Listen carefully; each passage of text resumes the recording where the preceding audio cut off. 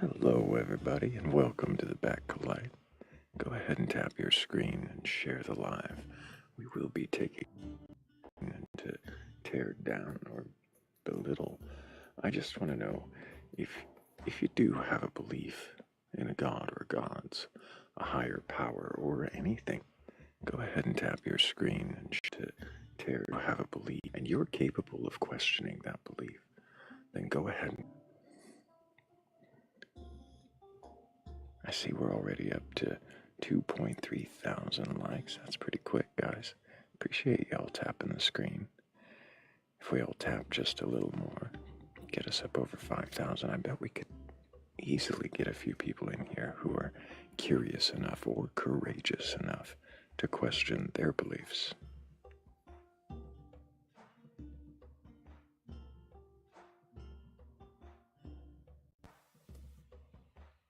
To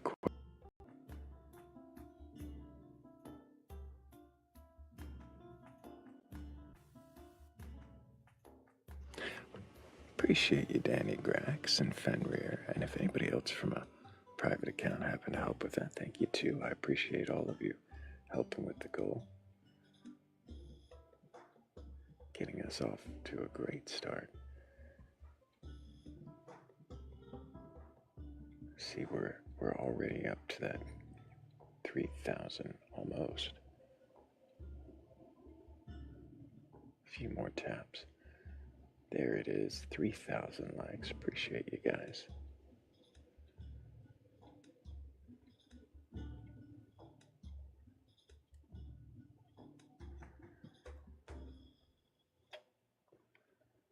I had an enjoyable day off.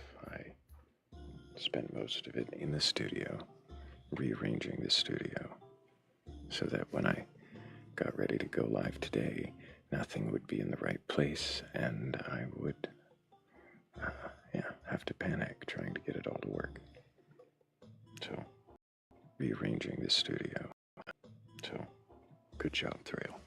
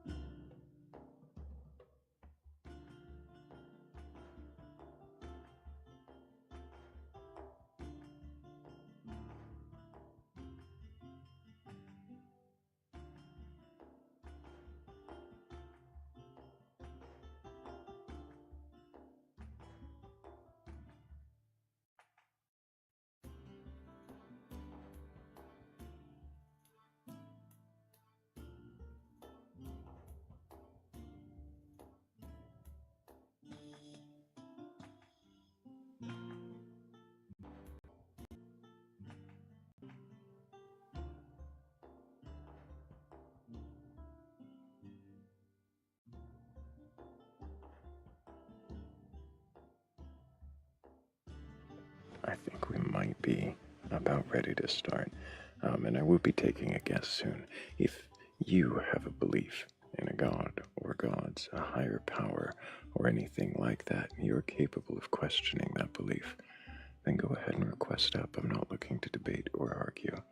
I'm just looking to see if you can question it. And if you can, well then, what is it that you believe? And why do you believe it?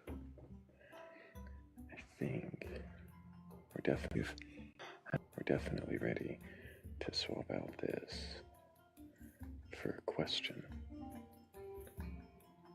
I think that's our question. That's the one. That. I say welcome to Danny Grax, Forget-Me-Nots, Hammy, Cat the Witch, Witty, good to see y'all. Also Trackdale, Crystal J, John Peter, Eddie Langan, Witch, John Peter, Eddie Langan. There's a cat in the vat. Okay, Solon was there, but he was here too. So also thank you to you, Shawnee Tio, Eddie Langan. Thank you. Oh, it's Brittany Bridge. Well, welcome in everybody. It's good to see you all here. And thank you all for tapping the screen and sharing the live. We're up to 4.6 thousand. That was really quick. So thank you guys so much. I think we're ready to go ahead and see if our first guest can question their beliefs. Oh, unless they didn't have the patience. What's up? Hey there, Rusty. Can I get your age for TikTok TOS? Rusty, can I get your age for TikTok TOS? My age? Oh, age for TikTok. I'm 19. Do you have a belief in a god or gods, a higher power, or anything like that? Yeah, I'm Muslim because I like raping kids. What's up? In a god. Wow, so you like getting blocked from TikTok lives too? Cool. Nigger. Good job. Way to get yourself blocked. Do you have a belief in a god or gods, a higher... He's really proud of himself too.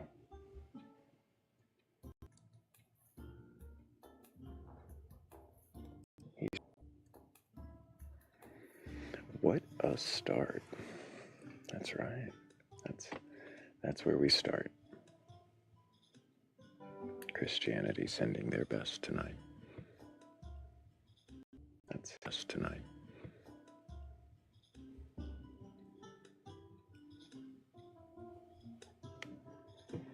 Someone will ask us tonight.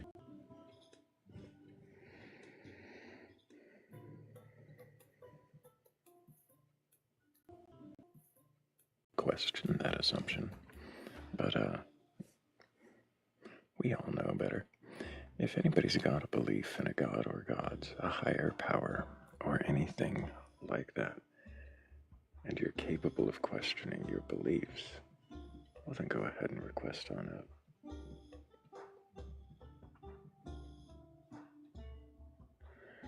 Yeah, Kat. No, he said everything you thought he said. Everything you think he said is what he said, because that's the kind of person he is.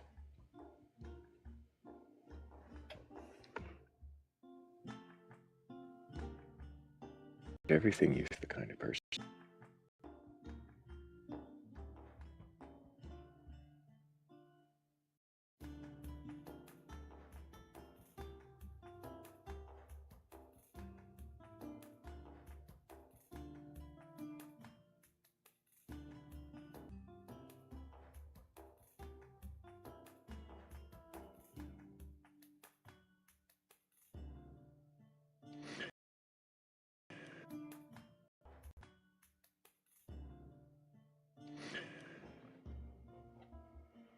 But maybe you have a belief in a god or gods. Maybe you can question that belief. Maybe you aren't a belief in a god. Those buttons and request up and actually be capable of questioning what it is that you, that I pose. Or at least thinking about them is. If you think that's you, then there's a box right below mine. Or there's a little few out there below mine. Pair of people next to your chat box. Click either one of those and it'll send me a request to let me know that you think that you're capable of questioning your beliefs.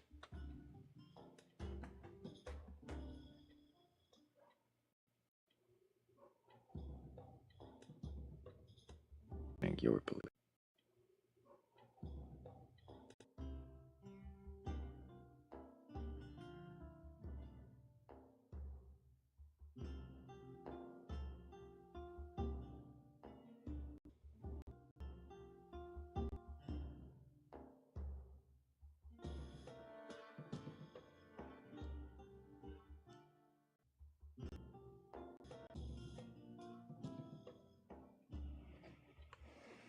Hello, Dagda. Good to see you.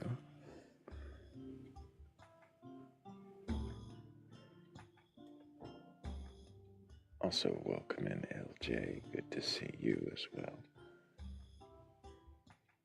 Fibonacci Flux, good to see you. Birdie, good to see you. Fibonacci Flux, good to see you. Birdie, you, Dindo, Mr. Fixer, and Lima, welcome in. Scooby, welcome. Scooby, welcome. Also Sammy and Huck, good to see y'all.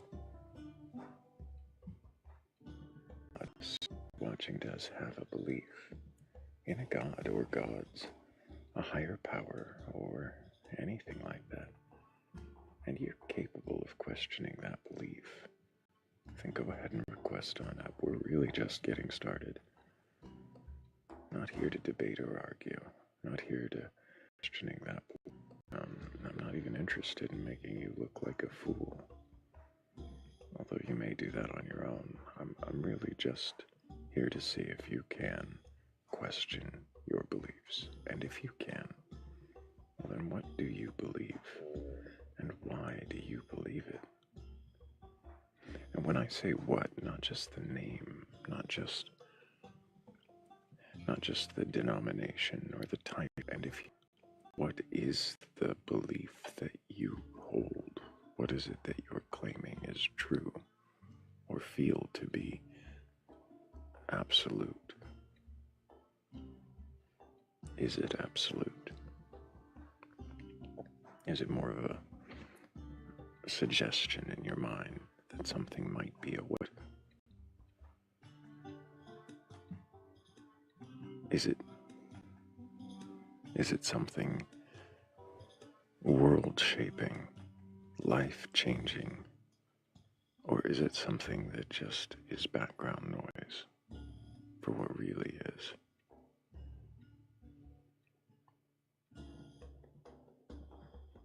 And why? Why hold on to it? Why believe it? Why claim it?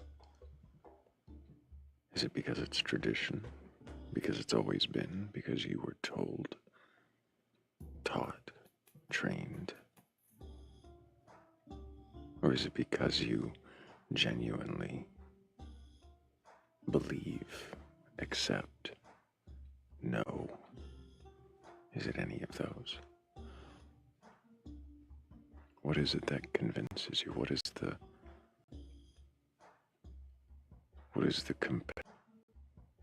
compelling core you to claim it as your own?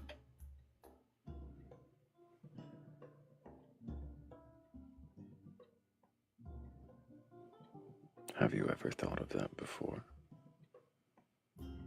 Or is it just something that you've always done?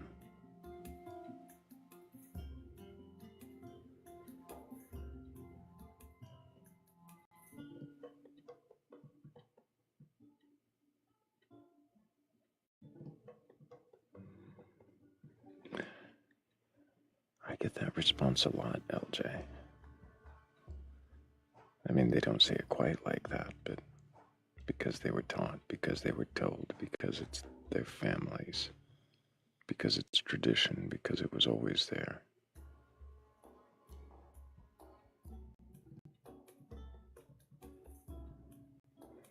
Why do so few people question that? Isn't that a question that? Is it there because someone told me?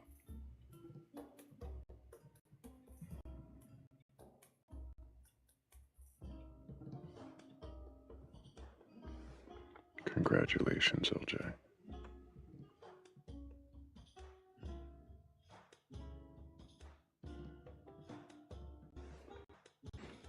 Kamikaze says the flying spaghetti monster said not to. I mean, that's a good reason to not to. Something, isn't it? Or is it, what will the divine noodly appendage do to you if you do what it tells you not to? Something will do.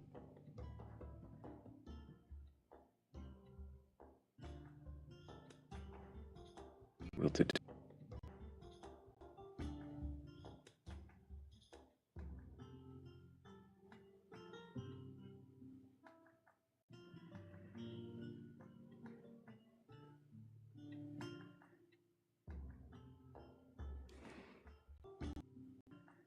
already up to 8,000 likes. You guys are awesome.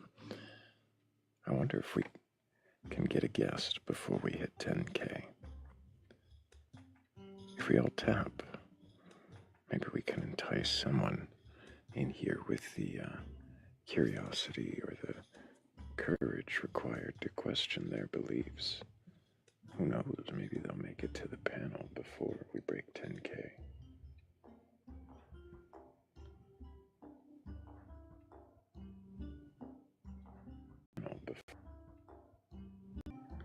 And what is the gift goal? You're right. It keeps hiding the gift goals if I don't fix it right away. Thank you for pointing that out.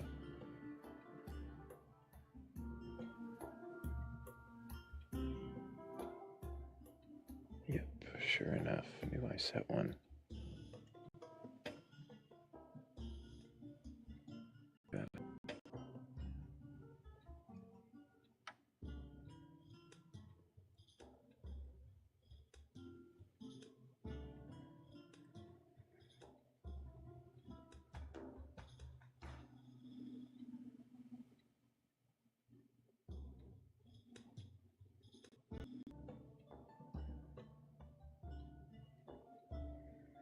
There it is.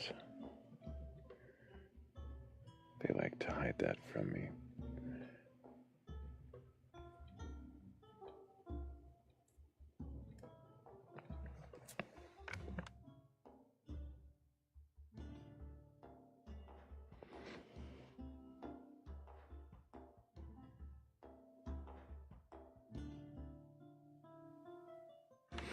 Kingfisher says that he prefers the absurd to the probable, if not provided enough evidence otherwise.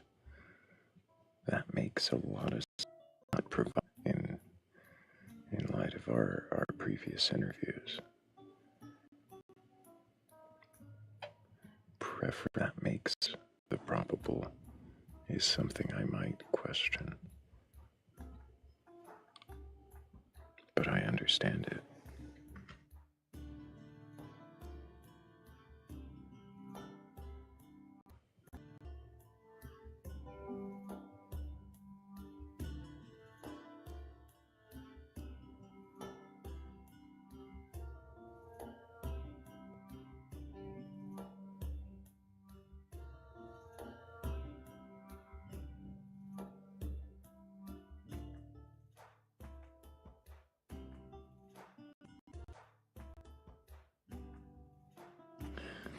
Well, we had a request, and as soon as I went to accept it, he ran away.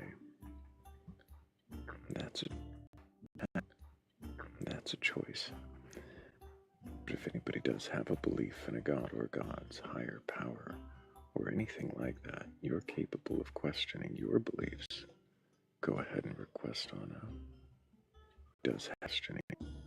I may just have to start questioning non-believers as to why they don't believe what they choose not to, or why they believe against what they've chosen to believe against. Like this guy, chosen gods exist. Hello, Hammy, how you doing? Again. I missed that last part. You did what? I said, I'm doing all right. How about yourself, Thrayle? Oh, yeah, myself. Myself has been great. Myself has a spaciously redesigned, redecorated at least, studio. And I'm remembering spaciousness means cold. So. Yeah, there's a lot of space now for that cold to come in and stay. Mm-hmm.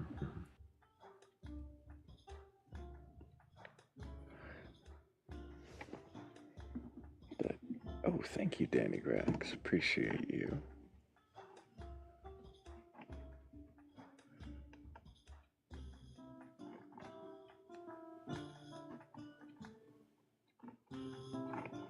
Hello to everybody just joining us. If you happen to have a belief in a god or gods, a higher power, or anything like that, and you're capable of questioning that belief, hey, go ahead and request on up. We're looking not to tear you down or belittle you or even debate you. I just want to know if you can question your beliefs, and if you can, well then what is it that you believe?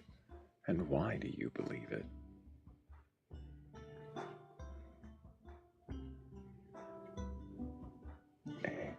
A Notion says, I have a space heater I can spare to take the chill off the room. Yeah, I've got a space heater in here. It's very loud, so I only run it when I'm not talking.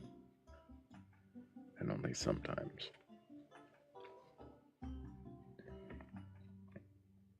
But I did just hit the switch on the heated blanket, so I should be nice and toasty soon.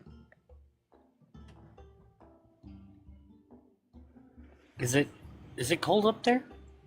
Yeah, it's cold up here. all the way up here. Look, from where I'm at, that is all the way up there. Mm-hmm. Yeah, we're not quite expecting a freeze, but it's chilly tonight. I think that it's probably somewhere in like the 60s here. Maybe high 50s, I don't know. I haven't looked at the temp. Yeah.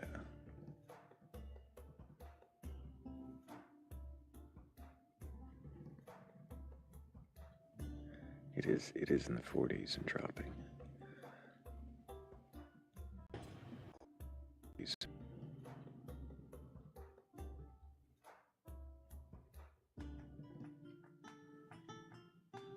Well, for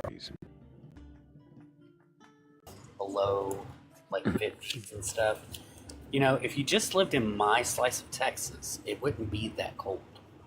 That's true. If they just lived where you lived, then they wouldn't be Yeah, where like they live. Exactly. If you weren't living where you Where they live. wouldn't be living where you are, where it's cold. I mean, the logic is undefeatable. Very much so. Hmm. It was definitely sound and valid. Yeah. I can't counter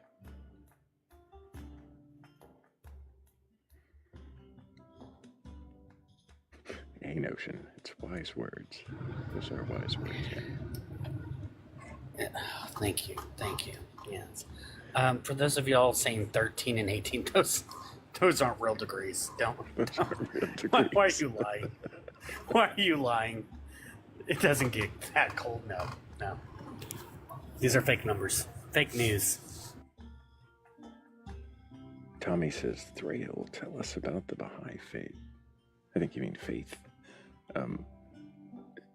No. I'm not a Baha'i, so. You're just like, no, not happening. Well, I mean, I was a Baha'i until I was 13, and then I left it. And it's not that I never looked back, but I definitely didn't, spend a huge amount of time studying it after I left. So I know probably more than you, but not much. I don't know. If you look at the Wikipedia, you might catch up and know more than me.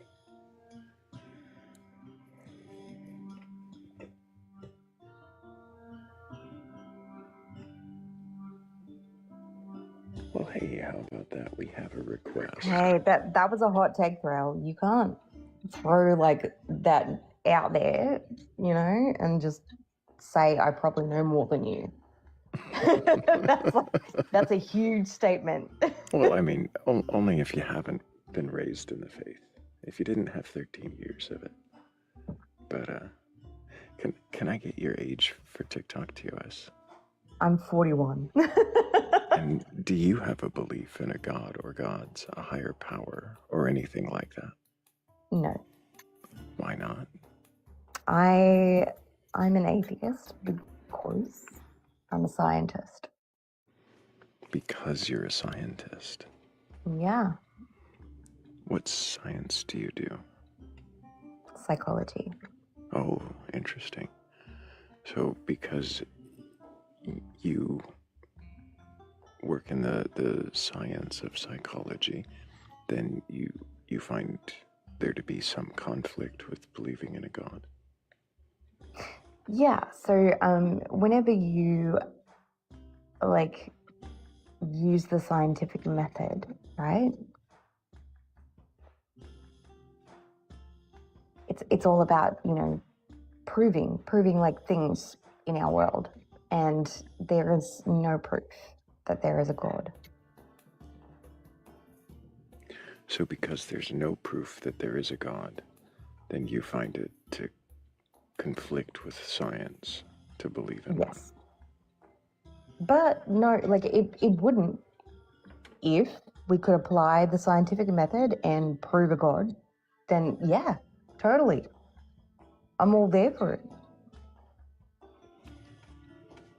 So for you, is the absence of evidence of absence? I didn't want to finish that, but I did. Yeah, and like when you think about it, right?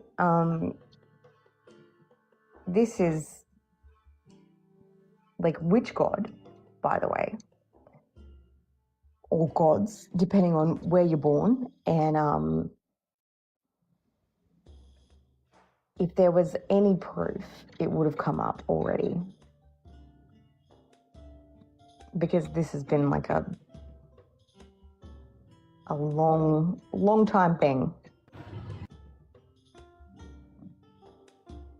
What about the idea of a god who gave up its life force in order to create the universe and just doesn't exist anymore?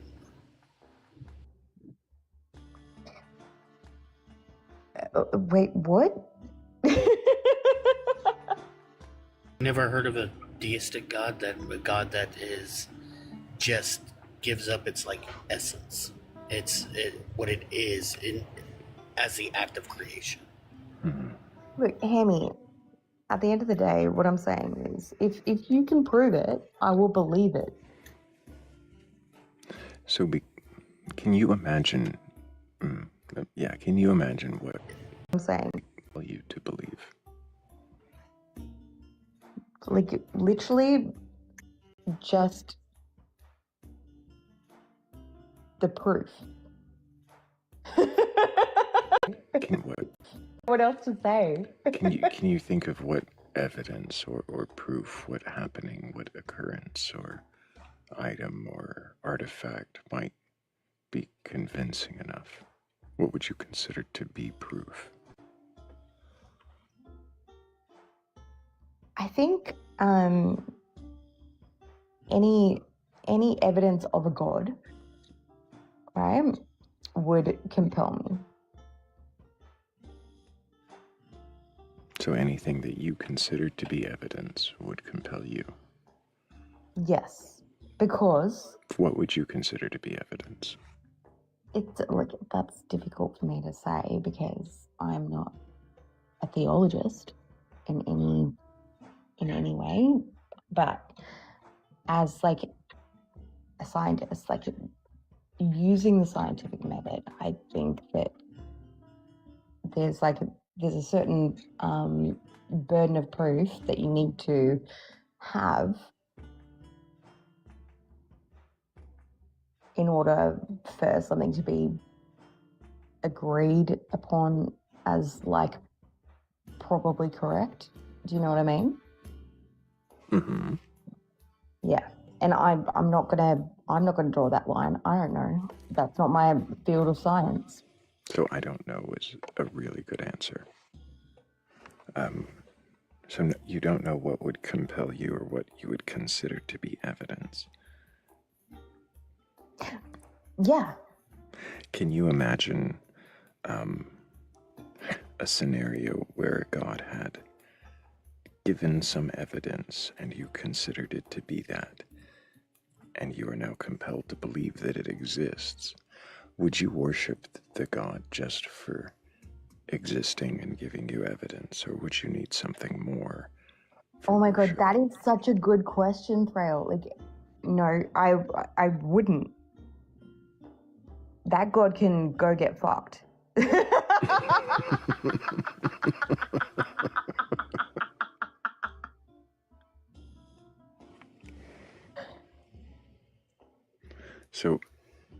So even with evidence, even with reason to believe a God exists, you wouldn't worship it.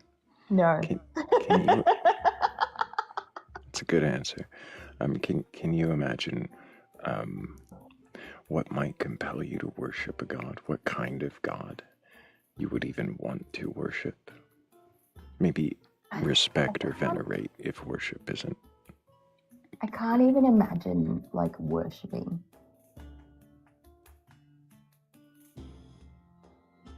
Do you know what I mean? Like, I can't imagine worshipping anything or anyone. What about respect or venerate? Respect has to be earned, and that God did not earn my respect ever. How could a God earn your respect? I know, stop like all of the genocide and like giving cancer to babies and all of that. Just all the things, like if you could stop all that, then Yeah, just like respect. You know, like if you are a god and you have like omnipotence and you know, you can do anything. Yeah, like stop that stuff.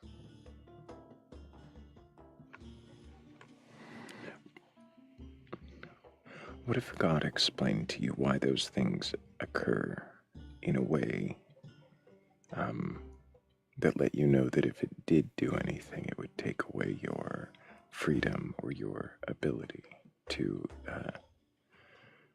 live your life the way you want? We're going deep into like theoreticals right now, Thrayle. So Very. Okay. Theoretically, if a god existed and could explain to me why these things need to happen, then of course I would understand, because they would be able to explain it, right?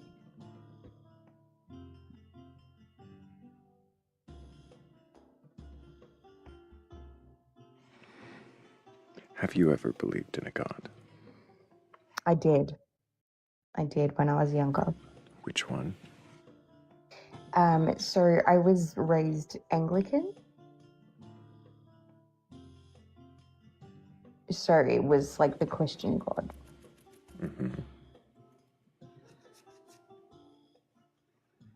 What made you stop believing? Basically just learning. Education. Yeah.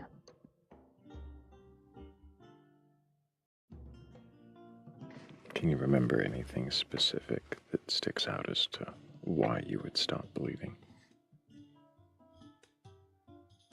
Well, I went to Catholic school.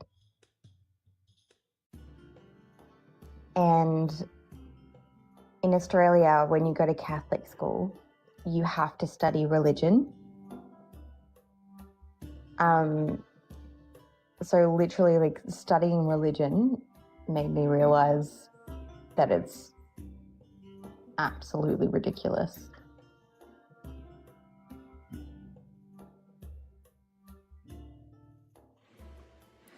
Were there any specific claims of your religion that you found unacceptable? No, it wasn't like that. It was more that, like, by virtue of birth, right? Your religion will be different because of where you're born and why. Like, that makes absolutely no sense. If it was real, right? No matter where you're born, your God would be the same God as everyone else's God. But there's so many different gods and like so many different religions, it makes more sense that religion is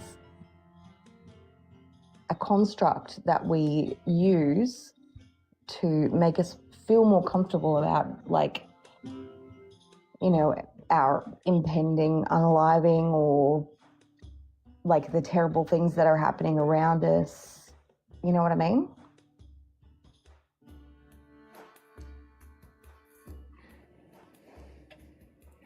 So, the idea that there's no one single God that everyone believes in and there's evil in the world, those kind of work against the God you were taught to believe in. Yeah, all of that. Like, literally, it was more that, like, you know, if I was born in a different country, I would have been raised with a different religion. And I think that's awful, because that's brainwashing.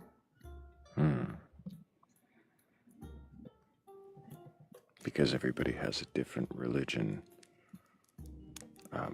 based on location. That seems more like brainwashing than God to you. Yes. And as well, like, some people take it to such an extent where it's cult-like, and they will use their religion as a platform to abuse their kids, to abuse other people. And that's so toxic. Can you think of at least one positive benefit of religion? When people take it to a positive place, then it's positive.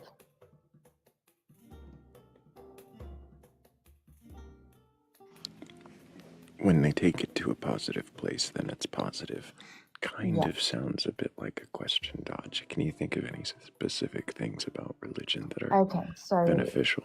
for example, like I have clients that are religious, and sometimes, like, it helps them to believe, like, for example, if someone's like passed, it helps them to believe that that person is still existing in some way.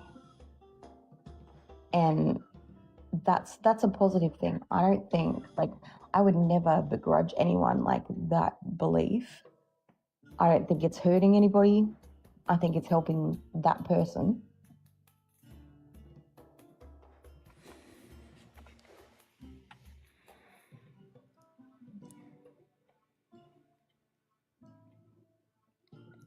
Does it matter to you if a God exists or not? No. Can the idea of a God still be meaningful if it doesn't exist? Yes. Can there be benefits? Yeah, in the sense of like what I just said. Yeah. It can be beneficial to people. It can also be extremely toxic and taken to a terrible place.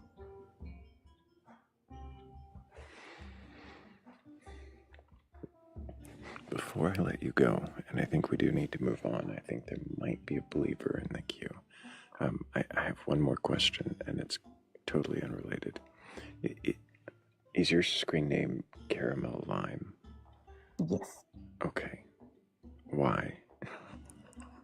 Okay, so in high school, someone gave me that nickname, and that was it. That's as far as it goes. Good enough.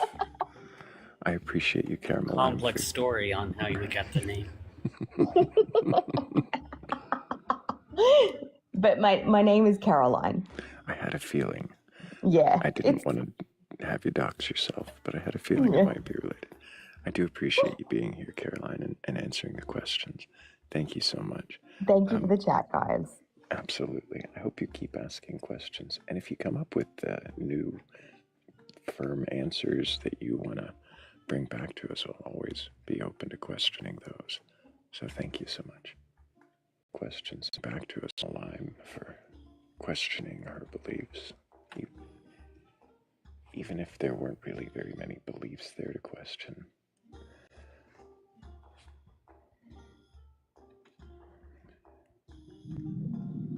Hello, Adam. Can I get your age for TikTok Hello. TOS? I am 18. What year were you born? I was born 2007, November Let's 19. see. Do you have a belief in a god or gods, a higher power, or anything like that? I do. I believe in... For TikTok Hello. TOS. I was born 2007. Power or anything. Is there any way you can put on some headphones or, I don't know, turn your phone down? I just hear my voice echoing back every time I speak. Oh, sorry. Tell me if this is a little better at all. Maybe. We'll see. Yeah, it seems to be. Can you hear me? I can. Right. So I asked you if you believed in a god. Which god was it again? I believe in Jesus. Can you which god was God that is one being but three persons, the Father, Sure. Son, the Holy. I have. And do you believe all the stories within the book to be true and literal? I absolutely Book to be true and literal. I absolutely do. So the 6-day creation, Adam and Eve in a garden, those are true stories as to Adam and Eve believe that. What do I believe in? All the stories of the Bible? I was asking specifically about the creation and Adam and Eve. Why do you believe in those stories? Yeah. I believe in these stories because I believe that this world, Eve, love, and too much anger and too much frustration and all this and all these connections Stop for a moment. You're not actually answering my question. Why is it that you believe in the? You're not Adam and Eve. Yeah, that's what I'm getting at right now. Is I'm saying that all of these things in this world, all of these different ways that we interact with people, I believe that all of this cannot be from a scientific beginning, and it has to be from a God. And I believe that this God right here is who it's from. What do you mean by and I've scientific had spiritual beginning? I'm not listening. Is it beginning? Yeah, I'm not giving a Answered the testimony. question. Yeah, but No, I'm haven't answering your actually- question. Stop talking over me. What the hell is your problem? I don't have a problem, sir. I'm Okay, just trying well, to... let's try to be respectful. So, you say that you believe in the 6-day creation and Adam and Eve. You believe in the beginning. Is that what you were really getting at there? Well, I What believe is a in God because I've scientific had beginning? spiritual encounters with God. What is a scientific beginning? Well, first off, that's not the reason why I believe in these stories right here, specifically what you're talking about in the start with Adam and Eve, is because of the Spirit, because I've talked to God and I have a relationship with God. It was because you couldn't believe in a scientific beginning. I was wondering. No. It's because of my faith. And because of God. Talked to creation and Adam and Eve in a garden because you have faith in God. Mm-hmm. So you would believe anything in creation. So, absolutely. Correct. So there's. What about when the book contradicts itself? Do you believe that as well? It does not contradict itself. If there were any contradictions within the book, if there were any contradictions within the book, so hypothetically, if there were a contradiction within the book, how would you reconcile it? Great question. Yeah, I don't think if there was a contradiction in this book, it would be false then. The book would be false? Yes. If there Is were there any chance you could stop clicking your pen? And breathing into the microphone. I'm sorry. Thank you. I'm with you. Sorry, I didn't think you'd hear that. Yep. All the Thank breathing directly into the mic, we hear it. So you're saying that if there was a single contradiction in the book, then you would say the book is false. Yes. The stories that I was talking about, the 6-day creation and Adam and Eve in a garden, you say you've read those, right? Yes. Which translation did you read? I read the. I've read the NIV before, and then I've read the KJV before too, but mainly the NIV is what I read. I see. And so you found no contradiction within the NIV in the order of creation between Genesis 1 and Genesis 2. I have not, sir. I see.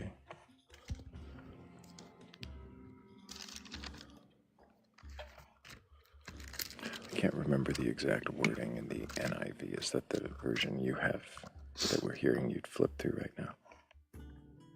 Mm-hmm. Can you read 2:5 out for me? I'm just curious how they translate that. You're saying Genesis 1, 2 through 5? No. Genesis 2:5. Genesis 2, 5. Okay.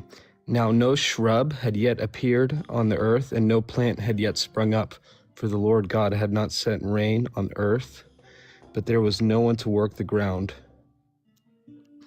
To earth, and no one to. Is for the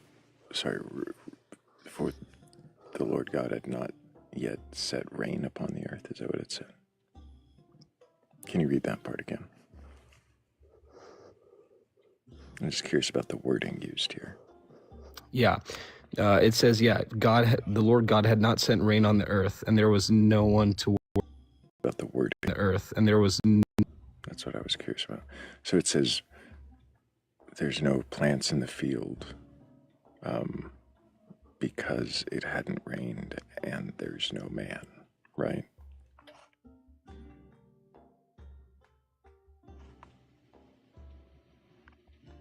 Is that what that says?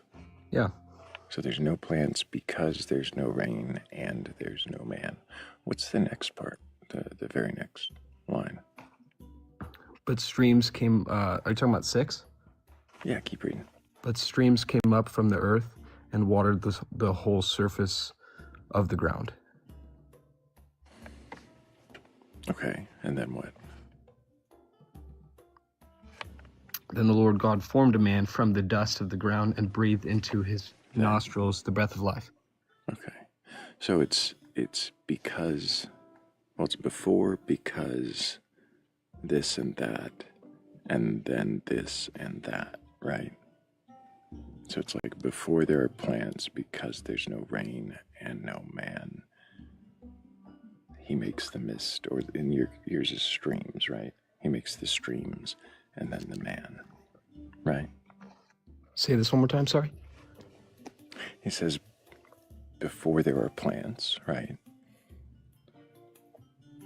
Because there's no rain and no man, he makes the stream and the man. Is that what you basically read? I'm seeing if my paraphrasing makes sense to you, if we're both coming to the same understanding of that. Yeah. Verse. So if it's saying that before there are plants, because there's no rain and no man, he makes streams and a man, is that saying that before there are plants, he makes a man?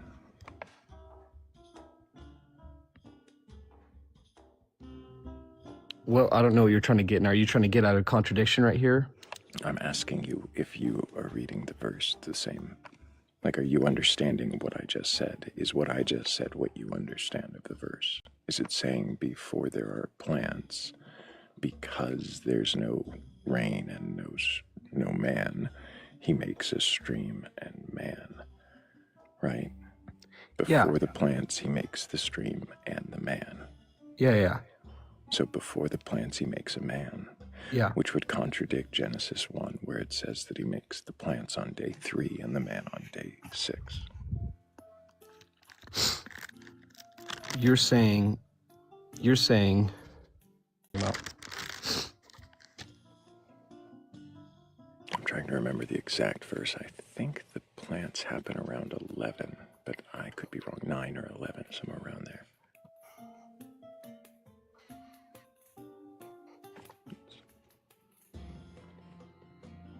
Right after he separates the waters above from the waters below.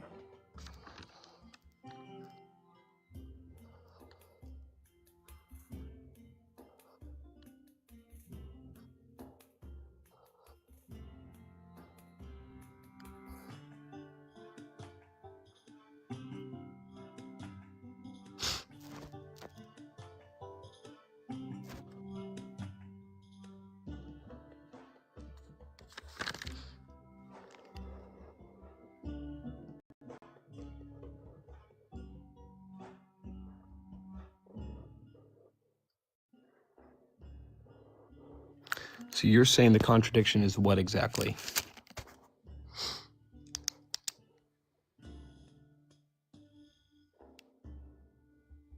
The order of creation given between Genesis 1 and Genesis 2. In your version, your translation will try to fix part of the contradiction that was always there, but it misses a part right here at Genesis 2:5. Many translations don't even bother because it would be disingenuous to change the text the way the NIV does. Yeah, but you're saying that it was. Are you saying that?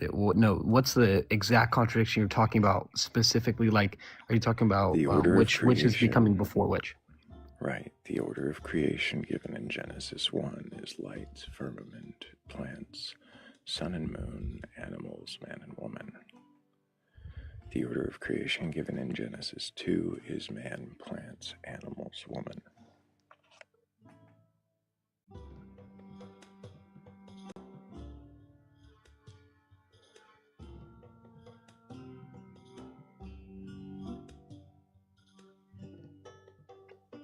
Yeah, specifically in 2, they're not talking in this sense specifically about order. They're just talking about what specifically was going Why does the new order on. come with reason? What? Why does the new order come with reasons? Because before there were plants, because there was no rain and no man, he makes the streams and the man. Why does the order give reasons for its order? You're saying the plants became. You said the plants came before the man. We read it together. Yeah. Yeah.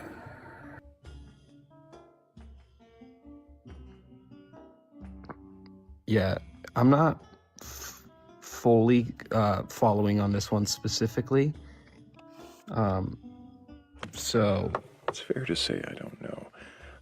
So the contradiction there is it says in 2:5, before there were plants in the field, because it hadn't rained and there's no man, God makes the streams come up and then he makes a man. Now I used a bunch of words from your translation there, but that fits. Still giving the order that there was no plants, then he makes the streams, then he makes the man. Then it goes on to say he plants the garden in the east, and then makes all the plants that are good for eating and all that, before telling him not to eat a certain tree, and then saying that it's not good for him to be alone, so he makes the animals, because he's alone. Your translation will try to fix the contradiction with the animals, but we could compare the Hebrew and find that it is mistaken.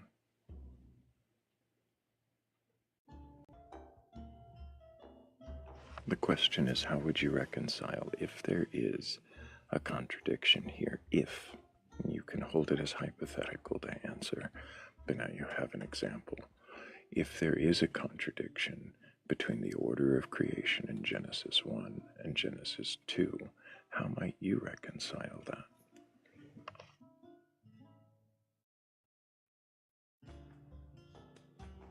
Oh, did he leave? I looked away for a moment. This is what happens when I rearrange the studio. Things aren't in my line of sight. Oh, there he is.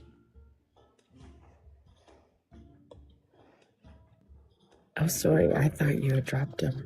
No. Hello. Sorry about that. My phone disconnected. I see. Yeah. So in 2, you're specifically talking about.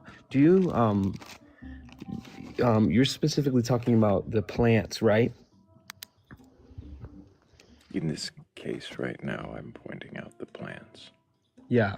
But Well, in here, this is talking about shrubs. Notice how in the other one it says plants, but this one says shrubs. They're talking about agriculture in this one. How do you know?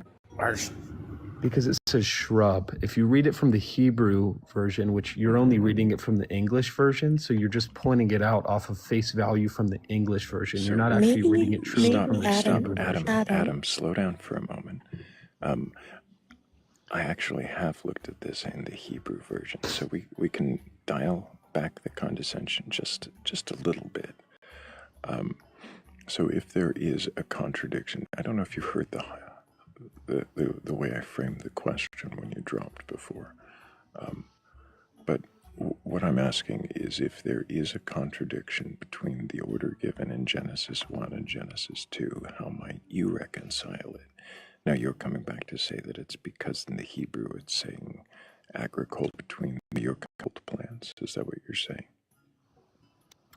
Yeah, it's not talking. They're not both talking about all plants. One is they're two different meanings. That's why it says shrubs. What does it say there? What does the whole verse again at 2:5 say in Hebrew? In Hebrew? Yes. I don't have the Hebrew on me. Oh. Well, then, can you give me a verbatim translation? What are the words used? Well, I'm just telling you that there's You're a difference. telling me something, so I'm asking you to back up what you're telling me. You're telling me there's a difference in the words used. Can you tell me which words are used? There's plant. When it says plant there, it's not talking about all the plants of the world. It's talking about specifically farming agriculture type of plants. Can you tell me what word indicates that? Shrub. Shrub. No, the Hebrew. What translation are you talking about? In the NIV? Yes. Are you sure the NIV is accurately translating the word there? Shrub. Yes. What word is the Hebrew for shrub? You tell me. Well, you said that it's an accurate translation of the Hebrew. So if it's an accurate translation of the Hebrew, it would denote that you know the Hebrew word for shrub. Is there Would it not? I don't know the Hebrew word for every single word in the Bible. So then my question would be is how can you claim that it's an accurate translation of that word if you don't know the Hebrew word? Because people who are fluent in the Hebrew language, who have studied this book, have said that it is true and it's not. It doesn't have any contradictions. It would be great if we had an expert on the Hebrew language on the panel. Sure would. Sure would. It'd be great if we had someone who could truly point out a contradiction instead of saying something. Adam, somebody else is speaking. Calm down. No one else. Adam, yes, somebody is speaking. Wow. Hello, Rav. How are you doing this evening? Well, thanks. So Genesis 1:11 says, "Vayomer Elohim Tadeshe Haaretz Deshe Esev Mizara Zareah Eitz Pri Ose." So the key word here is Esev. Okay, Esev is the word for herbs or herbage. So it says, Vayomer Elohim Tadesa Haaretz, vegetation upon the earth that sprouts all of this herbage, and also the seed-bearing plants and the trees that bear fruit. Okay, that's Genesis 1:11. And then in Genesis 2 it says, V'chol siach sadeh tera mihyeh be'eretz v'chol esev hasadeh. So you might argue that that there is the esev of that are seed-bearing plants, so that are seed-bearing. I understand why you're not seeing the same word there. But the other issue that I was interested in kind of looking at with you is it says in Genesis 2:5, it says essentially that there had been no rain upon the earth. There were no grasses in the field. There were no shrubs of the field. And in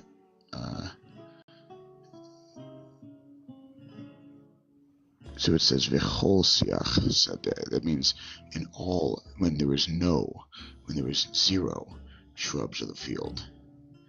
And Genesis 1 says, let every kind on earth. So it's directly contradicting each other.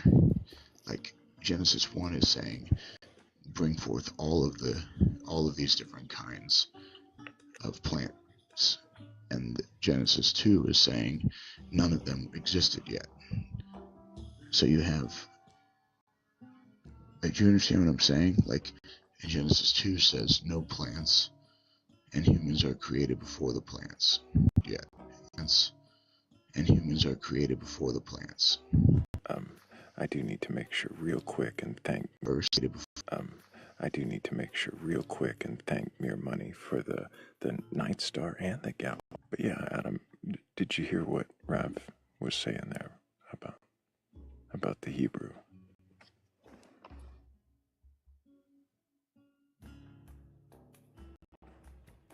Yeah, I understand.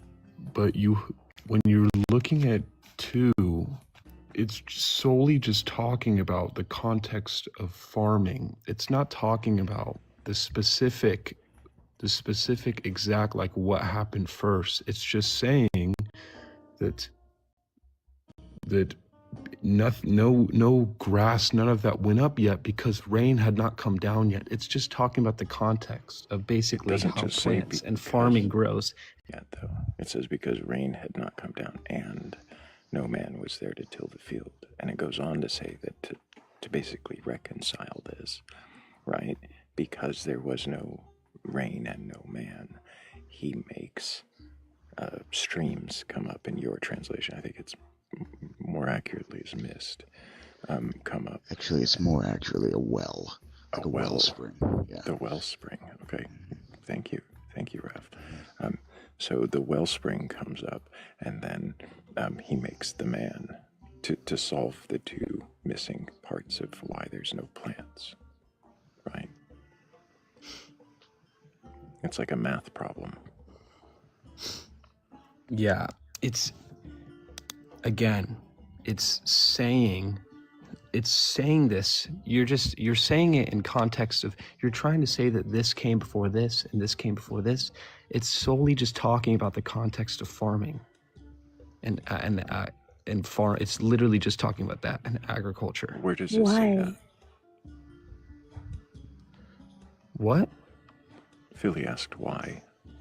Why what, Philly? Why do you think that? Why do you conclude that the context is solely about farming? Because it's saying that now no plant had yet appeared on the earth, and no plant had yet sprung up, for the Lord God had not sent rain, and there was no one to work on the ground to farm it, basically, right? So I want to back up just a second, because I do agree with you a little bit, but not in the way that you think. It is 2 different stories with 2 completely different priorities. I think you're right in acknowledging that Genesis 2 is about the agricultural narrative, and it's essentially an agricultural creation myth. I agree with you. The person, oh, he's gone. Well, he did have a disconnect earlier by accident, so we'll give him the benefit of the doubt. Maybe he'll be back. Give me a second. I'm going to get to a quieter, like a place where I can speak freely. Yeah. Seems like he's on his way back. There we go. While he does that, while he loads in, everybody, let's make sure we keep tapping that screen. We're up to 20,000 likes. I appreciate you guys all tapping together. How about But if this? we tap just a Sorry, little bit sorry. more, I'm still talking. If we tap just a little bit more, I'm sure we could get a few more people in here with the courage or the curiosity to question their beliefs. So far, I haven't seen it demonstrated from Adam, but who knows? We might actually see it. How about this? Do you have a different verse that you can point out to me? Because this one, it seems like we're kind of just going in circles. Curiosity from Verse, a you mean different one, maybe? circles. Did you hear what Raph was saying before you disconnected? What do you mean circles? Well, all I know is he just agreed with what I said. Not entirely. Yeah, he agreed What with did my he- farming tell part, me? the Can you tell me? agriculture part, Can you tell me what he agreed with? the aspect that this is talking about farming. Did you hear the other part of what he said I didn't know because I disconnected. about it being two different stories? Yeah, To them. no, because it's So not. then two he different didn't stories. entirely agree with you.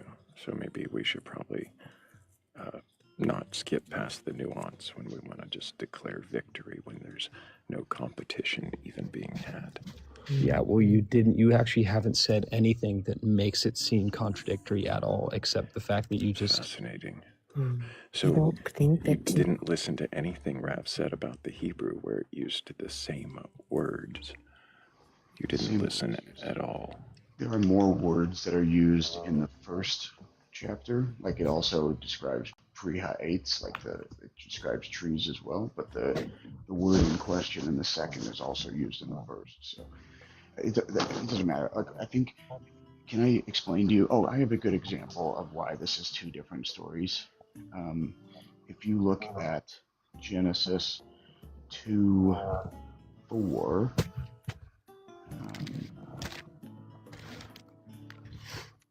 He's got NIV. Okay. I'm reopening my iPad here so I can with us all together. So Genesis 2:4 says, Eila toldot hashamayim v'ha'aretz. These are the stories. These are the generational stories of heaven and earth. So it is literally separating the previous story from this story. And this phrase, Eila toldot, comes up throughout the book of Genesis. Comes up a few other places in the Tanakh as well, but certainly as a callback to Genesis. And I guess I would be curious like how you would translate the word he's gone again. It's very hard.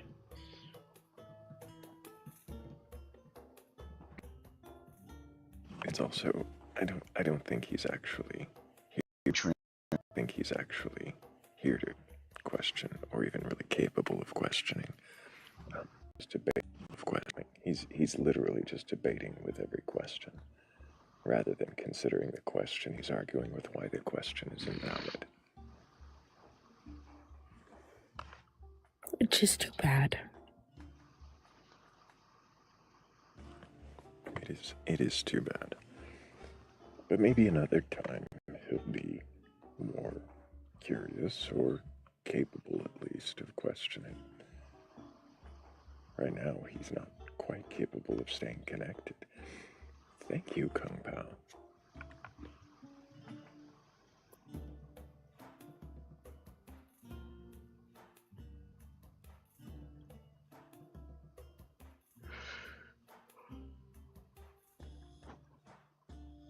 How are you this evening, Rav? Pretty good. Tired. Had a long day. We did some good hiking today, and I went skiing the other day, and I'm going skiing again tomorrow. I'm on vacation, so Oh, yeah.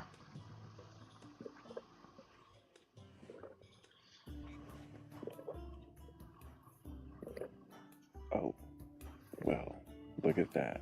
We found a cat in a vat. Are we sure that this cat is in a vat today? I don't know. It's a good question. Most days. Most days you are in a vat. Maybe not today, but most days. Maybe today I exist. Today we had never mind, a lovely conversation earlier that we don't need to go into live. Did you ever flip a coin and be like, oh, heads I exist, heads I don't, or tails I don't? No. No, I just kind of probably don't most of the time. But the Batcave was extremely existential today, and so maybe I exist today. Fascinating. Now I'm curious, but I slept We can through. talk about it later. Yeah, I'm pretty sure that you had fallen asleep. He didn't wake up until 5 minutes before he was supposed to be hosting the live. That's true. That's true. That's why I was 40 minutes late. Oops. Also, let me just say, I don't think that Genesis 1 and Genesis 2 are a contradiction, because I Okay. think that they are two separate stories. Right. That is what I'm essentially driving at, is Yeah. It's not that I subscribe to documentary hypothesis, but it's extremely parsimonious, and it makes a great position to question from. So it's more Philly. it's more to see if they can even see it that way. I feel like I wonder what it's like to feel like you have to layer apologetics onto the text. It's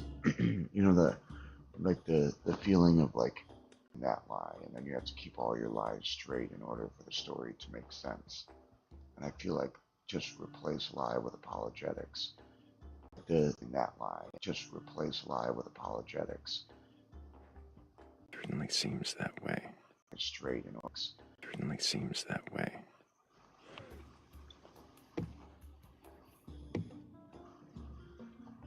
Hello, I can Franco. tell. That's a lot of background noise. Hey, how's Can I it get going? Yeah, can I get your age for TikTok TOS? Did you hear me, Franco? I think you muted right after. Franco, you're muted right now, but when you find that mute button at the bottom I'm of TikTok, 54. I'm 54, and I'm an American. congratulations. Do you have a Yeah. belief in a god or gods, a higher power? Well, or I'll tell you the anything? truth. I'm gonna tell you the still truth. speaking. I don't know why you're already answering when I haven't gotten to the end. I'm sorry, I see. but can I say something? Can I say something? Can I say No, something sloppy? Franco, it seems Can I like say something sloppy? sloppy seems Can I to say be something sloppy? You sloppy as hell, Franco, man. we're not- This motherfuckers are some bullshit. We're not really here for you to just say sloppy things at us. We're here to see if you can question your beliefs. So if you're actually capable of doing that and having a respectful conversation, Talking about, man. I don't know what you're talking. that's clear. It's clear that you don't know what I'm talking about, Franco. So we'll just move on because you can't have a respectful conversation. It's America. He has That's the right to living be wrong. proof. That's living proof that even at the age of 60, you can be a child.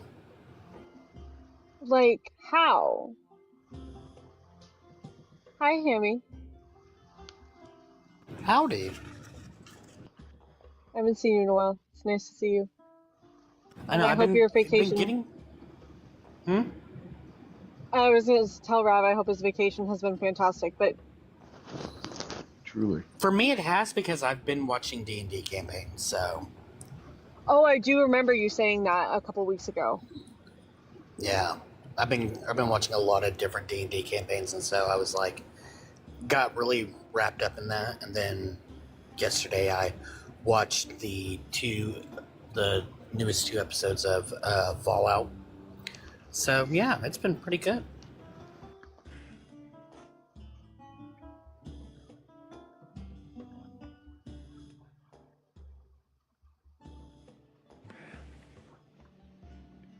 won't do it. There's bait being laid to take us off track, and I'm not going. If anybody believes in a god or gods, a higher power, or anything like that, and you're capable of questioning that belief, go ahead and request on up. That's what those extra boxes are for. They're for you, if you can question your beliefs. We just want to know what it is that you believe and why it is that you believe.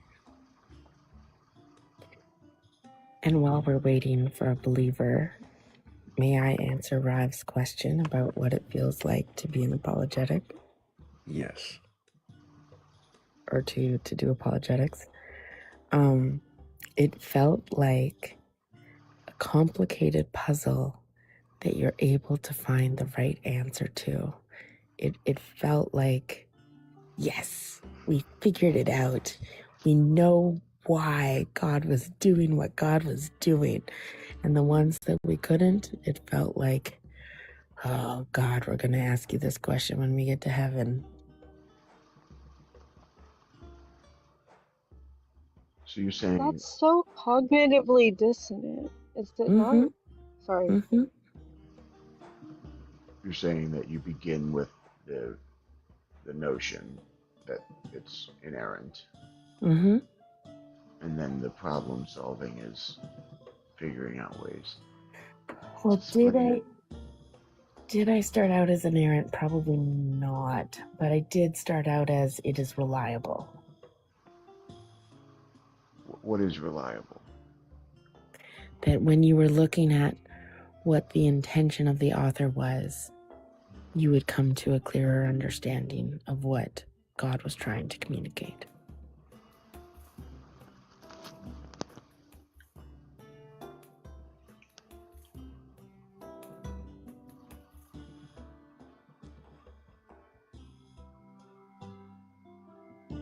Hello, sapient soul.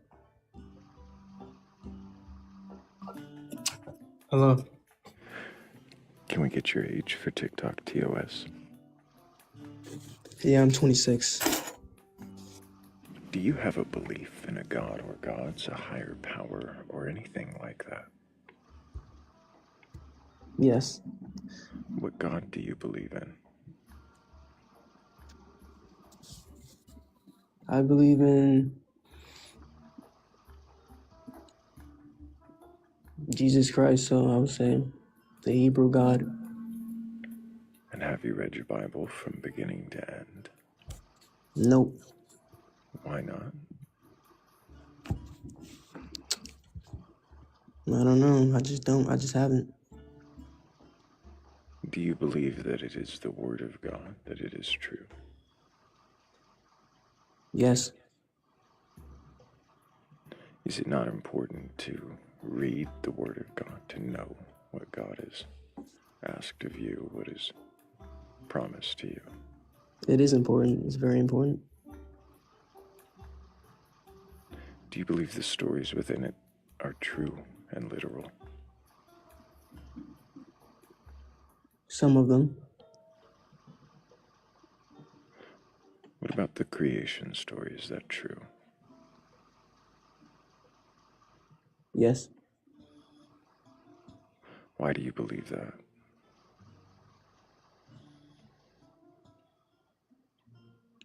I believe that because, well, number one, I believe that is God's word, and whatever God's word says is true. And outside of that, there's no other way it could be. Outside of the Bible being true, Well, not outside of the Bible being true. Six-day creation, outside of the way it's described in Genesis, there's no other way it could be. Is that what you said?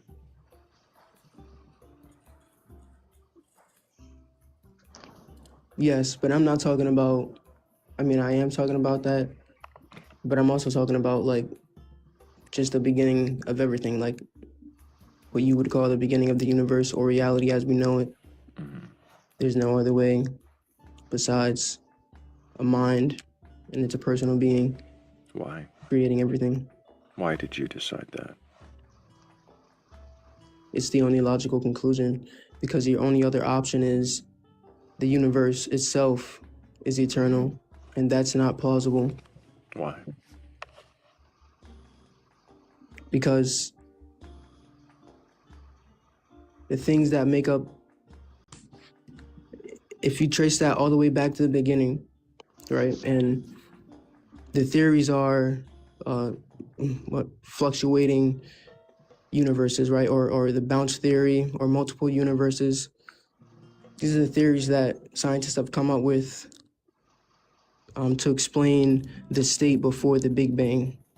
I don't know if you've heard this, but these are some of the theories, right? There's also, I just spoke to someone else who said there's another theory, and they call it the Platonic one.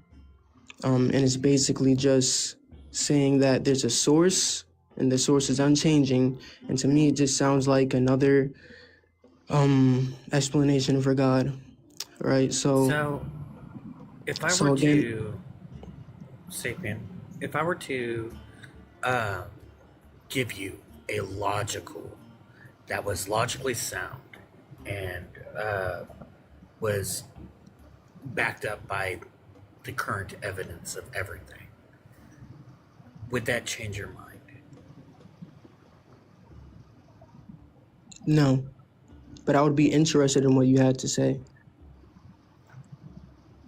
Well, I'm kind of curious now, because if it wouldn't change your mind, how did we get to that? This is the most logical. Well, like I said, Sapien, before you answer, real quick, I'm curious, what year were you born? I was born in 1999, in March. Go ahead. Yeah, I know I sound young, I'm sorry. I can't do anything about that.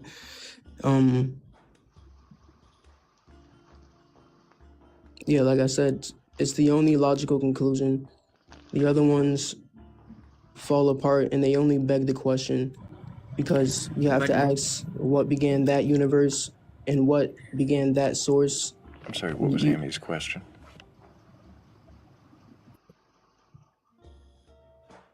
What'd you say? Can you repeat back Hammy's question, the one you're responding to? No, I can't.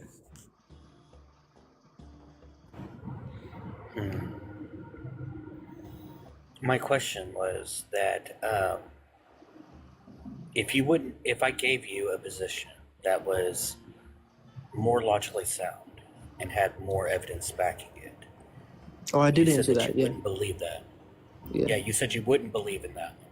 And I asked you with why.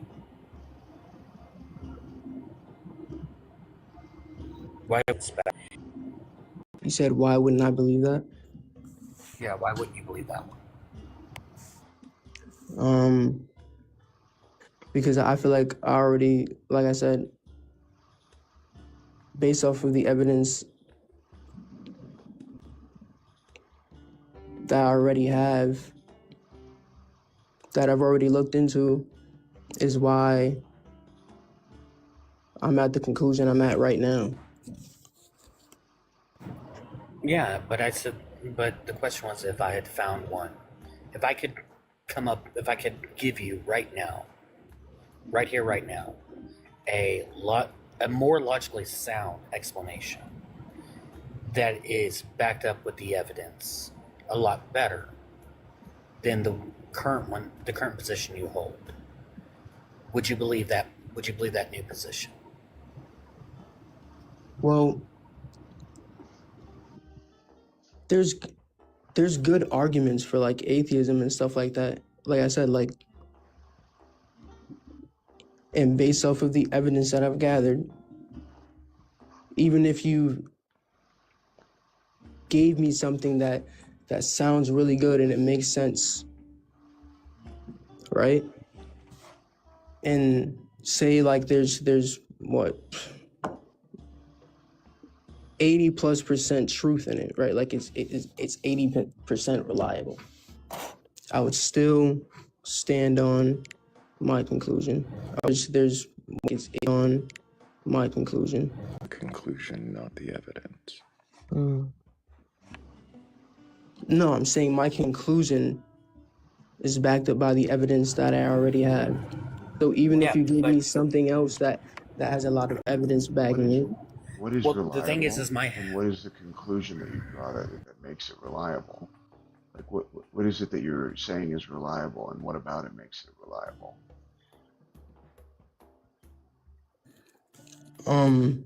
well, that's why I was talking about again. It goes back to the beginning. Without getting into all the other stuff like the Bible and Jesus and all that historicity, I'm just talking about the beginning of the universe, of everything. And like I said, you're only left with two options. What makes a mind a reliable explanation for the creation of the universe, for the existence of the universe? Can you say that one more time? What makes a mind a reliable explanation for the existence of the universe? Because we have a mind and we can understand the universe. We can communicate. Hold on a second. Because I have a mind, the universe was created by a mind? Well, basically, everything in the universe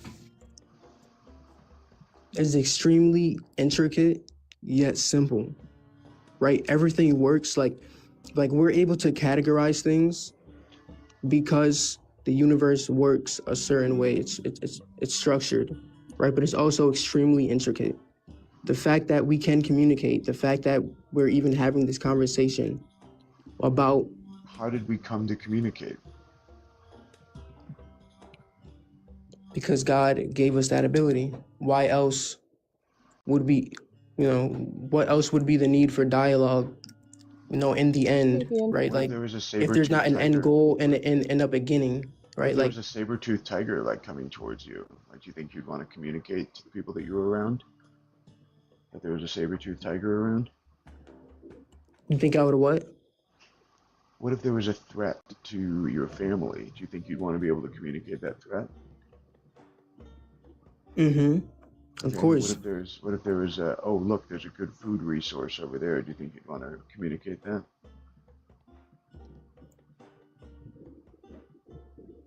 Yeah, of course. Okay, so I don't really see it seems like you're making a definitive statement without considering multiple reasons for why we might communicate. Look. It is. Well, again, I'm operating under the presupposition.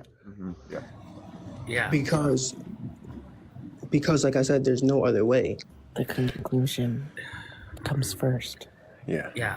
He's starting with the conclusion. Really quick, I've got to make sure that before I lose the old list, that I thank Cat DeWitch, Danny Grax, Forget-Me-Nots, and Birdies for helping with that previous goal. I appreciate you guys so much. Do you not see, Sapiens, how you were fixated on your conclusion regardless of the evidence? No, not regardless of the evidence, based off of the evidence I already have. The thing, Sapien, the thing is that we have evidence. The evidence just is the flat thing. This is what we see. You start off with, God exists, therefore this evidence points to that God. Well, no, I started with... That's what presuppositionalism is. It's starting with God exists, and therefore the evidence that I see points to him. Well, yeah, obviously, I believe in God, so I operate under that, but that's why I started with... It's a question, like it's a question, right? And there had to be something, at the beginning. Sapiens, hang on a moment. Cat's got a question. I'm glad you took us back here, though, because this is where I wanted to go. When you said this, you said the universe has to be created by a mind because our minds can understand it, or something similar to that. Well, that's part of it, but that's not what I originally said. Well, what did you originally say then? Because I know I didn't get the wording quite correct, but it was to that effect, yes? So, yeah. Yes. Okay. Yeah, basically. Thank you. Do you understand how the universe works? Do I understand how the universe works? Yeah. Yeah, like, simply, I'm not like a scholar, but yeah, I understand how the universe works. How does it work? Okay. Mm-hmm.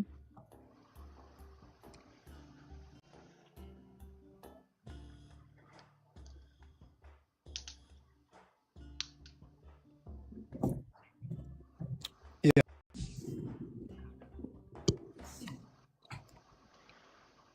So,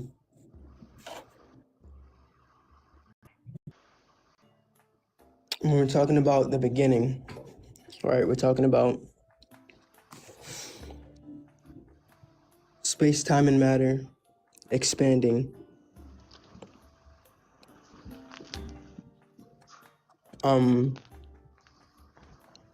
Yeah, that's a theory. I think that was a really good illustration of the point that I was trying to make, that we don't understand how the universe works. No, like there are people that understand better or more than, most people how the universe works, but we don't. We understand, we understand like gravity and stuff like that, and like just like the fundamentals, like of the way things work, the way objects interact with each other. Do you know that we don't, like, whenever it comes to like the quantum scale, gravity doesn't work the same way it works on the macro scale? Yeah, like in the same way it wouldn't work in a black hole. Like it would be different, but my point is, but the thing is that whenever we actually speak to the experts in the fields, right, a lot of them will tell you that we've barely scratched the surface. We know a great more than we did, say, like 150 years ago, and in some cases even as far back as 20 years ago. But for the most part, experts are going to tell you that we've barely scratched the surface. So I'm curious on how it is that when experts tell us that we've barely scratched the surface, how you seem to think that you do know how it works. well, yeah, they say that, but they also have theories, right? They have theories on. Well, they don't have theories. They have hypotheses, like on, like the lambda CDM model. It's there's a hypothesis on how it can work, and they have several different versions or several different hypotheses on how, like, the beginning, if you will. No, that's what I was talking about earlier. Yeah, but nobody makes a concrete, this is how this happened. Yeah, but like I said, either way, like no matter how you look at it, like you're still only left with two options. Like something has to be eternal. Something has to have always existed in order for this to be here now. Why do you say something has to always have existed? Because if there was something before the Big Bang, okay, like just follow me for a second. If there was something before the Big Bang, before the second, then where did that come from? What started that? Why do you think and then what that was before that? Right, so why do you assume eternal, though? because something had. If you don't know, if you come to an I don't know, why do you just put your hands up in the air and say, well, I don't know, it must be eternal, must be a thing that is eternal that did it all. One thing that did it all. Because based off of the evidence that we have. Wait. Say that one more time. Why call it God? No, what'd you say before that? Why throw your hands up in the air and say it's eternal? Whatever it is, it did it all. It's one thing. Again, that's the only answer. Because how is that the only answer? Those are assumptions, right? It's eternal. Yes, because it would have to be. It made everything. It would have to be something outside of the universe. That's because if it's inside the universe, then it's begging the question. Why is everything like this definitive statement? Because listen, I have spent. How do you know that it has to be the way that you think it has to be? Because you have no other options. Oh, there are so many other options, but it has to be the way it's in his brain. You have no other options. Yes. That's all the answers. Started at the big. Like, do you think that was the universe beginning? I'm sorry if my tone is aggressive. By the way, I don't mean to be. Aggressive. I asked you a question. Yeah, I'm sorry. Say it again. Do you think that the beginning of the universe is the Big Bang?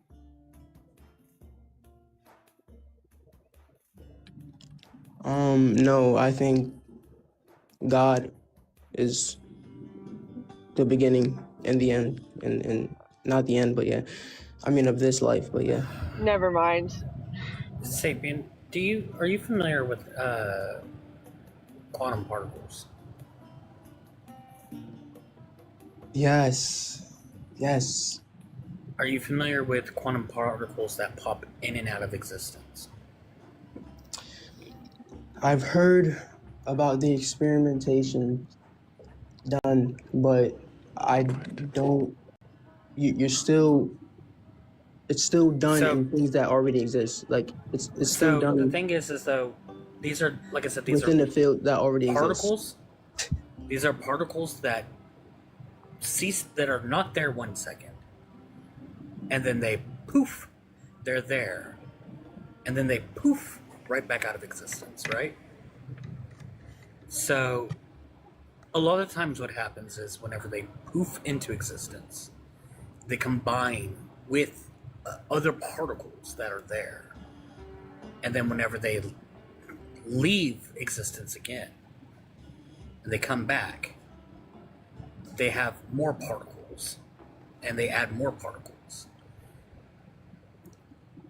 There is a hypothesis whenever it comes to the Big Bang that this was the initial reaction. It was the first of many that caused a mass expansion.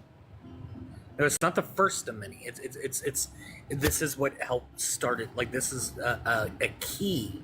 Well, that's one of the theories. The fact that the expansion, that it continuously, yeah, it's one of the theories, collapses upon itself and then expands again. Well, no, this one has nothing about collapsing or anything like that.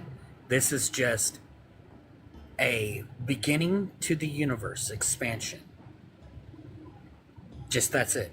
It says nothing about the universe collapsing in on itself again. It has nothing to do with anything else like that.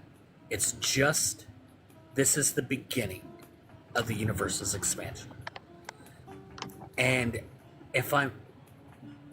does that sound anything like the only two hypotheses that you said exist? God, or that it's eternal? Yeah, because again, this is the beginning of the expansion of the universe. This is a beginning that does not require a God. So, if our only two options are God did it, or it's eternal, that sounds like that breaks your false dichotomy. No, I think that falls within the realms of my dichotomy. Okay, which part is it? because this isn't God doing it. This is particles doing it. This is natural occurrences happening. So which part of this fits into your dichotomy? You're still left with where did it all come from? With the particles that already exist. So when did they begin to exist? They just popped into existence. Yeah, you're still begging the question. They just popped into existence. When did they begin to exist? Begging the question. This is the evidence that we have. No, is that they popped into existence. They started to exist, and then they stopped existing, and that's what they do. So they began to exist. And then they stopped existing. They just popped in and then popped out.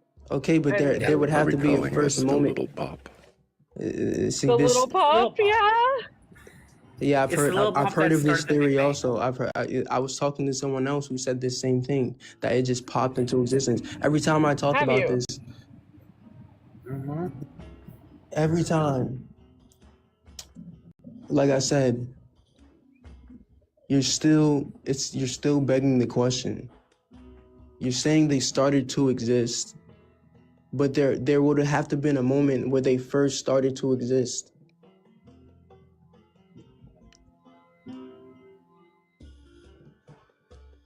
Okay.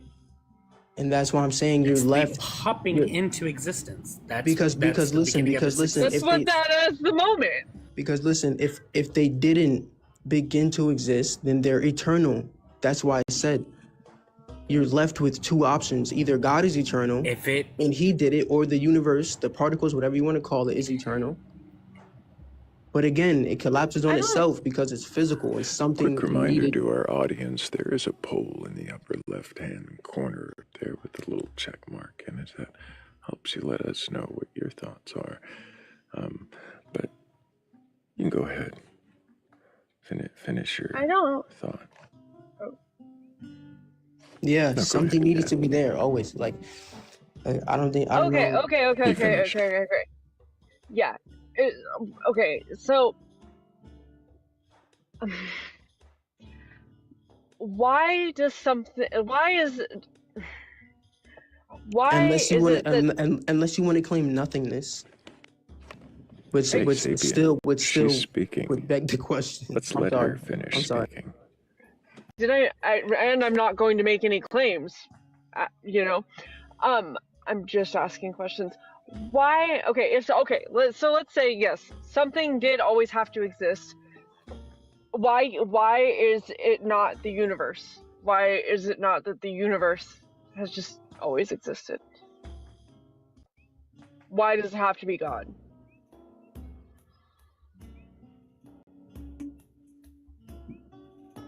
So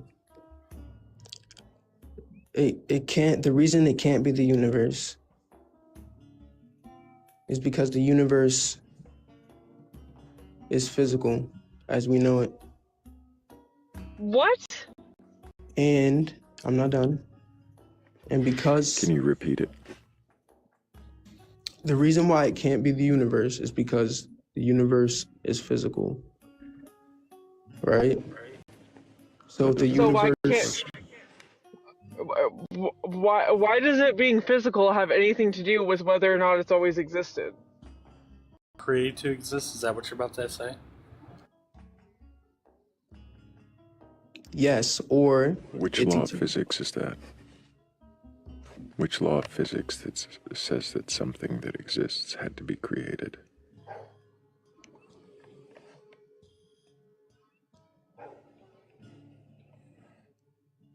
Something that exists had to be created? Yeah. That's what Which law of physics is that? I don't know. You said because it's physical, it had to be created. So which law of physics is that? Is there, I don't know, is there any possibility that there's any laws of physics that contradict that very notion? 1 second. Somebody's got a phone call.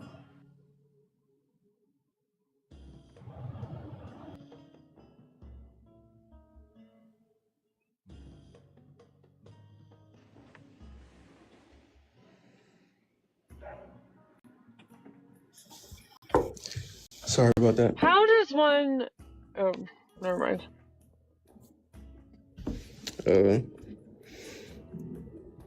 Say what you were saying again.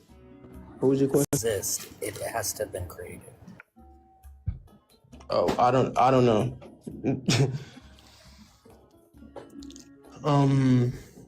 There isn't one. Spoiler alert. Yeah, Why do probably you not. think Like, if something exists, why do you think if something's physical or something physically exists, it has to have been created? Why do you think that?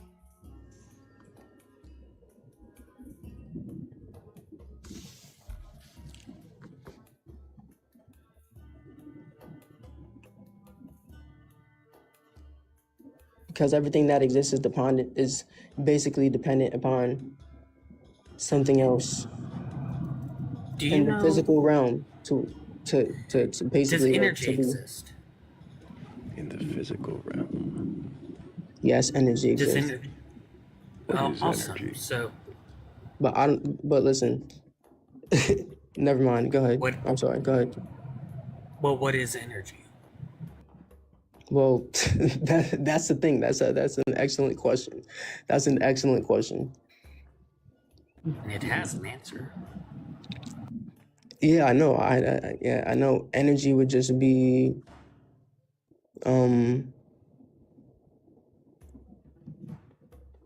basically the ability for an object to move something. I don't know, to move. I'll help you out here. It's the ability for it's the potential The ability to to do work. The ability to do Yeah. work. Now, I would definitely recommend that you do some work on your questioning. We did run a poll, and we're going to go ahead and move on. Appreciate you being here, not really questioning your beliefs, but demonstrating evasion and argumentation, and very, very, well, What not to do. yeah, a whole lot of what not to do. I was going to say something about debate skills, but I'm not going to try to challenge you. I'm not trying to make you feel less than as you're ushered off the stage. But I do think that perhaps you should consider whether or not you are actually questioning your beliefs, or if you were just here to prove something. It's one of the reasons why I really, really dislike presuppositionalism.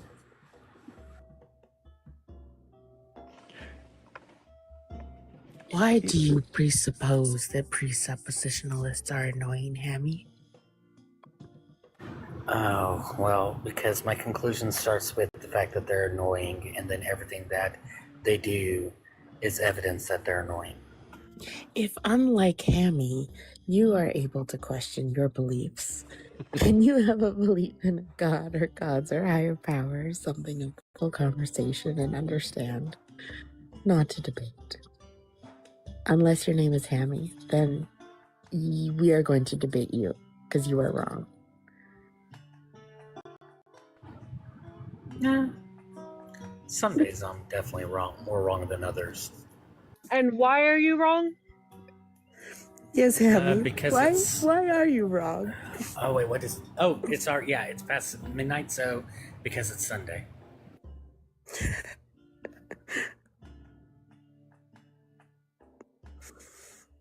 Appreciate you, Hammy.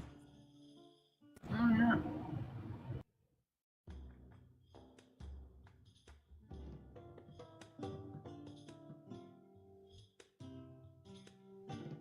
I was wrong yesterday too because it was Saturday.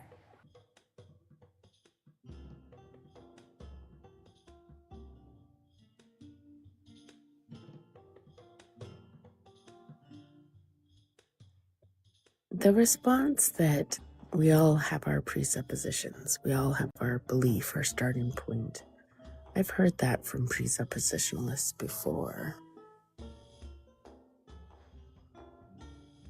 I don't know.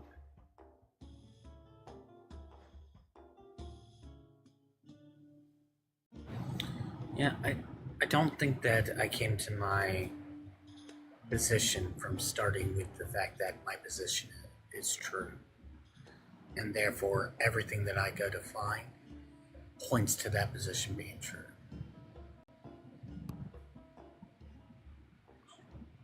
I do hold that right now that my position holds the closest truth towards reality, but I've always said as well that I can be wrong.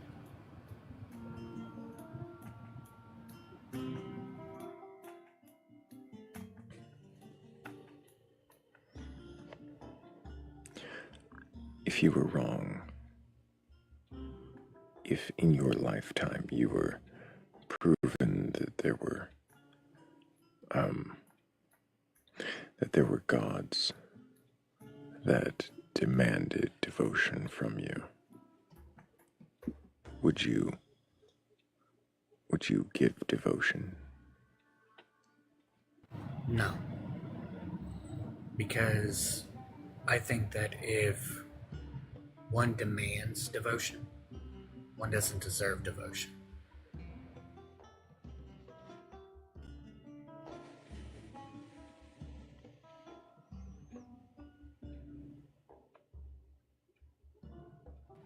They're going to do with me what they will, regardless. But if part of their thing is I exist and I demand your devotion, I would say no.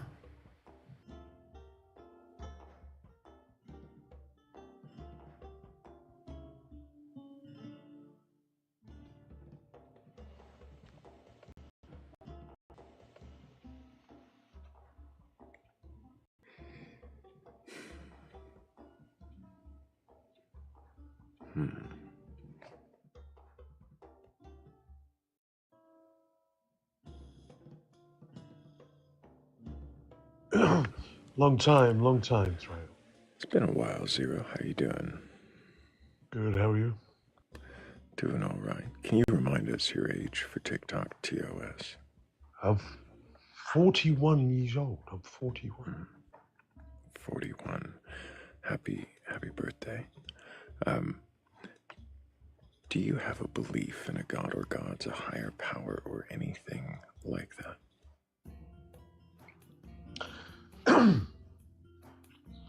So,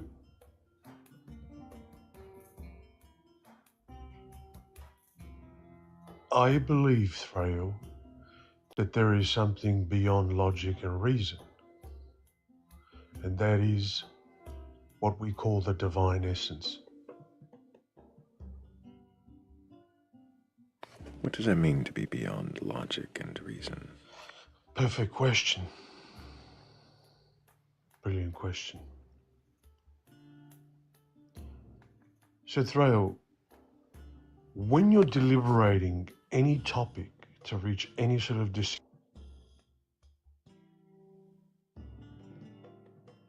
after the use of logic and reason, there's a quiet, silent moment for deliberation.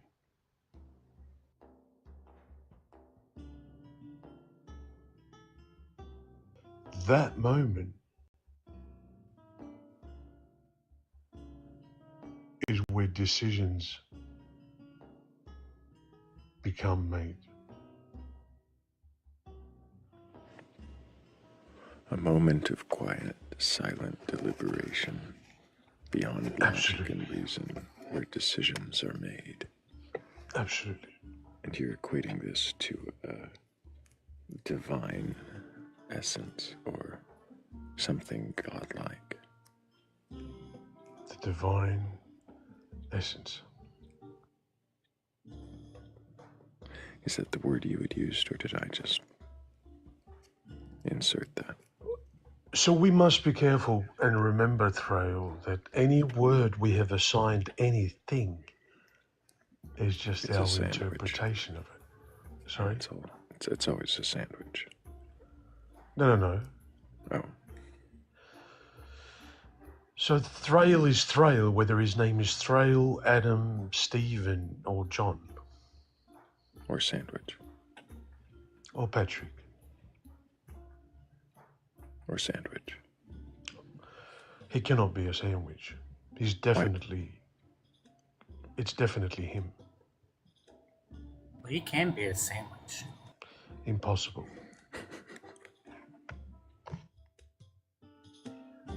So, Hammy, There are no what is... sandwiches. Sorry, Philly. Sorry, Zero. There are just no sandwiches. They don't exist anymore. Not in the organic form. Oh, well, then I don't exist anymore either today. Well, I mean, if you're referring to everything, if you're referring to Hammy and if you're referring to Hammy and Cat in a Hat, there's definitely sandwiches that do exist, but not me. Not in a hat, in a vat. In a hat. Nope. Not me. Nope. It's too late. It's Cat in a Hat. Not me, Thrayle and Philly. Yeah, but I'm not a cat in a hat. Feels like some kind of elitism. Are we somehow supposed to be better than the rest of the sandwiches? Excuse me, I'm not calzones and milks, paninis. No sandwiches. I'm not a sandwich. I used to be, not anymore. How did you get out of the sandwich hell? Consciousness. No. Thrayle, this isn't who I think it is it? This is Zero. Zero is Zero. I know, but the other account. Dr. Zeus is an amazing name. Thank you, Nisha. I appreciate that. Hammy, I am nobody you've ever met, seen, or spoken to previously. There's one other Why person does who's that- told me that. Why does that feel? Oh no.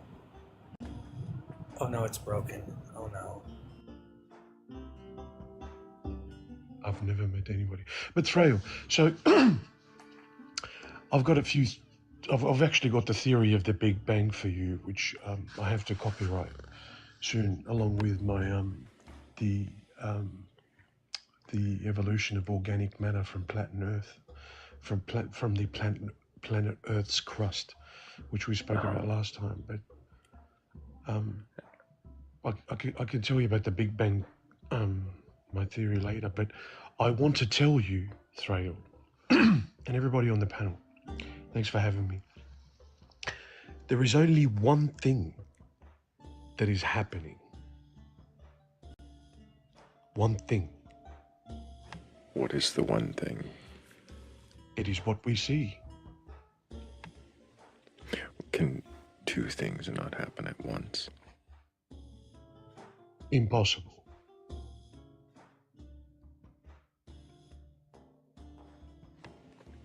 So this is where people get it wrong, Thrayle. But the interpretations and definitions and perceptions, including me, we try to be as impartial as and non-biased as possible. That's what we're aiming for, to reach. No. Sorry? Sorry, I was just saying, no, I'm happy to be biased. You cannot be. That's a self-defeating prophecy. In what way? It's a prophecy. Well, when she's biased, any sort of action is a prophecy. And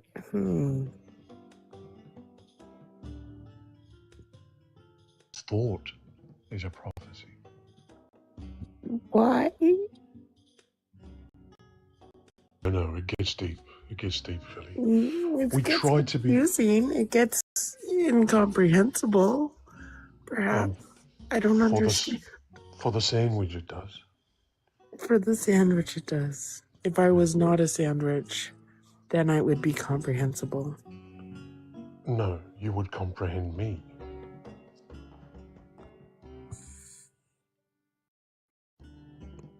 What's your age for TikTok TOS? You're just being funny or if you're being serious. That's the thing. Life is a very seriously funny thing. I agree with you about that. Philly, how old are you for TikTok TOS purposes? As old as I need to be. Not disclose that. But so any endeavor, Philly, anything that you anything to be as non-partial and as non-biased as possible. Why? You set it as non-biased as possible. Why do you assume that? Because then you will be criticism, and then when you do that, you're being unjust. Why do you assume that I'm trying to be just? Well, you won't survive if you're not.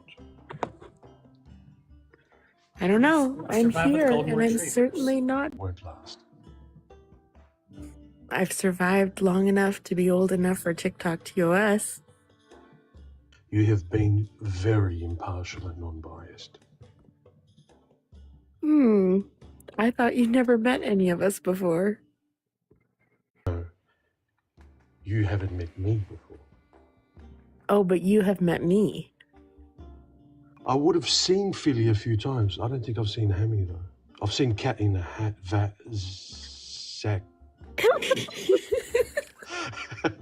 How do you feel about golden retrievers, Zero? They're beautiful. How do you feel about tomatoes? They're equally as beautiful. Interesting. Where are you Talk from, about Zero? Mars. It gets more interesting than that. Wait till Thrayle starts.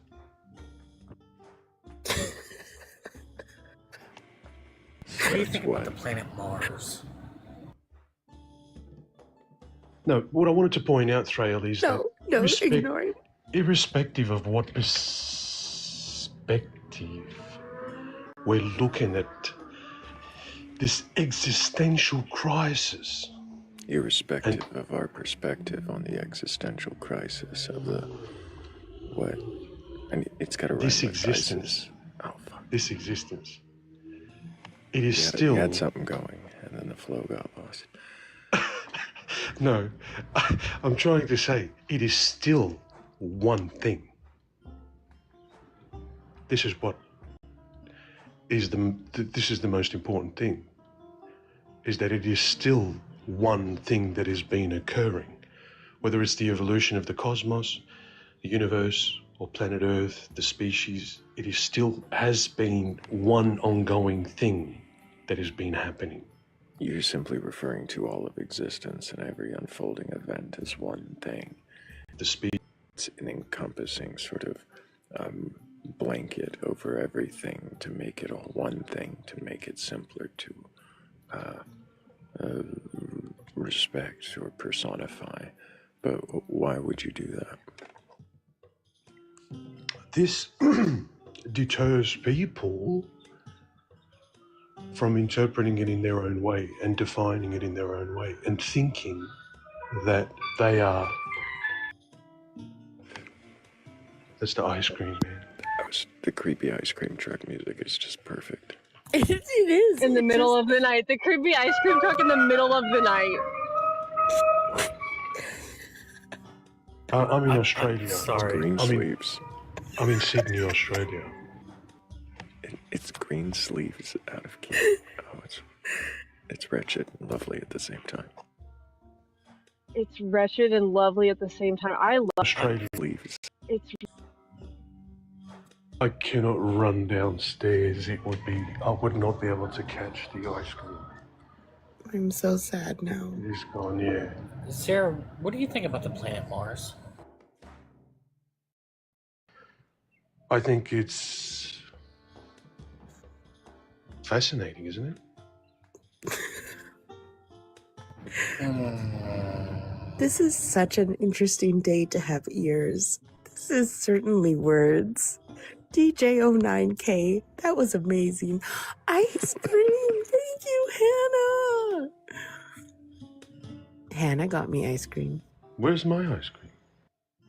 You weren't gonna run to go get it. with the weird ice cream guy. Yeah. It's up there. Yep. It's on the The ice planet cream- Mars. Can we get rid of the ice cream guy, please? I want to go back to our conversation.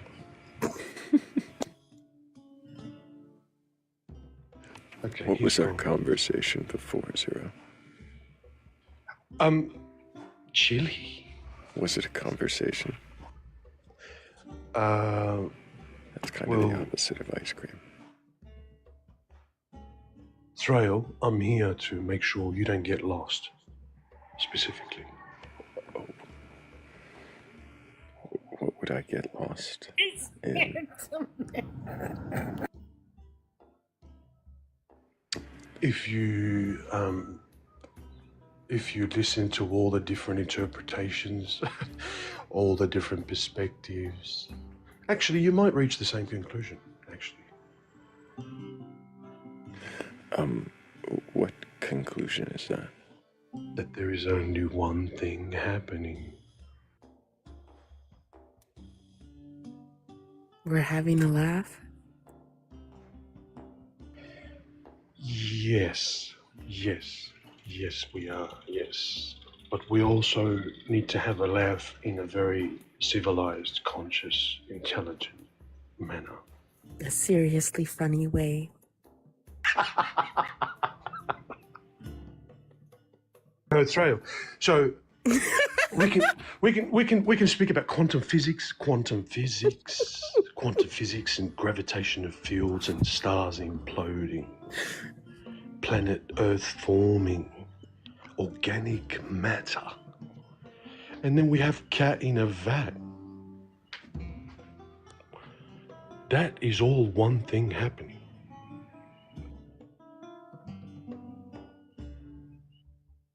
What's the thing? To us, it's the divine essence.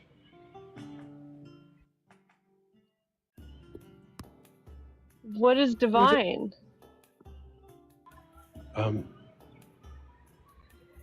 It is that extraterrestrial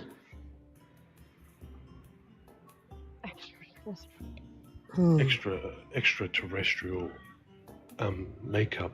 Martian, Driving. if you will. No, but the driving.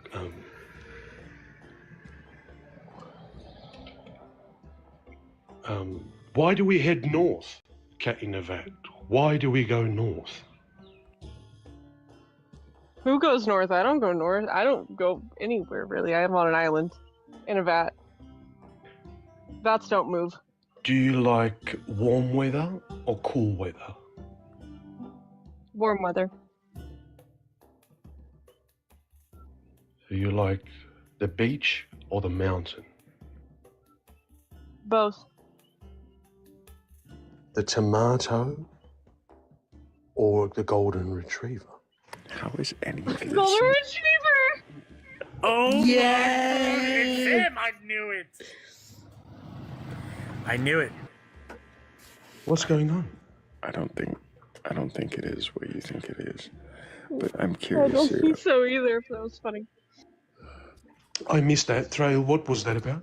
I missed that. Martian head games. Do you That was good. you hold the belief that you came to question today, Zero? Yes. I hold the belief that it is a combination of logic, reason, and the divine essence. That it isn't just one. That spirituality is very important. And we must always consider the divine essence when we make decisions. What is divine essence again? That was the... Okay, so let's say the international leaders have to meet to avoid a world war, Thrayle. And we have 7 or 8 of them. Okay. They sit in a room in Austria somewhere. And they begin to deliberate. Very specific. I am, or you want me to be more specific? No, I'm just saying you're being very specific, but continue. Precisely. Well, let's say us 5 in this room, similar to... it's the same process, the deliberation process. Great. We're deliberating to end World War. Let's continue. So the leaders meet, Thrayle, and they use logic, reason, thought, conversation, interpretation.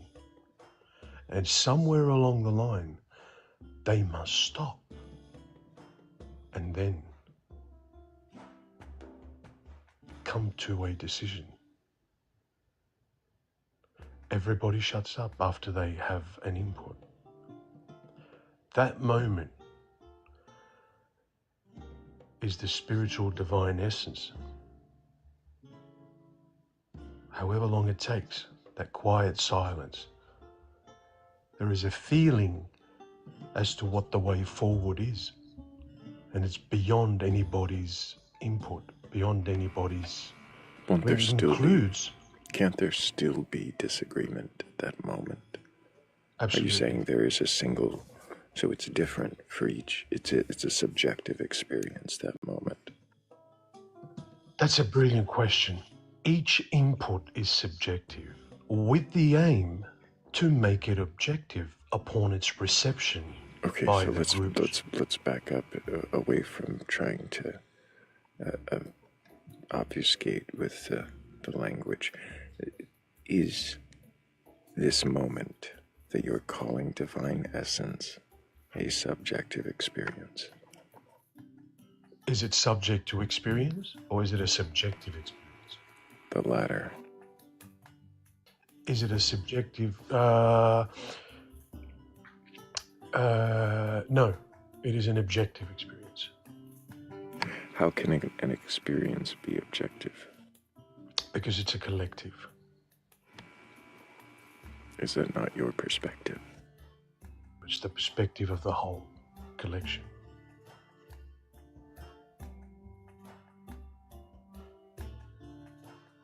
But your questions are brilliant.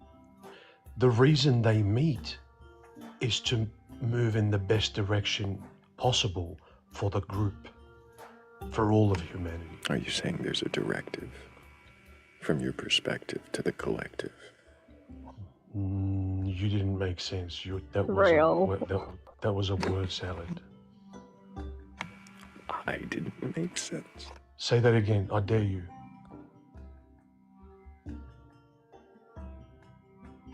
I said, are you saying there's a directive from the collective, from your perspective?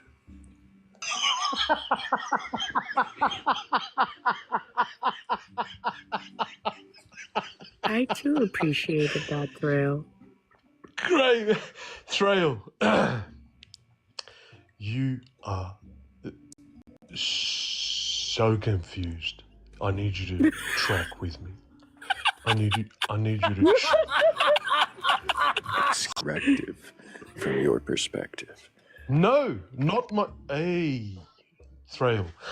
Okay, either we're going to get somewhere... It's objective because it's the shared perspective. Thank you very much, Cat in a Hat. How do you know this objective? Thrayle, please. How do you know this objective perspective is shared? Thrayle, I understand at times when somebody makes a discovery and is a genius, it can be seen as a threat, but please don't feel that way. A genius.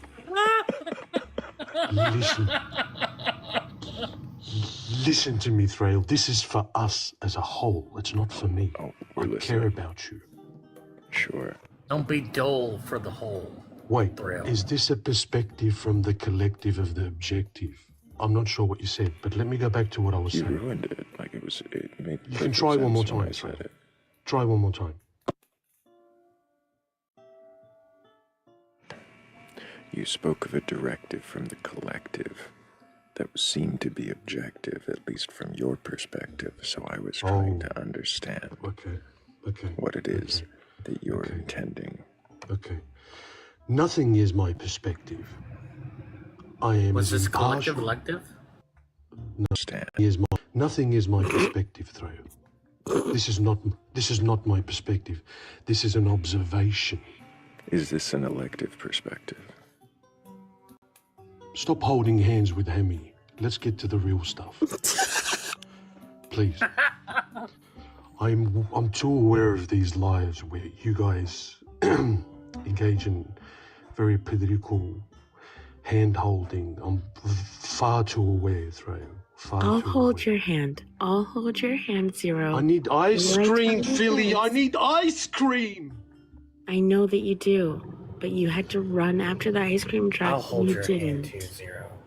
Thrayle, when they sit in a room, these 8 men, and they conversate, use logic, reason, thought, experience, decision. Could your logic be defective? Not if I'm Donald Trump. Certainly not. Are you Donald Trump? I am Donald Trump is my assistant. He is your assistant. Okay. So No, then I'm you're kidding. not Donald Trump, therefore your logic is defective. No, I'm kidding. I'm just a simple human being that's made quite a considerable amount of research, and I'm trying to present my findings to you, Thrayle, in the hope that I could enlighten this panel and the world at large. Thank you, Danny, for the fireworks. Thank you, Zero. Did Zero get the fireworks? Thank yous. Thank you, Philly. So, Thrayle. You are very welcome. Thank you, Philly. Thrayle, could You're the very lady... welcome. Thank you very much. Could You're their very lot... welcome. Thank you, Philly. Thrayle, could their lot... I can stop. I can stop. I can stop and have an ice cream. That's fine. I can stop. Okay. Eat your ice cream. Can I be friends with you guys? Very perplexive. Yes, please. Can I be friends with you, Thrayle?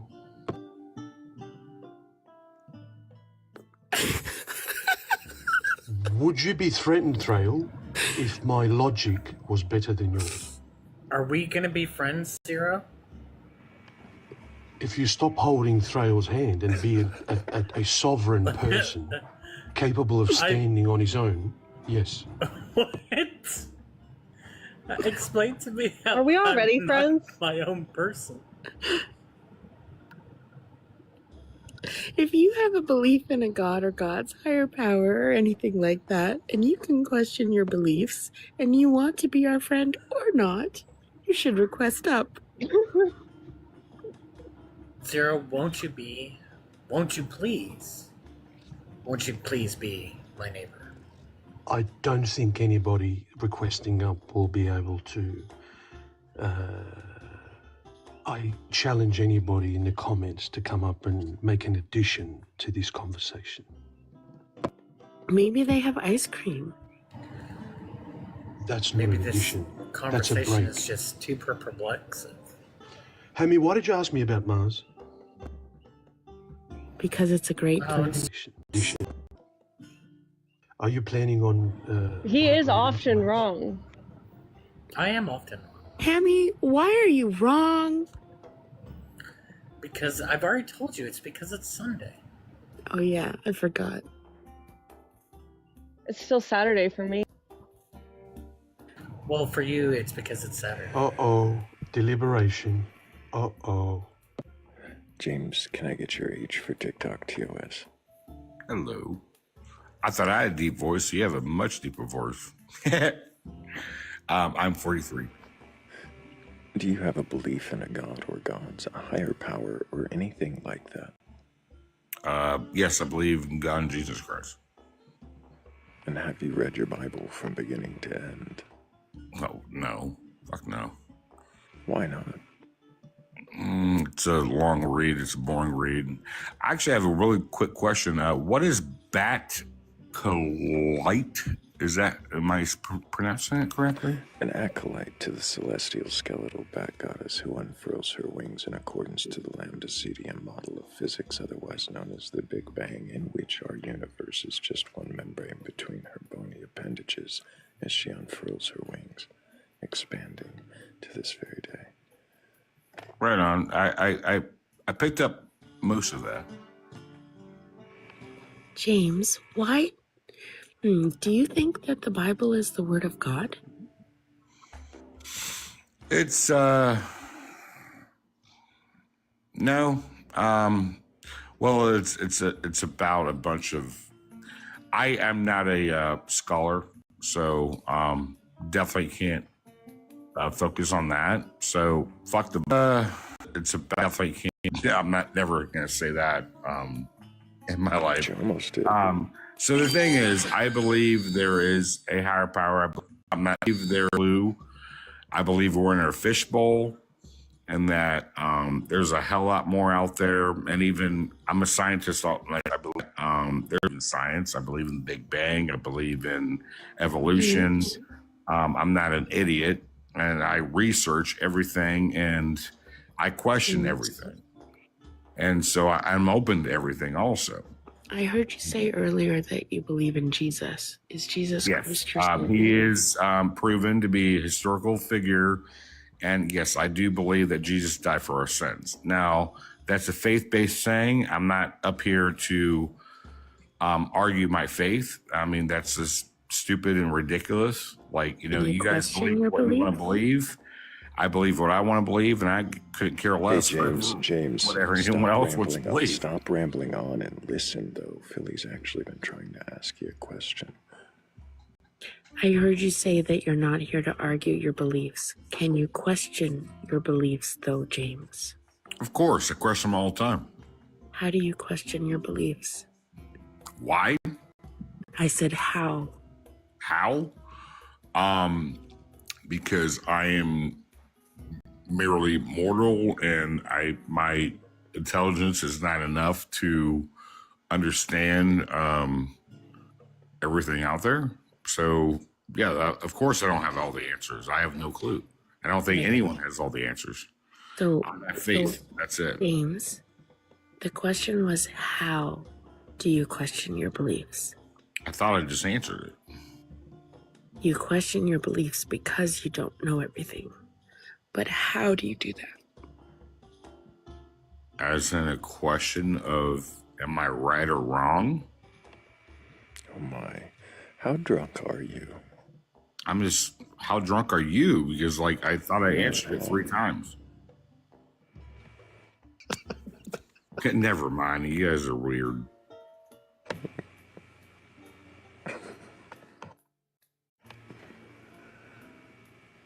Well, if you're weird too, and you can question your beliefs, and you're not completely sloshed and ignore the questions coming at you, go ahead and request on up. We're not here to debate or argue or make you look like a fool, although you may do that all on your own.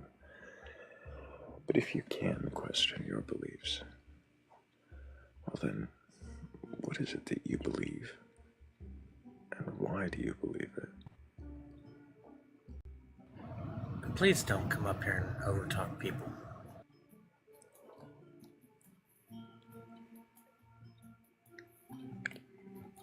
You guys are weird.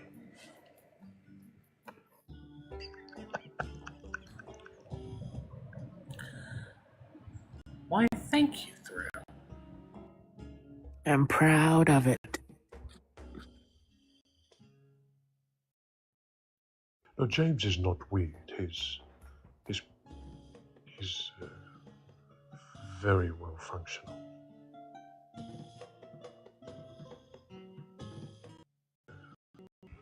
James, did you mean to request up? Probably a while ago. Can I get your age for TikTok TOS if you meant to be here? Otherwise, I set you back down at the comments, no worries. Oh, he says it's too loud where he's at for him to be up there. Yeah, I don't know if... Oh, I'm sorry. I didn't mean to interrupt you, sir.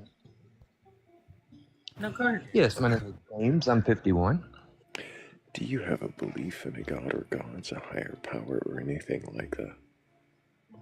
Oh, absolutely, and I do know why. For me personally, it saved my life. Like, I don't know if I can really talk about it with TikTok's terms of service, so yeah, I guess I can. Like, I tried to unalive myself about 25 years ago, January 2021, 2000. So for me, like, I woke up and I was in straps because I tried to unalive myself, and they said I was trying to fight them when they brought me back to life. It was the most humbling experience of my life. And then I went to the state mental hospital for a 72-hour hold, and there was a man there, and he was telling me about the scripture, and I grew up as a Catholic. I'm not going to get deep into that or anything. I'm not Catholic, but I was a abuse member of the Catholic Church. I would just say that. And I always struggled with that. I remember when I tried to unalive it, I said, hey, I'm going to see you. Well, God, my God had a different plan. But for me, struggled with that. I said, hey, but 8 to 10 hours a day. And for me, it was healing. But for everyone else, I'm dogmatic. Like, I think everyone should work out their own salvation. It's not up to me, you know? I've got to interrupt you for just a minute. Oh, I'm sorry. Really quickly, I've got to thank Philly Red, Heather's Descent, Inky Bubs, Danny Grax, Yerza, and Everlasting Godstopper for helping with that last goal. Thank you guys so much. I really do appreciate you. James, I was just asking which God you believe in, so it's sounding like you believe in a version of the Christian God, but not Catholic necessarily. Correct. Is that accurate? So you believe in Jesus and the Bible? Well, I've never read the Bible. I've read the Word of God. I've never seen the word Bible in the scriptures. When you say you've read the Word of God, you mean you've read a collection of books that claim to be... Correct, yes, sir. From the canonized versions of the 66 books, 66. The Apocrypha. I've read a lot of different things as far as like what people wouldn't call scripture, like the Book of Jasher, the Book of Enoch. But really, the whole Word of God, like I do the King James Version, just so I can look it up in the original manuscript. I like to look it up in the original language. And like the Garden of Eden is a whole different story. How is King James original language?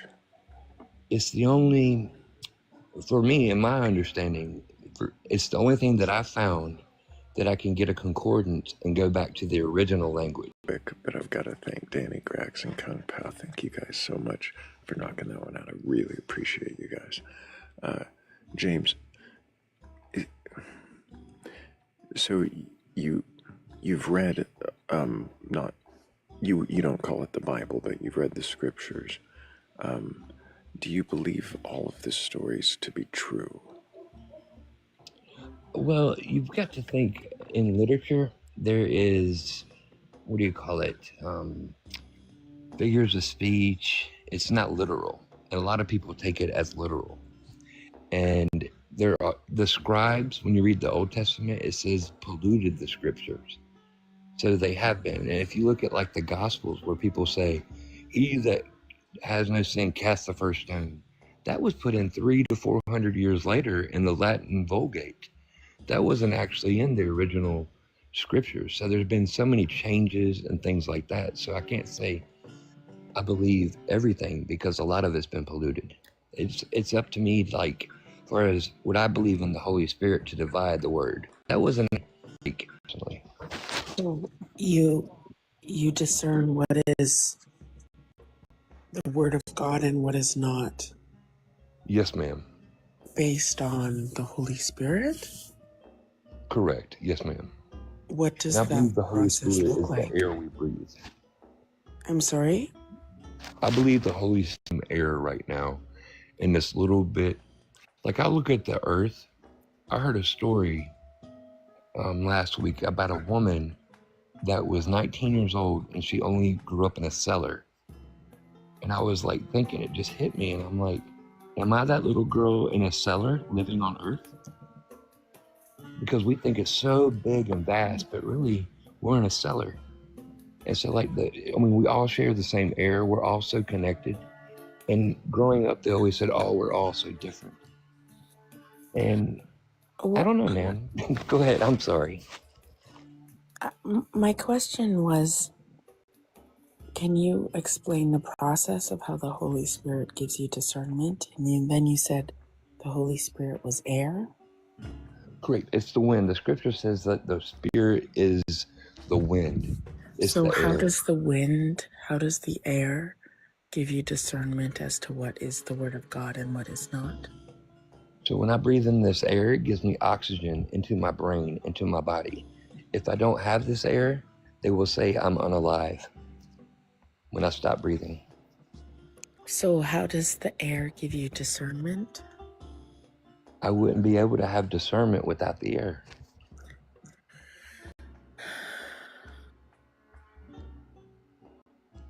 Like, if I didn't have oxygen, would I be able to speak to any of you? If you didn't have water, you would be unalived.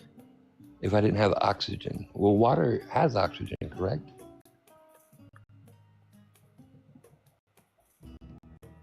If you didn't have food.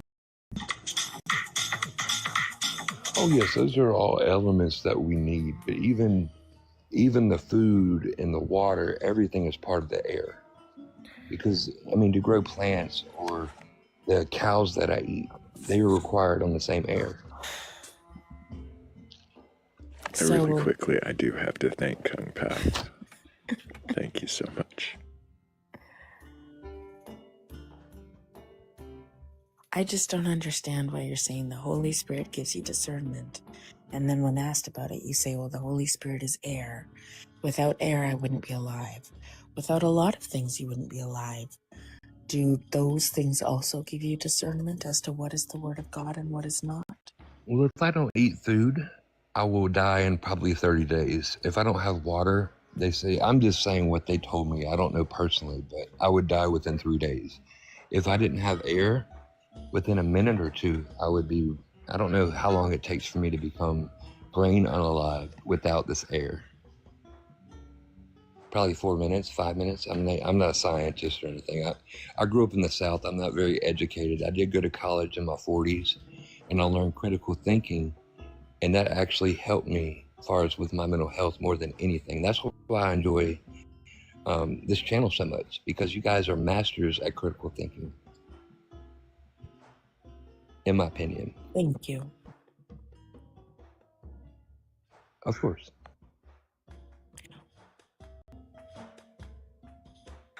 I don't go to church. I don't believe that the church is like the 501c3 church, that they're government agents. Like, you ever heard of a preacher when they marry someone, they say, by the power invested in me by the state of wherever they're from? I mean, it's really deep, and it's not like I'm not a religious person. I'm a very spiritual person. It's a very, I used to be a preacher way back when, like in 2011, 12. And then when I found out about the 501c3s and I started talking about things that were happening in the world that was revealed to me, they told me to silence myself because we would lose our tax break. And to me, I felt like they were just a bunch of sellouts. You mean because the government gives a license to perform marriages? They are government agents. Government agents, okay. And why am I even questioning this? I don't know.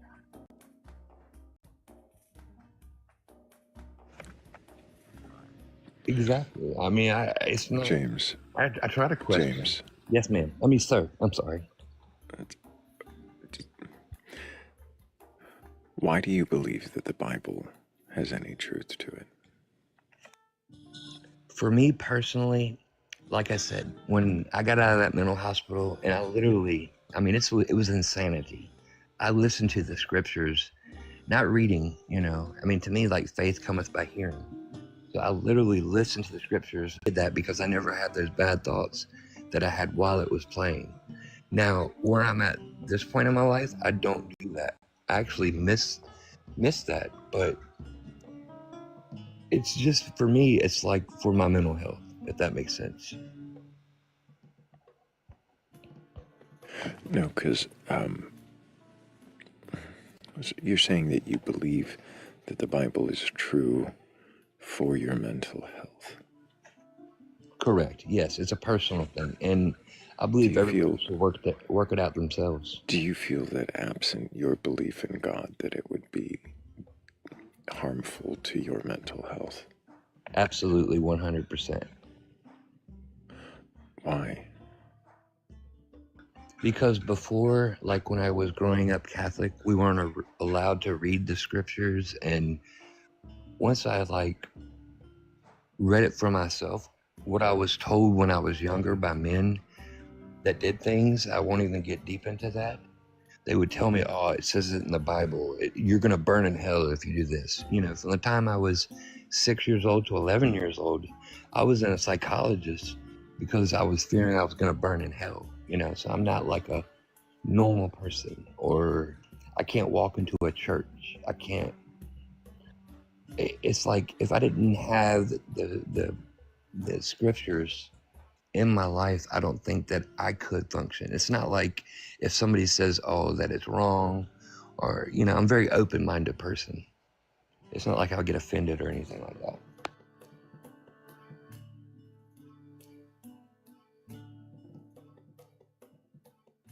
I'll let somebody else come up. I'm so sorry, guys. I'm not usually. I'm more of a texter than a talker. I'm just curious.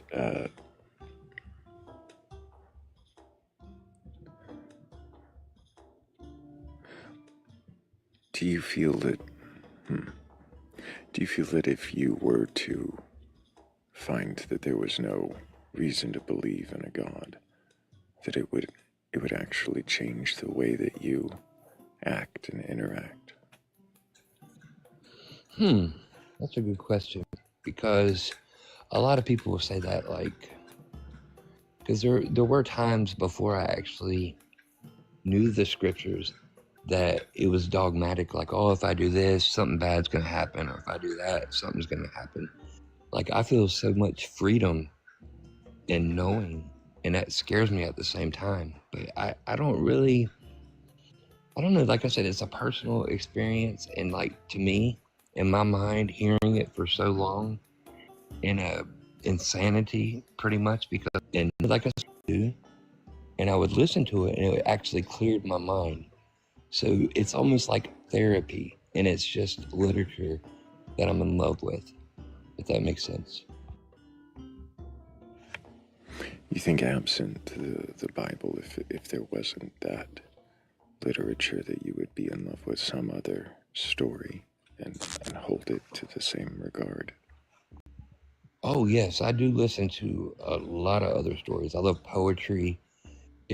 Like even music, it speaks to me.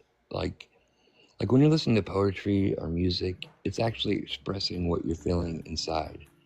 So, I mean, I actually believe, like, personally, from reading the scriptures, I found out that all the people is the mystery of God, and they are Jesus, so I better love them and respect them.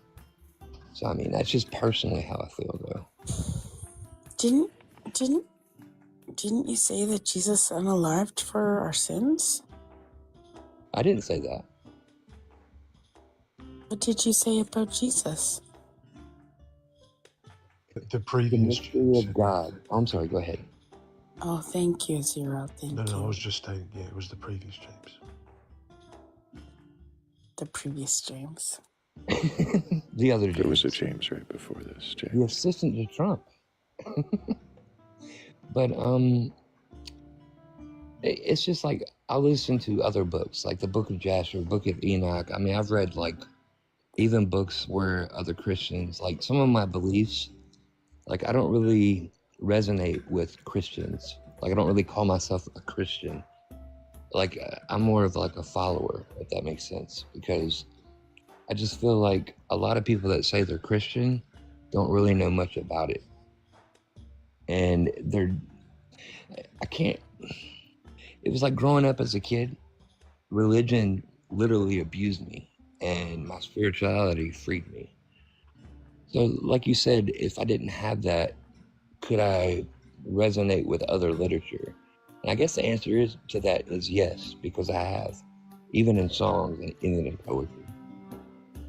Like I listened to a poem the last time that I listened to you, and it was just a beautiful poem.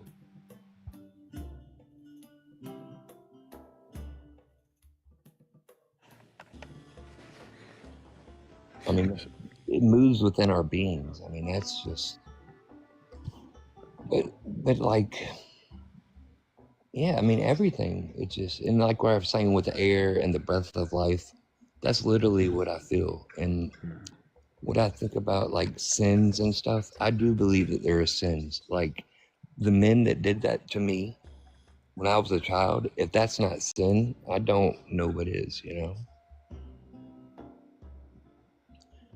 And so there is sin, like when you're like what I is think you sin, said it, James? Thrayle. You said be kind.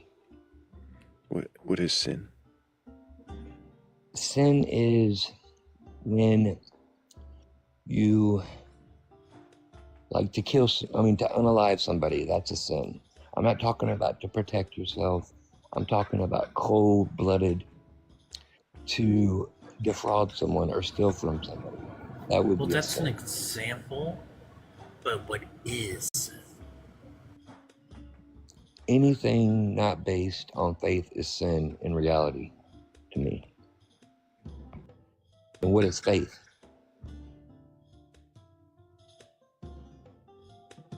To me, faith is just hearing the words of God. Faith is just hearing it. Faith cometh by hearing, and hearing by the word of God. Yes, that's what. So if you hear it, if you hear the word, and you don't believe it, is that still faith? You heard it.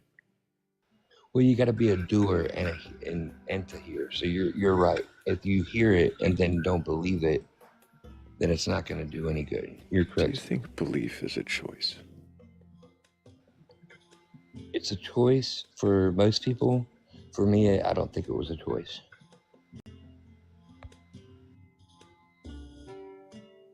Why is that?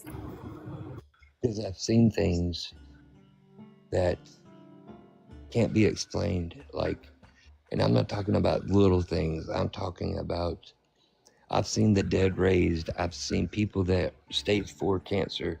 And I'm not talking about faith healers and things like that.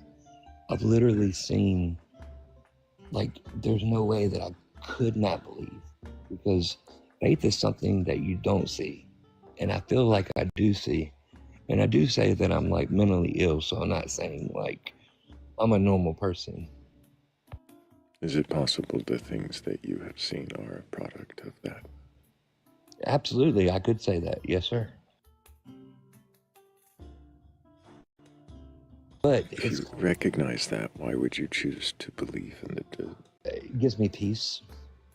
When I don't have, it gives me peace, but yet at the same time I have to take anti-anxiety medicine. So who knows?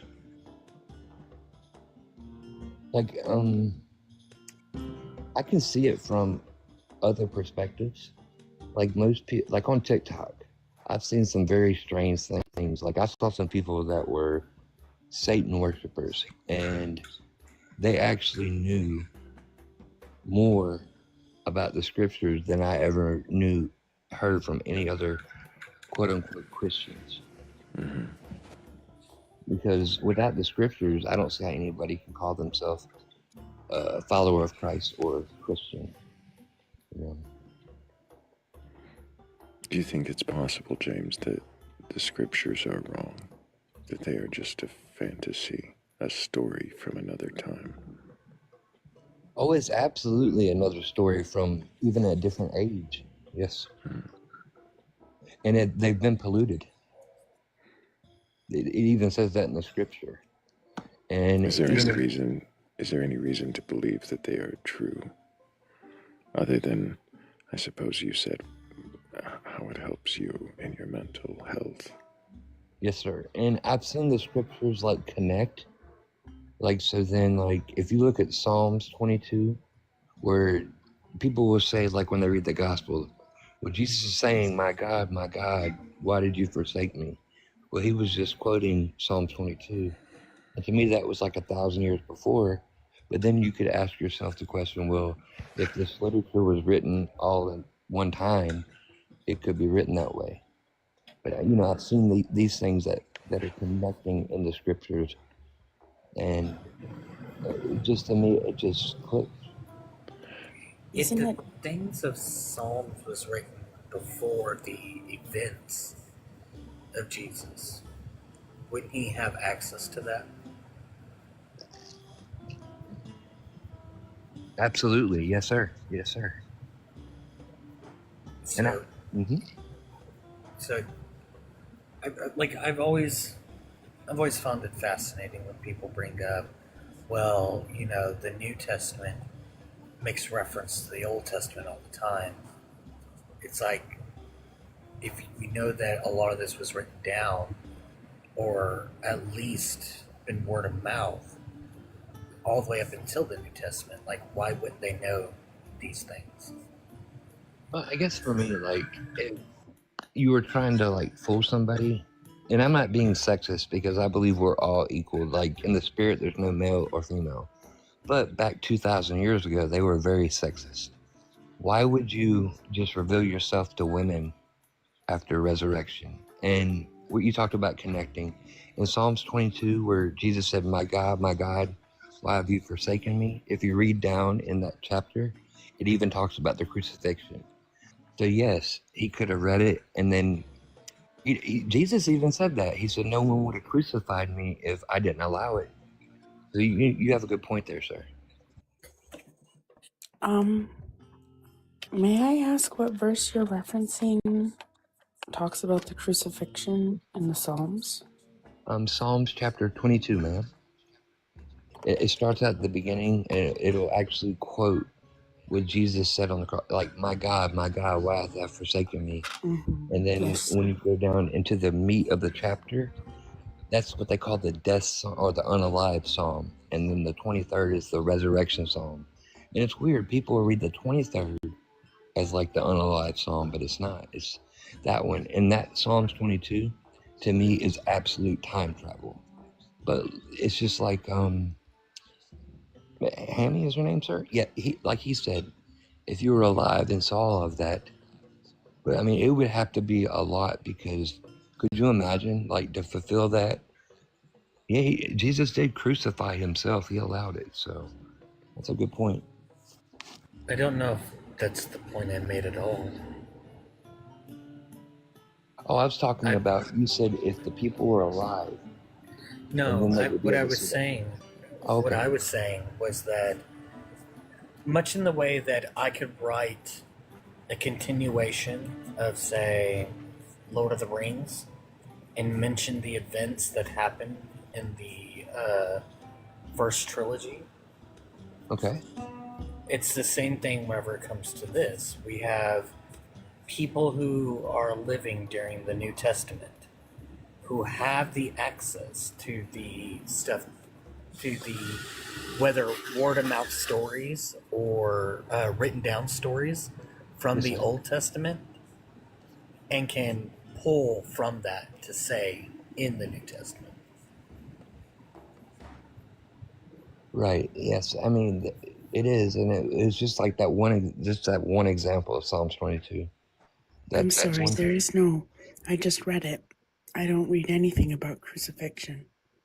Okay, I'll be right back. I'm just gonna look real quick.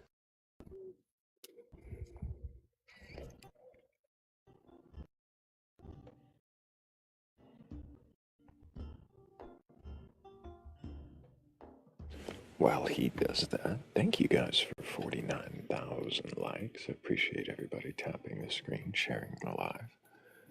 And if you do happen to have a belief of questioning that belief, then go ahead and request on that.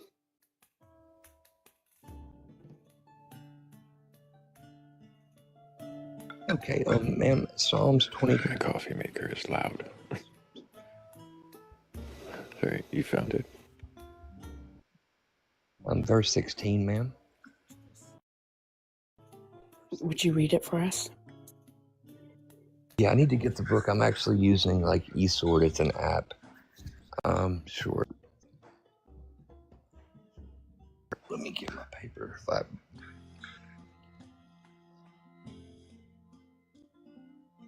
Okay, I'm paraphrasing this. So basically, it's saying that dogs have compassed me about. They have pierced my hands and my feet. And then it talks about everything. It doesn't say the word cross, but where they talked about nailing his hands and his feet. That is in there. It's on verse 16.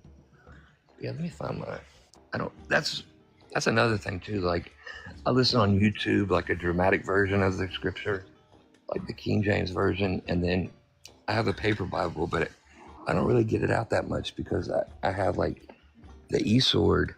Like, I can click on any word on eSword and it'll tell me the original language. And if I do that on the paper, it takes me so long. But like, have you guys ever heard this in the Garden of Eden? Most people think it was fruit, but in the actual scripture, in the manuscripts, Eve actually had relations with Satan and had Cain, and then Adam had relations with Satan, and that was the first. And like the story in Genesis chapter 3 in the original manuscript is a lot different. There's just a lot here that is just not factual. With Psalms 20, what do you mean it's not factual? The actual scripture is. What I'm talking about, the actual literature that I'm talking about in the original language is very factual to that literature. But as far as like factual, like I'm 51 years old, you're correct.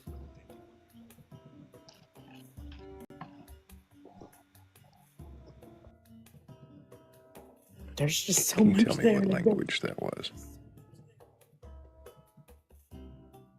James, can you tell me what language that is? Yes, it's Hebrew. Original language. Yes, in the concordance, it will take you to the Hebrew, and then it'll tell you where the word is from, so you can go deeper into it. And like in the scriptures, it's like in the English, it's so hard to catch euphemism. Which concordance are you using?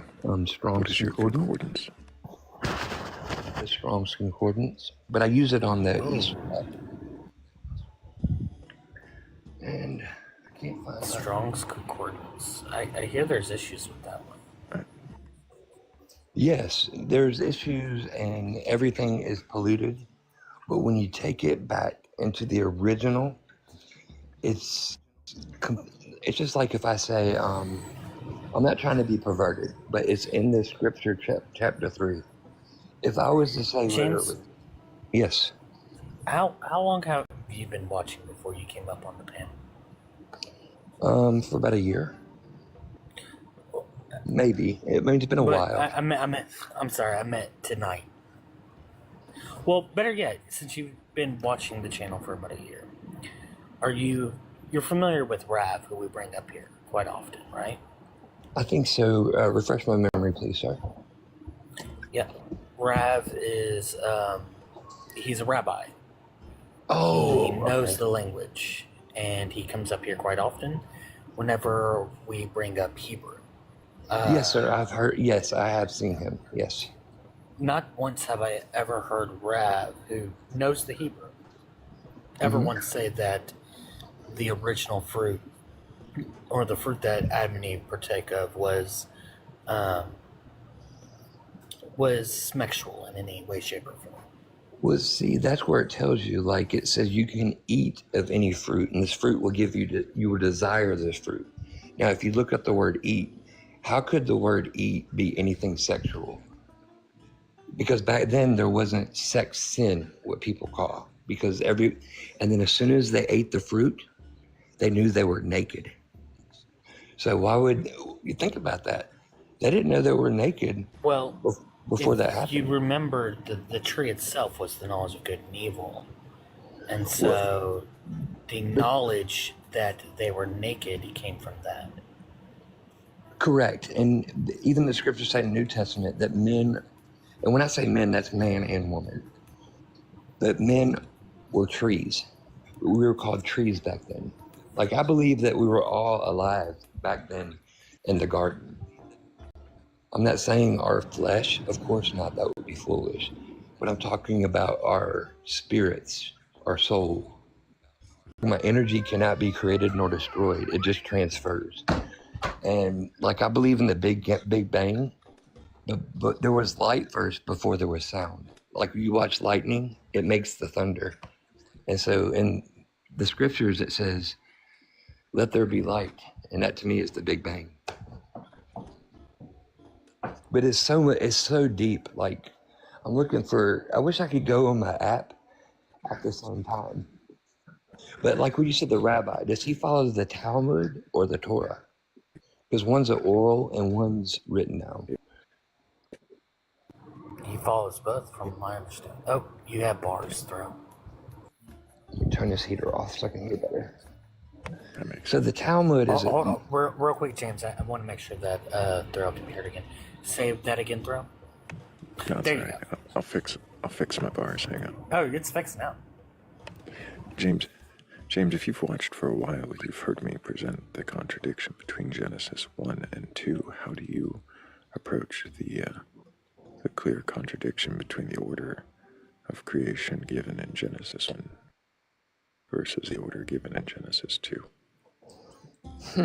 I would need to be refreshed. I mean, it's I don't follow like every day, but I've seen, like, the first time I ever saw you were talking about a sandwich, man. It just grabbed me for that's why I'm here. But like the contradictions in 1 and verse 2, such as for instance, the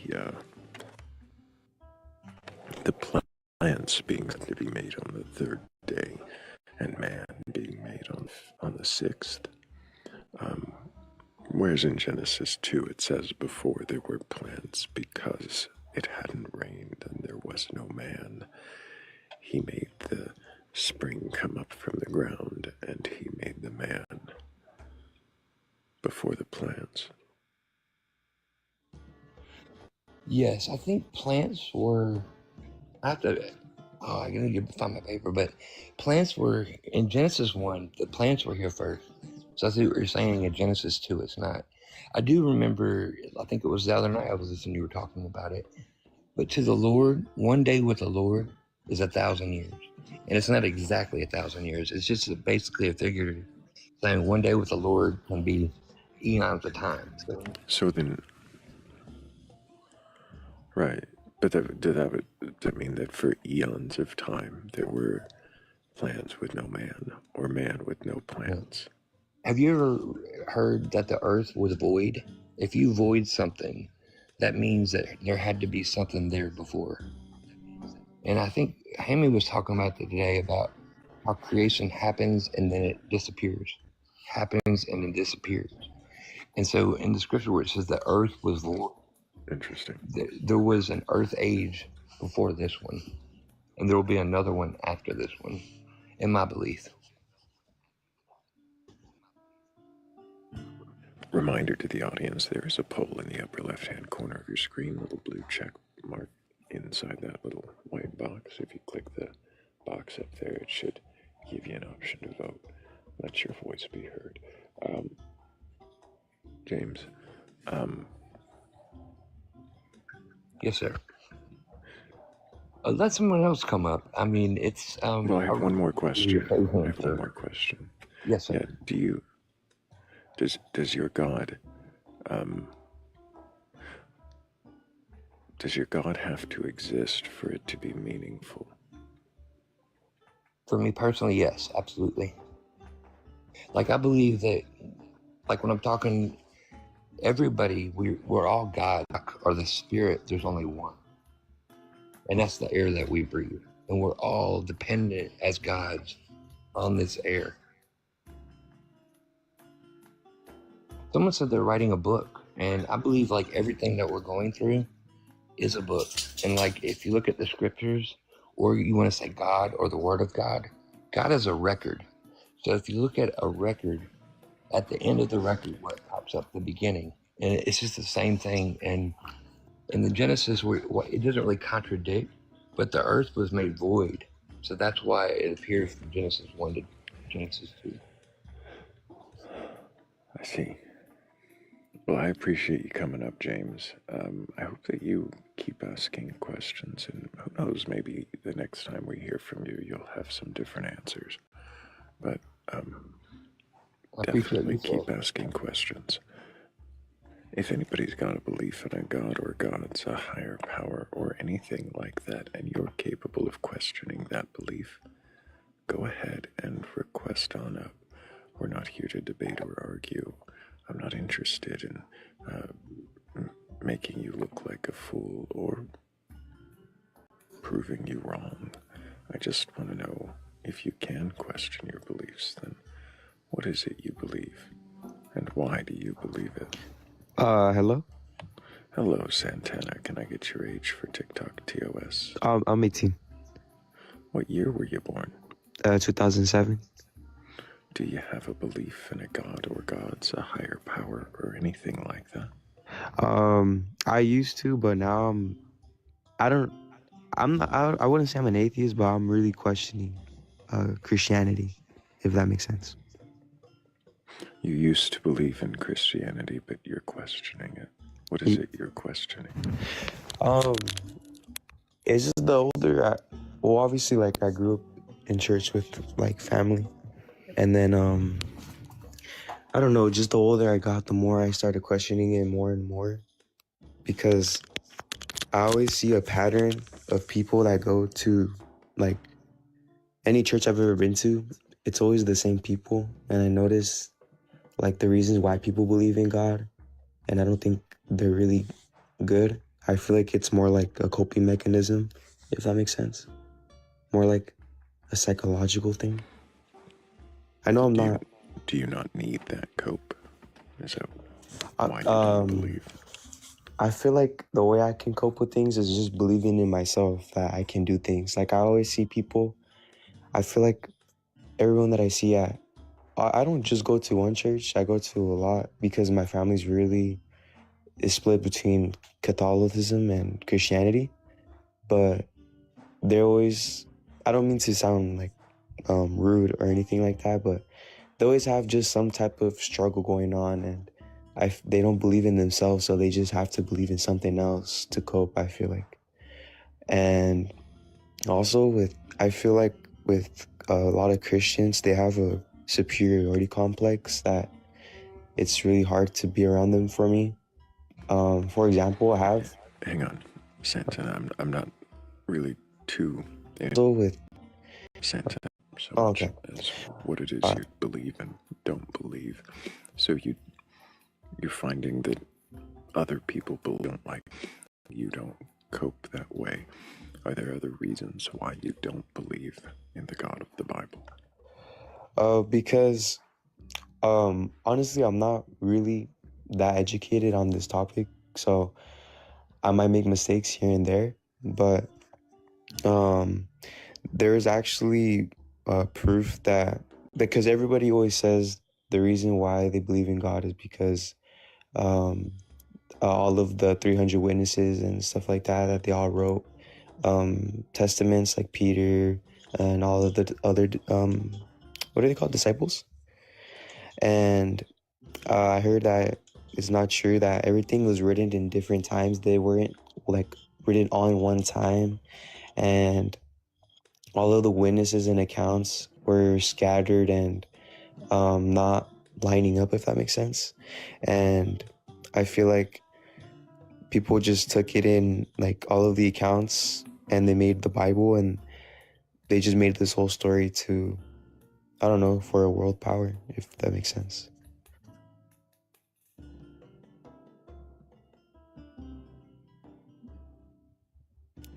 So you leave, because of what you've heard, you leave no room for it to be true? What was it? Do you leave room for the possibility that this God could exist, that these stories could still be true? I mean, yeah, I still leave room for it because I don't know, I haven't lived life like that yet, so you never know. But it's just like everything I've seen, it kind of pushes me away from Christianity altogether. What would convince you that that God does exist? I'm not sure. I don't believe when people say that they see him in dreams and visions and all of that, because that could just be your brain making that up, you know? I understand that can maybe happen if, I don't know if he was real, but I mean, it doesn't really make any sense because obviously, like, Jesus was born in the Middle East, and he's not, like, how I see it is, you know how everybody, they paint Jesus as, oh, they see of him in their visions, but wouldn't Jesus be brown or, I don't know, like, darker than that if he was Middle Eastern? So wouldn't they see him instead of the white version? Like, I feel like just everything that they see, like at whatever church they go to or the paintings or whatever, they just see that whenever they're going through something, you know? Does that make sense? Like it's something that they've culturally decided on and have experience with before they ever have an experience. No, not that. It's like, let's say I did see Jesus, right? Like I saw him in a vision or a dream.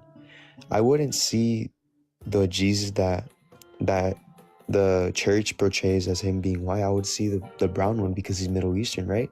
So when people always say, oh, I saw Jesus in my dream, they always talk about how they see the one that's in the paintings and the murals and in the church. You know what I mean?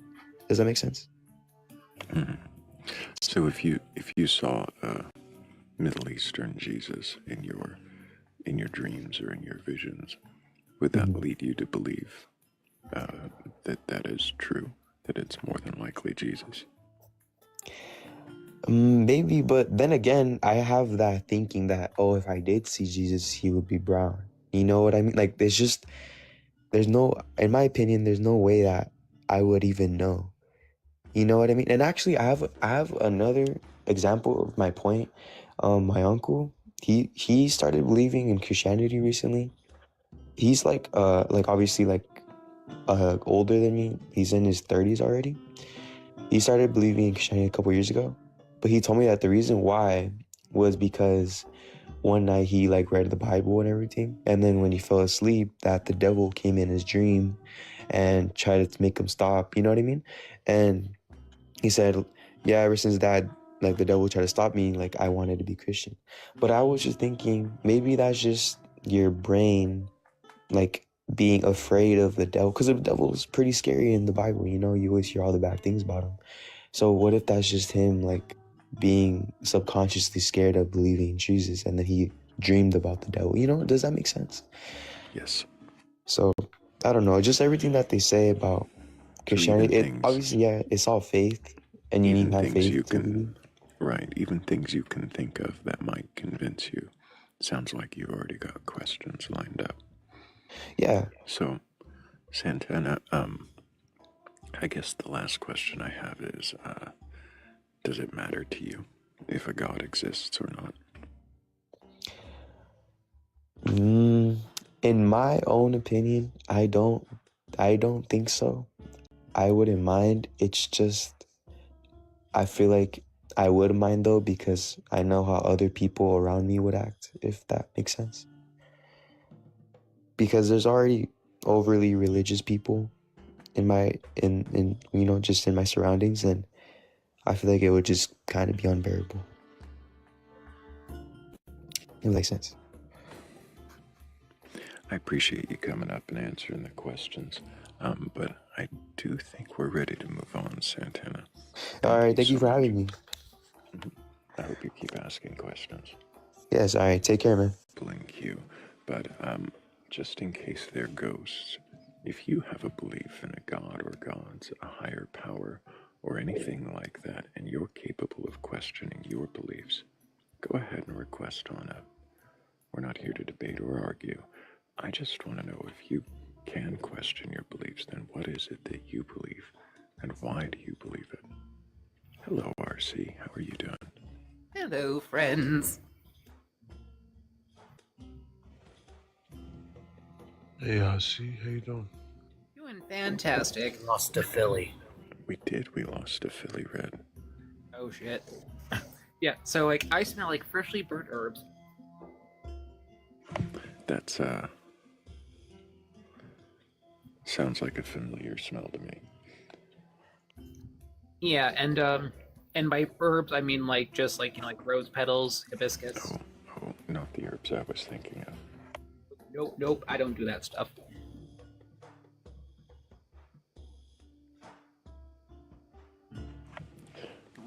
Two ghosts in the queue. Damn. Maybe nobody actually believes in a god. Did they ghost you, Thrayle? All of them, yeah. They ghosted the queue. Dating life all over again.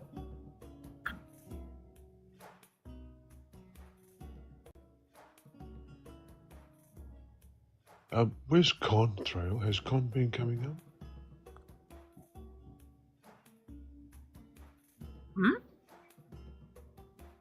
I haven't seen Con since before the holidays. But that's not unusual around this time of year for some people to wander off their own directions and then come back.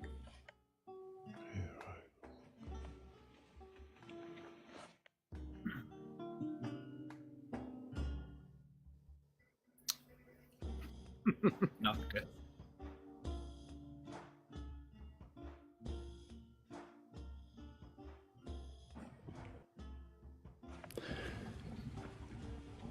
Hello, is it Caden Ascar?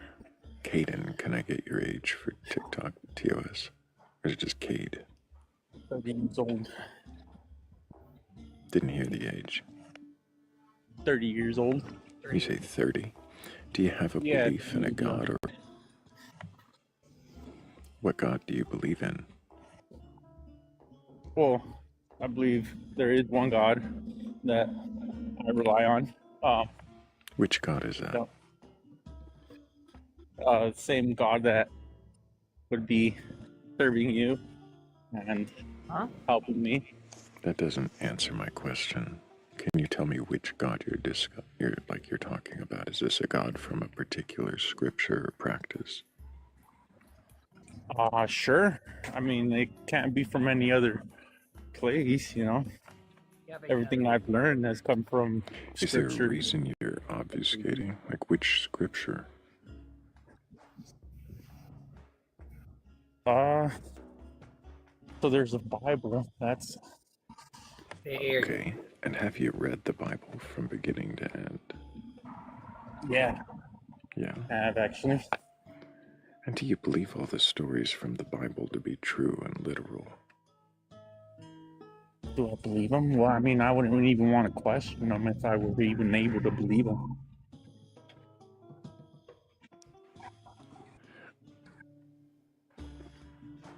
Can you repeat your response? You don't think you'd be able to question them if you believe them? Yeah. Are you saying that you do believe them or you don't?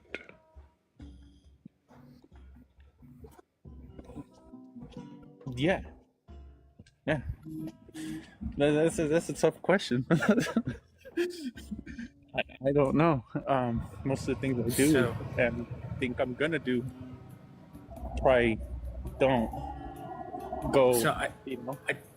I'm sorry. I just want to make this clear in my brain here. Are you saying that if you believed in a god, you could not question it? Yeah. Are you familiar with the point of this panel? I'm not actually. I've come across this TikTok plenty of times. But yeah, most of the time I feel like I'm just a troll. Are you? Feels like it. Well, I mean, you're exhibiting a lot of trolly behaviors. I mean, you're answering wrong questions. You're laughing. Like, are you sincere? Oh man, dude, yes, I am sincere. I hate people that don't believe me. I'm fucking already getting annoyed, but okay. Yeah. If I were to try and troll, sometimes I wouldn't even handle, the crowd I'm around. So I try not to, but somehow I do it.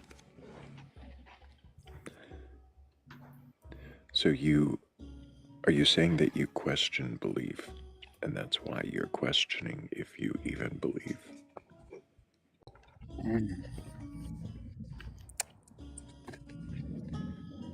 Wow. Okay. I'm complete. I really don't know.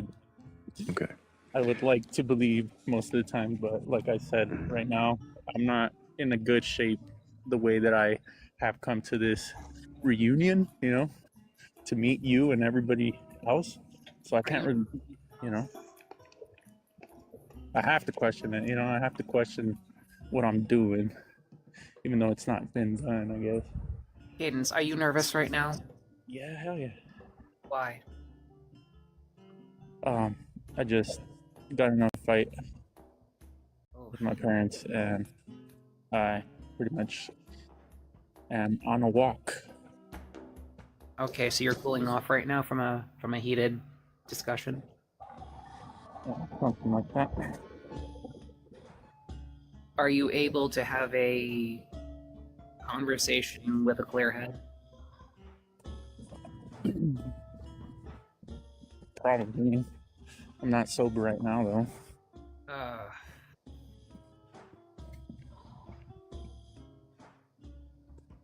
That's no good.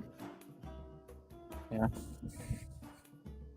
So, seems like I have to try and get used to that sometimes. I don't know why, but I feel like I can't really have a stable conversation with a lot of people. No, I kind of gave up on that. You're on TikTok. If you disclose that you're elevated or under some kind of influence, you have to be dropped down. It could compromise the live. You have to go to Yeah, I understand, but up to a certain point, I don't know where my emotions come from, where I try and stabilize society as being... I appreciate you being here. I do. I hope that you keep asking questions, and maybe we can try again a little later. But let's give you a moment to catch some air.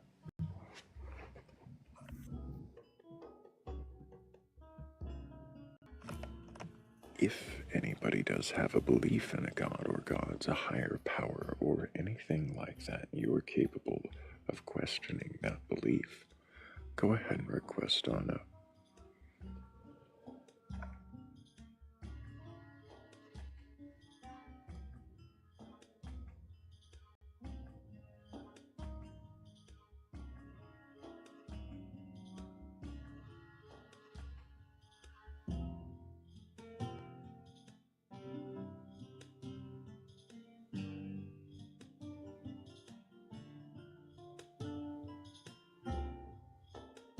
So some people seem to think that it's okay to come up and question whilst under the influence.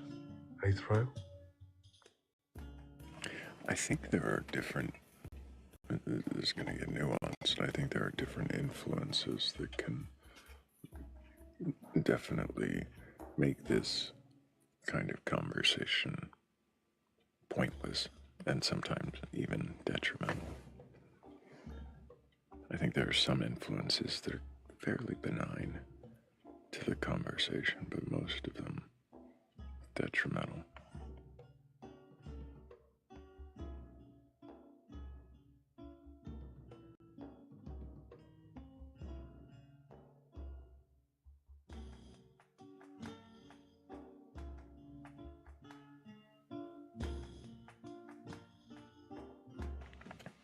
I think sometimes influences can be like a reason for somebody to believe. They might say that that is their reason, is some experience during an influence.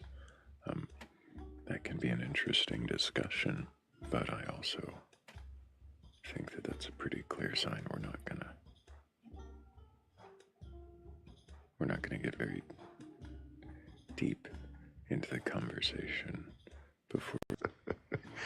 Yeah, I think they find it interesting to ask these questions whilst under the influence. They enjoy it while being in that state, I think. I can understand that during like some experiences, but the drinking doesn't make sense. Like I would not want to think this way. Wow. My whole room is spinning. I wonder if they'd ask the same questions whilst not being under the influence.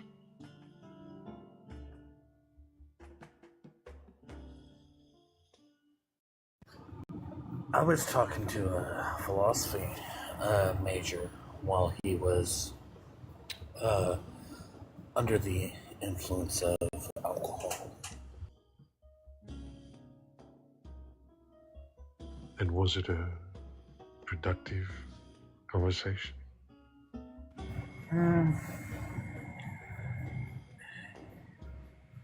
Not really. And it's not because I would get like a few, like maybe a sentence in, or a few words in, and he'd interrupt me.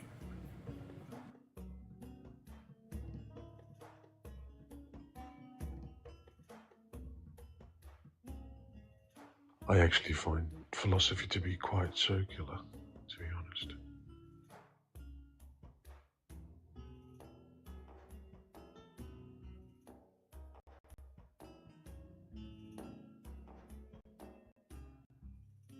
I don't find it circular. I find that a lot of people don't care for it because it's so open-ended. Like, there's no, like, one. Very what? Well, I mean, if it's open-ended, doesn't that lend to its circularity? I mean, it can be circular, but it being open-ended means that, like, there's no, like, definitive route to take. One can just go and figure things out on their own. So is it more like art than science? Yeah, it's more of an art than a science, because philosophy just, it says, hey, here's some tools on how to think about these things and have at it. And then people find what best works for them and just go on with their life. Are you saying that it's aesthetically pleasing, but mostly recreational and overall useless? I don't know if I would agree with the overall useless, but I would. Sounds like art.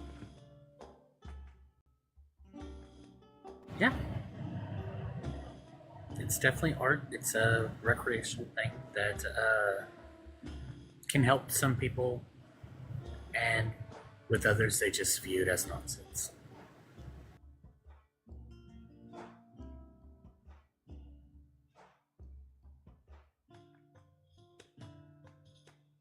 Remember our dogmatic and circularist conversation, Thrayle? More than one, if I recall correctly.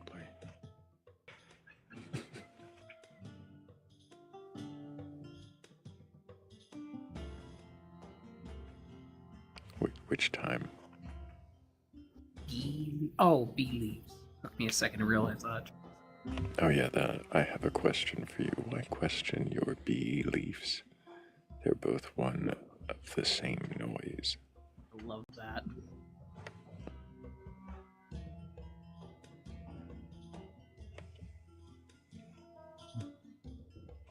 Chalk and cheese with his most profound comment yet. Pizzas. Pizza.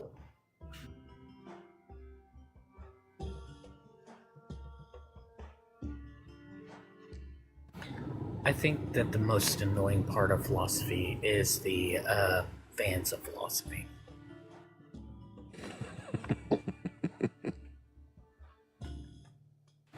I can't tell you how many times somebody reads of one particular philosopher and act like that's the only philosopher to ever exist in mankind. Well, I mean, once Camus figured it out, why did anybody else need to think about anything? But Thrayle, have you really read Kant? Have you really read him?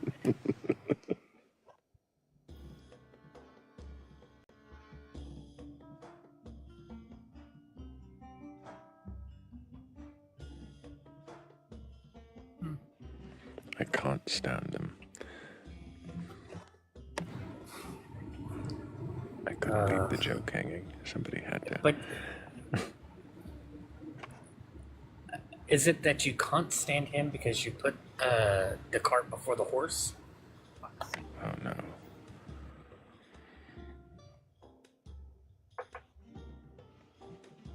This is getting terrible. We should lock it up and throw away the key. Oh no.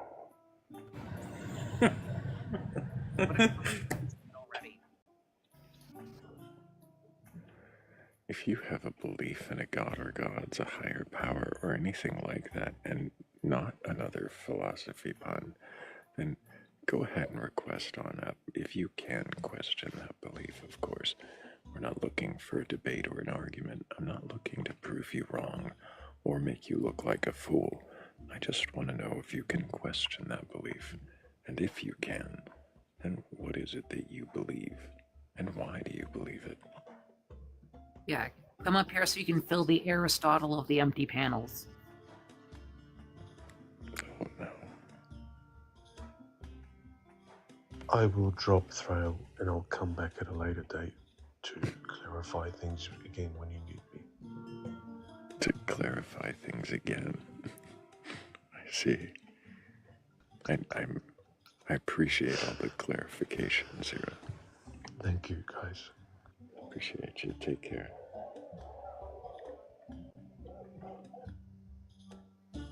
We are in LPs.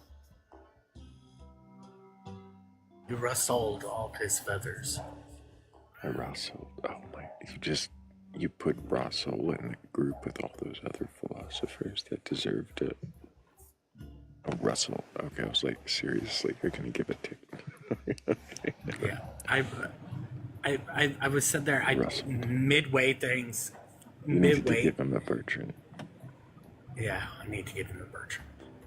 But midway of saying Russell, I was thinking Russell as in like Russ and then all ALL. And then my brain said Russell like it is a word, like rustle feathers. And then I was like, you know what? I've already halfway through this, so we're just going to keep on trucking. You ever see Phaesia's like comment? Yeah, I know. It's hilarious. Somebody's a swift one.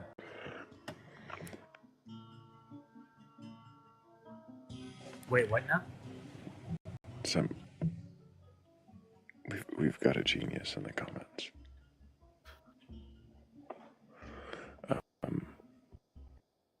Someone said observant.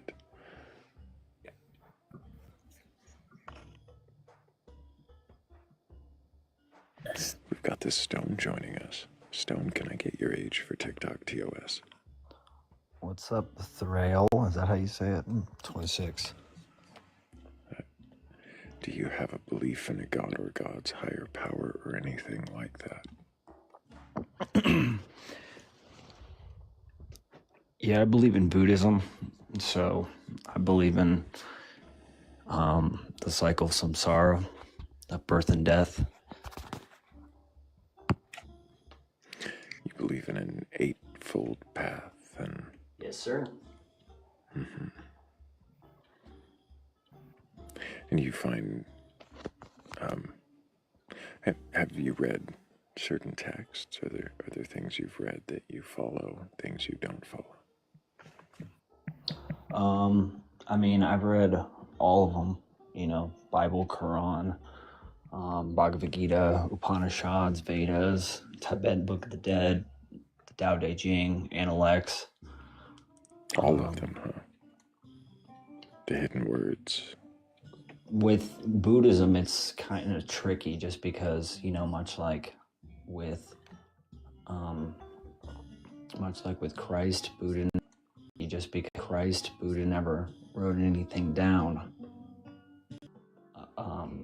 You know, you have the Catholic Church composing the Bible. You don't have that. Mm-hmm. Are there certain texts that you had read relating to your practice as a Buddhist, was my question. You listed off like every religious text that you might find on a Wikipedia. I think that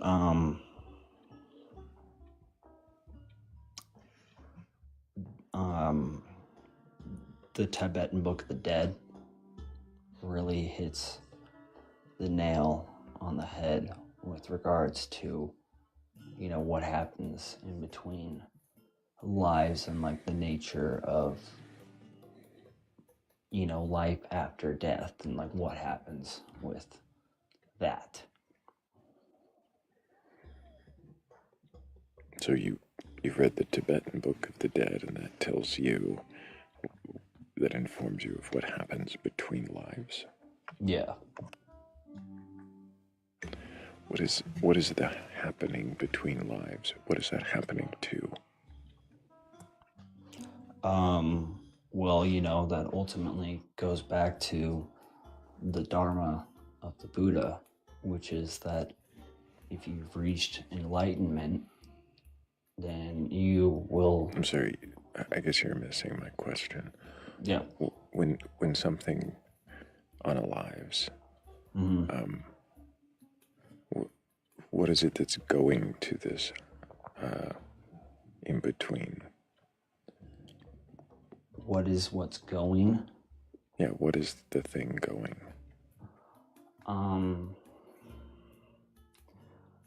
Ultimately, it would be the precepts. What do you mean precepts? Because Buddhists don't believe in the notion of a soul. So that's where the notion of notion and what did you say? Atman. What is Atman? The Atman basically means like the no soul, that there is no soul, or what the Western idea of the soul or spirit, I would say. I'm sorry, I'm asking you, what is the thing that goes between this life and the next? What is the it? And you're saying it's the Atman, the no soul, the not a soul. Yes. Excuse me, my cat's fucking shit up. Where are you getting this? Second.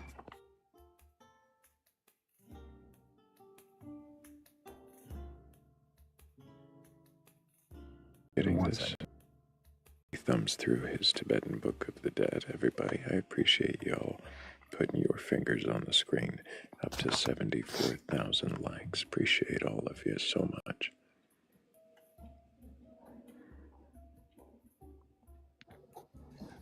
It's Atman, so Attman. But what is an Atman? Atman, it's just that notion of the no soul, but it's there's something that carries the aggregates. Excuse me. What do you mean aggregates?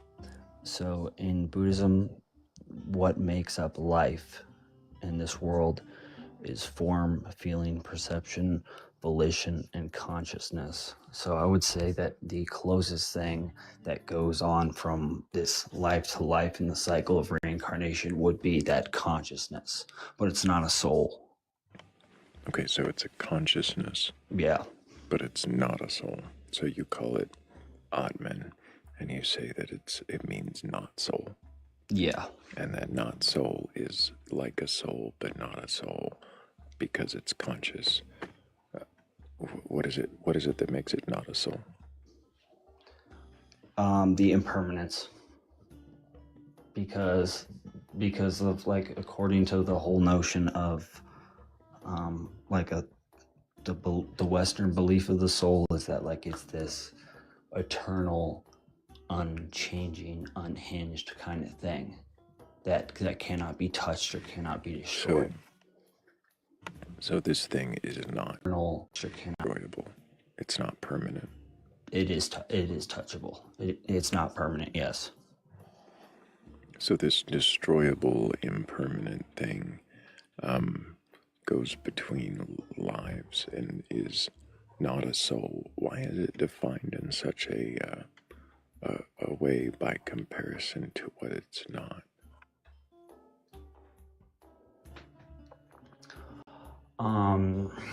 Just because I think at the time that when the precepts were, invented it, and the Buddha was talking about this, the teachings. The soul wasn't really, the notion of the soul in China and India wasn't around necessarily. Well, it was in Hinduism, but he rejected that, and so the closest thing that he got to was like it's a state of awareness, but it's not like what Westerners call a soul. It's the closest thing that I can call is like a state of being and a state of awareness. A state of being, a state of awareness. And that is a thing that is somehow going to transcend this existence. How do you know this awareness exists beyond the brain? Because, you know, with regards to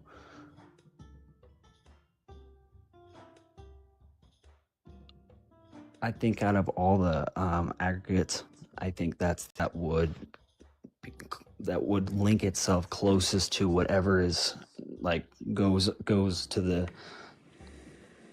the next stage in the cycle of samsara, because it's What of all the aggregates that would be the most? My question is, what makes you think there would be a consciousness without a brain?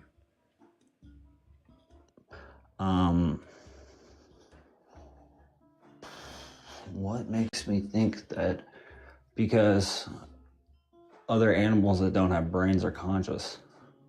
And can you give me an example? Starfish. In what ways is starfish conscious? They can move, they're aware. By being able to move, that don't have. Are you sure that awareness is reactive, responsive? Yes, I would say being able to move, although it's like on a very, like Aristotelian terms, it's a very low level of awareness, but yes. Are you sure? How have you differentiated between awareness and just sensory input? That's a good question.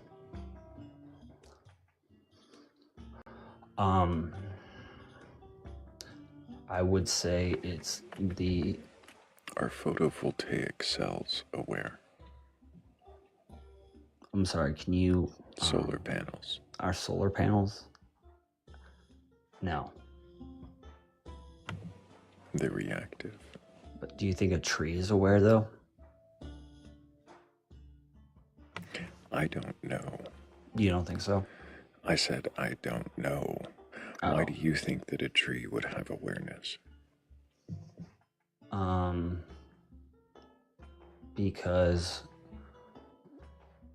you know, trees kind of going on, not to like support the whole hippies, the hippies and stuff, but like trees and plants,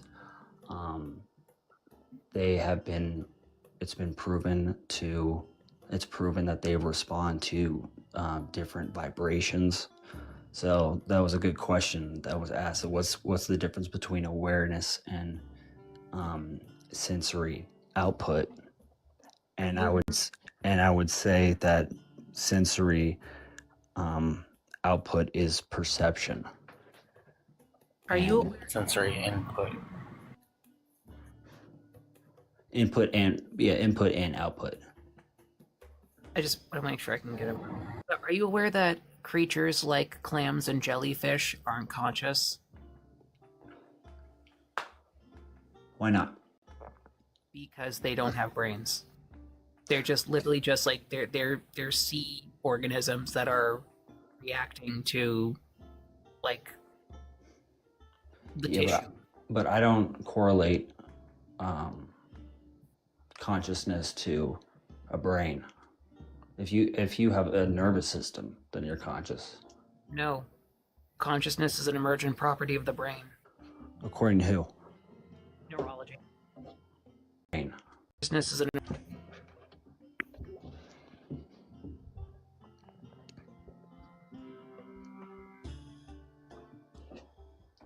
Did you catch that, Stone?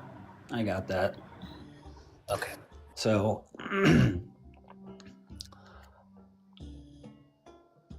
I don't know what you would call that then.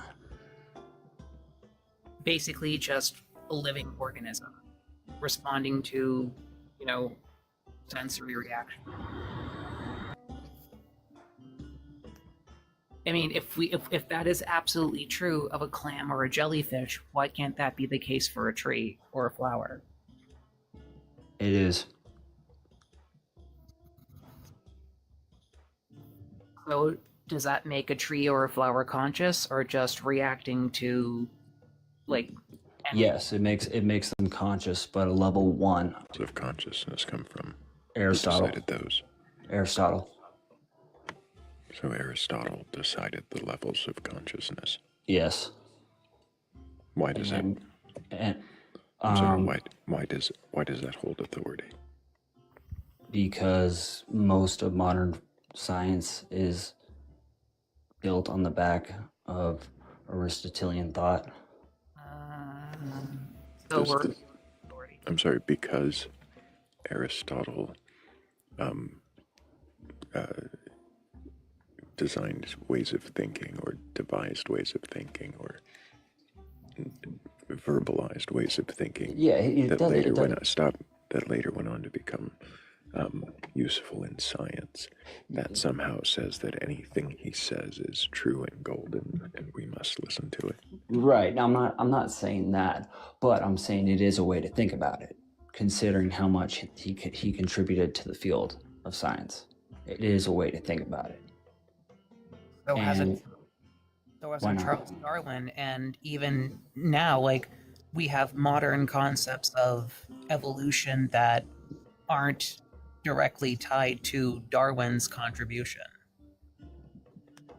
Sure, but we still use his model for thinking purposes. Right.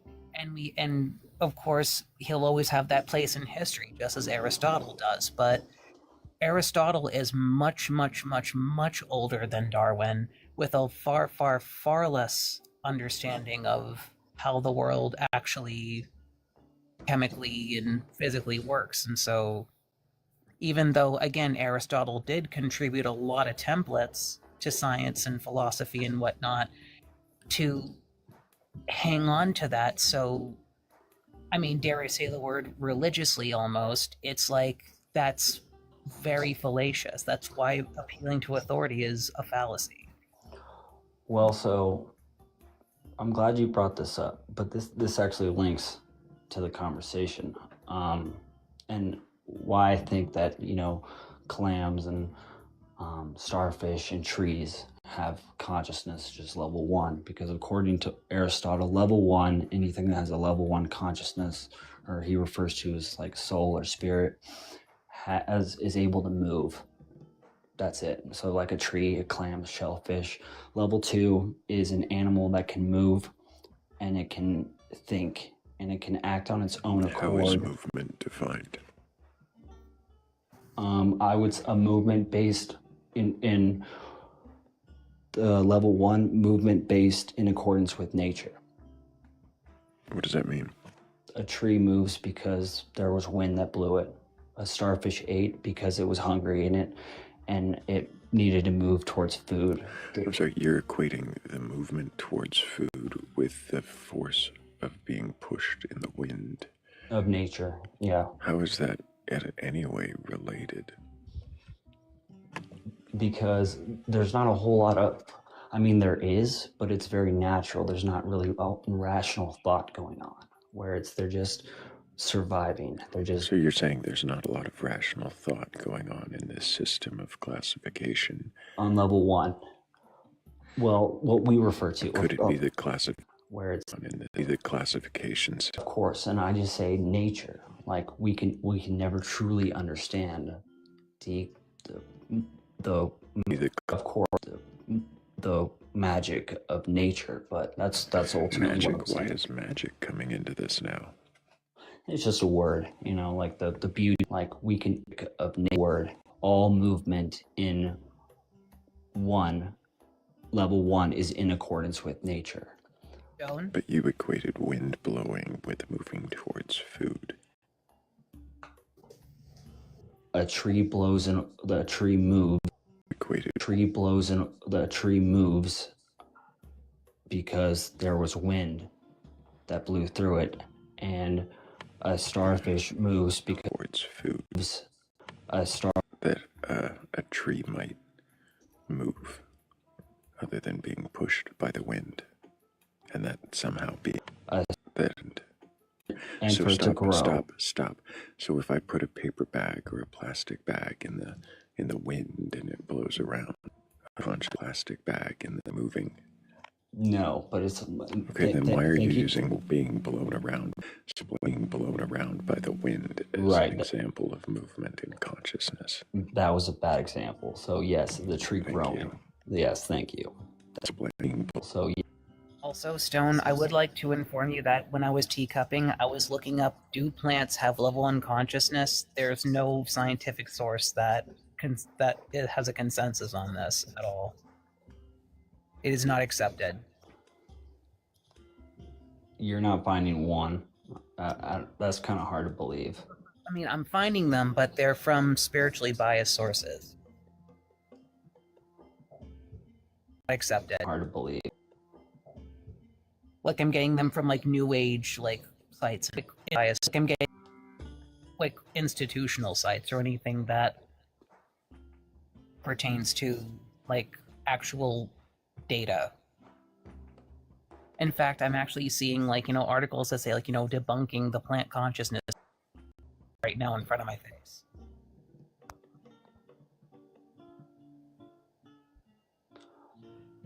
Not trying to pick on you. I'm just saying it's like Is it possible that there are not any consensus data that show plants are consciousness?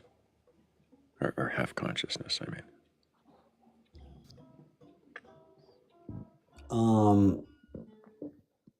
But there are going back, what is consciousness? We still haven't even really defined what consciousness is. Great question. What is consciousness, Stone? Because you were going back great different levels, and one of them was just movement. And we were in movement in the wind, but we fixed that, so it's not that. So what is consciousness? So far, we know it's not movement in the wind. So it's not. I would say growth and awareness. Growth and awareness. Mm-hmm.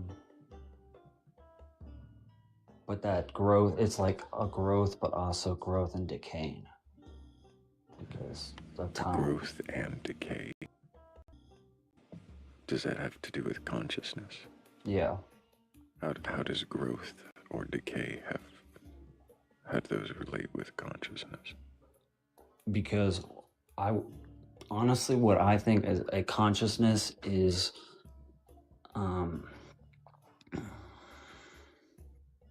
awareness that can withstand time. Awareness that can withstand time, but weren't you just talking about decay? Right, and as in time, there's growth and decay. So that's where that comes in.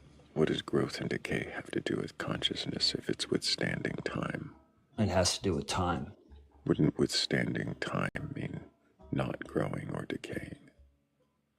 It means being involved in growth and decay. How?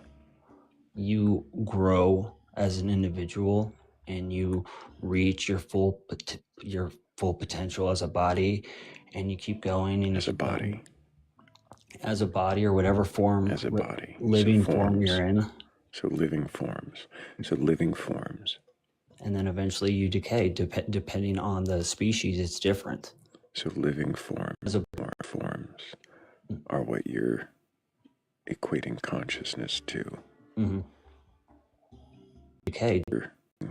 That is anything. Mm-hmm. So then, in what way are you able to see consciousness existing beyond living forms? Since every metaphor, analogy, description understanding, every reference, every idea of consciousness relates to your observations of living forms? You're good. That's a good question.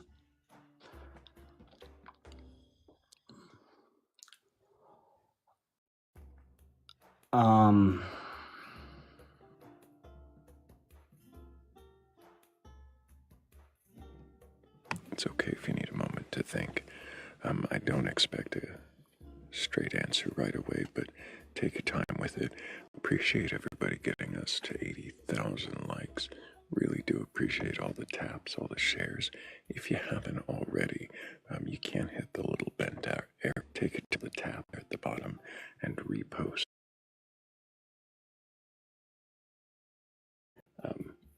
I might be a little slow today.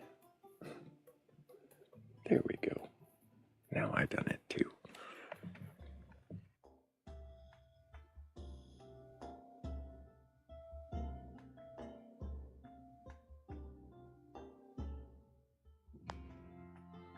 Oh, I see a Noctis in requests. Hello, Noctis.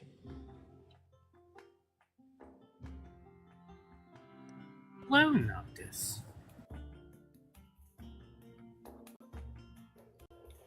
I don't know how long you were sitting in the box. Sorry for making you wait. Not that long. Not long. I had one question, which was my brain box is not with it this morning. What is a living form?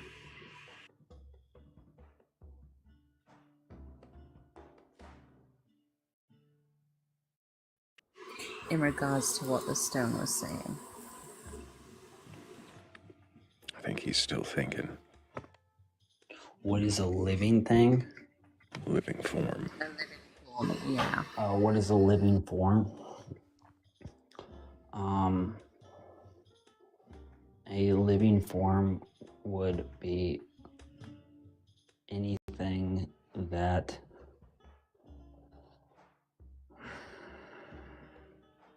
That's a great question. A living form would be anything that can consume energy and okay, a living form is a thing that has awareness and consumes energy. Okay, does it need to have awareness? Yes. Because to say that it doesn't have awareness, it just consumes energy, it would to say that a fire is living, which in like a way it is, but it's not. You know what I mean? But that's because of the terminology you're using, right? Right. And so something that has awareness and consumes energy. Sorry, how have you determined that fires don't have awareness?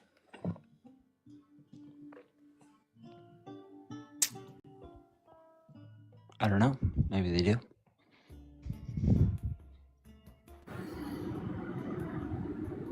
How are you measuring awareness? How do you determine... Yep, fair. Sorry, Noctis. I'm sorry, can you repeat that? I said, how do you measure awareness? How do you measure awareness? I measure it based on movement and rationality. So Whose rationality? Right, so going to the levels of souls, the reason we have higher souls than animals and plants is because we have a level of rationality, and we can actually go against nature. Do you think that other animals don't have rationality? Not in the way we do. What does that mean to go against Do you think that animals have a consciousness? He does. Yes. He thinks they have different levels of consciousness. What does it mean to go against nature? Not as high as us, and that's why I think it's permissible to, let's like eat them. Yeah, eat them, pretty much. He's saying he's not a vegan. Yeah. We're the same as animals. No, not at all. not here to judge people for their decisions either. But so you're saying that that there's this consciousness that is somehow able to permeate lifetimes, that it is somehow able to exist from one living form through some kind of in-between state and then enter another living form. Yeah, because it's trapped and it hasn't reached enlightenment. And then once it does, it reaches nirvana, and then it will no longer stay in the cycle of samsara. So right off the bat, the cycle of samsara is a very bad thing. I'm sorry, but before we go there, what is the thing that is actually like it's consciousness, it's awareness of something? Yeah, I don't think there's a human name for it, but how is there a way that it goes from one life to the next? Because it's stuck in the cycle of samsara. You say it's stuck in the cycle. That's like me saying that you're stuck in a plot hole. But what is the actual mechanism? What are we seeing that shows us there's anything going through this cycle? Like, what is the mechanism that shows us? Mm-hmm. Faith. What is faith? What did Augustine say? You want to go to Augustine now? No, I mean he kind of hit the nail on the head. He basically said, those that do not have faith, no amount of argumentation is adequate. Those that have faith, no argumentation is necessary. Rather than using a condescending quote from hundreds of years ago. I don't think it's that condescending. You're serious. It's not that bad. It's literally condescending at its core. So rather than using a condescending quote that doesn't define the word, how about defining the word? I think faith is believing in ultimately a thing or an idea, even if it cannot be proven. Faith is an idea. Say that one more time. Faith is an idea that cannot be proven. Faith is in a set of ideals that are so. Is it the set of ideals that is the faith? Faith is a set of ideals. Is that what you're saying? It's the set. It's the faith in the set of ideals. The faith. So faith is the faith in the set. Faith is the faith. The belief, I guess, belief. But it's also like a feeling too. So faith is the belief slash feeling in a set of ideals that what? Yep. In a set of ideals that are sometimes so supernatural that cannot be proven. Sometimes so supernatural is a very long definition. So yeah. it is the belief slash what was it? Not belief, it was belief in a set of ideals. Yeah. That sometimes are so supernatural. Sometimes they are natural, so they can be proven. So faith is something that can be proven? Sometimes. Why would we be talking about faith if you had proof? You just said that the whole framework of this was built upon the faith. It's not necessarily the faith that there is this cycle. It's not necessarily no of this cycle. That faith. It's not necessarily that faith can be proven, but that people have faith in natural things. Faith. So some people use faith for natural things. Yes. But all the time. faith was something we came to when we ran out of evidence, right? When we were asking questions, we came to faith because there was no more evidence. So is that part of the definition? Yeah, but sometimes, like evidence, sometimes evidence is regardless. What does that mean? Evidence is regardless. Let's say that your mom, knock on wood, I'm not, I hope this isn't happening, but let's say that like your mom is dying of cancer, and based on our, the medical records, the chances are not good. Based on the evidence, it's not good. And so but you have this faith, you have this belief that she's going to live, and that miraculously, she does beat the odds. When the evidence said that, nah, this woman is most likely going to, be offed by this disease. So sometimes evidence is relevant when it comes to faith. What are you actually saying? Evidence is regardless. Are you just saying that faith is something you have without evidence? Sometimes. Is that what you're trying to say? Sometimes. So faith is believing in something without evidence? Sometimes. What do you mean sometimes? When is there evidence? You just gave another example where it was going against evidence. The whole reason we brought up faith was because you ran out of evidence. So are you saying that faith is belief in a thing without evidence? Or are you saying that it's something else? The thing without evidence, sure. Okay, so if faith is belief in a thing without evidence, how is that a good way to determine the truth? Well, what would you define as evidence? Go ahead, RC.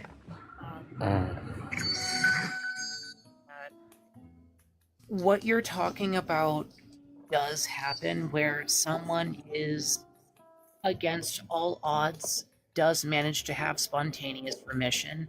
That is something observed in medical science. It's like it's not nothing necessarily supernatural. It's just the way how people's individual cancer cells can respond to certain. And so with that out of the way, it's so. Right, but I use that example because that's still natural. Cancer's natural. Right. Cancer is natural. Yeah. But that doesn't necessarily make a very compelling argument for faith, because you're suggesting that because like these cancer cells were in remission because somebody had faith that they would recover. Unless I misheard that. Yeah, it's because I define faith as a belief as well as a feeling. But it also sounds like you're kind of giving faith like this supernatural power, that because somebody had faith that they were going to recover spontaneously from cancer, that they did. It's like it's some sort of magic or something. No, I wasn't trying to intertwine the two, but... Okay. That's the one to make sure in case I was misunderstanding or not, and in terms that I wasn't that particular. So thank you so much for clarifying. But something that also bothers me, like, and I totally get where Thrayle's going with this, is faith. Because the way I define faith is believing in something with no good reason. In fact, I'm gonna make a very make a hot take here. Religious faith is completely useless in truth seeking. Completely useless. I mean, completely useless and empirical truth seeking. I should specify.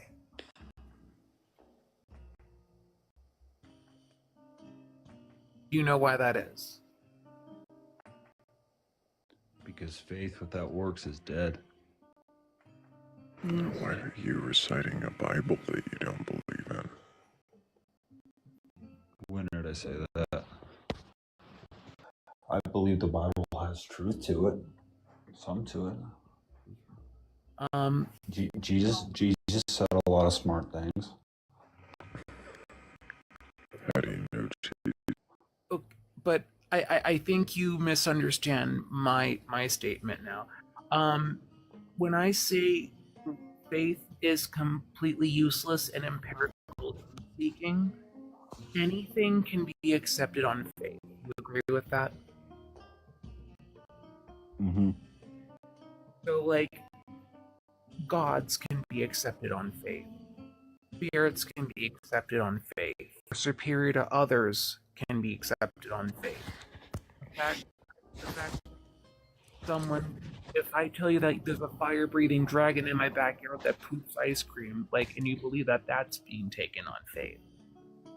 It's because of faith is why we have so many different religions and opinions, and why we can't even come to a freaking consensus as to what a god even is. Remind me not to eat the ice cream at RC's place. Especially the chocolate kind. But yeah, no, but you would agree with that because faith is so various that it's created that's why we have so many different perspectives and why we can't come to a consensus.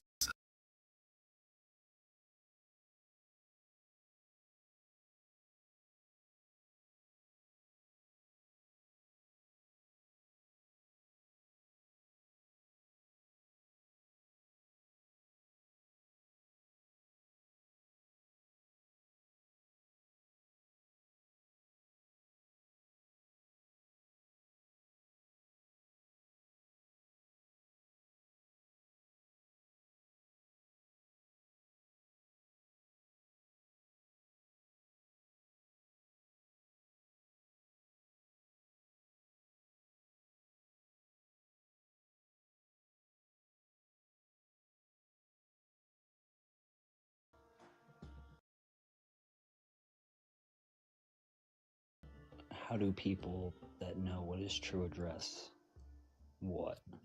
I mean, people who value truth and value what's objectively true, how is faith supposed to help them in that regard? Like how is faith supposed to help someone who wants to understand the objective reality that we live in?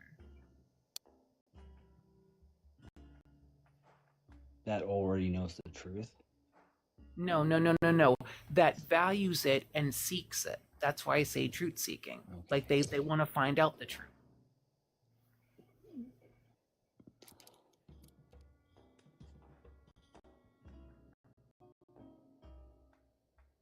I'm sorry. So it's these people that they want to find out the truth. Mm-hmm. And Stone, are you not tracking? Are you somewhere else? Is there something going on that's making it difficult for you to follow these sentences? Phrase it. So, scientists, okay? So people whose job to investigate reality and explain how it works, right? That's what science is. Like, it's the pursuit of knowledge, the pursuit of, like, explaining how, existence works. Mm-hmm. Correct. So someone who is on the mission to understand the world that we live in, like a scientist, is on the pursuit of truth seeking. How can faith help a scientist in their empirical research?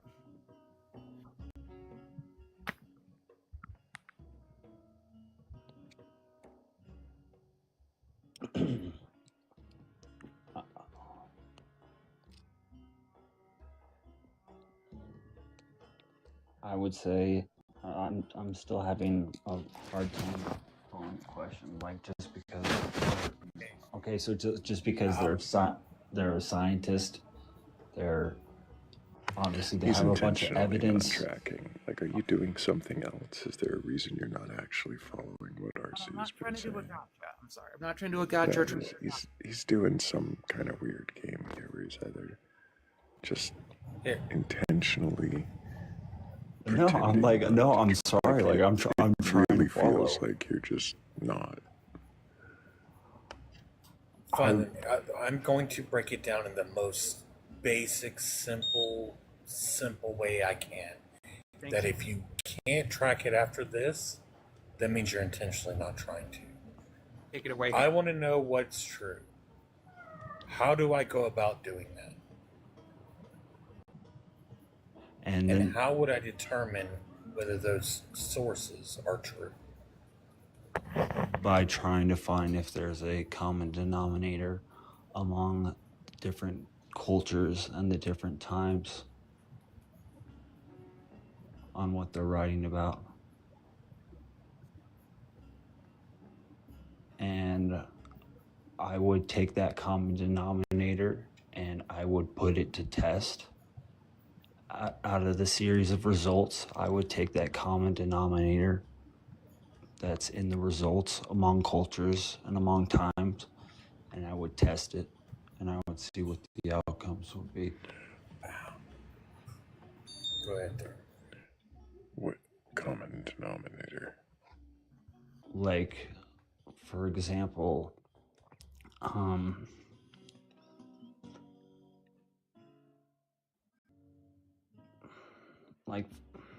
like for example, if trying to believe in a set of gods, you know, and so you can look at, I think that you do look at the Abrahamic religions where, you know, you have monotheism, and then you do look at polytheism and, you know, Hinduism and, you know, other tribal culture, smaller tribal cultures as well. And yeah, and you look at them, and what are you saying is common? What's the common denominator you're saying is there?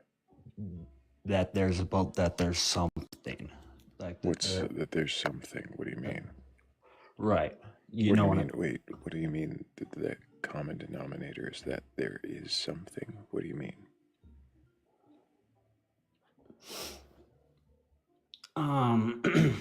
Okay.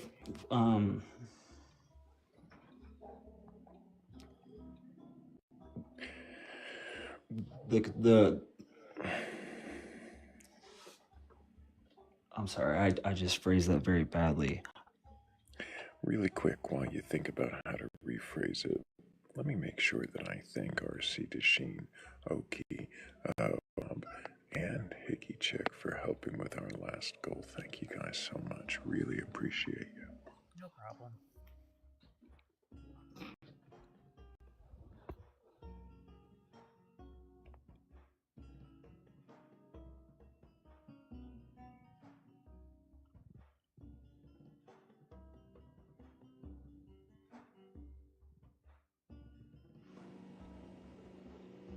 You still with us, Stone?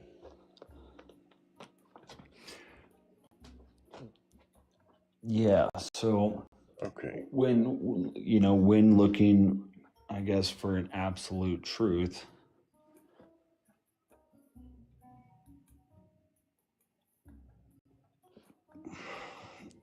the closest thing that I can example that I can give, well, I would say an absolute truth. Why are we talking about absolute truth now? Well, because we were talking about in seeking the truth, and so what the truth is, what the common denominator would be across cultures. That's what the question was. Yeah, common denominator right. Across cultures. That's going to tell you the absolute truth. What is that common denominator?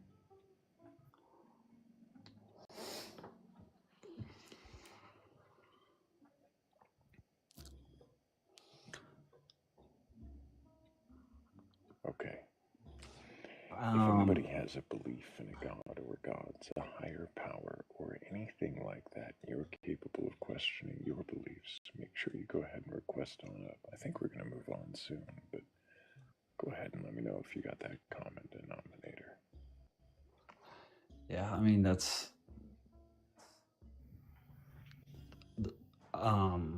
okay. So laws, like morals and laws, for example. Morals and laws. Right. Which are different for different cultures. Yeah. So the common denominator is the different law. You're asking how I would find the truth. And again, if I look with regards to like morals and laws, if I look across different cultures and I see that it is immoral to off people and to off yourself, and I also see the repercussions of that moral law in that society, and I see the impacts across cultures, I'm gonna assume that that is a good thing. Okay, so we haven't really come to truth, just your assessment that things are good because they're common. Because the masses agree on them. Correct. I think that we haven't come to understand better what you think truth is. And I also think that we haven't really seen you question your beliefs very much. So I am, well, I guess curious, why did you request up here? Well, I would say I was questioning them just because I was initially wanting to talk about the cycle of samsara, and then you kind of we did. Right, but then you kind of put me in this rabbit hole. How did I put you in a rabbit hole? With the questions. That's not what we're trying to do. I know you're not. We're asking about the cycle of samsara. You took it on faith. We were trying to understand how you thought faith was a good way to determine truth. Well, the cycle of samsara isn't like dependent upon faith. It doesn't really have anything to do with it. You brought up faith when I was asking you how you knew that such a mechanism could even exist. I believe in it, but it's it's not like a notion of... I wonder if you can question that faith. Oh, the faith that you put into it. Oh, sure, because it's not a good faith. It's not a good faith. It's a very bad faith. What do you mean it's a bad faith? Like when people hear the cycle of reincarnation, they're like, "Oh, sweet, I get to live again." Like it's a very bad notion in Buddhism. Okay, so you're not, yeah. It's not like heaven. It's not like a faith in something good. It's not. That's not questioning it. That's not what I thought you meant by bad faith either. Yeah. So it sounds like you just have a unique notion of what that is, and well, I would be inclined to question it. We did run a poll. I think we're gonna move on. Appreciate you being here, Stone. Appreciate you, my man. That you I'll see keep you around. asking questions. And if anybody, Hammy. Go ahead, do your thing. If anybody's got a belief in a god or God's higher power or anything like that, and they're capable of questioning that belief, then go ahead and request on up, because we're not here to debate or argue. We just want to see if you can question your beliefs. Something like that. Yeah, something like that.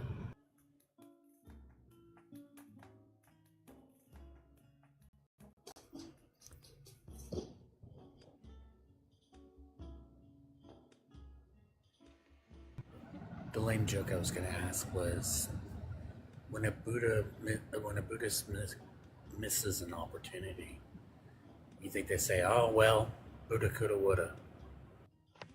Buddha coulda woulda. That was hammy, indeed. I thought you were gonna, say something like, oh, maybe I'll get it next time around, or something like that. That's what I was thinking. Yeah. I mean, that's a good one, too. Good jokes subvert expectations, though. Thank you, Kung Pao, for knocking that goal out before I even realized it was done. Thank you.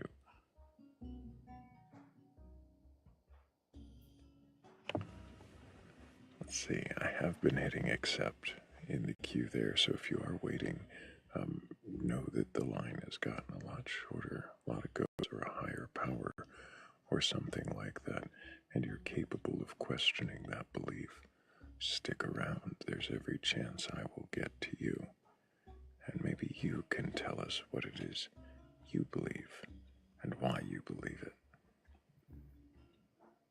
If, of course, you can question it.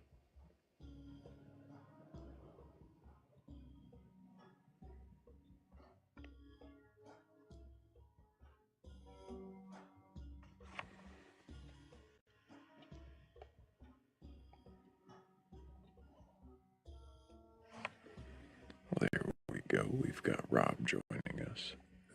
We got me again. Hey, how you doing? Can I get your age for TikTok, TOS? Sure, and I've been here before, but yeah, I'm 56. And do you have a belief in a god or God's higher power or anything? Well, you know what I'm saying? I mean, I can say anything.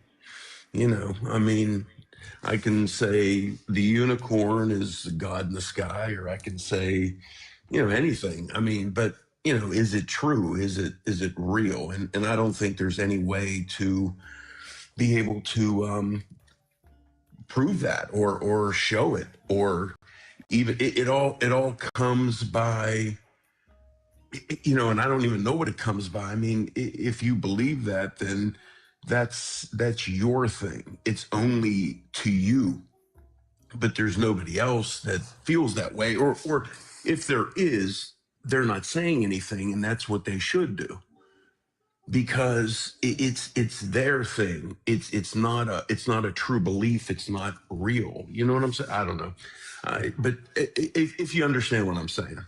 I think if I understand you correctly, you're saying that Jesus is no more real than the celestial skeleton Correct. goddess. Correct. And that your belief is in a something, but you don't even know how to identify what that is, if it is something at all. If it is even one thing. Is it one it would be, I don't know what it is because I haven't identified it yet. Me individually, not anybody else, just me individually. I can speculate a whole bunch of things, and sometimes I do, even with the Jesus thing, I said, hey, I was Catholic at one time, and I believed that Jesus was God, but he isn't, so I don't even know if he exists. I mean, so that's what I'm saying. The only thing I can believe is what we have here now.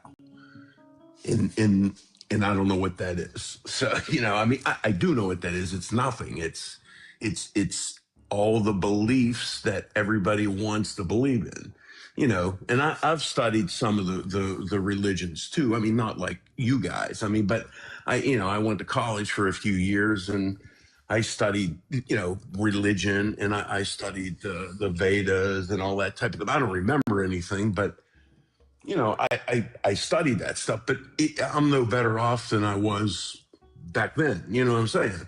Because Did you study the Eddas? Say that again.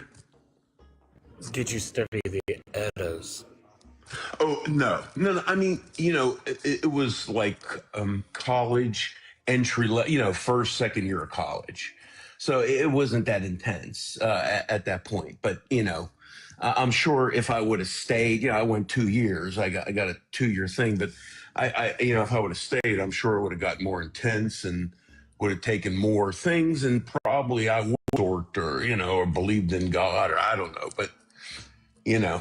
So I don't know. I believe that too. A lot of the things that people do come from what they grew up with. You know what I mean? So, like example, I mean, I grew up in a, middle class to poor to middle class home. And, sometimes we're richer than others, whatever. But my parents, my dad said, hey, just go to church. I said, well, why do I have to go? You go? And he says, no, just go, shut up, go. And then your mother said, so that's it. So that's why I went. I went to church because I was told to. But when as I got older, I stopped, thinking of any of that stuff. So, but yeah, basically the bottom line is, I don't know. So I don't know. I don't know. Like I don't know here. Yeah. I don't know the right place to land on that. So, do you feel like you know much of anything about what does exist? Well, no, I mean, you're, yeah, you're right. I mean, I think, I mean, I know what's out there. I know everything. I know Jesus, Buddha.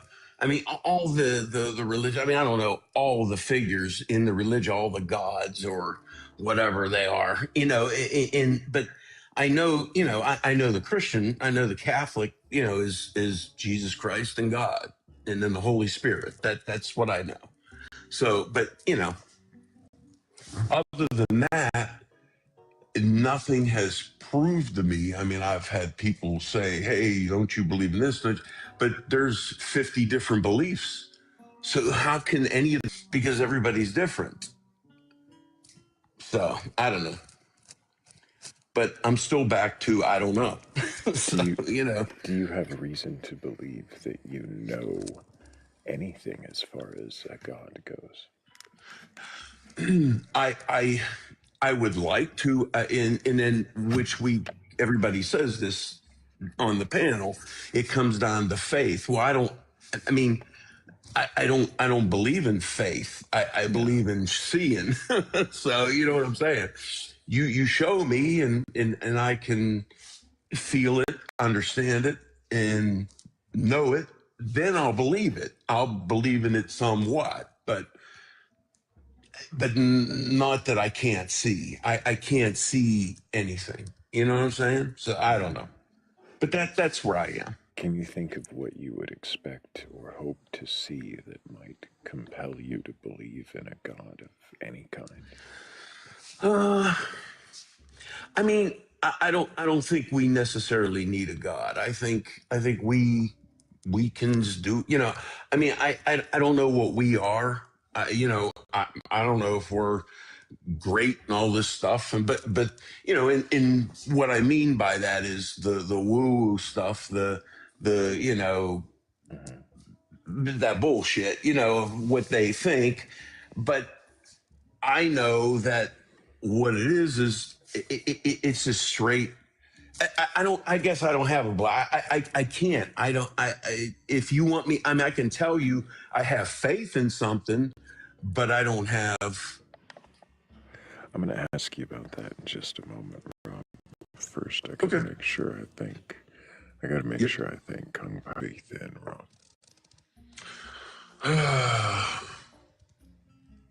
I have faith in not to have faith. I don't know. I don't know. I have faith in, in this world and how things are moving. And, I think things are going to get better. But, I think we all, all of us have to put our hand in it and do something. And and I understand that takes, a group of people, that takes many people, to do that. But so that's, you feel like you have faith in what you see, and you have faith in people getting better or things being better. Right. Yeah. But that's not always a guarantee or tentative. It's right. Faith in in the sense of hope, not in a certainty Yes. of what is or will be. Yeah, and I know that, and I'm telling you, I know it's a sense of hope, but but hope, isn't facts, and what has to happen. So I don't know, and I still don't know since the last time we talked. I've been listening to you. I don't knows. Yeah, that's about it. I don't know. That's fair. That's fair, Rob. That's where a lot of us are. Yeah. So I'm still searching. I'm still hoping. I'm still listening to, you and all these other lives. I'm even listening to lives and I'm listening to it. So, I'm not saying anything. You're really the only show I've talked on, or the live I've talked on because, you understand me, but all the other ones I don't. I just listen. So, but I understand, Rob. I do. I'll be honest. I don't go up on many other lives either. I don't. Yeah. No, I mean, I only go on a few, but when I go on it, I'm on it for 15 minutes, and I'm like, oh boy, and then I don't say anything because I can't. I don't have that knowledge. I don't have the education. I mean, hey, I defer to everybody else that's the expert. I just want to listen right now, So. Well, I appreciate that, Rob. So. I'm going to give you an offer that I don't often extend, but it's rare that you make it to the panel. So I'm going to say, if you'd like, you're open, welcome to even ask me a question if you want. Yeah, I mean, I was just wondering what you believe. Same thing, What kind of religion? I mean, I don't think you believe anything from what I've been hearing and listening to, but I don't know that because, I'm not just being dismissive whenever I Oh, answer. no. Right, I know that. People will often say, what do you believe? And I'll say, oh, I don't have any relevant beliefs, or my beliefs don't matter to the conversation. That's because there really are no beliefs as far as a God goes. I don't believe there are no God, and an affirmation one way or another. That's where I am, so I don't know. And you put it better, so I didn't, but that's exactly where I am. So Hammy will take it a step farther. Hammy, yes, please. Oh yeah, I go a step further and I make the claim the belief of that no gods exist. No, yeah.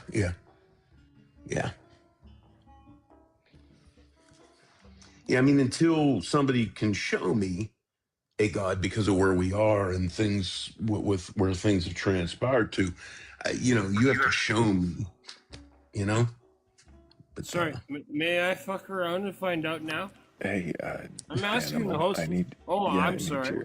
need I'm muting you for just a moment because I am the host, and I'm gonna offer you an opportunity to stay here, Danimal. But I need you to give me your age for TikTok TOS. Can you do that much? See, now you gotta find the mute button on. You don't get to influence the guy. You know what? Let him fucking make his own choices. Okay, so you're not actually even paying attention to the conversation. Great.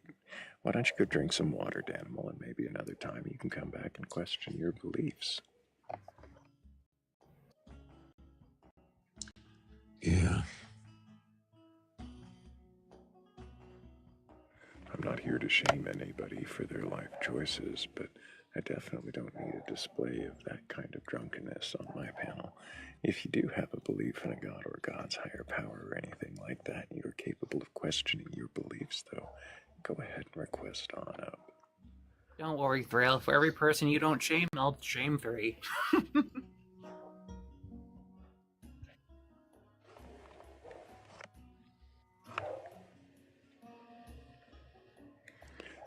Do we think that... Oh. No, there was a request. They disappeared. Yep, there he is. Danimal. Hey, Danimal, can you actually Face? give me How your are you? age for TikTok Hey. TOS? Hey, you do your best. You know, that's great. Did you hear me say what I was saying? No, it didn't. Can you Didn't provide really, an age? didn't really care. You know why? Cool. Then you won't be on the panel any longer. It's unfortunate. He said, nope, didn't even care. It's like, well, you're not gonna be here then, bud.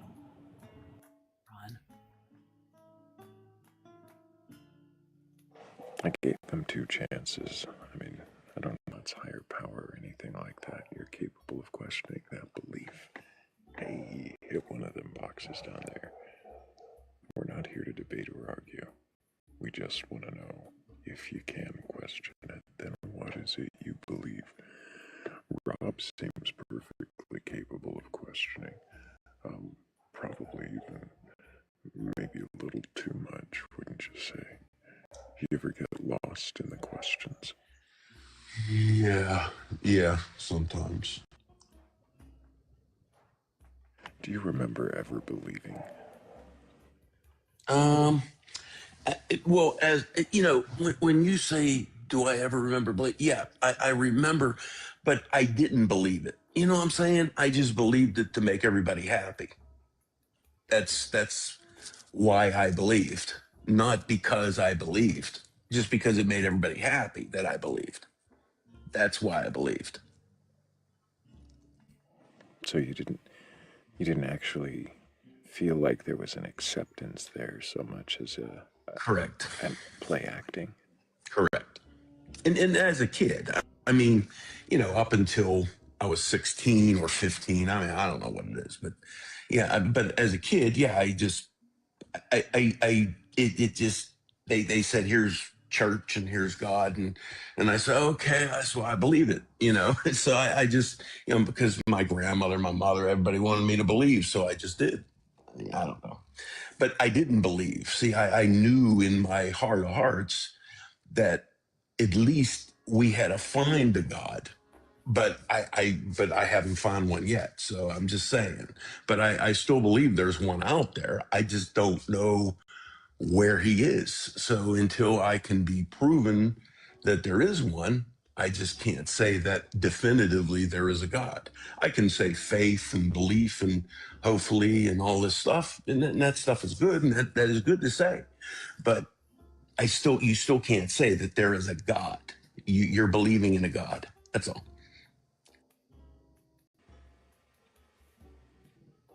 What kind of God would you want for there to be if there was one? You know what? I don't think I'd want a God. No, I mean, just you asked this question to, I think, a few people before, but no, I don't think we need a God. I think everybody can work together in a collective, but everybody would have to really check themselves. You know what I mean? And I don't know how we would do that, but I believe everybody can work together. But you know, yeah. So I don't know. I don't know is a pretty good answer. Yeah, I don't know. I don't know.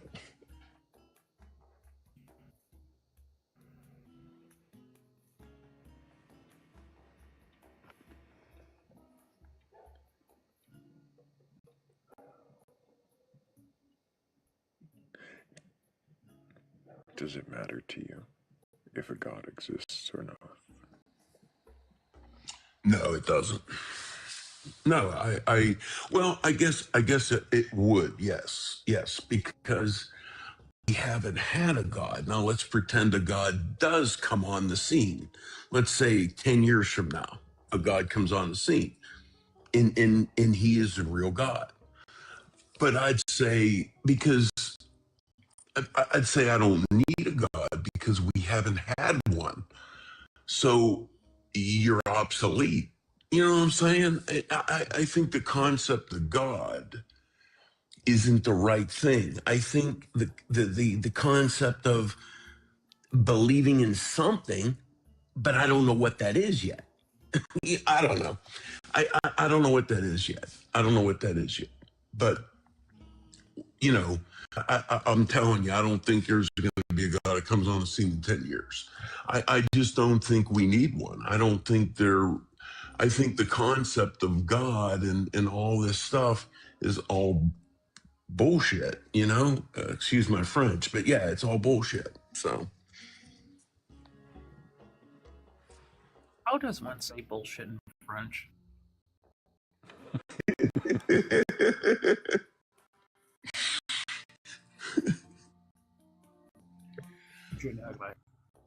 I hate to say this, but here, let me tell you, my grandmother was French. My grandmother was full French. She came over here during the with my grandfather. He was American. He was fighting in the war I don't know what that what it was called, but he was in France. He was in the Battle of Bulge or something like that. Whatever. Battle I of don't the know. Bulge. No, not that one. I don't know. I don't know what it is, but he was, and he brought her back from France, and they had a life together. So, but she was the one that pushed me, and it was a lot. I mean, it was a lot of they were brought up in religion in the Roman Catholic Church and all that type. She was big in that thing, and I, every time she pushed it on me, I pushed away. It just, but I don't know. So apparently it's La Cunelli. That means nonsense, I think. Well, if you're looking for something more like poop of the bull or something, it would be like Merde de Terre.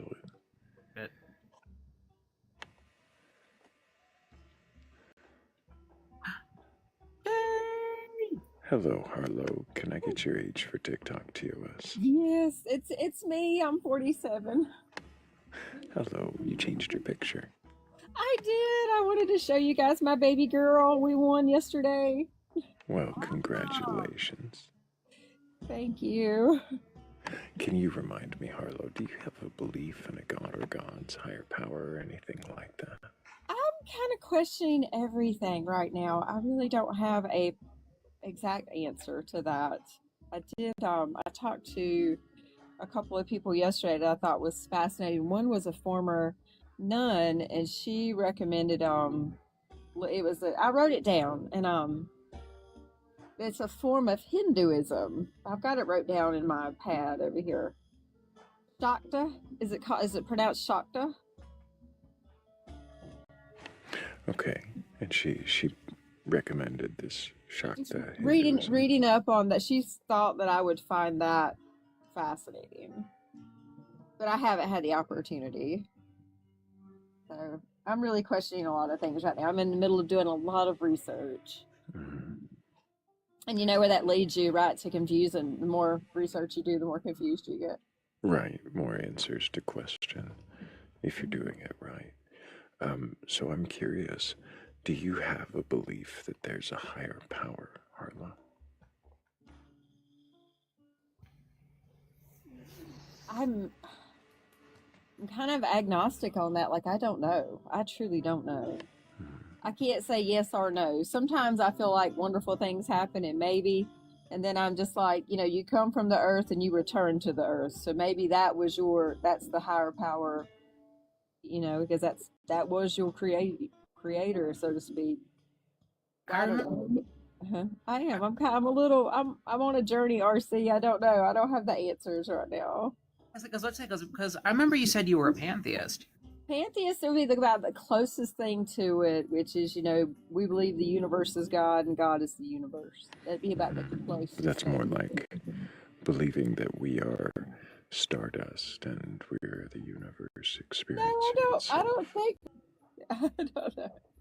We can't. I don't know. Maybe we just came from the earth. Sounds like you're becoming more eclectic. I like that. I don't know what That's an interesting mix. I'm trying to figure it out. I'm open to suggestions. Do you expect that you will find answers? I hope so. I don't know that we will, though. I mean, I think by the time you figure it out, you can't talk about it, right? Because you're no longer here. How do we know that? Well, because you're unalived. So you're not going to be able I to think know. to RC's point, how would you know that you would know anything then? That's another one I'm just going to have to say I don't know on. I think the more I study, the more confusing it can be. I'll take a look at what this lady was talking about. I thought she was fascinating, being that she was a Catholic nun and left that because she wanted to find her own path to enlightenment. So talking to her was, I'm friends with her. I'll have to, the next time, I don't know if she's on to invite. As late as we on. I'm sending her a invitation now, but she was fascinating to talk to. Way more educated on it than I am. I don't know if she might be on. Well, I would be curious for you, Harlow, rather than focus too much on this nun's beliefs. Though if she does arrive, I'd be very interested to question her. But for you and your beliefs, do you think there's an afterlife?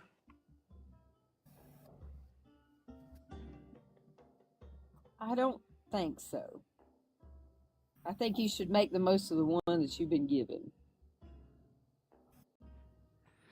If you don't think there is an afterlife, you don't She's think... up here. Oh, I see. If you don't think there is an afterlife, then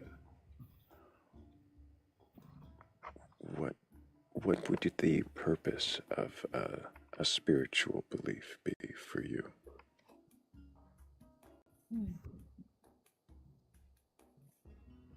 I don't know. Like I said, I've got more questions than answers right now. That's fair.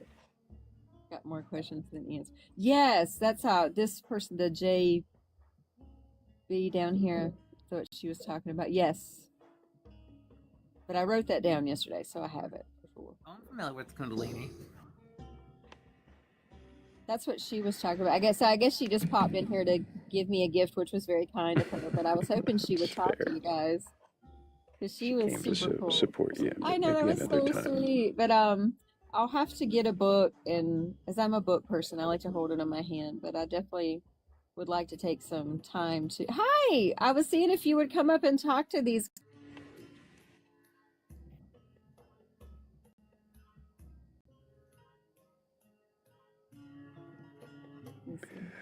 Only if you're open to it. We are up here just questioning beliefs to see if you can question your beliefs. If anybody watching does have a belief in a god or God's higher power or anything like that, and you're capable of questioning your beliefs, go ahead and request on up.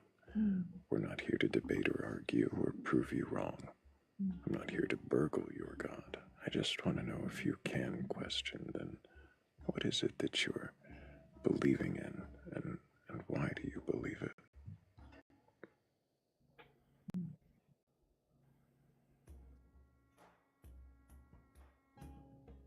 You may or may not be compared to a sandwich. Oh my goodness. I have heard you we guys all do are that. sandwich. Everything's a sandwich, though. Please don't talk about food. I think the steak that I ate last night was not the best. My stomach hurts so bad. Back in the Box, Sonic, Subway. I'm going to beat you. I Swanee. I don't even know why I'm friends with you sometimes. Steak would be a sandwich. Oh, yeah.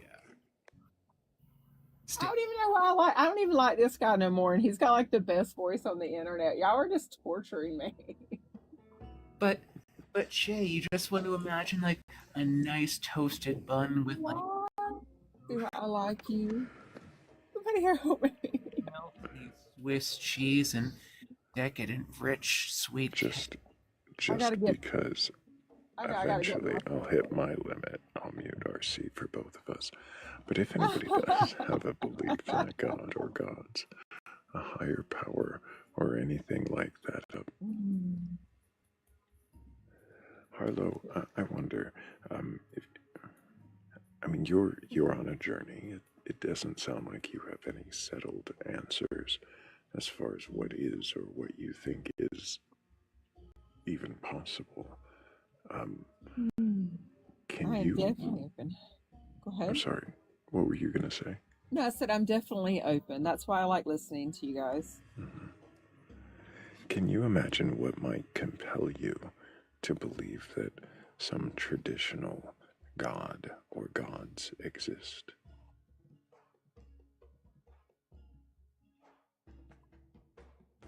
If something could universally make this world kinder.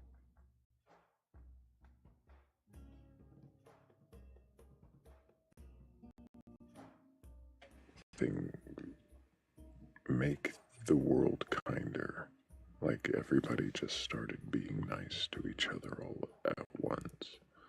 That would compel you to believe a god did it. Maybe. It would definitely be, if I had one wish, that would be my wish, is that everybody was kinder to each other. I see. That's more what you would ask of a god. Hmm. So if they had the ability to do that, I would certainly believe in them. I might have some follow-ups in a moment, but we have Guru Ma Devi. Can I get your age for TikTok TOS? I do not give out my age. I believe that age is nothing but a number. I'm sorry, well, for TikTok terms of service. Well, I am older than 21. Okay. Can you narrow it on a decade? Are you in your 20s or 30s? Like I said, I am older than 21. That's all. Fascinating. Yes. Interesting. Do you have a belief in a god or gods higher power or anything like that? Like I stated previously on the comment, I am a Shakta. So I come from a Hindu or Siddhanta Dharma background. When it comes to that, to do with the understanding and comprehension of the divine principle taking a divine feminine form known as Adi Parashakti. Okay, so you're saying that you believe that your intentions take on a divine feminine form? I'm sorry, I'm trying to understand. Not my intentions. That's not what I stated. I said I must that. have missed something. No, go ahead.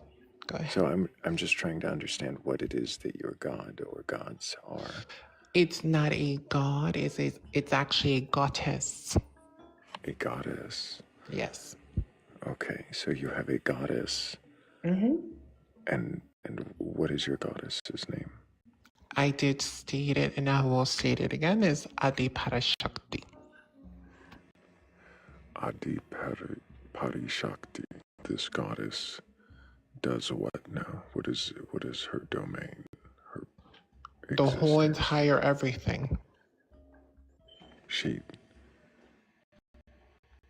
The whole entire everything. She makes everything. She does time, everything. Space, everything. You name it, is Adi Parashakti. So everything that exists is her, or it is her doing? It's an avatar form of Adi Parashakti, yes. So all of existence is an avatar form of this Yes, goddess. different manifestations of Adi Parashakti. So is there anything in existence that is not a manifestation form of her? No, everything is Adi Parashakti. So everything has been, and everything, that is the Shakta point of view. Keep in mind that is not the only religious practice that I do practice. Well, we are focused on what it is that you believe. That's what I just stated. I did state that what I mostly do is Shaktism, but I do practice other modalities. Is there something about the sound of my voice that makes it hard to let me finish the sentence? Oh, I'm sorry. Okay. We're not here to argue or debate or prove you wrong. We are just kind of questioning what it is you believe and seeing if you can question it. So I'm curious. Is it something that you can question? Can you question your beliefs? Yeah, you can question whatever you like. I have Sorry. no problem on I answering. think I think you're missing the meaning of my question. Can you question what it is that you believe? Can you? Meaning, if I'm understanding you correct, and please let me know if I question myself or if I question. Do you? Did I hear that correct? Is that what you were asking? Yes. I don't have to question my beliefs anymore because I have been unalived 11 times. So I really, from my understanding and comprehension, because I was, physically unalived 11 times, been there, done that. So physically unalived 11 times, you mean that your heart has ceased function 11 separate occasions? That is correct. And in those Not to mention separate occasions, in those 11 separate occasions, what was the longest duration that your heart stopped? 3 minutes, almost 3 minutes and 42 seconds. So during those instances, do you know if your brain ceased function at any point? Yes. Which one of those instances? Is it all of them? It was the 9th time. How long was that duration? I don't recall the exact timing. I know that it was quite a bit. Not to mention I was also in a actual coma for 11 and a half months. So you were in a coma for 11 months. 11 and a half, yes. I'm sorry, 11 and a half months. You've been unalived 11 separate times. Yep. And the longest duration that you were unalived was again 3 minutes. You said 3.5 minutes? Yes. Or was it? Okay. And you believe that there have been instances during those 11 times where you were brain dead, essentially, and revived? Not that I believe. It's actually in my medical record. Fascinating. So you're saying that your medical record would reflect a Yes. brain unalivement and revival?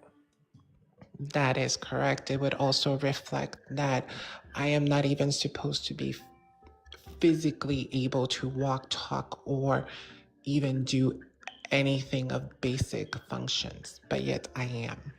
Fascinating.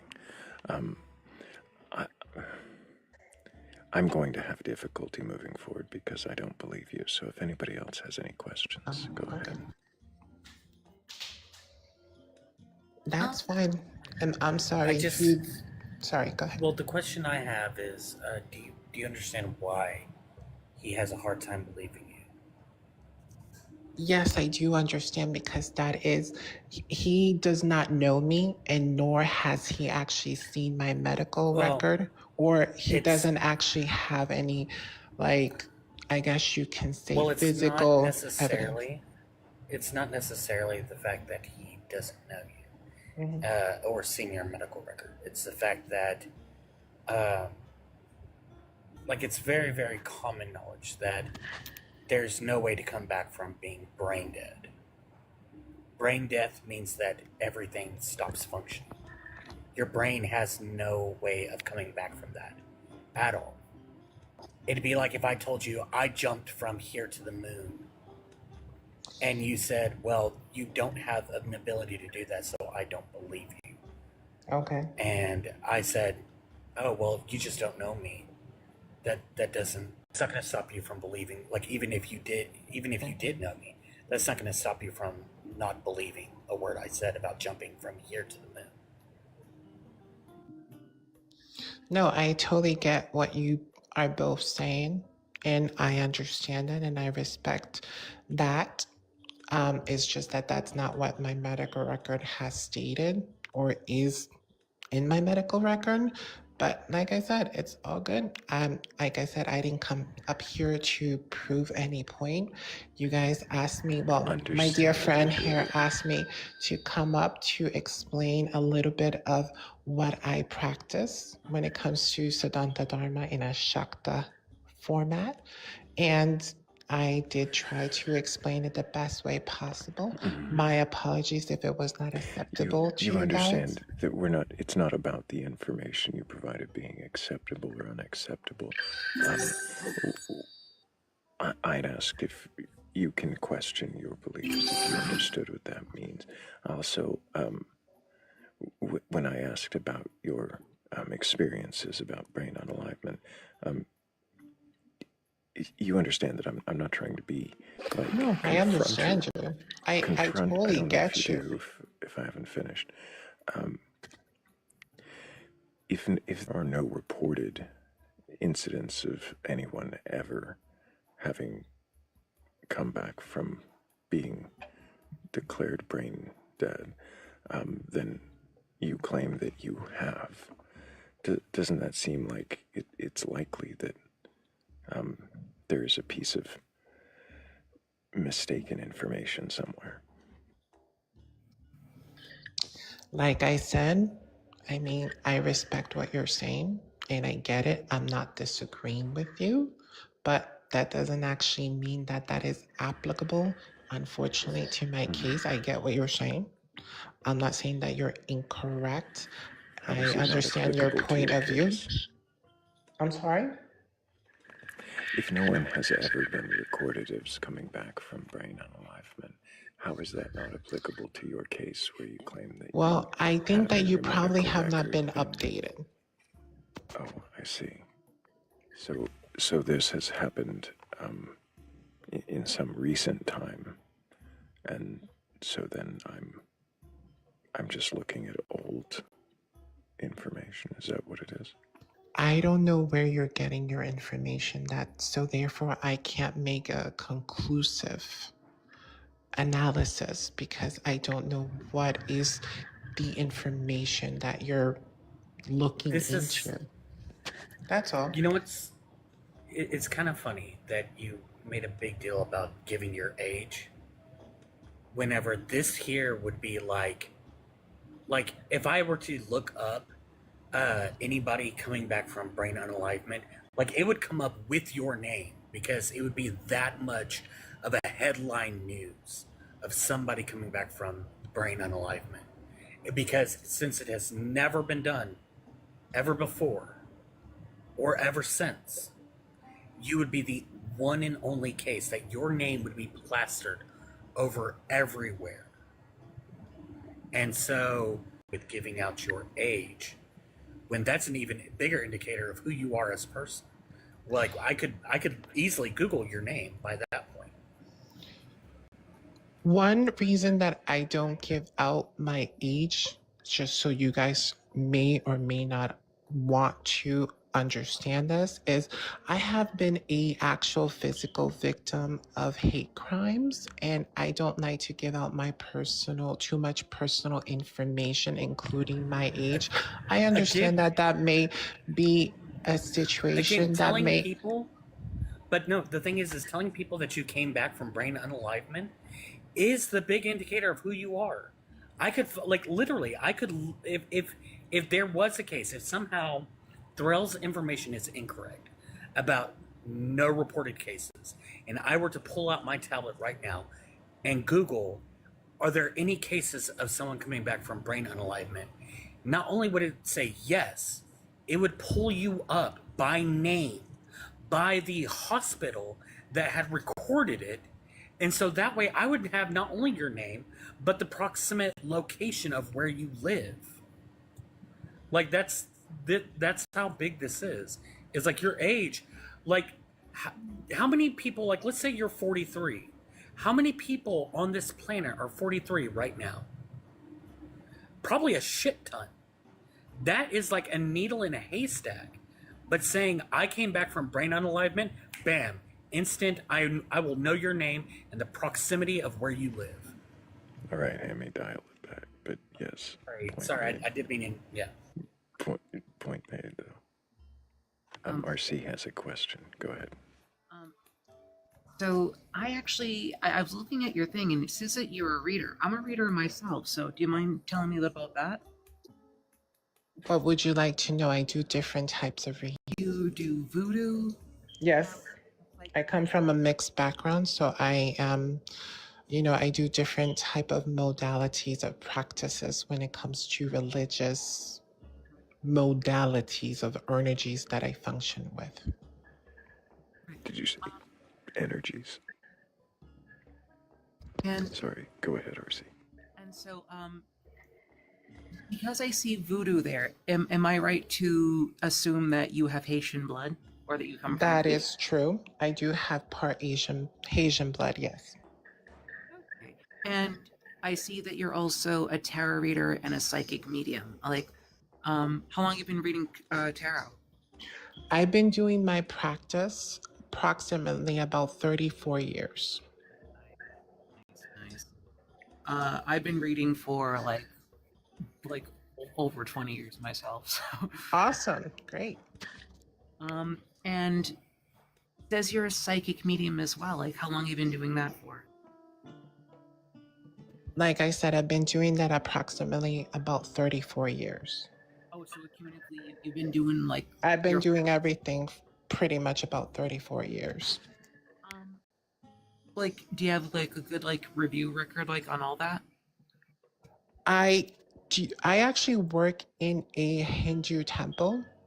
I just did a actual client just about maybe 30 minutes ago, and he actually wrote an actual review. If you would like, you can probably look into my page and you can see, like, click to his page and you can see what he wrote regarding, his reading. I wouldn't mind looking into that. And so the reason why I ask is, like I said, I am I'm a reader myself, and so I approach things like divination from a completely different angle. You're gonna find this like really weird, but I'm actually an agnostic spiritual atheist. I don't believe in a god figure. I don't claim a god figure does not exist, and I find meaningful coincidences in the mysterious phenomena attributed to the supernatural. That doesn't necessarily say that I believe in the supernatural, but I do find the idea of the supernatural. Oh, you're a bag full of woo, RC. Oh no, I'm a woo. I'm just messing. Oh no, I'm a woo woo train. Like I'm woobly as fuck.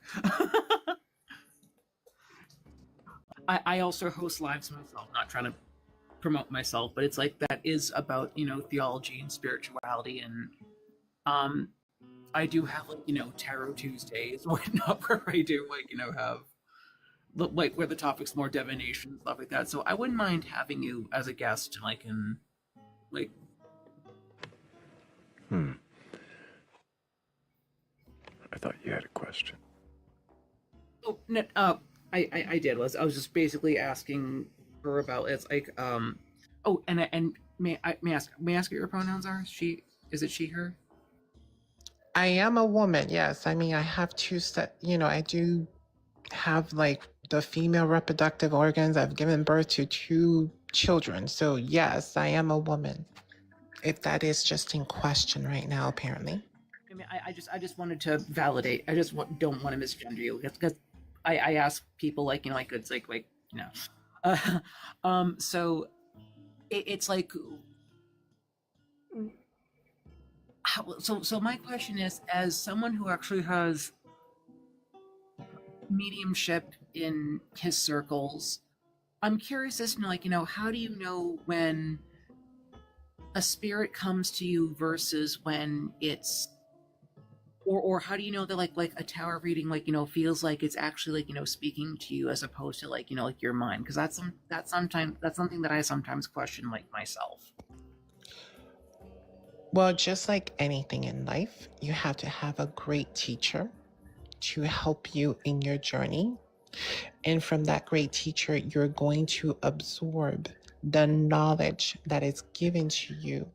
And you are going to use that and adapt that to your own method and how you read a specific tarot, or how you may read the tea leaves, or how you may read the waters, or how you may read any type of form of divination in any modality of different practices.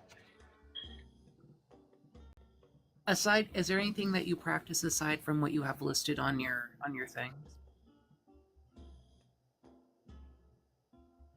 I'm not 100% sure due to the circumstances. I haven't like checked exactly like often what it is posted, but I think that everything is listed unless TikTok has done anything to, mess it up or anything, because I have gotten my account, suspended by just saying, doo-doo, but that's about Really it. quick, I gotta interrupt you guys just for a moment. I gotta thank Rob. Rob jumped off a moment ago. Appreciate you being here, Rob. But also thank you, Rago. Appreciate all of you so much. And thank you guys for 100,000 likes. Thank you for tapping the screen and sharing the live out. Everybody, I really appreciate all of the work you're doing to help get us out to the FYP and maybe get a few more people in here who can question their beliefs. I'm really curious about one thing here, Guru, and that is, do you leave room for the possibility that you could be wrong about any of it? I could not say that I'm right or wrong because that is open to the filter of the interpreter. So what I may have a belief. If you are the interpreter, can you be wrong?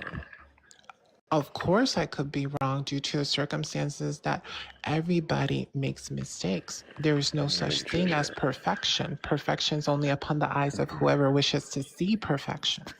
Could you be wrong about the medium powers that you claim to possess, the psychic powers, the ability to communicate or see?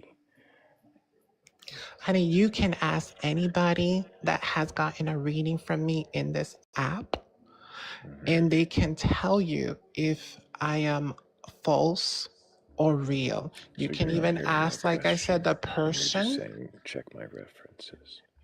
Like I said, you can ask the people that I have given readings to, just like I said to the previous person that was questioning me. I did mention that I just gave a reading to someone, and I explained to them this, that, etc., etc., etc. So you can ask them.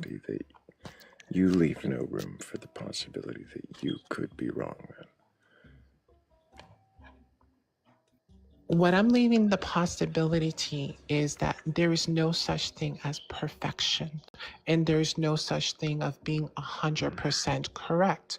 A percentage that is not going to be 100%.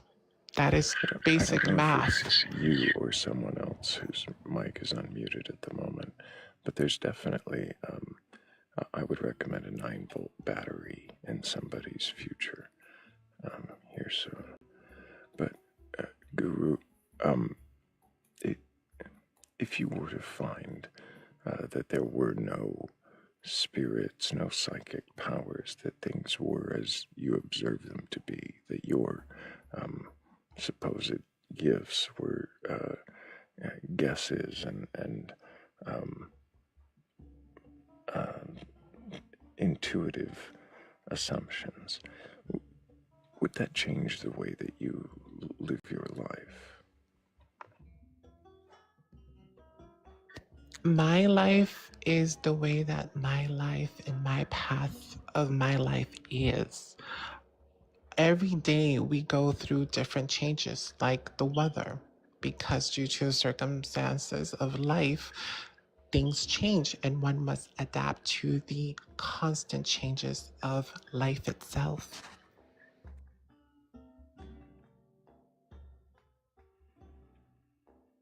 Hey guys, I'm gonna drop. I'm so sorry. I thought this conversation was gonna go better than it was. It's an I'm interesting so sorry. exploration, Harlow. You did nothing wrong, and I appreciate you. I thought you guys would hit it off, and that's not what happened. So I care always about ask everybody questions, upstairs. I know you do, and I just And I don't I'm not saying that you did too anything hard wrong on either. Guru, but I appreciate you, Harlow. I am. I'm gonna drop. I'm gonna go feed my pony. No worries. Yeah, Have a I'll talk great to you day. guys. All right, I you hope you keep too. All asking right, bye bye. questions. Bye.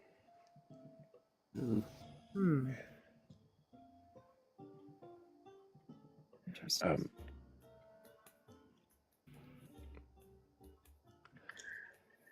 does it matter to you, Guru, if your beliefs are true or not?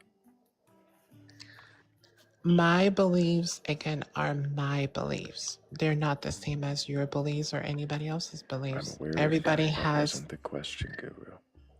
I am answering the question to the format that is being asked of me. So I am answering you the question. If unfortunately you cannot comprehend the answer that I'm giving you, then my apology. I'm trying to be You understand the condescending. question. Do you understand the question that I was asking? Yes, that's Is why that I the answered difficulty? you the So question the way that I can you answered repeat it. back? Can you repeat back the question that I asked, Guru? Like I said, I already gave an answer. I'm sorry that you could not comprehend it or it wasn't the best answer for I didn't you. ask you to answer it again. I asked if you could repeat back the I question. don't wish to repeat it back. I'm not a So you tape recorder to repeat I'm things sorry back you to didn't you. understand the question, Guru. I did If understand you're the actually question. capable of questioning your beliefs, I'd invite you to come back another time. But I think that this conversation has clearly run its course. So if anybody else does have a belief in a god or gods, higher power or anything like that, and you're capable of questioning your beliefs, then go ahead and request on up. But I'm not looking for some kind of contentious disagreement or dramatic argument. I just want to know if you're capable of questioning what it is that you conclude is true. I hope I didn't do anything wrong. Not at all. I was just trying to They were great questions. I thought it was interesting that you turned the question into an invitation to demonstrate on another live, but that's fair enough because I'm not usually looking for the demonstration unless they were willing, but I don't tend to ask and make someone feel like they need to perform. And usually whenever they do end up trying to perform, that's when we get like 50 million other people who didn't make the same performance. It does seem to inspire, others to do the same. It's interesting.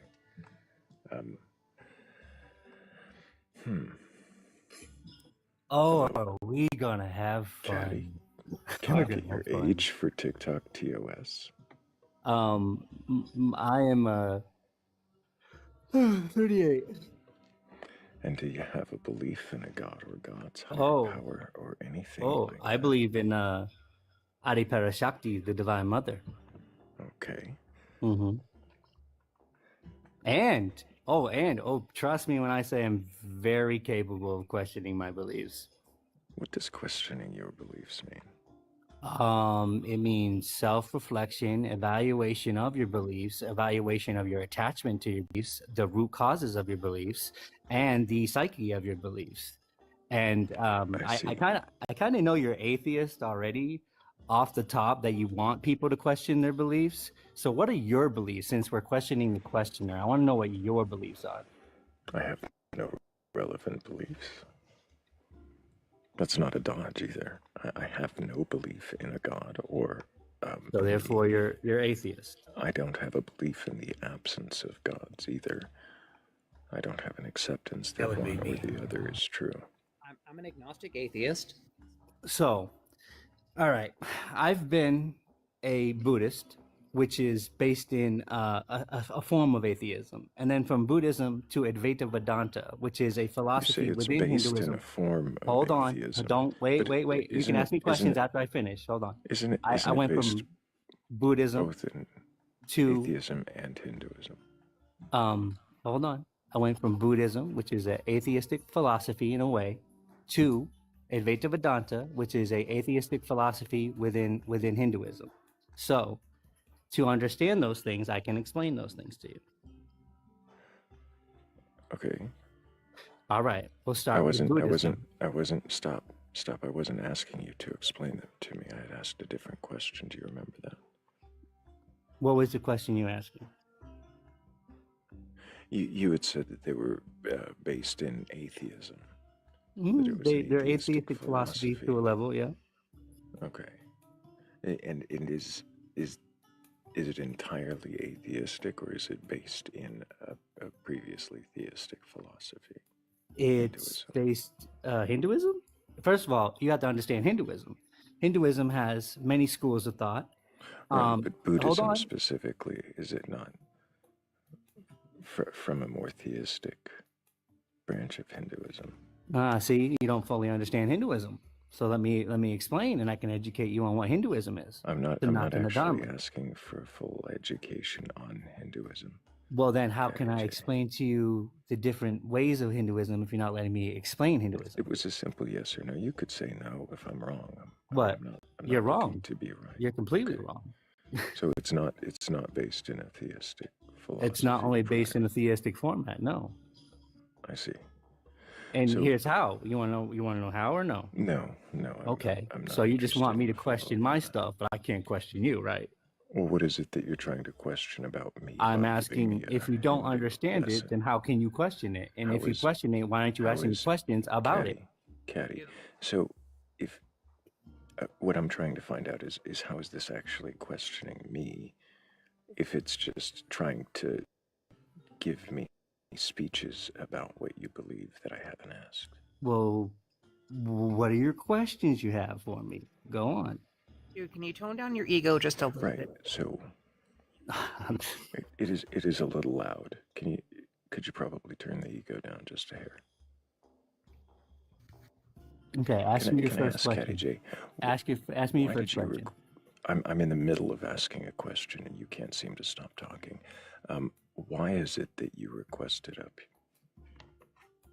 To question the questioner? I mean, it's right there. Question the questioner. You're a questioner, are you not? So you just wanted to question me? And what questions have you asked? Does it say, can you question your beliefs? And then it says, question the questioner. So I'm Yeah, questioning the I just questioner. asked you, what questions have you asked? I asked you, do you know fully about Hinduism? You answered no. Okay, So and why I didn't would ask you you- to teach me, though. Okay, so what are your other questions for me? Why would you continue pushing him about Hinduism if his answer to do you know a lot about Hinduism was no? We're past that point now. Let's move You on actually to another didn't ask question. me that question being asked. I answered that no. Was that actually asked? No. So why would you keep asking him about Hinduism if the answer was no? I'm asking him, what is his next question? That's where we're at. What's your next question for me? Dude, this is not your life. This is Thrayle. Cool. So you don't want to answer the question I asked. What is the question you asked again? question I Sorry. asked? What is the question you asked? Why do you keep interrupting Now you got two people, people Caddy? asking questions. Caddy, So what why is do your you question? why do you keep interrupting people?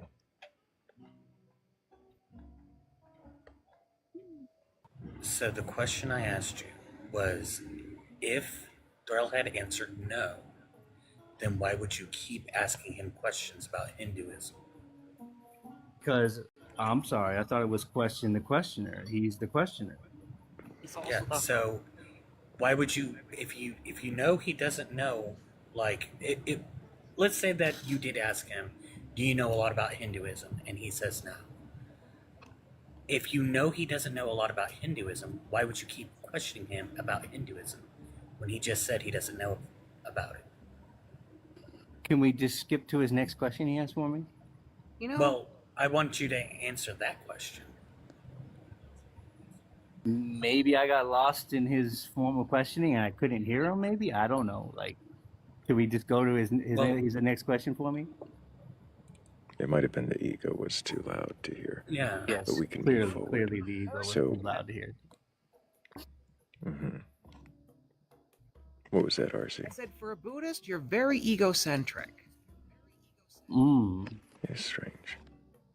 So, were you raised Buddhist, or is this something that you've come to later? I came to Buddhism through atheism, through having an atheistic family. So you had an atheistic family and then found Buddhism later and decided that was what fit? I moved away from Buddhism because the metaphysics, I didn't agree with the metaphysics of Buddhism. I see. And so now you're in a practice of Hinduism. I'm in a, still can be considered a atheistic form of Hinduism. There's an echo. It says that you have Buddhism in your belief system. Mariana Buddhism, so are you a Buddhist or not? They're actually kind of intertwined. Buddhism and Hinduism intertwined. In fact, Buddhism came out of Hinduism. Right. But you say you reject Buddhism because of the metaphysical aspect. I reject one small part of Buddhism. Okay. I can still hold Buddhism as some of my beliefs. I have a good understanding, a good grasp on Buddhism, and I have a good grasp on Advaita Vedanta, which is very similar to Buddhism. Mm-hmm.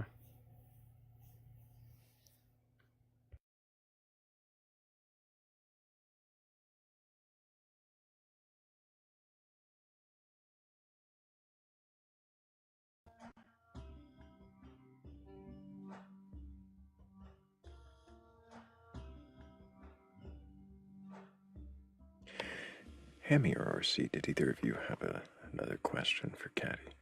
Nope. No.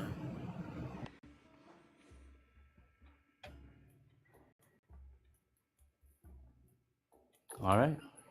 What is the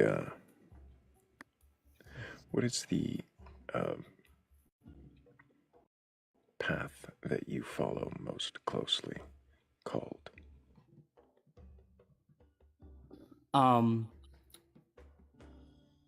Shaktism, which is Adiparashakti is the divine mother. Adiparashakti is looked at as oneness.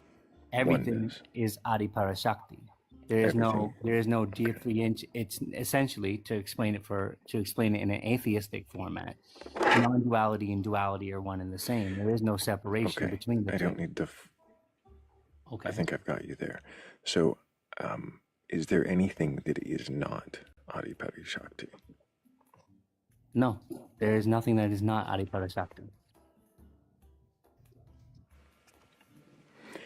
Without the comparison of what is and what is not, how is it that you're able to verify that anything at all is? Because there's an interconnected relationship between you and everything around you, including the cosmos. Oh, I got a question. Is it fair to say that you could replace Adiparashakti with the word existence? Right. That was going to be my question. You could replace the word Adiparashakti with energy or source, which, if you look at it from an infinite lens with infinite model science, energy cannot be created nor destroyed in an infinite model infinitely. Means energy just goes on infinitely. So, what is energy? Energy is everything. Everything is energy. I'm sorry, everything is energy. So Everything there's is nothing a that's form. not energy. Everything is a form of energy. Everything is a form of energy. Yes, and it's all interconnected. Nothing that's not energy. In fact, the idea of no thing doesn't really exist. The sentient mind, by its own nature, chooses to map and navigate so it has a sense of reality. But in ultimate reality, in the sense of ultimate reality, applied with an infinite model and thermodynamics, energy cannot be created nor destroyed infinitely. There is no separate. The only idea of separation between you and that energy. Isn't the idea of energy not being able to be created or destroyed Isn't that specified to be within a closed system or within an infinite model, with a finite model, Within- yes, but not within an infinite model. within an infinite model? You're saying so an infinite model can have the creation and destruction of energy, or that it can't? See, let's get into it a little bit like this. The oneness creates a substratum to which it keeps The oneness. Yeah, The creates oneness a creates a substratum. the What is a the energy. substratum? Hold on, the oneness energy creates a substratum. That substratum is how that oneness energy experiences itself, and in that I'm still not comprehension, quite sure what you're saying energy is. The oneness, everything. And could you elaborate what a substratum is? Did you say? Sorry, I didn't hear you, RC. Can you elaborate to me what a substratum is? The soul would be the substratum of ultimate reality. It's how ultimate reality experiences its infinite self through a soul. So how do we know that that is the case? Well, you look at the interconnected relationship between you and everything else around you, including space, including light, and including Earth, and including everything within Earth. And there's an interconnected relationship that the being is reliant on, and that you can look at in a sense of an infinite model. You can look at as energy cannot be created nor destroyed infinitely, and you are a part of that energy. The only thing that makes you feel like you're separate from that energy is the fact that you have a sentient mind that maps and likes to navigate by its nature. But a part of that nature is reliant on creation, preservation, and destruction. And so, Hold on, wait. So I'm still trying to wrap my head around how this verifies that we have a soul, but towards the end of that, it sounded like you were kind of beginning to contradict yourself because you acknowledged that energy cannot be created nor destroyed, but something about me having a soul requires my creation, or just I'm sorry, I kind of got really quick while you sort out whatever the question or whatever the detour was. I'm definitely going to make sure I thank Rob for helping with the previous goal. So thank you, Rob. Appreciate you as always. Yeah. I mean, I was I was trying to follow up with you up until the end part because I was still trying to figure out, how this verifies the soul. My brain is so no matter if you look at space and you look at emptiness, there is no actual such thing as something being empty. And when you get into, especially when you get into quantum and other infinite sciences, there is actually nothing empty.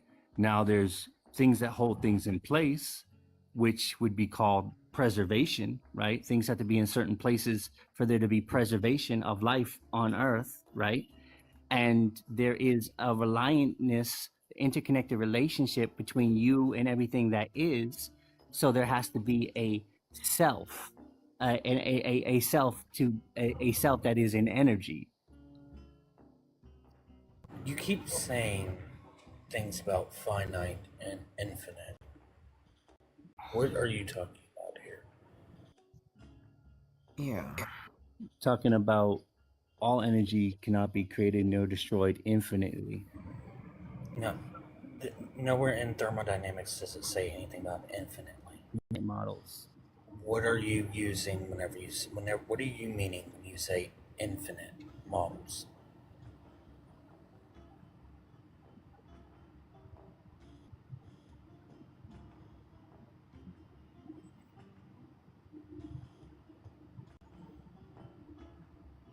Caddy, what is it that you mean when you say infinite models?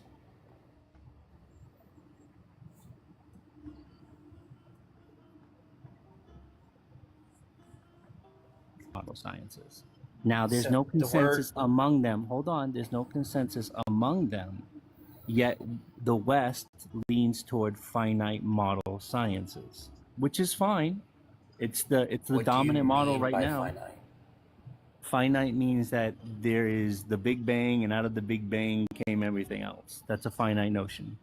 why are we An specifically? infinite notion is energy has always been, and It's it's always infinite. been what it is. It's infinite, but the Big Bang also has it talks about infinite models as well.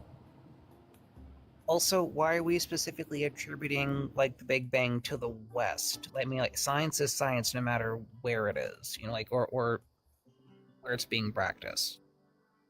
Well, because when we're dealing with infinite model structures and infinite model belief systems, they tend to be more on based on duality and non-duality implying each other, and philosophically spirituality structures where monotheism comes into play, which is more on finite notions. So Western, quote unquote, oh, sorry, right? Hell yeah, but in quote unquote Western sciences or whatever, the Lambda CDM works on like an infinite universe as well, which is what you were calling the Big Bang. It works on infinites as well. So I don't see how you can separate those two.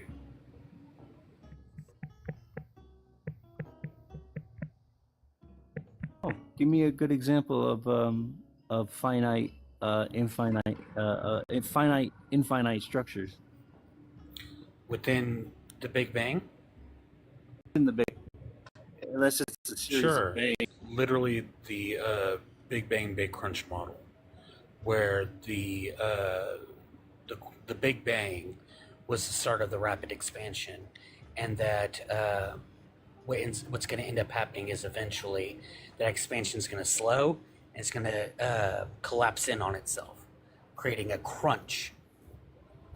And then it's just a never-ending cycle of expansion and contraction.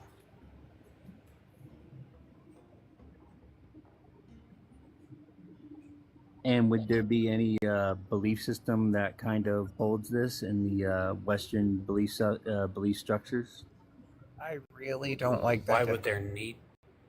Why would there need to be a belief structure that is entailed with this? It's a scientific hypothesis. Because some people have, there's a lot of similarities between scientific hypotheses and some spiritualities. Like, for example, neuroscience. There's a reason why, neuroscientists go to Buddhists to learn about the effects on meditation and effects on the mind.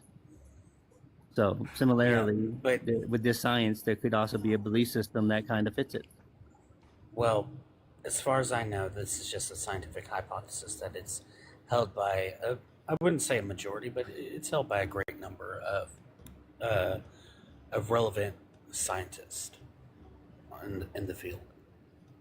Also, another reason why I have such a huge contention with Western sciences is because usually when people talk about like that in metaphysical science talk, it's usually like a segue into alternative sciences, which is a huge problem. Okay, that's true. There's a lot of pseudosciences out there. I will say Really that. quick, I gotta interrupt. I gotta make sure that I think. I gotta interrupt just to make sure that I thank Tavium, Brady B, Heretical Apothecary, and Hickey Chick for helping with our previous goal. Thank you guys so much. Yeah. I'm still kind of interested in figuring out how you got from closed system. You heard closed system and thought finite system.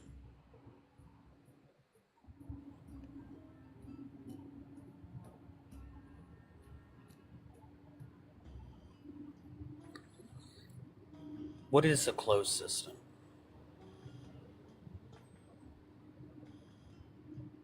To get out of that closed system, it's like stuck in place the way it is. It's closed. What can't get out of the closed system? Energy. Yeah. So a closed system meaning like say I don't know, like, so for instance, Earth is an open system, right? Because we have energy that comes into it and energy that escapes it. I don't, Thrayle, what's a great example of a closed system in this case?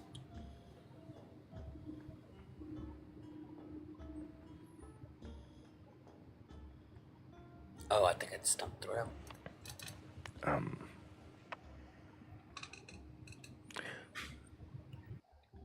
That's a good question. It would be something that you couldn't, something that we don't see conveyance in or out of. Like, right. I'm not sure exactly what an example off the top of my head is. Tavium saying in a system. Yeah. And then I'm about to get some blueberry coffee, so close. And then there's the isolated system, which just means that it's kind of related to closed system, but it's not exactly on the same spar. It's not on par with closed system. And as far as the relevant science goes, we view the universe as an isolated system. Right, it means that the energy kind of just stays within it, and it goes from like being high up in energy to what looks like leveling out of energy. But it's not necessarily that it's closed. It's still, it's hard. I've looked up the definition of what isolated means and how it revolves. We don't know. Oh, we don't know if the universe isn't isolated, closed, or open. Oh, Sage, correct me in the comments. We don't know which one our universe is, but I just don't understand where you get in this finite and infinite stuff from when it comes to these systems. Because, like you said, like the person said below, like it's not, we don't know if it's open or closed. So similarly, we have infinite sciences and then we have finite sciences, and those are two. There's no finite. I'm from an Eastern spirituality, so I kind of go with infinite cyclic model. An infinite cyclic model. That's the model I agree with. So the CCC is an example of an infinite model. What? In case anybody wanted to know. I was about to say that I don't feel stupid after looking it up and not being able to find an example of a perfectly isolated system because we don't have one.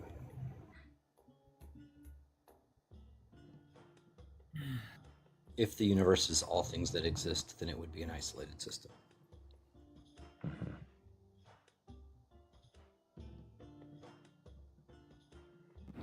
But yeah, so that's where the kind of I don't know comes into play.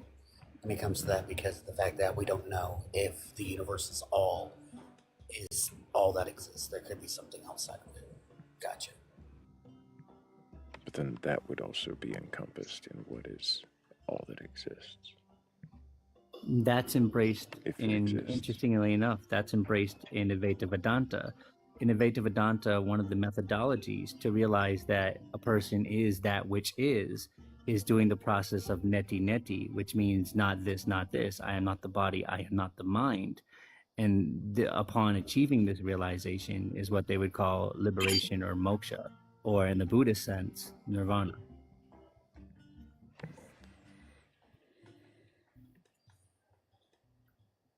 I don't actually hear how that related to that. Does anybody else have a question for this guest? No. Do you really like to pronounce infinite that way? Hey, that was a good one. Yeah, my bad. Sorry. Totally mispronouncing that. I apologize. Yeah. I tried to subtly correct you by sitting there saying infinite with emphasis on it to see if you would be like, oh yeah, infinite. But then at the very second I said it that way, you were like, up on that, man. infinite. I like us Western pseudoscientists don't recognize subtlety very well. Right.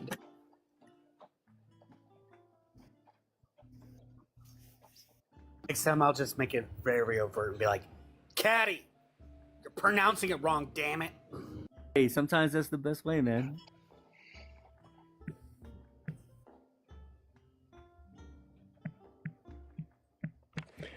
I gotta make sure I thank Kung Pao for helping with that goal.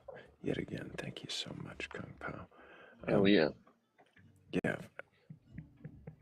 If we don't have any more questions for Caddy, I think we are going to go ahead and move on. Appreciate you for being here. No problem, man. You have a good Thanks, day. Caddy. See, yeah. Hope that you keep questioning, and maybe another time we'll have more questions for you. What's going on, Sage? It's been forever. Also, can you guys hear the machine in the background? Not much, Harry. How are I have you? a dishwasher. We don't hear it. Okay, great. How's everybody doing? Hey. Hey, Otis, can I get your age for TikTok TOS? Yes, sir. I'm 40. And do you have a belief in a god or gods, a youngin'. higher power or anything like that? I do. I'm a Christian. And have you read your Bible from that was like the beginning to worst end? one. Oh, I'm still going through it, buddy. It's not something you read just once in your lifetime. Right. Have you read it once? Not all the way through. I'm making my way through it. I'm recently converted. I used to be an atheist. When you say you used to be an atheist, what does that mean to you? I just didn't have like a belief structure. I didn't, to me, the question of beliefs, regardless of where they come from, is like a value add situation. What does this add value? How does this add value to my life? And I had to be a little bit honest with myself about things. Did you grow up as an atheist? No, not at all. Well, I mean, my parents believed in God, but they didn't like force it down my throat or nothing like that. They just kind of let me wander the earth, to figure it out on my own.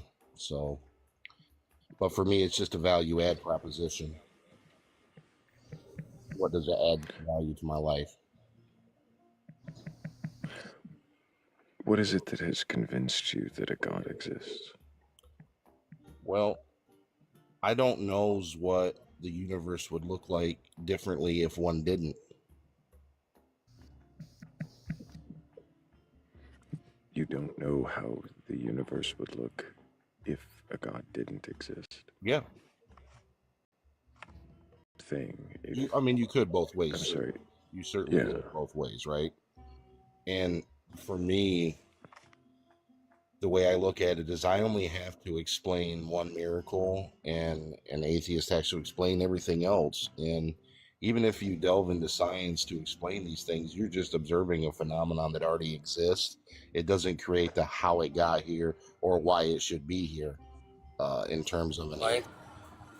Why do you think that there is a why? Well, I've never... I mean, and this is going to sound ignorant on my part, but I've never seen a tornado run through a trailer park and bust out a BMW on the other side of it. So, You haven't watched enough tornadoes then.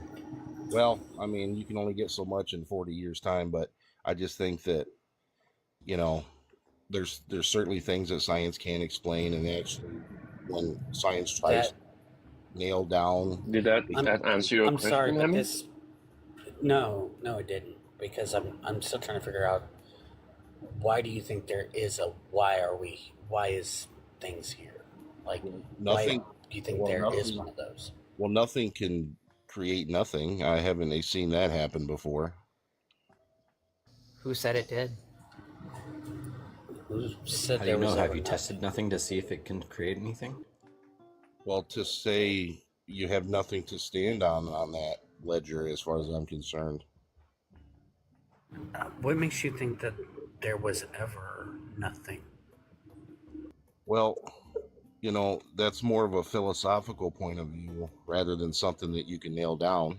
I think that even in the belief in nothing requires a little bit of a prerequisite to finite thing, you know. So what I'm hearing is that the only place where you get something from nothing is from a religious standpoint. Well, I mean, if the universe is accidental, why should logic be trusted? What? If the Are you universe conceding the point? Does that mean you're conceding the point that Hammy was I'm making? just I mean, the Because you're prompts. moving on to a new point, and I'd rather get a concession, or you guys finish that point before moving on to the next point. I just want to know, like, even if the universe was by chance, how would that invalidate logic? I mean, where do I draw my morality from, right? Could the universe? So does that mean you're conceding that point now? No, because now no. you've moved on to Hear me. morality. Hear me out, right? Even though I can say that I get my morality from nothing, well, arguably it existed in the Bible long before any of us got here. So in terms, you're just Otis. Do you think that's what atheists say, is that they get their morality from nothing? I think he does. This is not a debate about morality. Otis, do you? Well, what do you think I use? I have to ask. Otis. My religion Otis. for? Otis. The moral basis. Otis. Go ahead. Otis, question your beliefs, or did you request up here to nonsensically regurgitate things that you've heard on the internet without actually thinking about how they connect or relate to the Well, questions? I feel like I'm allowing you guys the opportunity to press on me about it, right? Right, asking. I've heard you say several things that no atheist Otis. says, and it makes Just me question question whether or not you are actually an atheist. At any Not point. only that, but the thing is like whenever we do question, you try to pivot to something else. I really am trying to do my best, guys. I'm not a professional. Well, then let's back it up. Let's back just it being up. It's honest not a with you. debate. That's the point, though. It's not a debate. It's Let's okay. try to Oh, stick you want me to back it being up, big guy? honest. I'm not trying to So- convince you of anything. Let's back it up without interrupting for just a moment. So you believe that the Bible is true, Yes. literal. Yes. You believe the 6-day creation. Yes. You believe Adam and Eve were the first humans. Back cover to cover, buddy. Why? Because I have faith. What is faith? You have faith in nothing. What is faith? Faith is I believe in something far beyond myself. I take faith in the word that was given to me. Stop. So what is faith? I'm going to give you my best version of it, okay? Do you have faith when you get in your car and you turn it on and it starts? Can you tell me I just what gave the you my word example. faith means when you use it? Yes, I believe in something that I cannot prove the existence of. Okay, so faith is belief in something you can't prove. Correct. Can you tell me something else you use faith for in your life? Besides God? Yeah, when I get in an elevator, I have faith that it's not going to fall out from under me when I get in it. Is that faith, or is that something based upon the evidence that elevators tend not to fall? Sure, yeah. No, this is all evidence-based, certainly. So then that wouldn't be faith. I mean, how is faith anything but evidence, built upon? I'm sorry, what is it?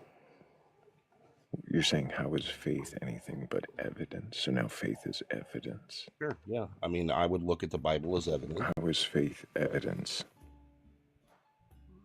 How would it be anything but? How is faith evidence? So I have a book, right?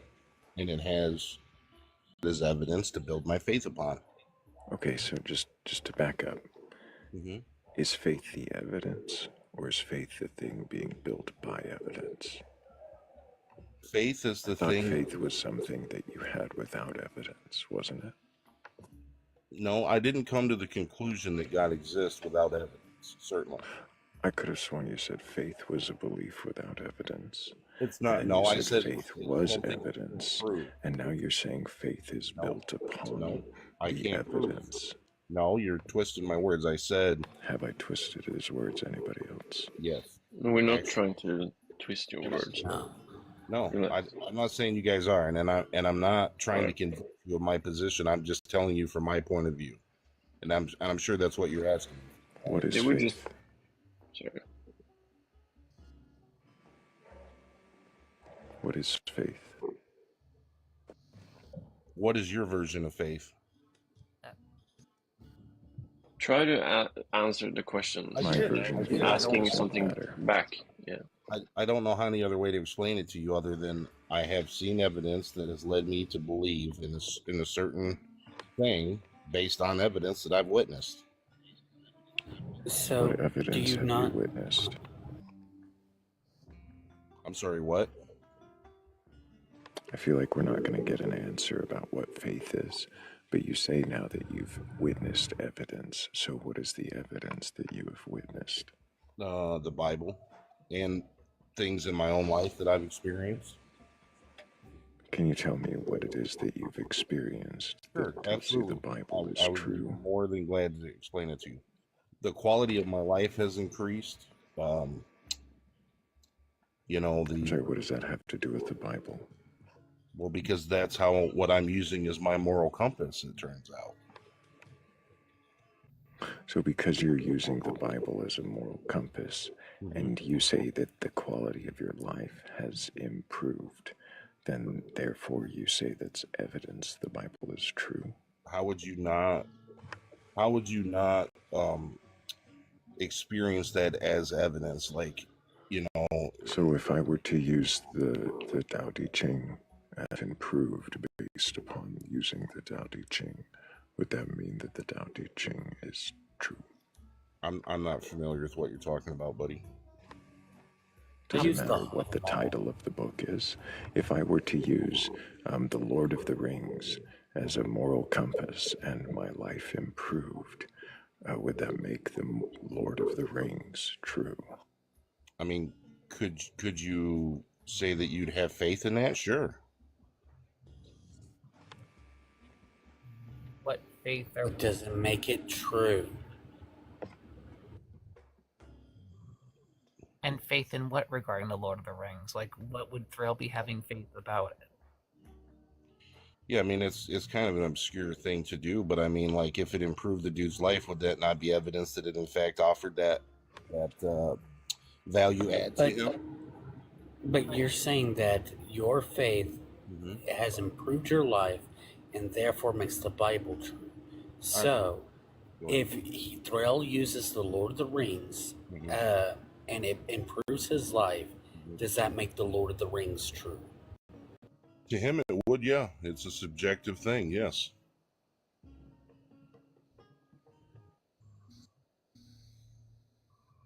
How would it not? I think you meant objectively true and Yeah, not that's what I meant. My bad. subjectively. I keep wondering if our guest has gotten to Hebrews 11:1 yet. Probably not. Go ahead with it. Would have helped you with your definition of faith. Okay. Sure. I'm not saying I got all the answers, guys. I'm just telling you where I'm at currently, and I'm just being honest. So, according to that particular, if it's the same one I'm thinking it is, in that Bible verse, it says that faith is the substance of things hoped for, the evidence of things not seen. I mean, I didn't exactly nail it, but I came close, right? Wait, didn't you say But- you read? Well, the thing is that what you'd said though, after a long point in time, was that you have faith and there's evidence for it. So if there's evidence for your belief, it's no longer faith because it's evidence of things not seen. According to the Bible, have the faith, faith and I is see the it. evidence. I guess the best way to describe it is, I have faith and I've seen evidence based on my faith, right? Like I had to have the faith first, and then allowing myself to do is what it says in the book. I have seen the works of it. And what's the difference between that and confirmation bias? I mean, is Do what? Could that be construed as subjective to the person? Well, no, not really. Whenever it comes to so, do you know what confirmation bias is? Please explain it to me so I understand. Yeah. So confirmation bias is that when you hold a position, everything seems to confirm that position. So, for instance, let's say that I hold the position, I don't know, that T-Rex is the best dinosaur, right? That's my position. I hold that. Yep. And I believe that truly and wholeheartedly. And so every time I come across dinosaurs, that tends to that could be an opposite, showing the opposite is true. That my love for, or that the T-Rex is the best dinosaur is in fact incorrect.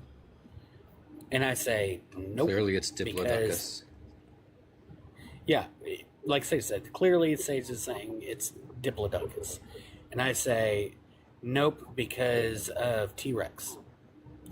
That's like confirmation bias. It's showing that I'm holding on to this position. Sure. And therefore, everything that I see helps confirm that my position is true. Right, but that's a subjective point, right? Like it's dependent upon each person to make that distinction, right? Like your position on no better than mine. It's between what you said and confirmation bias. I mean, it probably could be looked at it as such, but again, I would say that it's subjective to the person who's making the claim. To say one dinosaur is better than subjective. To say that one dinosaur is better than the other because you believe one thing, I believe another. You have your position and I have my position on it.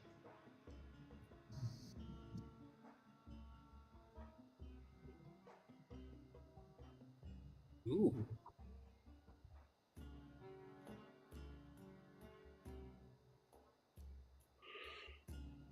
You know, just because you have a different belief of something, it doesn't automatically make you right. It doesn't automatically make me right. No, but the thing is what I'm trying to get at is not necessarily about multiple people holding different beliefs. I'm asking you is with your position of having faith and then finding out that that these things are true.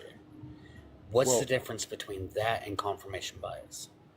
Well, my contention on that would be, if it adds value to my life, how is it wrong?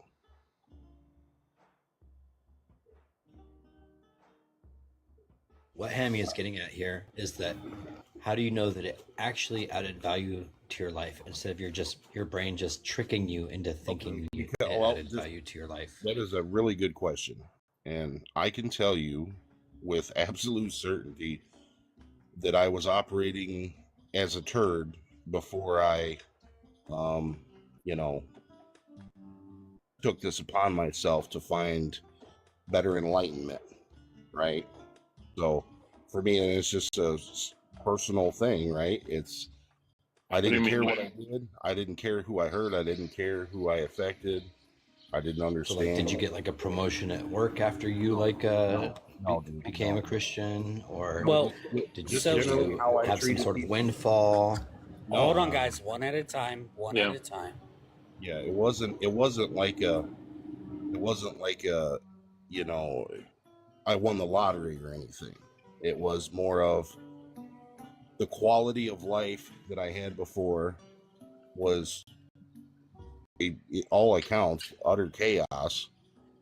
And the reason that I would seek self fulfillment, by all accounts, were selfish in nature, right?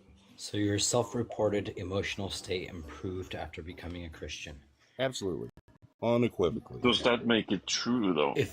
If a Buddhist reports that their emotional state becomes better after becoming a Buddhist, does that make Buddhism true? In a value add scenario, certainly.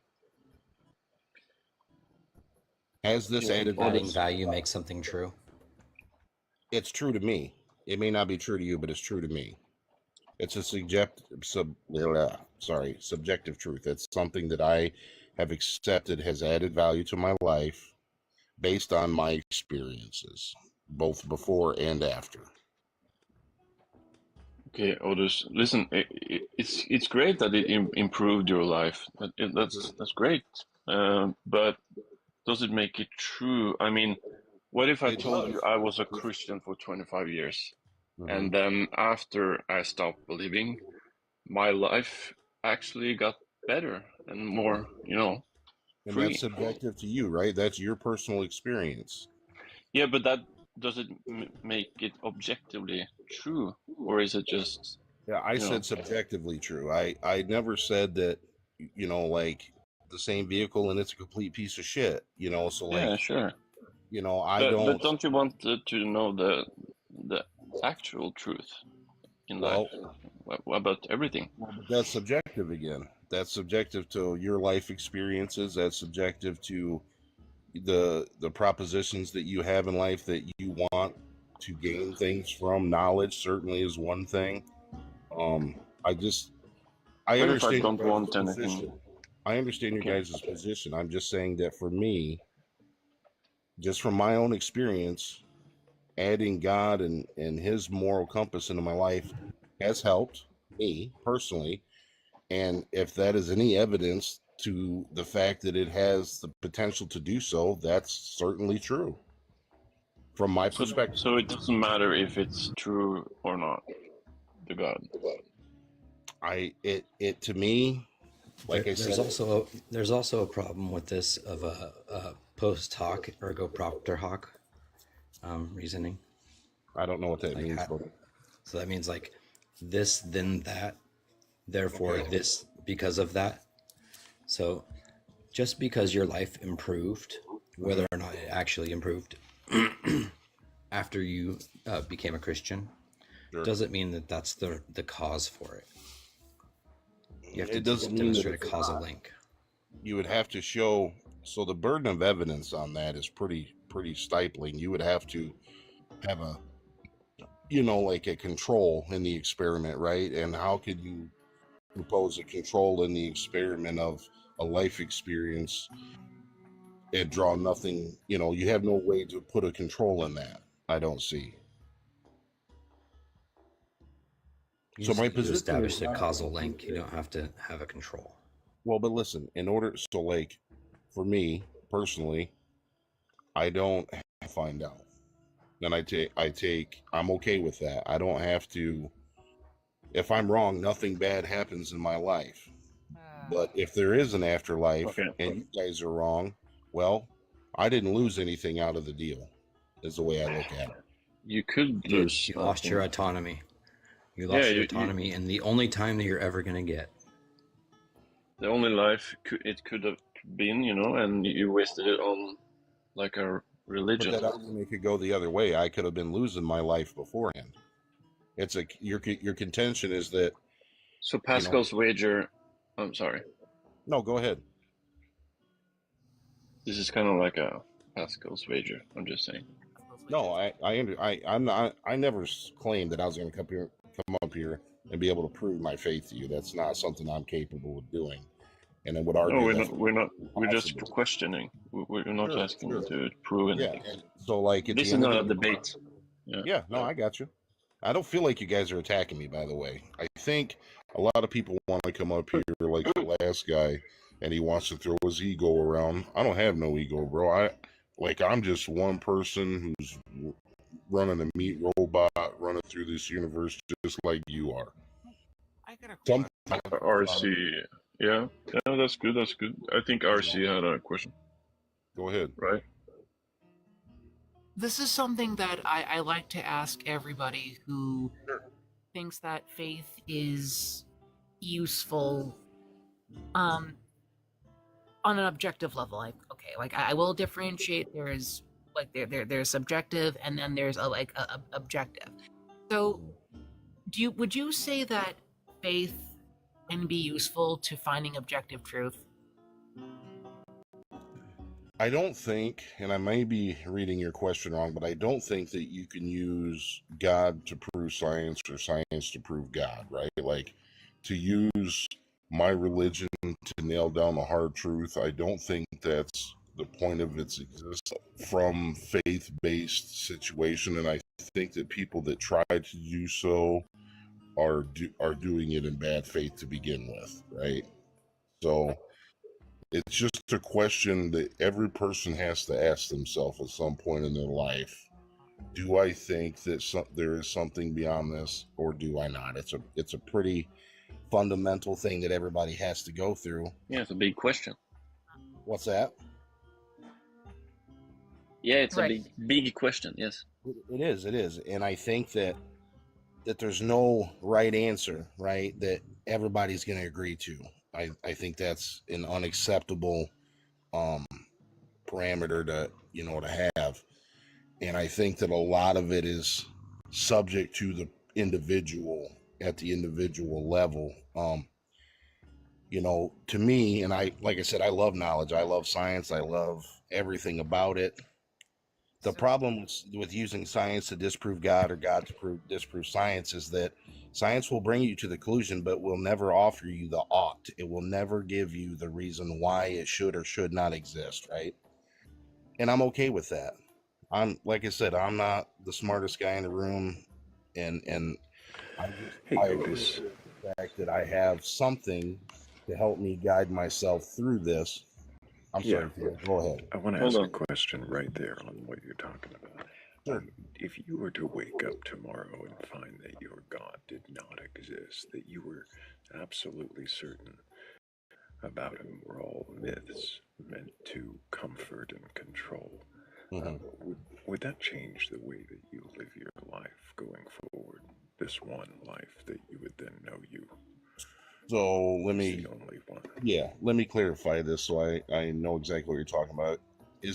Are you asking me if I found out if I woke up tomorrow if God wasn't real, would that change my want to follow his word? No God, no heaven, no afterlife. Yeah. Would it change the way that you live?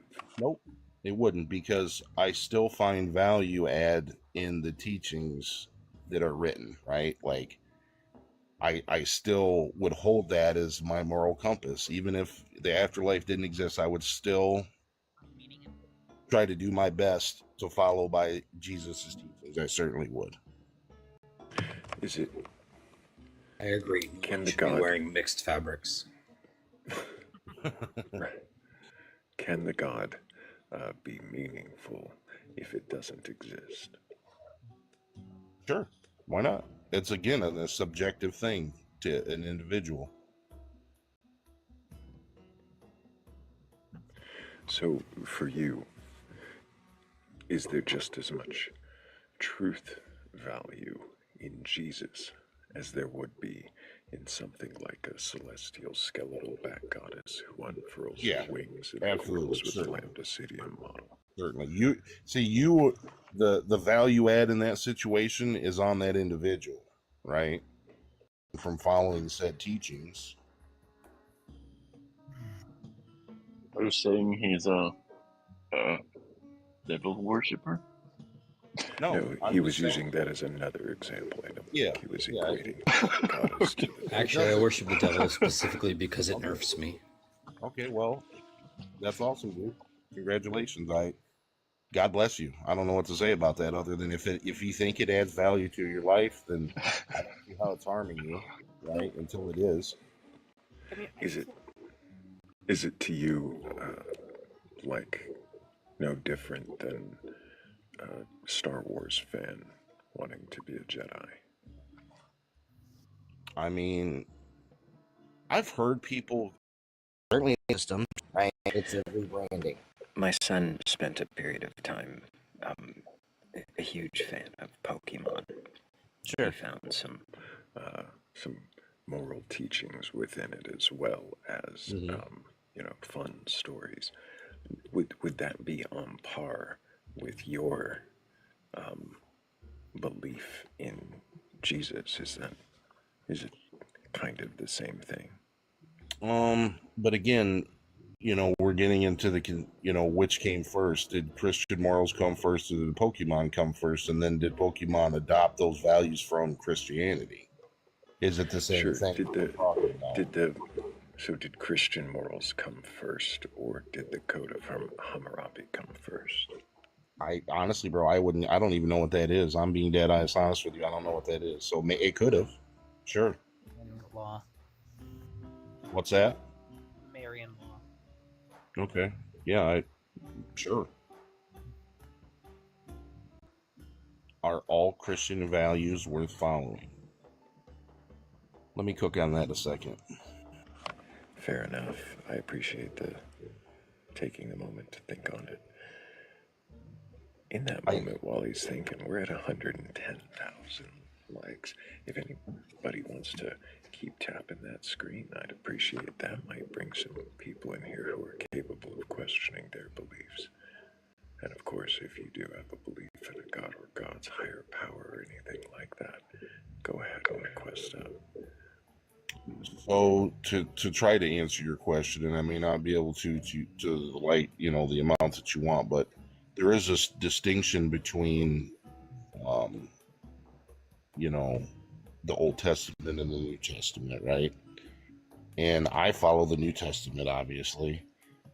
So yes, I do agree that I follow or try to follow all of the Christian values that exist within the New Testament, some in the Old Testament. I mean, there's truths that carry it across. Am I wearing fabric? Isn't there a value? Do you follow Isn't the there a part where value within Jesus the New said? Testament? Yeah. Do you follow the part where Jesus says that none of the law shall change, not one jot, not one tittle? Well, but there's different things within that, and again, I'm not going to be able to, I'm not a biblical scholar, bro. Like I can't, I know context. Want to try to pin me eating pork and not, mixing threads and stuff. That shit didn't carry over, right? And so, like, well, if we actually take a look at what Jesus says in Matthew 5, sure, go ahead. It's supposed to carry over, because in Matthew 5, in the same verse that Sage is talking about, he says that those who follow the least amount of these commandments and teach those to follow the least of them will be called least in the kingdom of heaven. And I believe he was speaking to the commandments themselves, the 10 commandments. He's referring to all of the law. No, I believe he said the word there. No, he says what he says is all 513 or whatever it is. He says, "Do not suppose I've came to change the law or the prophets. I did not come to abolish the law or the prophets, right? But to fulfill it." But he also came something that Paul speaks about, right? But Jesus did not say, "I've come to bring a new covenant," as far as I'm aware. Sure, dude. And Jesus just said that, and even if he did, these laws would still transpire over because of the fact that he would have included the laws of the and the prophets from beforehand into the new covenant. All I can do is just give you my personal experience from it, right? I can't argue to the degree and probably capabilities that you guys can. Obviously, you guys have done some research. I would argue that maybe you guys are nitpicking a little bit. That's okay. Like, I don't take any offense. Part of the religion, is it not? Shouldn't you take Jesus' words seriously? But is it possible that you're taking that in the wrong context? Because you have a little bit of... How is it the wrong context? Well, because there's verses before and after that explain that, and I don't have them pulled up. But it still says what it says, right? I'm just engaging you guys, and I don't have anything pulled up. I'm just talking to you guys. Right? I'm literally at work, and I'm doing this all on my phone. My tablet's dead, so... No, that's cool, bro. And I don't have anything pulled up either. You sound like you're very knowledgeable on the subject, and that's awesome. and I appreciate that actually, right? And like I said before, I'm not capable currently of getting into the conjecture of scripture. I just can't do it yet. Otis, I appreciate you. I feel like we're just badgering. I don't at all. I don't at all, bro. Actually, I feel like you guys, I could be wrong about this, but I feel like you guys are probably more interested in my point of view on it rather than me being able to prove or disprove you wrong. That's how I feel. Yeah. It's a little. You'd be surprised at what we're actually going for, I think. Okay, well. So I appreciate you, though. It sounds to me like that you take this to be somewhat serious, but not serious enough to impact the way. I'm still learning, bro. Like I'm new to this. I'm only probably 3 years into it. Do you think that going forward you will treat people? If it says to go against something you would already. Sure. If I'm going to be honest with my religion and my faith, yeah, I would have to say that it will definitely help me discern my decisions, right, that I make. If I'm going to be honest about it. If I'm going to take it seriously, certainly. And I think if I did anything other than that, I would be lying to myself. Mm-hmm. Do you think that a faith in a God could lead you to treat other people in a less than favorable way? Oh, certainly. We've seen that plenty of times. You think that could work for you? That you would treat people less than favorably? Are you saying like where it says things in the Bible about people being gay and shit like that? Like where am I looking down on that person? No, I'm not judging them. Not at all. I don't care what they do. That's their contention. That's their position. I do not have any ill regard toward not one single human being on this planet because of their choices. Right? It's not my job to judge them. If a God spoke to you and told you to do something, do you think that you would do it without question? Well, I've never experienced that, so I can't give you an honest answer. Hypothetical. Put yourself in Abraham's shoes. Well, is this hypothetical in today's times or back then? In today's, wearing his sandals, huh? I mean, sure, why not? If a God commanded you to take your firstborn at the top of a mountain and sacrifice him on an altar, you would. Yeah, no, I'd probably be trash to not do that, bro.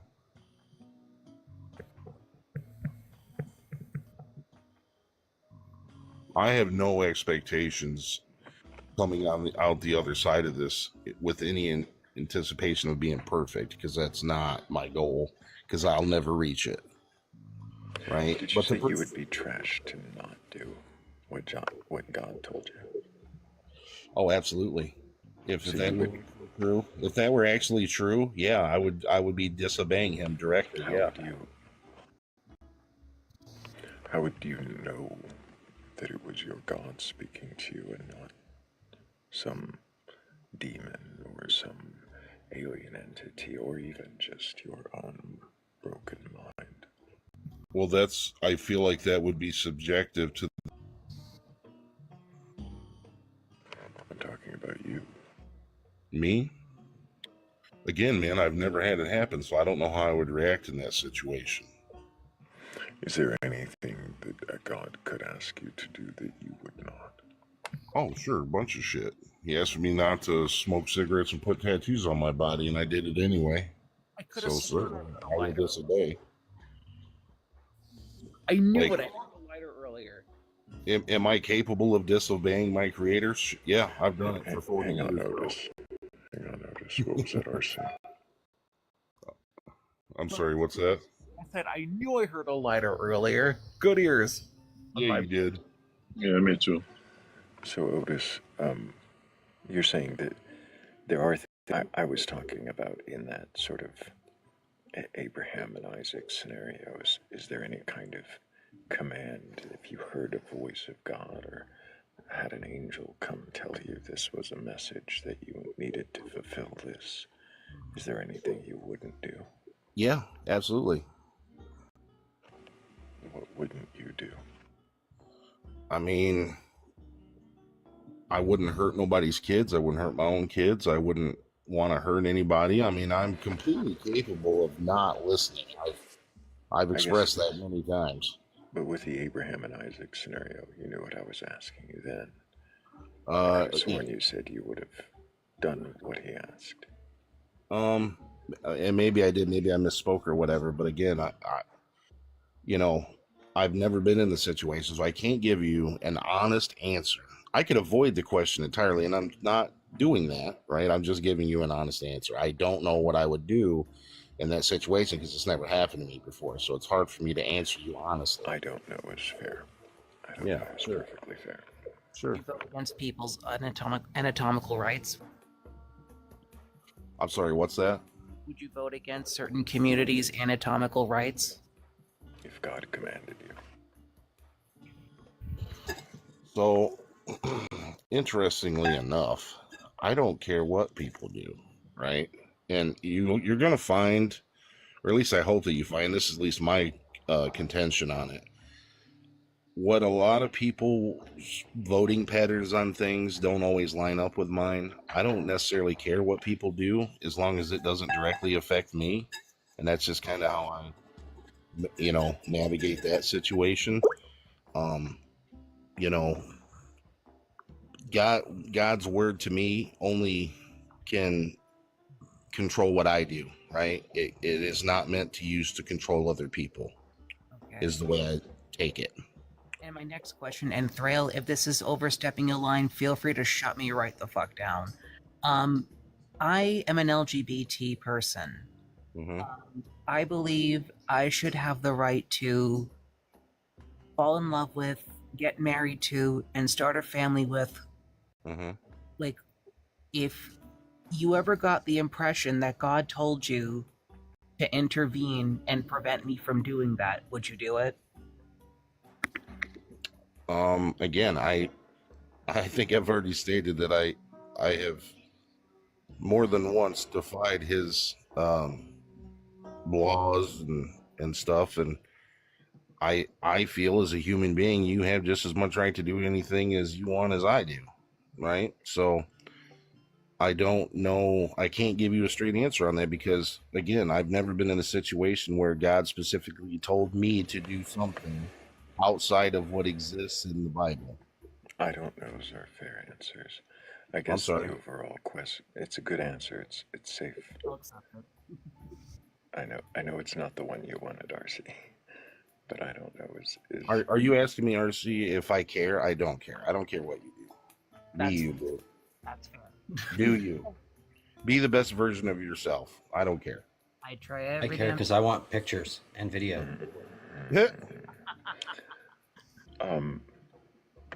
I don't have any more questions for you, Otis. I think we are going to move on to a new guest. No, go ahead, dude. I hope If I've anybody offered else had a some question, value. I'd like to offer the possibility before we do.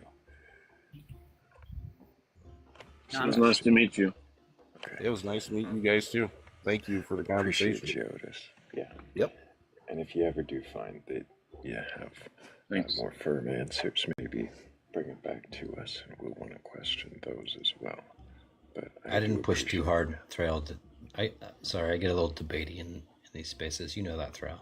I do. You did fine, Sage. You did fine. A little. You got a tiny bit debating, but it wasn't as bad as you used to. I feel like you stopped yourself, so that's great. Hold yourself back. Rachel, can I get your age for TikTok TOS? 38. And do you have a belief in a god or a higher power or anything like that? No, I don't believe in anything. However, I did go to Catholic school for a good portion of my schooling. I live in Canada, so you know, Catholicism and Christianity and shit's all enveloped into the residential school system. And also, you know, I've had the chance to understand the difference You still between. have the uniform. No, I was no, I didn't have a uniform. That's in Canada you could pay extra for the uniform and go to a private school. But no, they have actual Catholic, public, and then private schools out here. So Sure. So I didn't have I wasn't that. so you were raised in Catholicism. Yes, I was, yeah. What caused you to stop believing? Just being in the belief system that I was forced into anyways. I do believe everybody should be able to choose whatever the hell they want whenever they want. And eventually they'll just learn. But what I've learned is there's no one right answer. But that religion is scientifical, if that makes sense to anybody, and that there's so many different aspects to science and evolution and religion, and that it mixes up so much that we're all just fucked up and, you know, try to I'm not pretend quite sure. that history doesn't exist. What is the question you're responding to? Do you remember? I was responding to, what do I believe in? Nothing. I don't believe in anything. I don't know. What would convince you that a God exists, Rachel? I like Taoism. I don't know if you guys ever heard of it. It's like, what's that other one? Nowdism? I don't know what it is. But I like how it represents all the religions into one thing. But no, I can't. No, I don't believe in any one thing. That seems How many stupid. drinks deep are we, Rachel? I'm water, bro. But also, no, I don't believe in any one thing. Like, how can you? I don't know. How can you believe in any one thing? Why can't you just believe in yourself? I think that's a thing.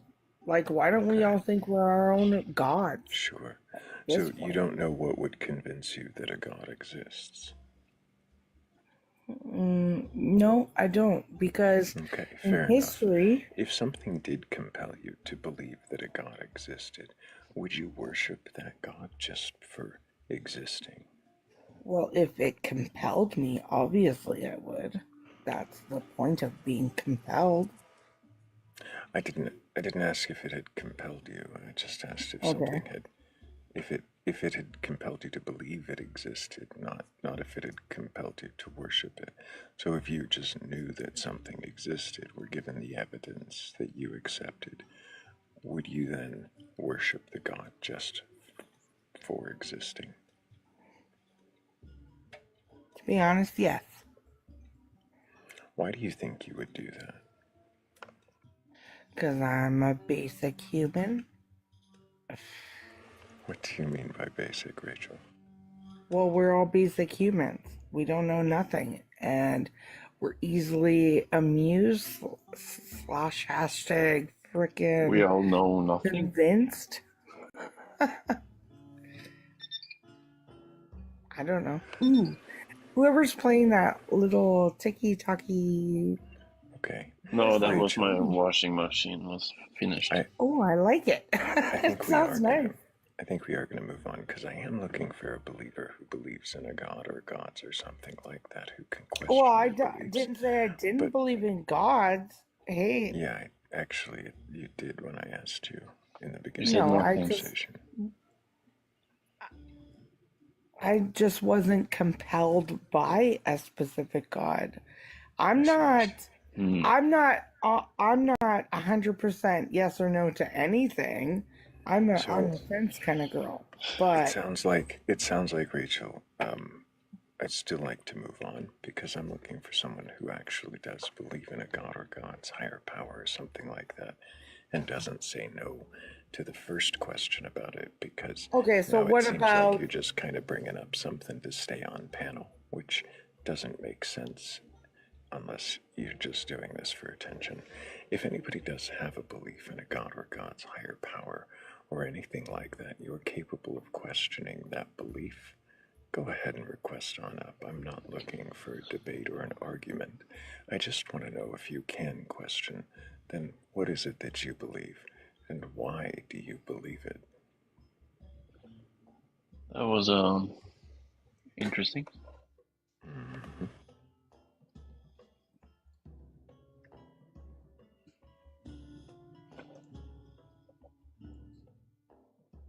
Now she believes in the Greeks and the... Really? I don't know. Hello, Leslie. Can I get your age for TikTok TOS? Leslie Dacqua. Can I get your age? Hi there. I'm 40 years old. And do you have a belief in a god or God's higher power or anything like that? Yes, I do. I think there is a creator. A creator. Is this a particular creator from any particular pantheon or doctrine? I think all the religions have a piece of who the creator is. It's almost as if each religion has a piece of it, but not one religion that is the whole picture. Because from what I understand, God and the devil is actually the same consciousness. That's why religion would say the devil is an enemy, but in reality, if you do... There is no devil in, say, Norse mythology, though. Yes, that's why I was saying the interpretations are different within religions. But when you look at it, I think what we call the devil is the creator's shadow.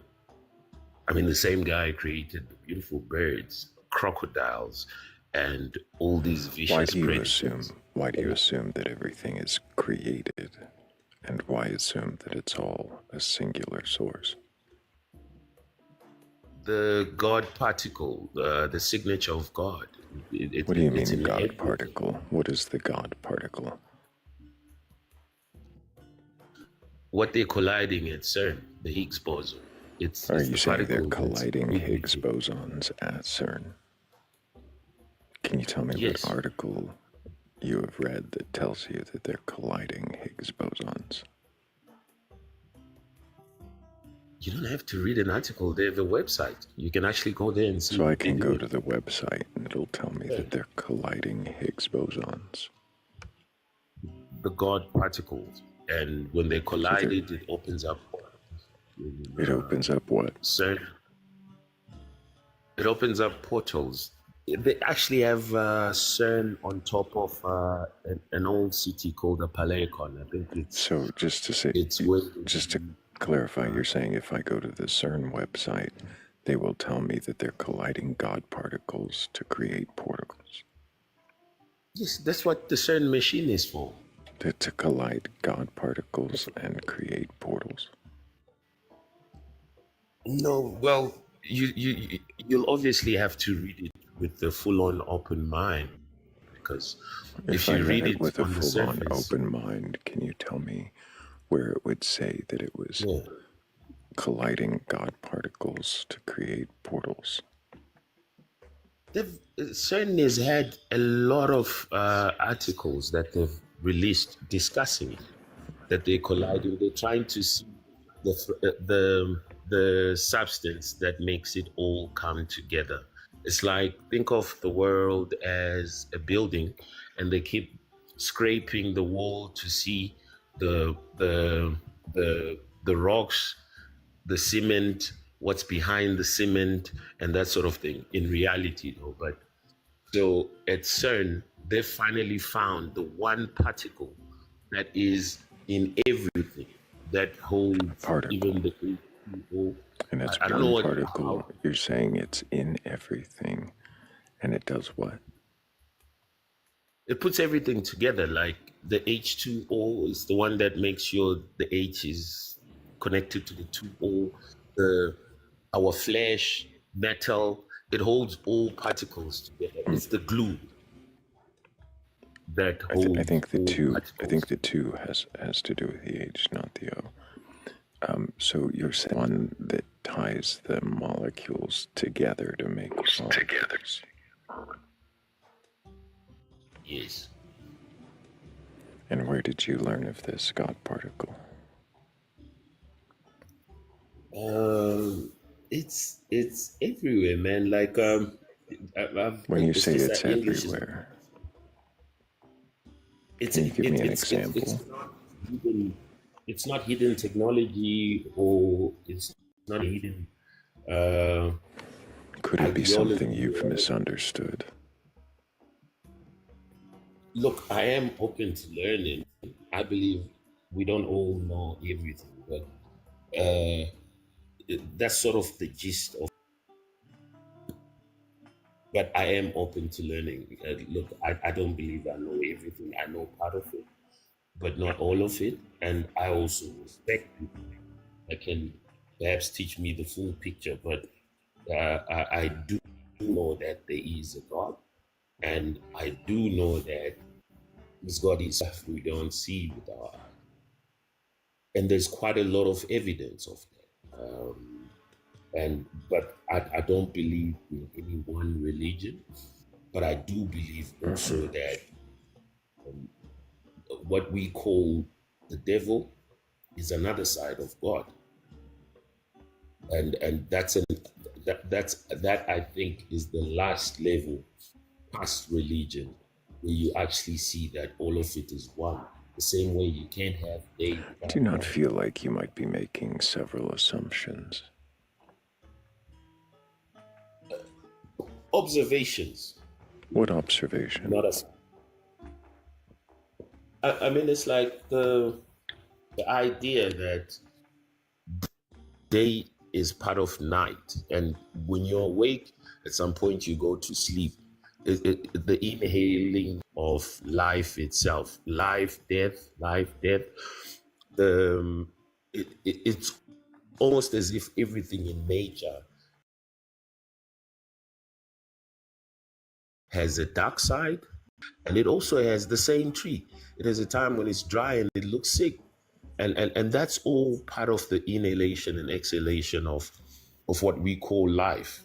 And I think that all the times and all of it is governed by what we call the God particle. But in religion, they'll tell you that God is omnipresent, He's everywhere. Are you sure that this? Are you sure that this God particle actually does the work that you're ascribing to it? That it governs all these things, guides these things, binds these things. Are you sure that it is all one thing that does all those jobs? I'm actually sure about that, yes. Why? Because everything else in nature, or in metals, is it needs that God particle to function as what it was supposed to function as. You say it needs that God. Sorry, you're saying it needs. Sorry, you're saying it needs the God particle to function, that one thing to do all the jobs that you said. Like, I'll give you an example. Water is H2O, right? If you take out the God particle in water, the H stands alone, the hydrogen stands alone, and the oxygen particles will be alone. That it's almost as if the God particle is what makes. Again, I for don't know. starters, the 2 is in reference to the hydrogen, not the oxygen. So there's 2 molecules of hydrogen to 1 molecule of oxygen.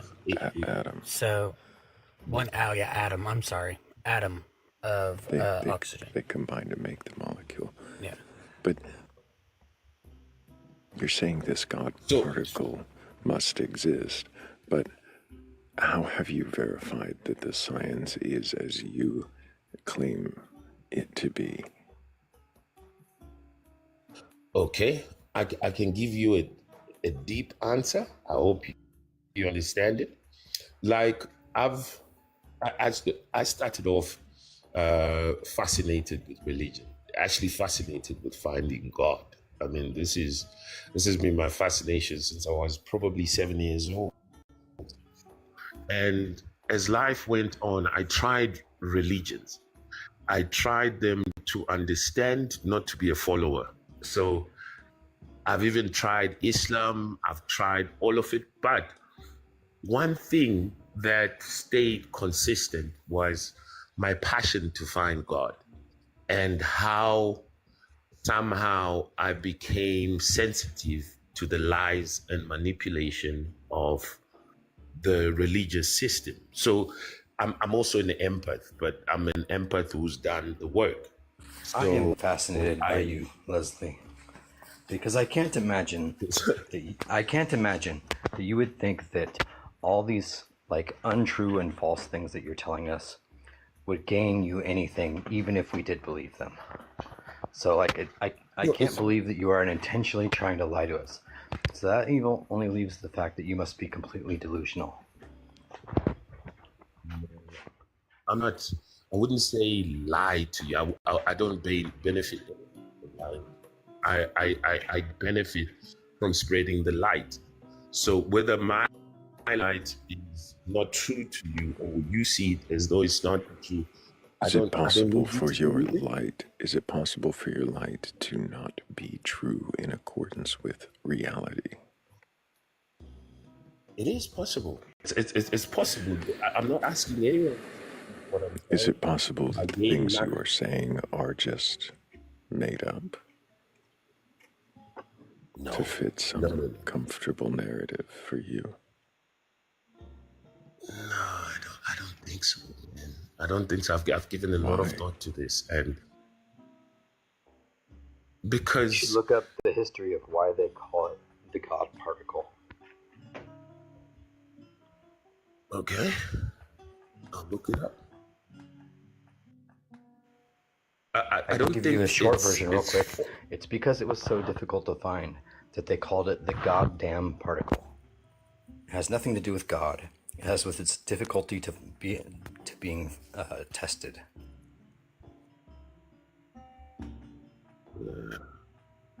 Okay, but you should read up on what's been happening at CERN ever since they started. Every time they turn on the collider, the weird things that happen there, and you should probably look up the ceremony when they officially open CERN.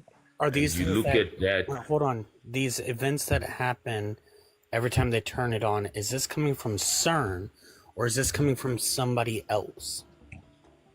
I could just ask my friend who was an intern there if you like. Please, you should, because the weird. They have. Could it be conspiracy theories, Leslie? No, it's not. CERN isn't hiding. Oh, it's not. Even their logo is 3. Okay. CERN isn't hiding. They actually put everything there. Leslie, the thing is that you said that earlier, that whenever CERN uses the collider and they throw in these God particles, they create portals.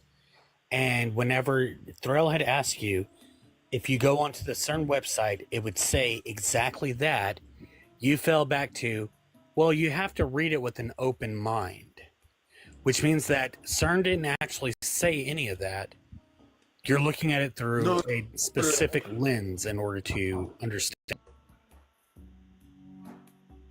Look, with most things, it's like if reading it with an open mind, it means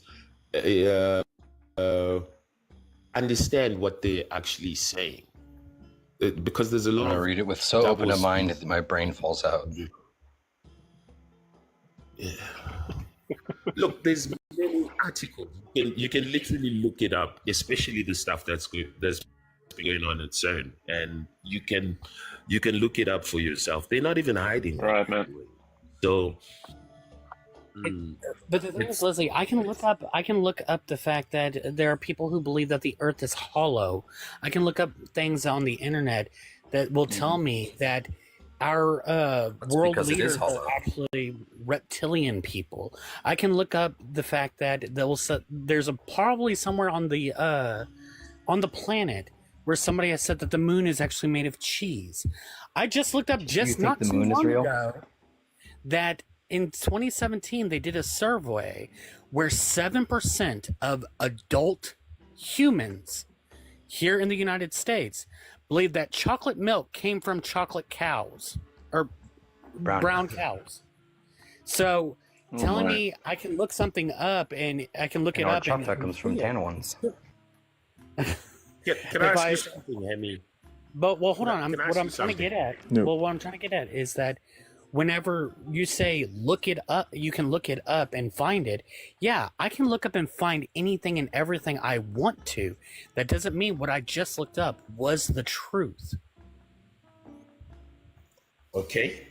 Can I give you a quick rundown on the situation at CERN? CERN is at the border of, I think it's France and Swiss border, and it's on top of a place called Leslie. that used to be called Leslie, do you think that it is possible for the information that you have to be wrong? Many ego deaths before. Then why It do is you possible. assert it with such certainty? Because he's delusional. That's a deep question.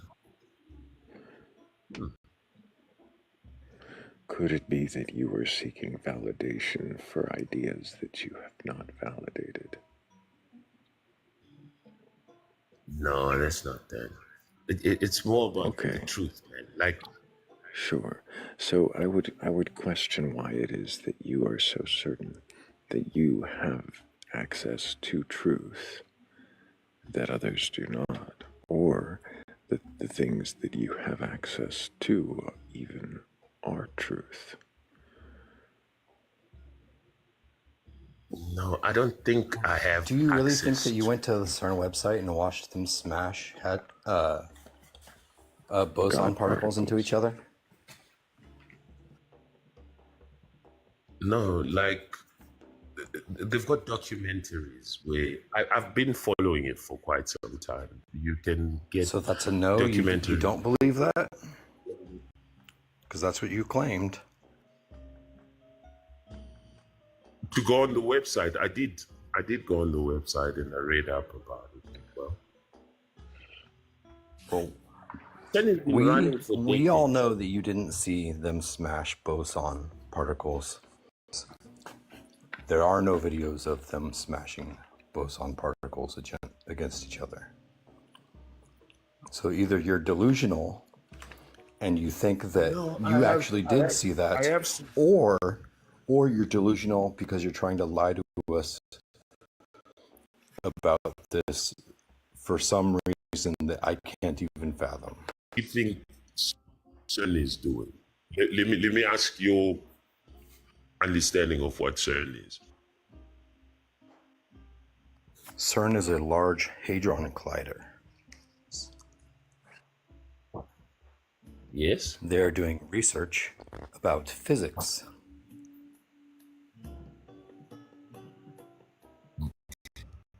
Okay. And do you know why they have as their logo the Indian god of destruction? Oh my goodness. No, but I don't know. Maybe they thought it was cute. No. Okay. Shiva would come and destroy, and then Brahma would then come and rebuild after Shiva. And that's why I kept making reference to where it's built. It's built under an old city. I think it's Apollyon or something like that, where they believe the Well, god at least it's Apollo. not built on an old Indian burial ground, because then it would be haunted.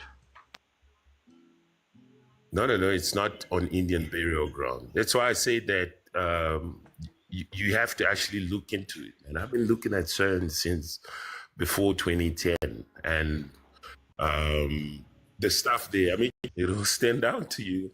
I'm currently looking at. Oh, I'm currently looking at CERN's logo right now, and it does not look like anything about Shiva's logo. Like, you want to see Shiva, you'll have to go on they've got a big statue there.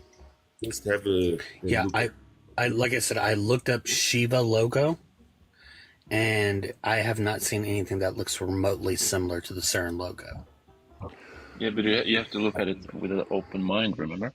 Yeah, Hammy, you've got to open your mind a little more. And while you do that, let me just make sure real quick, because I'm still talking. Let me just make sure real quick everybody knows there is a poll in the upper left-hand corner of your screen on that little white clipboard with the blue check mark. If you click on that, you can let your voice be heard. But also, thank you everybody for 131,000 likes. Appreciate everybody tapping the screen and sharing the live. If you haven't already, hit the bent arrow down on the bottom right corner of your screen. You can do that and hopefully get a few more people who are curious enough or courageous enough to question their beliefs. And speaking of questioning beliefs, Leslie, do you know what questioning beliefs means? Yeah.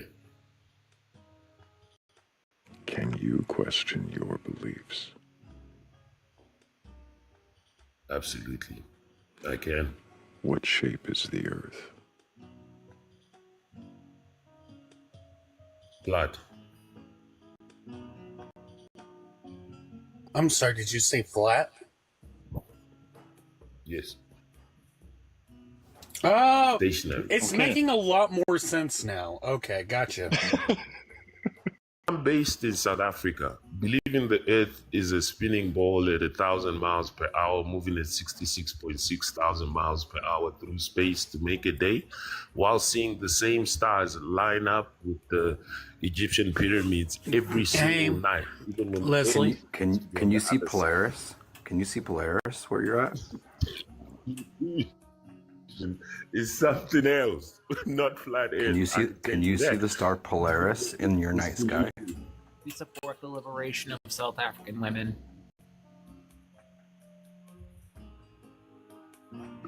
Sorry? I said we support the liberation of South African women. Do you notice how some of our profiles are purple? Yeah, I know. Topic.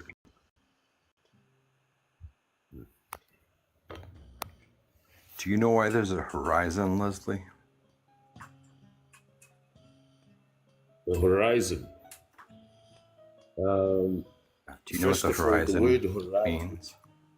The word horizon means flat or straight. So if the Earth is a sphere, do you know why you can't see horizon, anything beyond the abrupt horizon?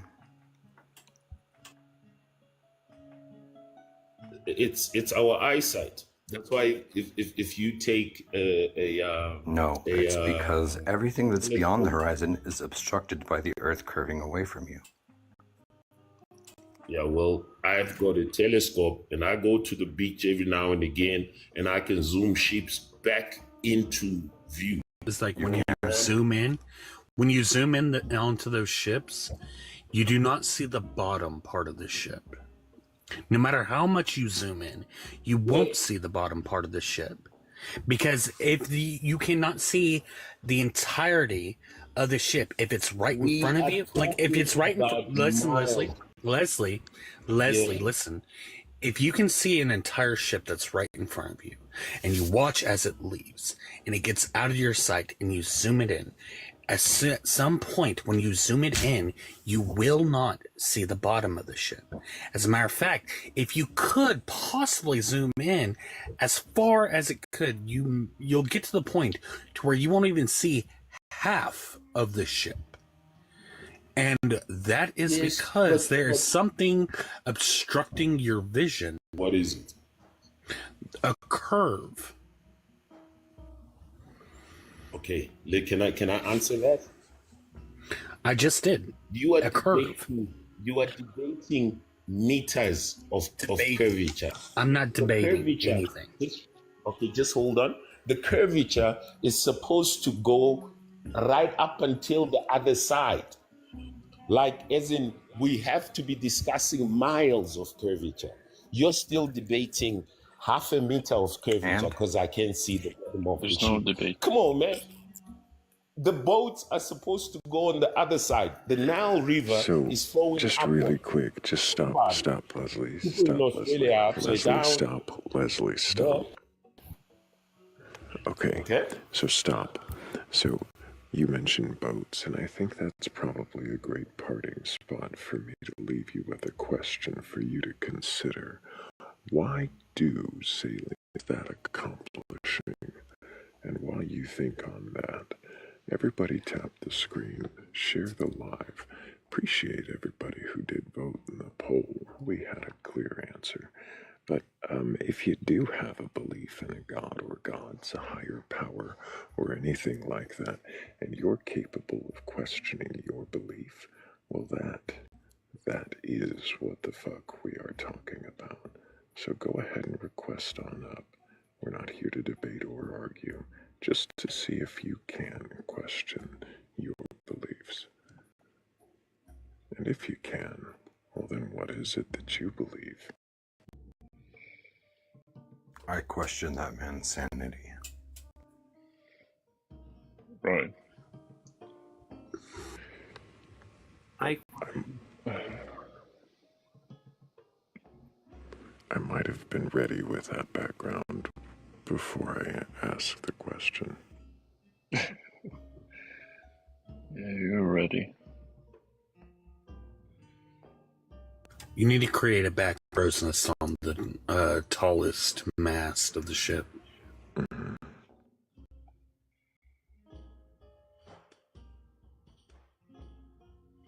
Because they're not anymore. Well,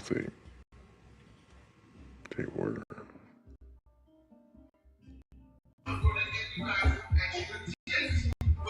Shut up. Can I get your age? Okay, so we're just gonna drop you down. Holy shit. Yep, like we were in the club or something. Out at the club. Everybody's fam in the club. In the club, we all fam. Hello, Thomas. Can I get your age for TikTok TOS? How's it going, y'all? I tried to get on here last night. Y'all were talking about some stuff. I was like, all right, I can do that. So, yeah, I can question my beliefs. I don't actually know. I'm 53. Do you have a belief in a god or gods? Well, I don't. It's kind of getting hard for me to believe actually in a god. I don't know, what to do with it. I know it's not a dude. It's not a guy. It's not a person. And then there was something. Thomas?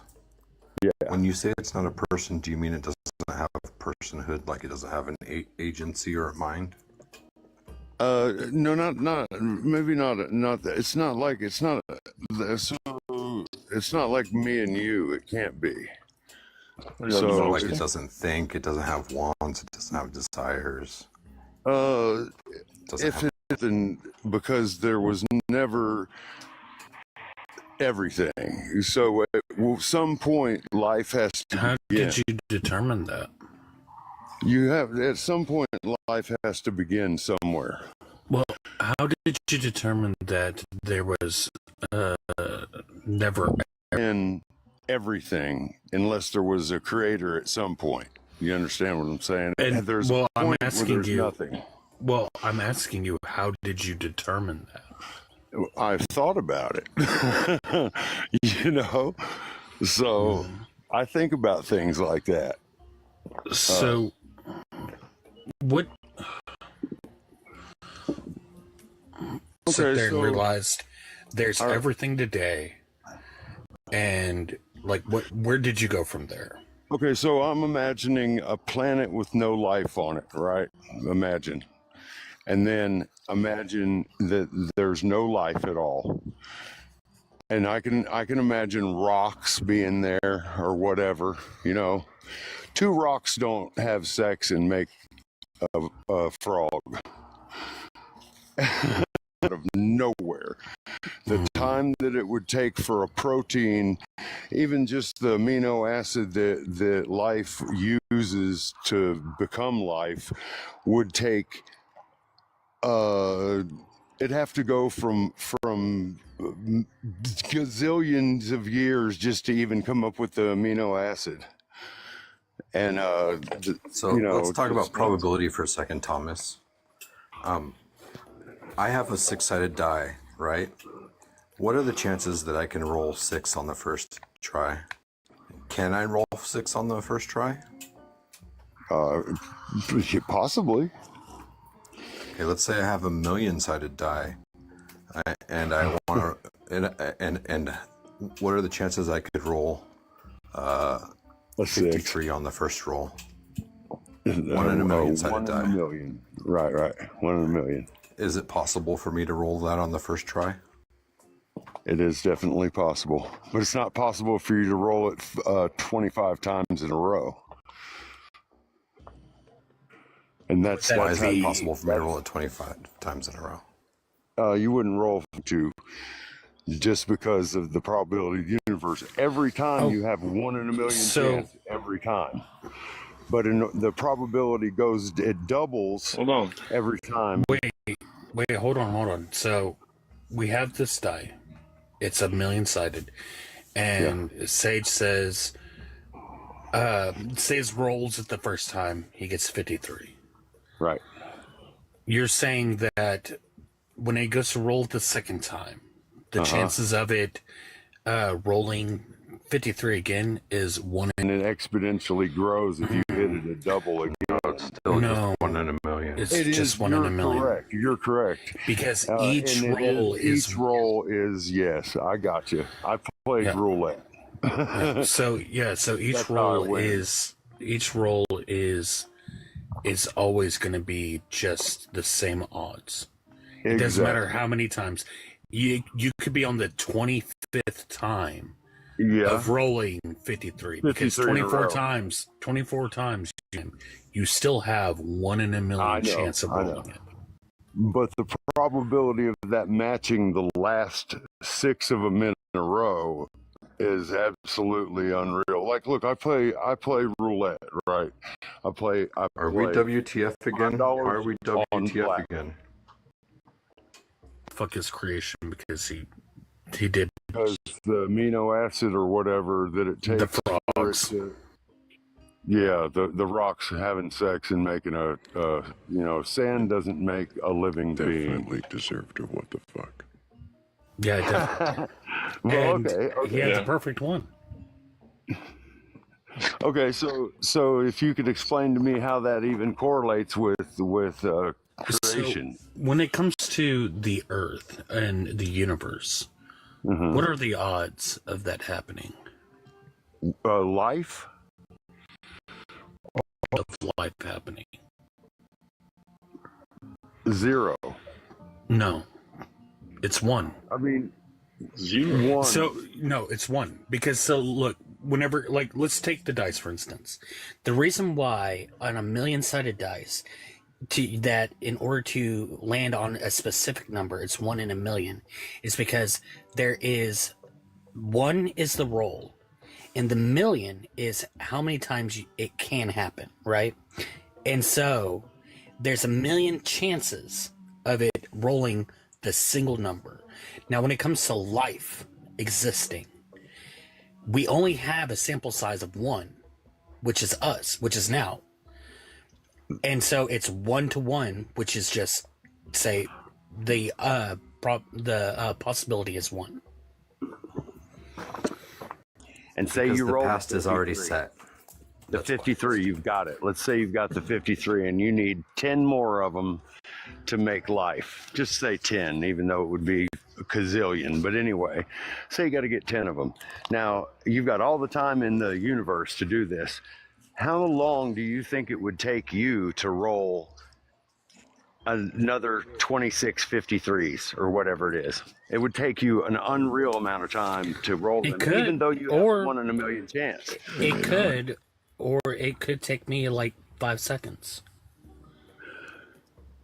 But it's not gonna. If you're trying to say that, if you're trying to say that deep time is required for abiogenesis, I would recommend looking into Jack Stozak's research.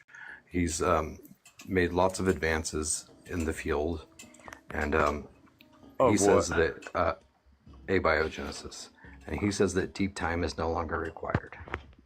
But you have to have something pushing that. You can't just sit there and stare at it like a watch pot never boils type. Have thing, you have you looked into anything about abiogenesis at all? I have no idea what that even is. Oh, that's literally the science of discovering how life can arise from non-life. Right, but so if you have to have certain components in order for it to hold on. I worded it wrong.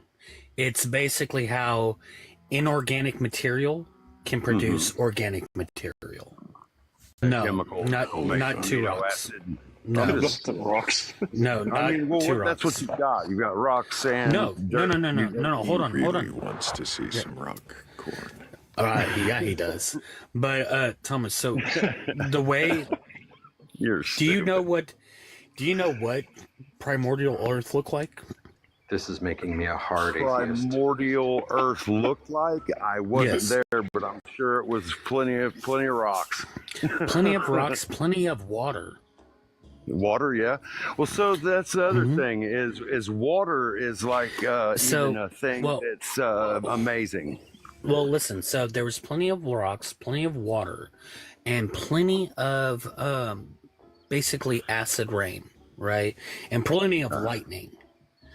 And so what ends up happening is whenever you combine all of the conditions of primordial Earth, before land, before seas, before everything, and you mix it all together, and you add that spark of electricity from lightning, gotcha. you get what's called the amino acids. And they've done this several times. The more famous example was the one that happened in the 60s called the Miller-Urey experiment, where they did all of that and they created this brown frothy looking substance that was chock full of amino acids, which, as we all know, are the building blocks to life. Right. So what ends up happening is since Miller-Urey did that back in the 60s, they've kept advancing on that. They kept looking into it. They keep researching it. They kept perfecting it, and they kept on figuring out all these different aspects of this experiment. So you say they perfected it? Scientists, yes. Yeah, they were perfect. That they so they had all the things so for instance, there's one Jack Stolzak, Sage was bringing up earlier. There was this one specific experiment that they did a couple years ago where they figured out that one of the places where Miller and Urey went wrong in their experiment was the type of material they were using to contain all of these non-organic chemicals. And so they changed that to glass. Yeah, and whenever they did that, it produced the same result as far as the compound after introducing electricity to it. It was chock full of amino acids still, but it didn't give that brown frothy look to it. It was clear. which is the brown froth just so happened to be part of where Miller and Yuri went wrong, and they So weren't. Oh, sorry. Go ahead. You finish your little bit there. Yeah. Hang on. Finish your little bit there, Hemi. So then, and from there, they've just found more and more stuff out about this, and that's basically it. So they have a monster now that they made? No, that's not at all anything he said. It sounds like you weren't listening. I was kinda listening. what I know what you're thought. saying. Ms. Bear, Linda Luna, also Dawn, Rob, Seven Lemons, Freya, Fluff Skidoo, Z Witch, and Angel. Thank you all so much, and I appreciate you all for helping with the goal.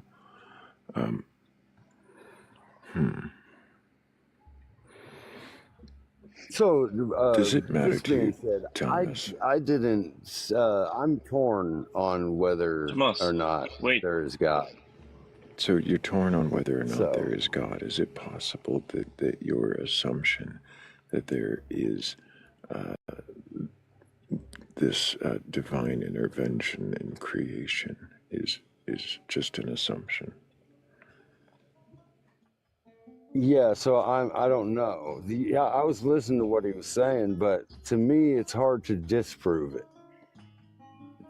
You can Do you have- prove that some guys can look at something and help it along, and that's creation itself. Somebody's assisting, putting it in a glass jar, or just whatever, you know. Now I know a glass jar could have been in space, you know. Thomas, hypothetically, I don't Go know. ahead. Go ahead, just- Sebastian. so do you have a hard time believing that with the right conditions on Earth, after it had like cool down and stuff, that life could possibly arise without a god? Yes, I also actually. But that's a different question. Okay. I know, but it's the same things. Even if it is a simulation, there still is a writer for the program. So you do have a hard time believing that life could that arise. there's nothing, right? That there's nothing besides, Yeah, I Okay. have a hard time. But I don't know. I don't know what I don't know whether to call that God or whether to just call that somebody that started it all. I don't know. Somebody. Well, it had to be something, somebody, some being. Why did it have Why a to? being? Why? Because because again, I don't see that happening with somebody has to push it along like those guys watching. Why somebody? You keep jar. going back to somebody. Well, I mean, I don't know what else to call it. What am I supposed to say? So why not stop at the I don't know? I don't know. So But then no, why no, not ask a new question after I that? don't know. So instead of inserting an answer after I don't know, why not ask a new question? Then who? Why who? Why assume a start at all? Because there hasn't always been everything, like those guys making the jar full of brown goo. That was those guys. Froth, I think, is what it was. Well, primordial froth. Schmegma. I don't It's know. the brown split. Yeah, the good Little the good Santorum stuff. for everyone. Let's slow Oh, down I was the going to tell you vile last night. imagery for Your the voice audience. is different, mildly soothing, but Mildly soothing. It's very indifferent. I don't know. It's kind of wild. I was listening to you last night. I was like, oh, that's cool. Mildly soothing. Brill, the voice of mild soothing. It's weird, kind of. It's like creepy, yet it's all right. I don't know. I don't know how to describe it. It's not like words can even do it. You got to hear it. All right. Thomas, does it matter to you if what you believe is true or not? Oh, no, not necessarily. Why not? Well, I think. You feel what I mean?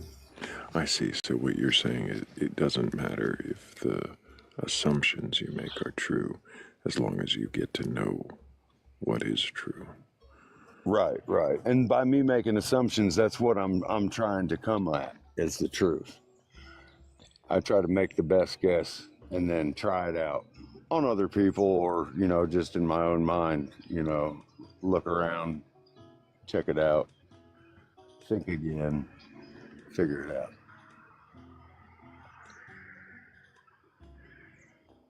Do you see yourself as agnostic? I don't know. I really don't know. Okay. That's That was the most agnostic answer ever. I was about to say he's on agnostic about being agnostic. Well, I would like to think there's a something at the end of the rainbow or whatever, or on the other side of the goo, or whatever. It seems like that's ending up to where it's kind of not even feasible to be like that. I think the end of it, like I'm beginning to think that Archon's the Archon's deal with the demiurge is pretty much truthful.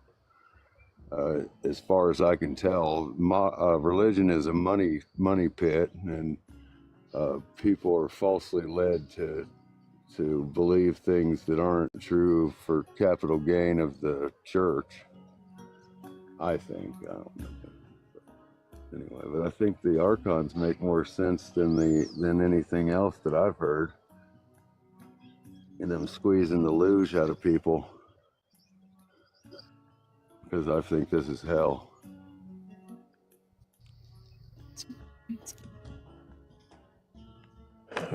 Okay. That raises a lot more questions, but I think I'm actually going to follow the audience's cue here. So if anybody does have a request on up, I think we're ready to move on. The poll has kind of spoken there, Thomas, so I appreciate you coming up and answering the questions that you did, but maybe another time you'll come back with more firm answers and we'll definitely want to question those. Okay. Take care, Thomas. Appreciate you. You said firm. I know. And everybody got the image of rubbing two rocks together, making a frog. Rock corn.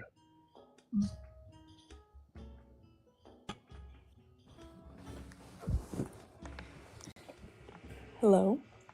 Hello, Wiley. Hey. Get your age for TikTok TOS. Hi, yeah, I'm 21.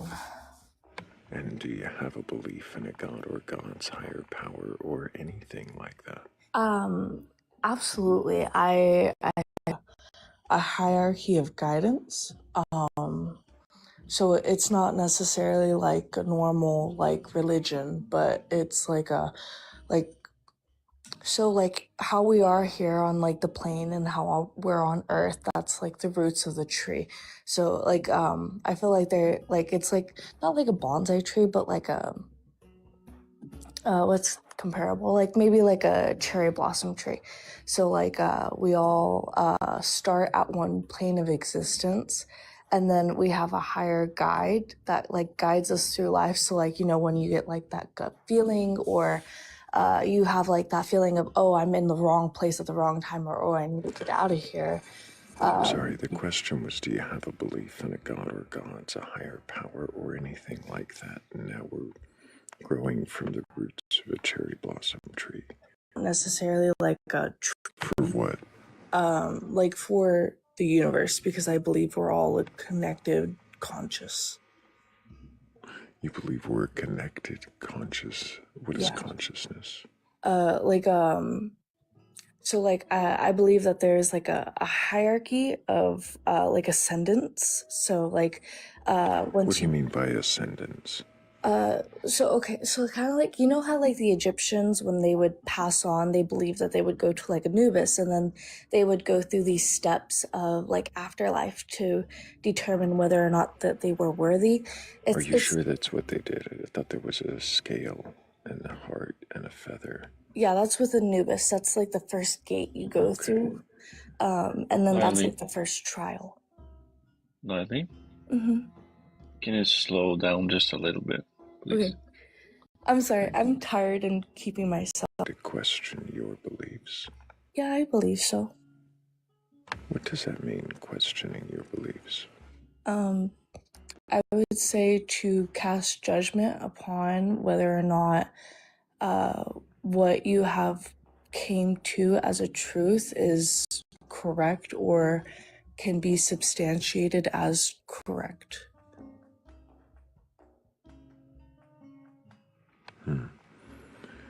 How do you question your beliefs, Lily? I like to see other opinions on my belief. I don't necessarily always share it because I have been chastised by Christians for it.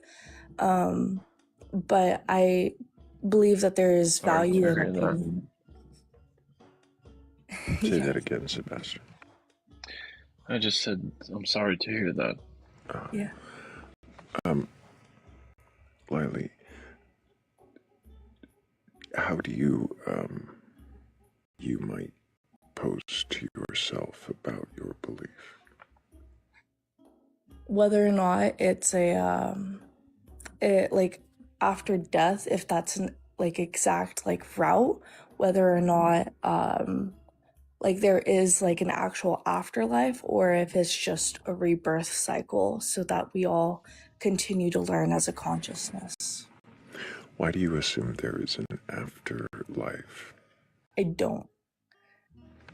What is it that would be going to this afterlife? Well, seeing as how like other religions are specifically, like how there's many religions that believe that there's a hell and a heaven, I think that that raises enough question to me whether or not rebirth is an actual thing. I don't think you're hearing me. What is it that would be going to an afterlife? Or Elaborating just a little bit. if you're saying that there's an afterlife or a rebirth, what is the thing that goes on to that existence, to that experience, through that motion? So are you asking like what's like the circumstance of events to cause that, or He's asking, do you believe in a soul? Do you believe in a spirit? Do you believe that there's a consciousness that transcends? Like what? Yeah, exactly that. Like a consciousness, of soul, a spirit. Like I believe soul and spirit are interchangeable. That does transcend. What motivates your belief in this? I would say personal experience specific. Like as a kid, I always grew up living events that I would go through either the day after or years down the line. Like a long time ago, I had been on a date with this one man and I would never be able to see his face, but I noticed his chain. I noticed like the table, what was on the table, like what clothes we were wearing. And a couple years later, it had happened, like to a T. Are you aware that memory is extremely malleable? I would agree with that, absolutely. I think that there are cases where, like kind of like when like babies or like when people say that they believe like their childhood has happened, like specific early events. Your brain isn't just making your memory of the dream fit the thing that you saw recently. Like like as a kid, like something that like I did because I was an only child was I would write down like dreams that I would have because it was an interest to me. And then yes.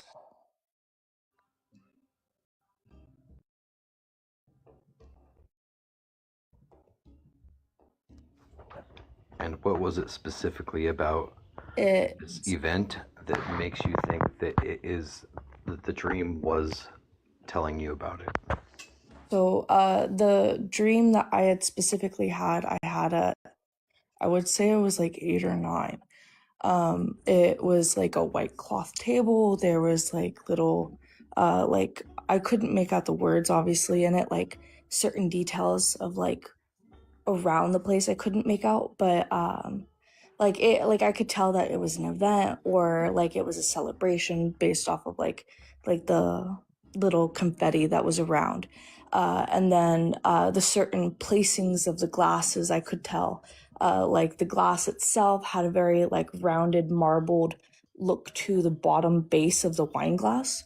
And then like his button up specific his forearm, and then it had 4 buttons specifically. Then like the most memorable thing that I had was the gold chain that he was wearing, which was a box chain. And it wasn't like any like it was just specifically a nice rounded box chain made very well. That I had never seen on anyone All of around these me things at the that time. you're describing seem incredibly mundane and extremely common. So this could apply to almost any situation. So how do you know it was specifically this situation? I think the events that led up to where I had went on that date specifically, because I had never been out to a restaurant specifically like that. Like at that, like I would, because the restaurant in question was a very high-end restaurant.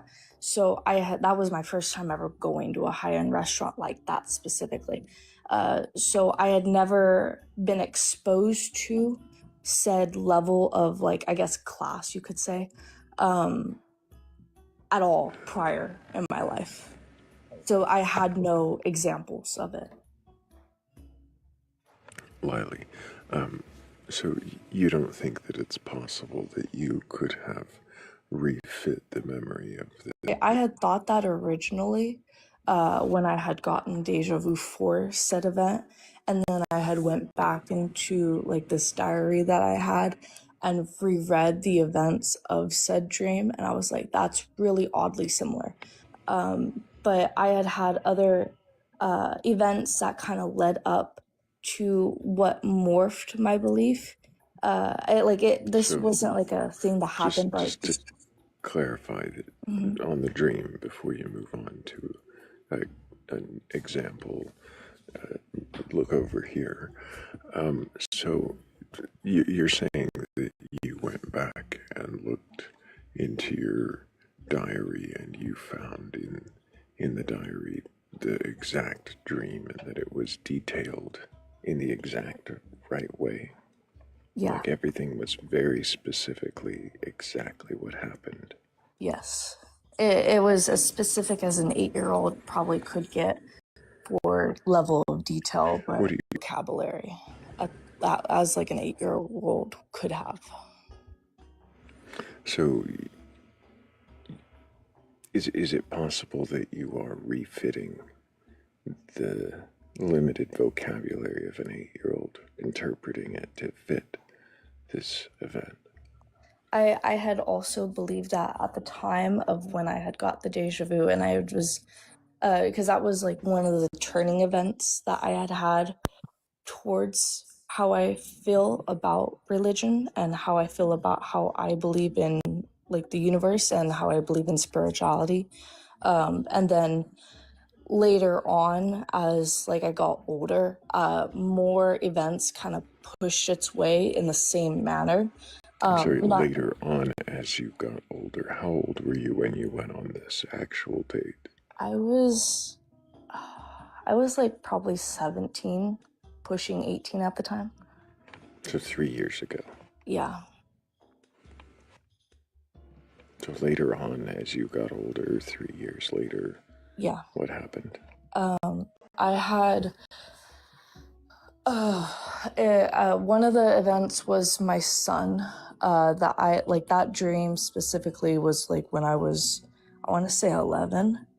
Not like the manner around having my son, like finding out like the pregnancy or any specific moment in time when I had just came home from the hospital and was recuperating. My I'm son sorry, had, is this just to clarify, are we on a new story now? We're not on the daydream anymore. yes. What does any of this have to do with what a soul is? So that was what led me to believe that like my soul was being guided or given bits How of does it tell us information. what a soul is?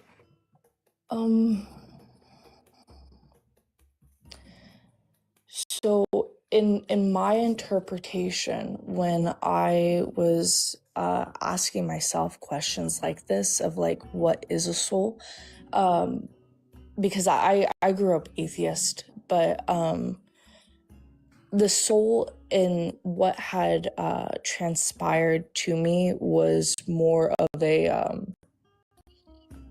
like an insert into my reality. So my soul was guiding me through these life events that I had no like real control over. What is a And soul? the way that I felt that my like I had not that I had became a soul, but like the ideology of a soul became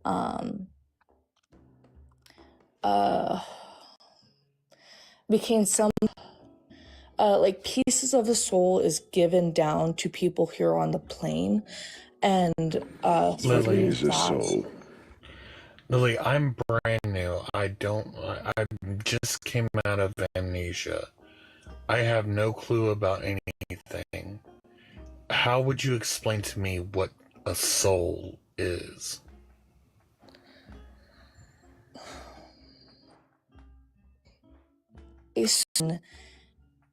You a soul is what guides you as a person to be who you are and what events you go through. Like you are a soul in a body, not a body in a soul.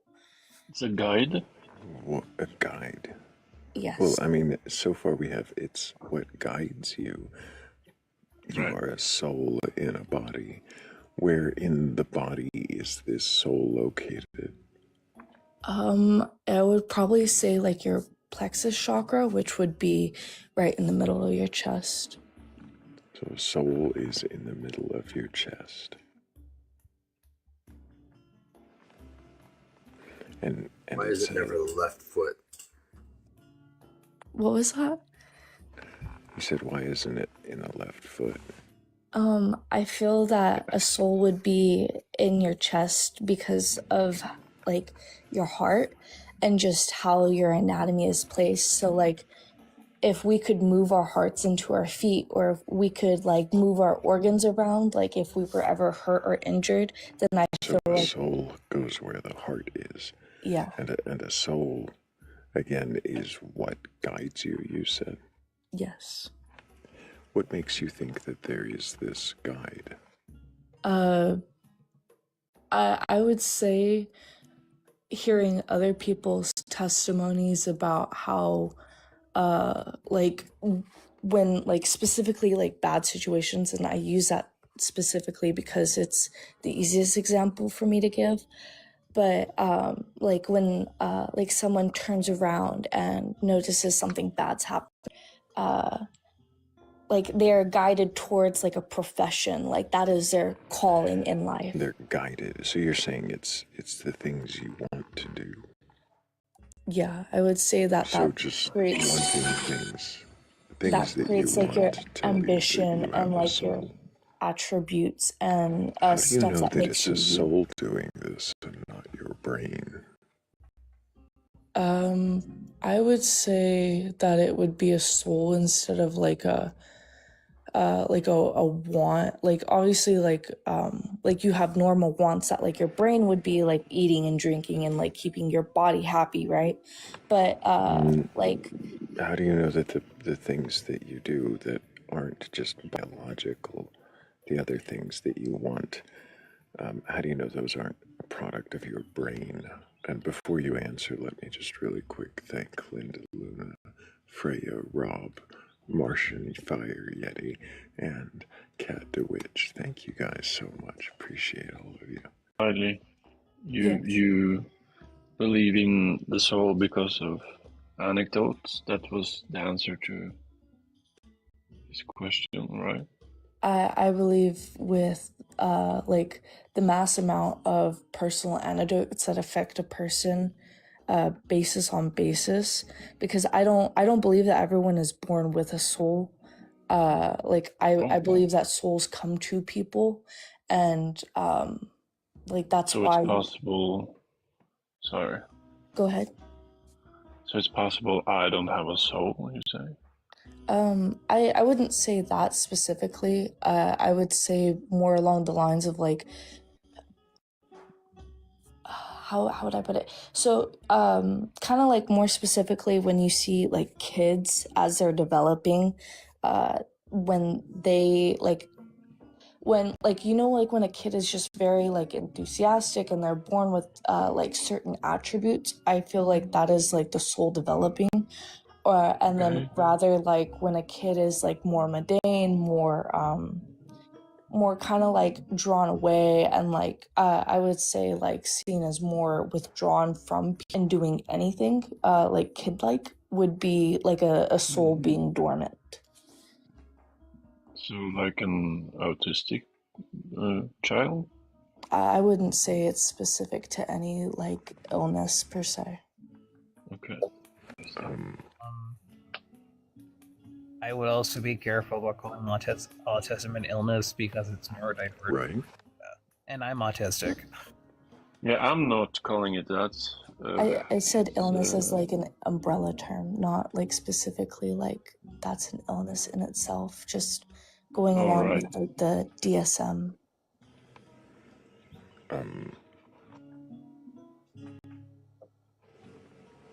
Have you read the DSM? No, that's not like something that I personally will go through in life. But I believe it's a very important book.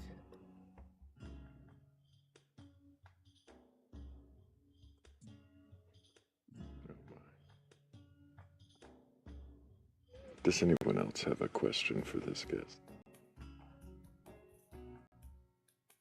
But I'm not sure how we're inferring from the fact that precognition is true and something that happens, that a soul exists.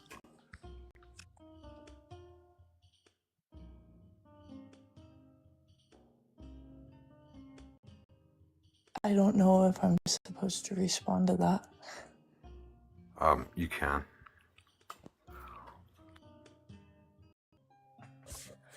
I would feel that like I would feel like the connection to a soul and like consciousness would kind of correlate, like in the sense of there's some kids who don't remember any of their childhood, and then all of a sudden one day that they start actually having conscious memories, and like retaining memories, like the ability to form a memory and retain it.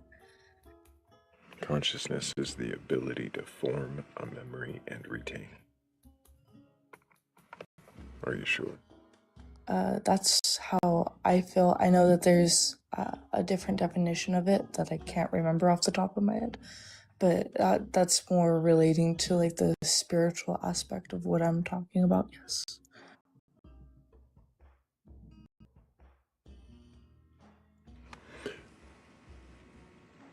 And so being able to form a memory and retain it shows that someone is conscious. Is that the same thing that shows that they have a soul? I would say that that would be like like the beginning of like a soul being like woken up, in the sense of like souls can be dormant or they can be awake automatically.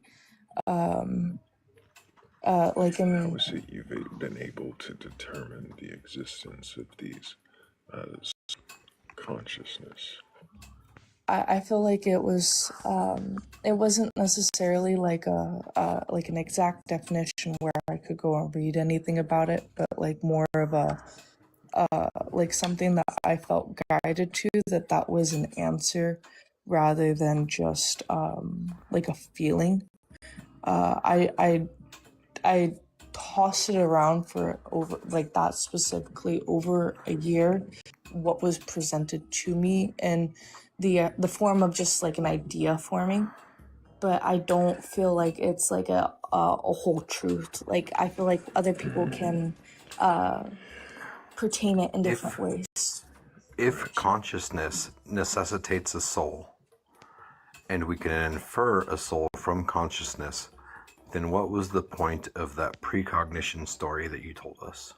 That's how I felt that my story came to be, with how I developed my sense of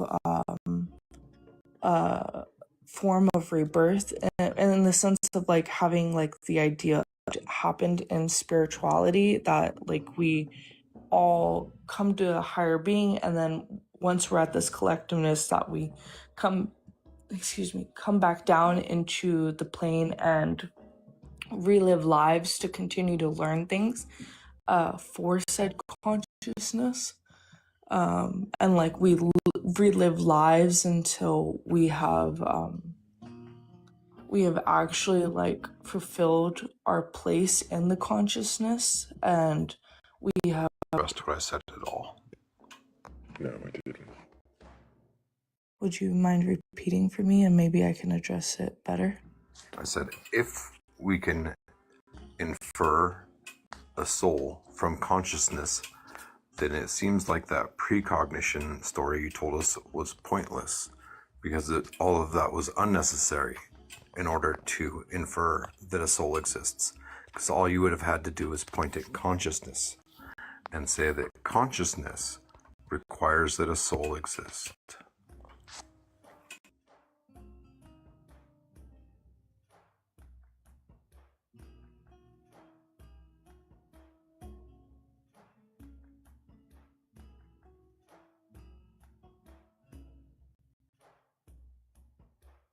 Just a quick reminder to everybody, there's a poll in the, oh, I guess there isn't a poll. I thought there was a poll. Maybe it went by too fast. Well, in the meantime, thank you guys for 100. And Hell yeah. Hell yeah. I don't know that I have any more questions for you, Lily. I'm not hearing you actually questioning your belief. I'm hearing you kind of trying to validate, justify, and does it matter to you if your beliefs are true or not? I would say a mixture of yes and no. I would consider that I would like to hopefully be right, but there's never a guarantee that I am right, and there's always room for improvement if there is error.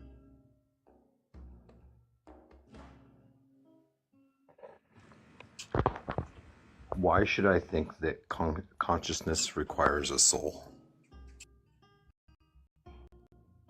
I'm sorry, would you repeat? Consciousness requires a soul.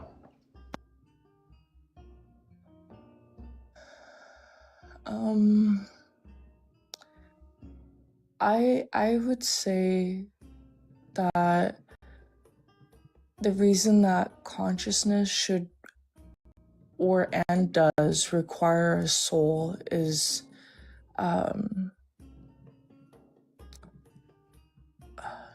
not cognitive function, but at least what I believe in, because like science says that at the end of someone's death, they go back through all of their life memories, right? Like the last like few seconds they're alive.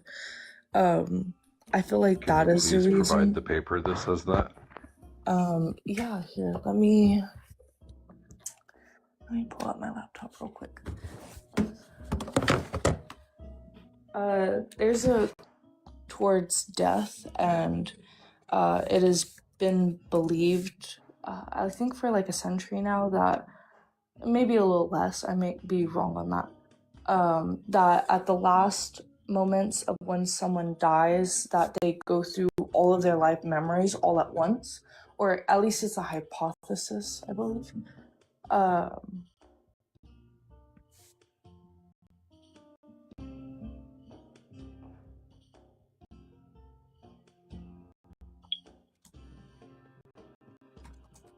I am aware of that being said in popular culture, but I'm not aware of any paper that says that.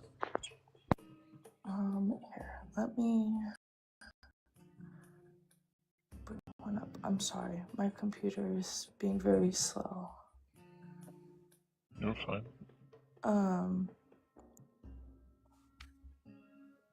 Like like the specific part I'm talking about is like, like the into what I believe, After death? Because after death, we're not getting a report on that. no, not after death. So, like the last seconds before someone like fully passes away, the brain will do a full neurological shot through someone's entire memories, and that is the last seconds of death. Other than like sound being the last thing that is heard during death. I don't want it.com. Is it this one that I read?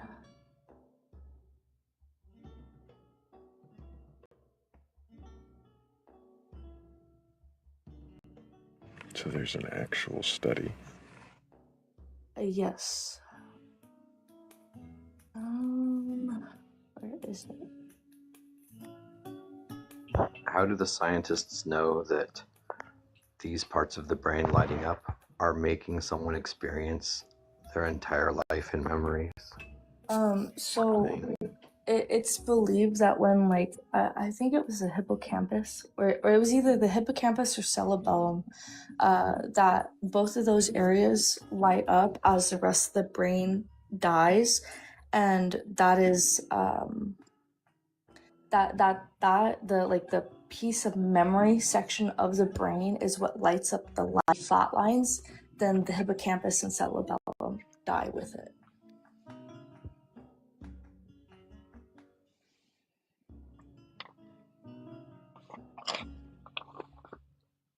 Where is it? Yes, that's what happens, but how do they know that what the person who's going through this is experiencing is a replay of their memories? I believe that was one of the like hypotheses. I'd have to bring up the paper to quote it. Where is it? I'm sorry, Thrayle. I'll back off if you want. I feel like I've been bogarting the mic.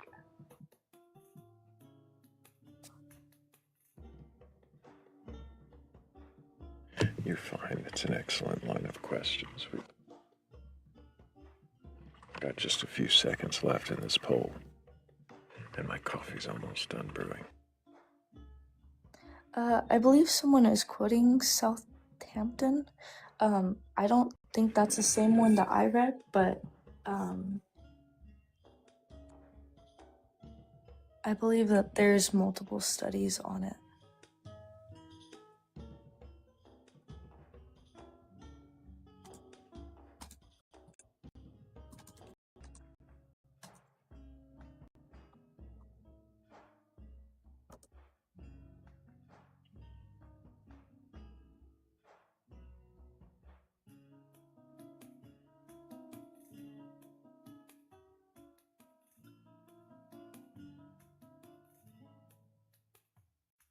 Is it this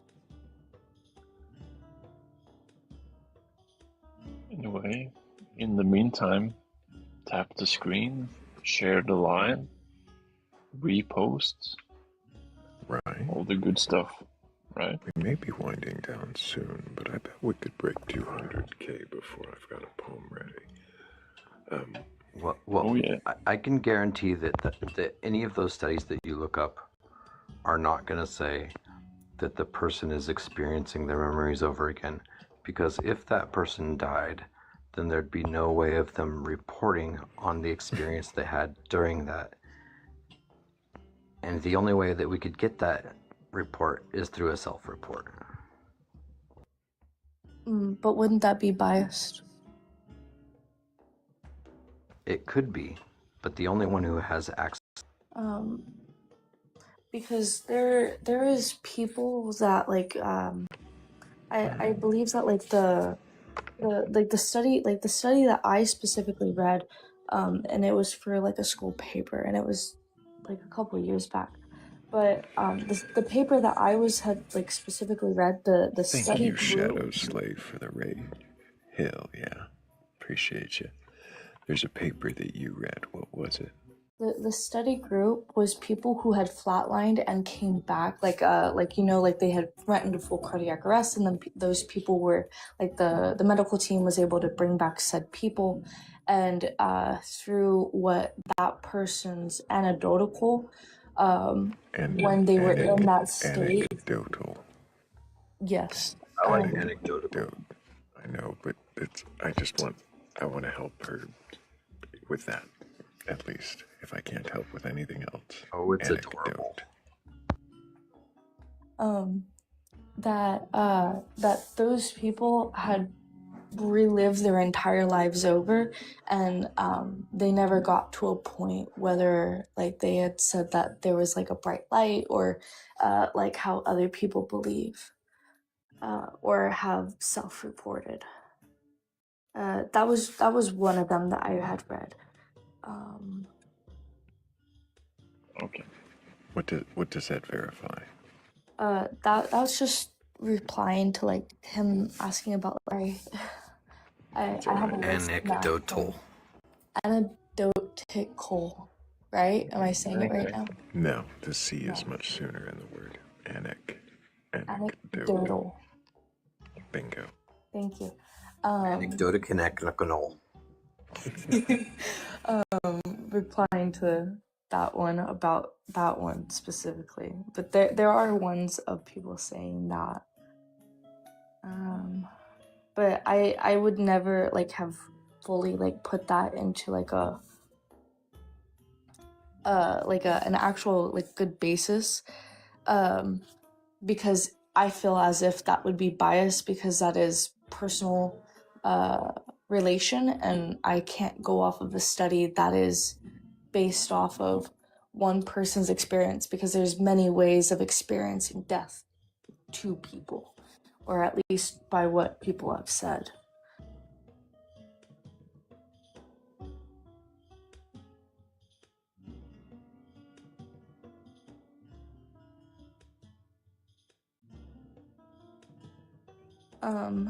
But the one that I'm specifically talking about, and I think I found it, this one is talking about hertz, and then this is the pmc.ncbi.nlm.ni. Can you put it in the chat? All you gotta do is put the DOI number. The DOI number, that's the one you want? Okay, I can do that. This one looks very similar to it because it was in the Library of Medicine. But yeah, the one that I had read was also talking about hertz. So that's how they determined, based off of living people remembering memories. 43848.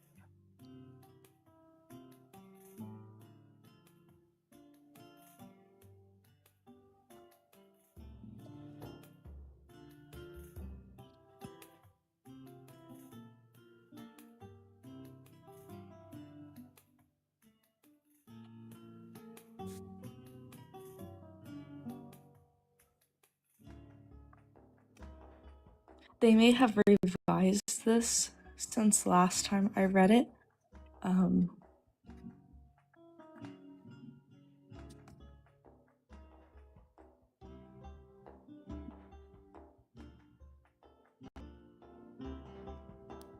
Yeah, I think. What do you mean by revised? They may have revised it in the sense of they got more evidence to support said hurts.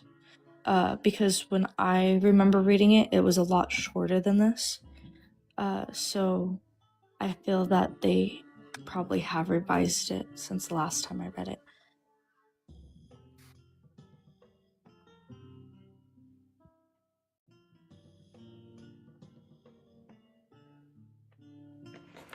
Is it possible that you didn't understand what you were reading? This was redone in 23, May 9th. And I read this back in, I want to say 2019, 2020.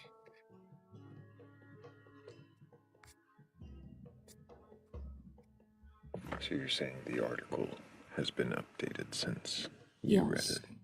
Yeah. So, I thought revisions made things shorter. They can in some cases, but whenever you talk about anything that's like to do with the brain, we constantly are adding more evidence to it because it's one of the most understudied fields. Are we saying now that this has added enough information that it does not any longer support the soul?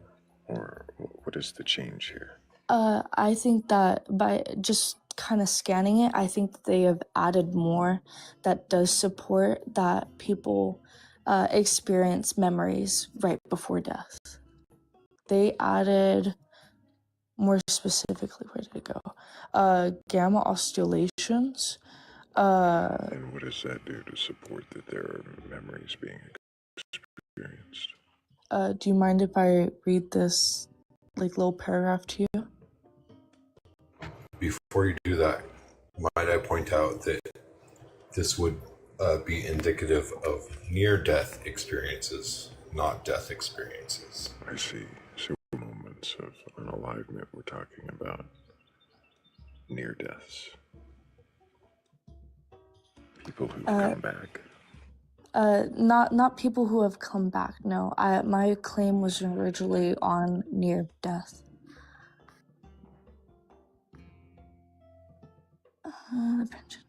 So the one that fully explains gamma oscillations, they haven't been observed during awake consciousness, but also during sleep.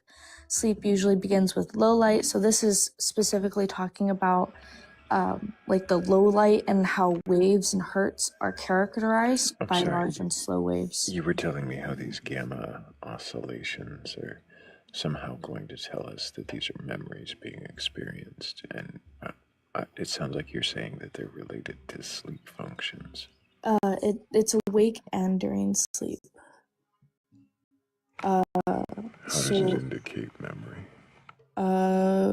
During the different hertz, like during different hertz levels show different like, so the higher the hertz level for said memory per se, when someone is supposedly remembering a memory, it's a different hertz level.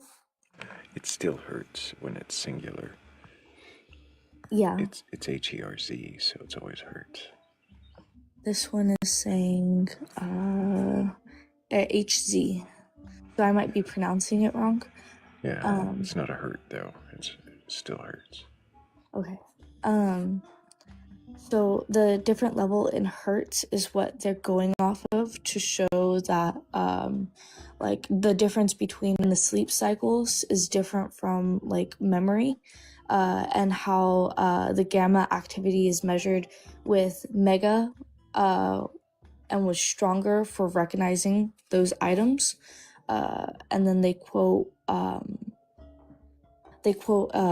believe it's a study from 2006. And then them comparing Okay, and and what contrasting about this them. indicates that it's memory?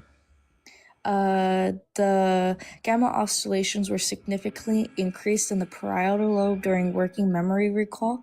This interplay between the gamma and alpha bands also seem to be critical for a phenomenon that is also oftenly described by near-death survivors or out-of-body experiences. I'm sorry, that it says during memory recall. Yeah, so they're saying specifically to connect the ideas that when they scan someone who is remembering a memory, their Hertz level was a lot higher. And so that they could compare and contrast that to someone who is having a near death or an out of body experience described by survivors.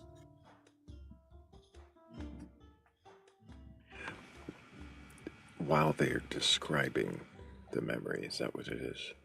When are they getting scanned? Are they getting scanned during the NDE, or are they getting scanned during a recall event while they're talking about the NDE?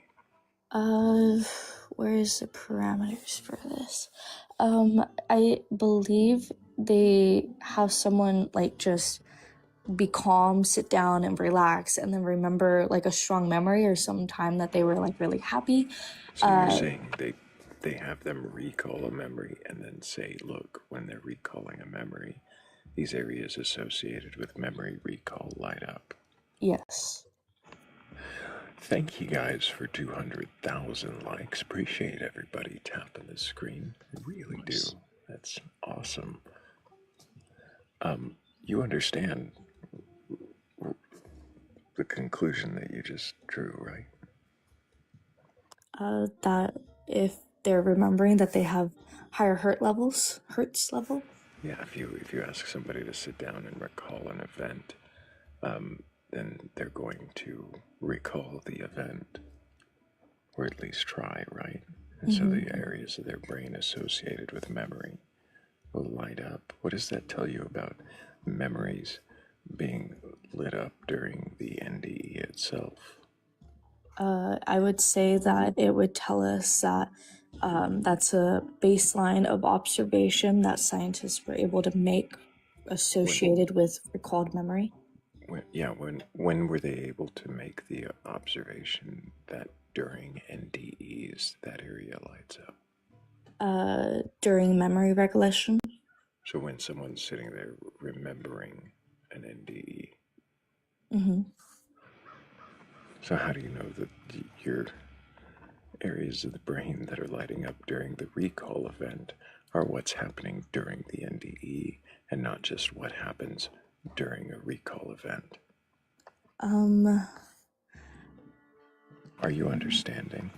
I see what you're asking, and they have another study that's revealed a distinct pattern of gamma oscillations between the hippocampus and cortex to distinguish true from false memories. Okay, so you're not answering my question. My question isn't about whether it's true or false memories. My question is about whether, okay, if I ask you to recall an event and I measure your brain waves and I determine that the ones that are lighting up are associated with memory recall, is that telling me anything novel? What does novel mean? New. Well, not necessarily. Well, at the time of when they did this, yeah, I would say so for said study. But is it telling me anything about what happened to your brain during the event that you're recalling?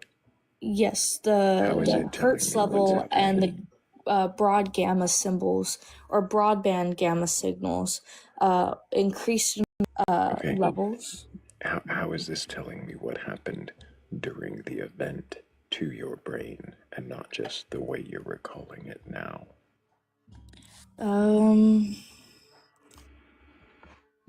I see what you're saying now.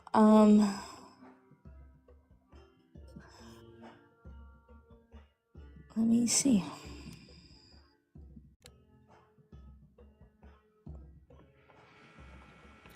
if the study is saying that we sat people down and said, remember your near-death experience, and then they scanned the brain to see what areas of the brain lit up while recalling their near-death experience, then are you actually scanning a brain during an experience, or are you scanning a brain while it remembers an experience? And then so when you say, well, areas of the brain associated with memory recall lit up, isn't that what you'd expect to see?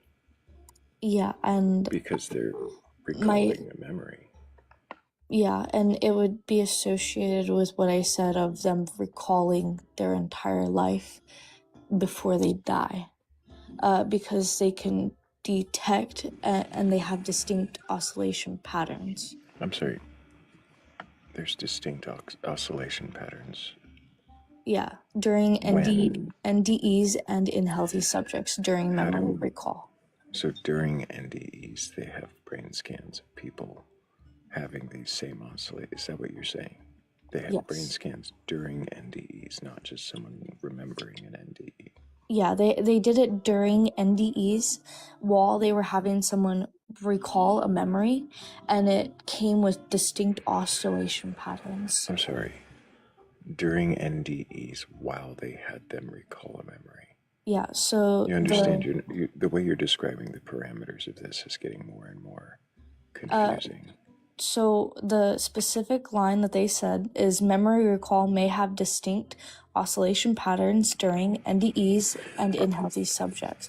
So are you saying that they sat in like an emergency room waiting for someone to have a near-death experience and scanned their brain then, like while the doctors are working to save them? Or are you saying that like they set up parameters where somebody talked about their NDE?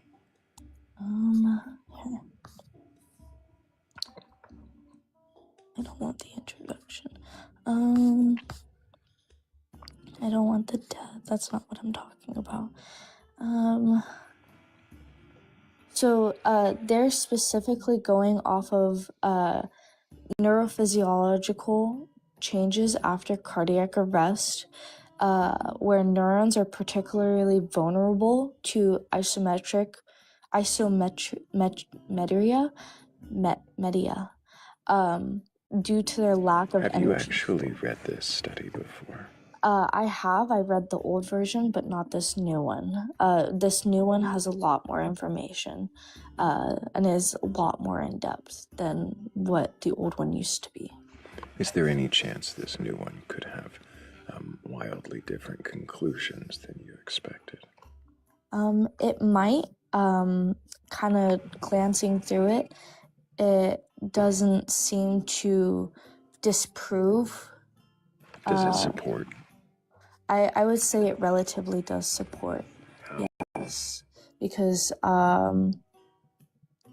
in the summary section specifically, as I scrolled down through it, in summary, the experiences that are described by near-death survivors, including memory recall, says that there may be certain brain activity that indicates that memories are being accessed. There is a spot about it.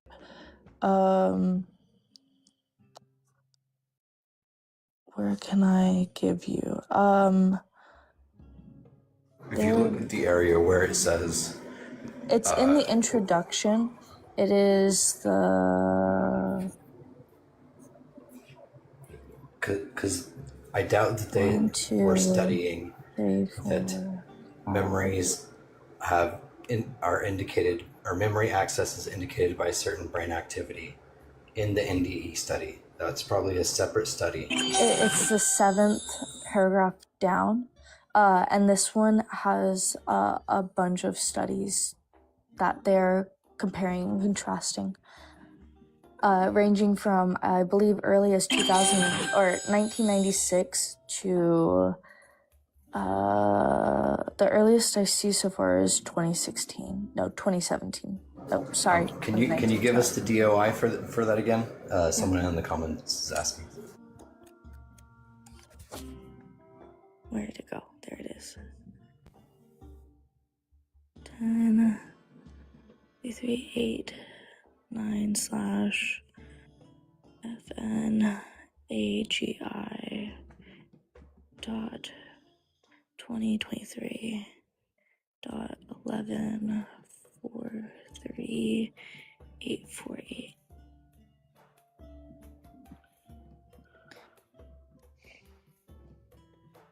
Thank you. Yeah, of course. I'm very excited, encouraged that you are looking up studies. Let me compliment you on that, at least. I appreciate it. I think that whenever you talk about anything that's hypothesized, there's either a truth or a revision of a hypothesis. So I believe very much in how science works. I love science a lot. But are you looking in science for stuff to like confirm the stuff you already believe about soul and I believe that we these? can't I don't believe that science can prove or disprove a soul specifically. I feel like No, but that's not the question. I'm sorry. Yeah, it's okay. It's more like, do you look for things to confirm your beliefs in science? Yes, certain aspects of it, absolutely. Like I wouldn't want to make a claim that would be kind like totally out of the water if there wasn't any evidence to support it, especially if it's something that we could prove.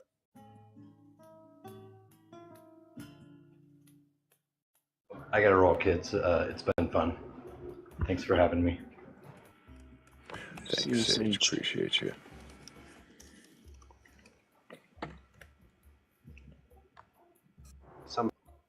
Gotcha.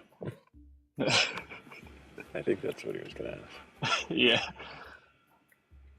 But does Thrayle, she's looking up stuff but does she really question her beliefs?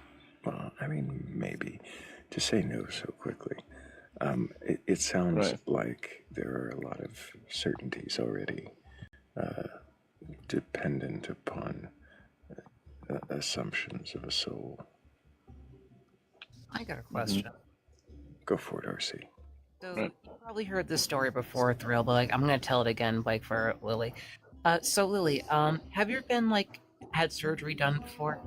Yes, I have. So you've been under anesthetic and you've been knocked out and you woke up like an hour or two later as if time completely skipped you? So anesthesia doesn't affect me in the same way that it would probably other people. So I'd say no to that. I would say I pass by whole days, but I don't think that I feel like time has passed me. Like I can wake up and notice it's day and be okay and not be overly confused. Okay, because it's the one time I had surgery, of course I was knocked out. And so basically, so you agree that the soul, that the consciousness is like an aspect of the soul, correct? I'm sorry, repeat that again? So do you agree, but do you believe that consciousness is an aspect of the soul? Yes. Okay. So when I was under the D-rug and I was completely knocked out, my brain completely shut off. There was no dream state, there was nothing. It's literally they had me count, down 10 backwards, out like a light. And then it's before I even knew it, it felt like it just I closed my eyes 1 second, I opened up again, it was 2 hours later. It's my brain just turned back on, as if I literally unalived and then came back to life. So during those 2 hours that I was under the knife, where was my soul? I wouldn't say it's gone. I would say that that's just kind of an effect of how anesthesia is, and I wouldn't say is an instant of a soul fleeting, but rather than a substance using blockers for channels that we know need different ion proteins to go through to be able to like fire, right? I don't believe that when we go under something that's man-made and physical, that our souls just kind of leave. Like they're always with us once we're awake, or once that we realize that we are like we are more than just like a body. We always have it with us. Like it doesn't just go away. I wouldn't know where it specifically goes in that time, but it wouldn't just leave.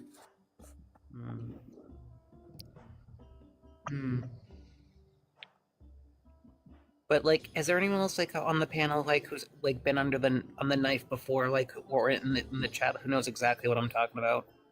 No, I wish I had. I want to experience that. No, you don't.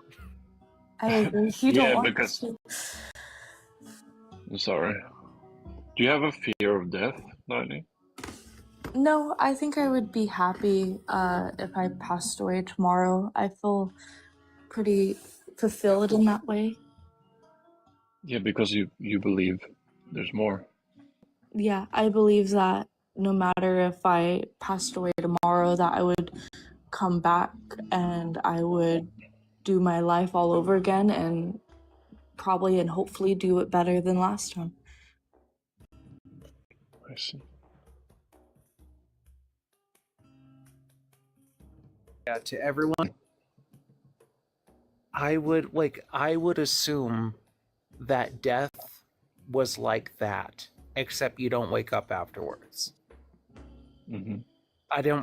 When I was in that state, I didn't have like all my memories flashing before my eyes. I didn't have like, if anything, because I was in such a derugged state, it's like I could hear like, you know, beautiful like, you know, like music in my head. I was rhyming like I was the most creative I was ever during those few seconds.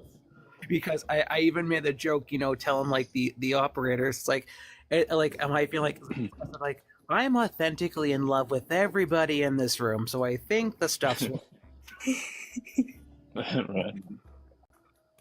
I think that there are some people that have something like that really affect them differently, and for the people who end up under it like for long periods of time, I could only imagine some of like the creativity that they have. But now I know why artists get involved in stuff. Not promoting it, but not promoting. Did you get any 8? So, Lightning scared of death. If there was blank, like he said, nothing. I believe that at one point, and I wasn't scared then either, because I felt like I would probably be at peace and just like settled, and that I wouldn't have a care in the world at that point, so there would be nothing to really fear. Yeah, you wouldn't feel anything. So, but I mean, yeah, I see.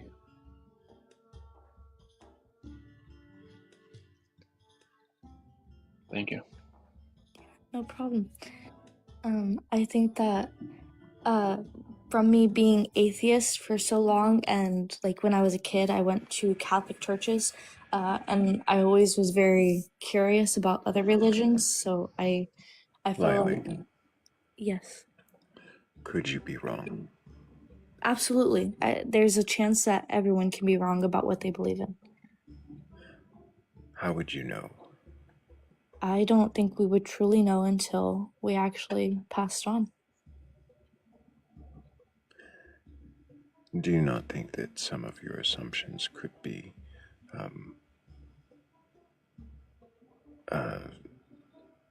disproven in this life? I believe that like there could be very much so some disprovations, because I feel like every belief has holes in it, and I don't feel that anyone has one direct answer.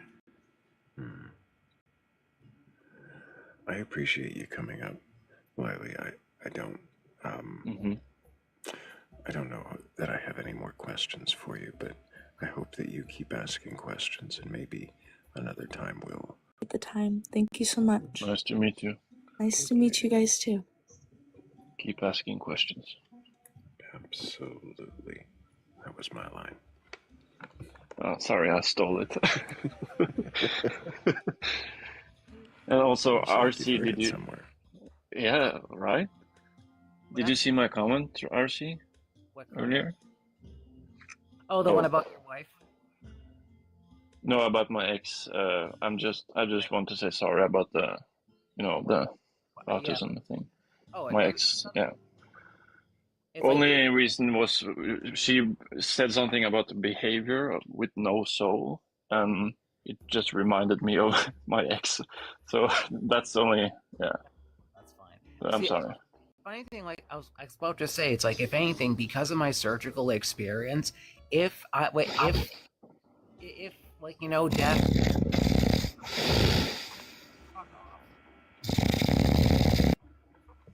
It's like I actually made me realize that if that's what death is, like just like that sensory shut off, it's like, but I'm not gonna look forward to it, but like I'm fine with it, like I'm happy to accept that if that's what death is. I was almost tempted to leave that person on panel just to see if it kept going. Like, how long would they keep that up? I love hearing the tone of my own voice, so I appreciate it. Right. Really quickly gotta thank Delilah, Scissors, and Squiggles. Thank you so much for helping with our goal. I really appreciate you guys. And if anybody does have a belief in a god or god's higher power, or anything like that, and you're capable of questioning that belief, go ahead and request on up. I'm not looking to debate or argue. We're just here to see if you can question that belief. And if you can, well then, what is it you believe and why do you believe it? Hello, Juggaloti. Can I get your age for TikTok TOS? Juggaloti, are you with us? Hello? Insane Clown Posse? Can't hear them speaking. We'll go ahead and set them down.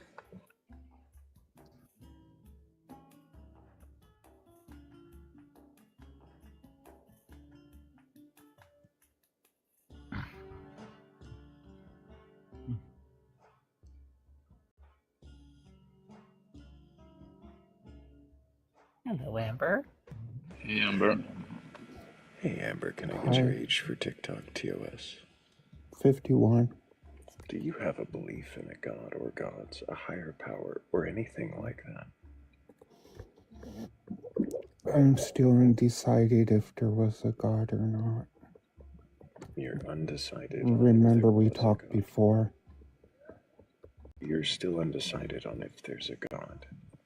Have you ever believed in a god of any kind? I used to be Christian. And what made you stop believing in the Christian God? The way I was treated. So only the way you were treated. So the God could still exist. But the people who treated you a certain way made you stop following it. Right, and then we talked about I talked about possibly going back to the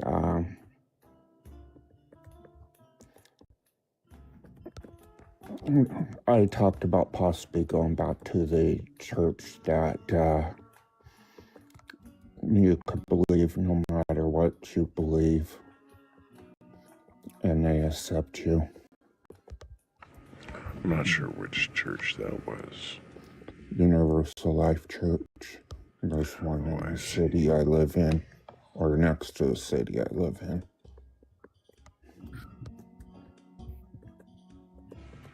So for you want to go back to a church. For what reason? I belong to that community. Of course, I could get that other places too. Does it matter to you if a God exists? Well, I believe that they're more likely there's some kind of God. But Why do you I believe just it's more can't. likely there's some kind of God? Mm-hmm. Why? I'm I sorry, have a Amber, hard I gotta time. stop you for a moment. There's a lot of background noise. It sounds like you're I fidgeting was with your working phone. at the same time. I'm gonna stop doing that at home. I could stop doing that for a while. So, for just a moment, what was the question I just asked you before that?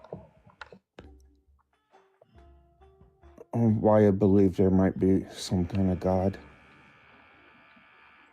As if it mattered if a God existed or not. Oh, it doesn't matter if God existed or not.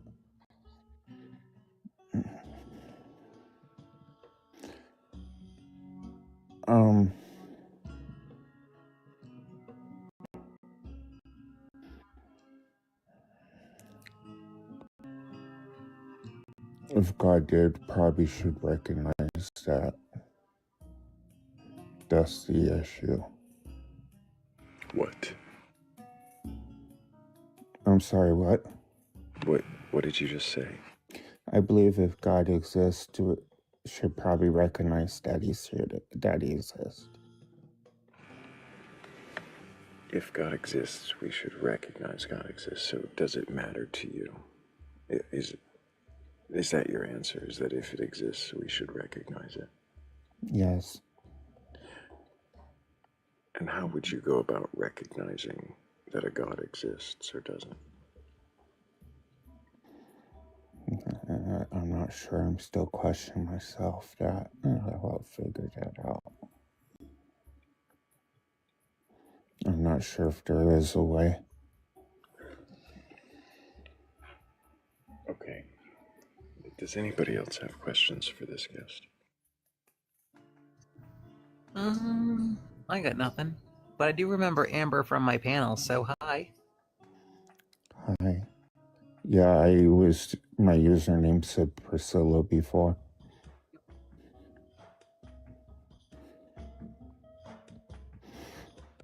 Which Amber is my middle name.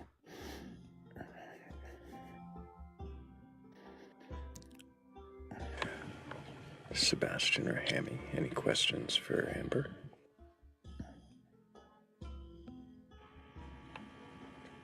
I'm gonna take that silence as a no.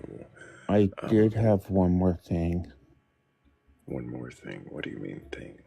One more thing to say. Oh, you came up. I came up to say one thing too, along with that. The reason why I chose to go back to ULC, if I go back, which I haven't went back yet because of work, is because at Universal Life Church, they of course believe that any path is the right path as long as you're not infringing on other people.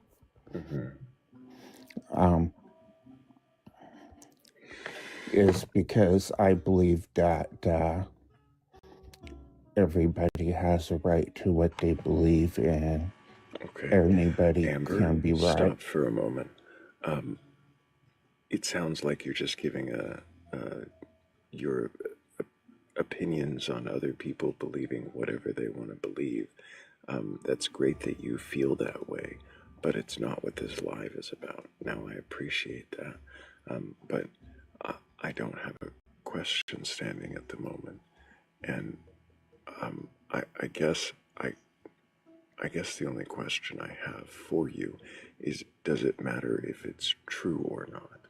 If the gods that people worship don't exist and potentially even cause harm, is it okay then for them to worship them? if they're causing harm, it's not okay for them to cause harm. If it's okay if they exist. And I do believe that Christians have caused harm. So then are you saying that it's a problem for Christians to believe in their God?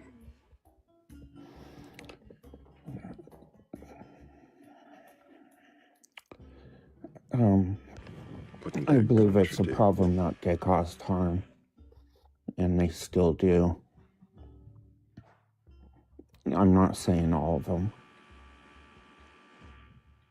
Is it their God or their religion that causes the harm? Their religion. So then, does that mean there's a problem with people believing that religion according to your beliefs?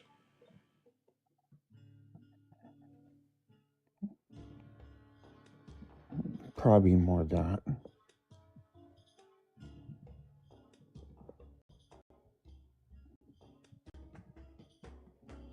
I have to really think on that to be.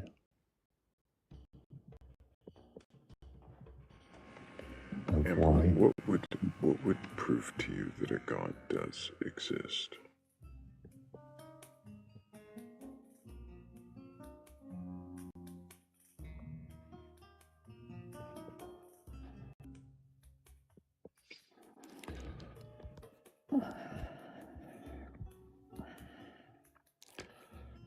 You can say you don't know. I And was also, gonna please say, back off I'm the not microphone sure. just a little bit. We're hearing every mouth noise. Yeah, I'm really not sure.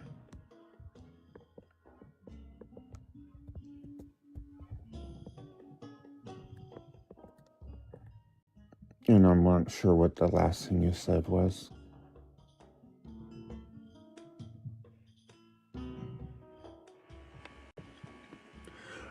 Amber, I appreciate you coming up. I don't have any more questions for you. I think we're going to go ahead and move on. All right, thank you very much. Appreciate Nice to meet you.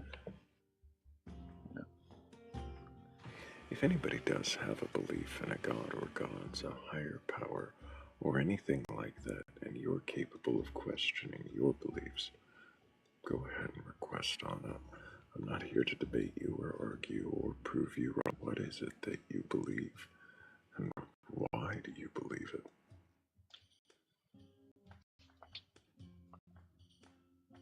Sorry, Thrayle. I was in another room. No worries. They sounded a little depressed. I hope they're okay.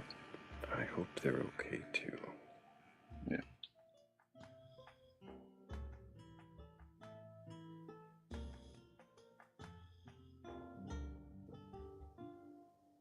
My brain just completely went off into a completely different dimension just now.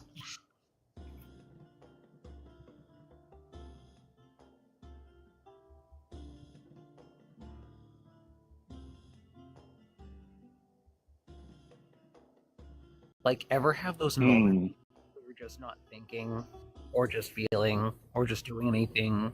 You're just there, and you just are.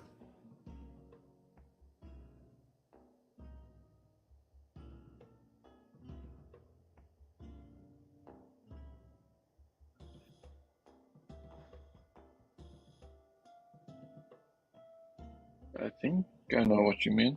Like a cat during, it's like when you're like a cat during like those mid moments, they're just like staring off into nothing. Like Yeah, I know exactly what you mean. Yeah. sometimes those moments are the absolute best.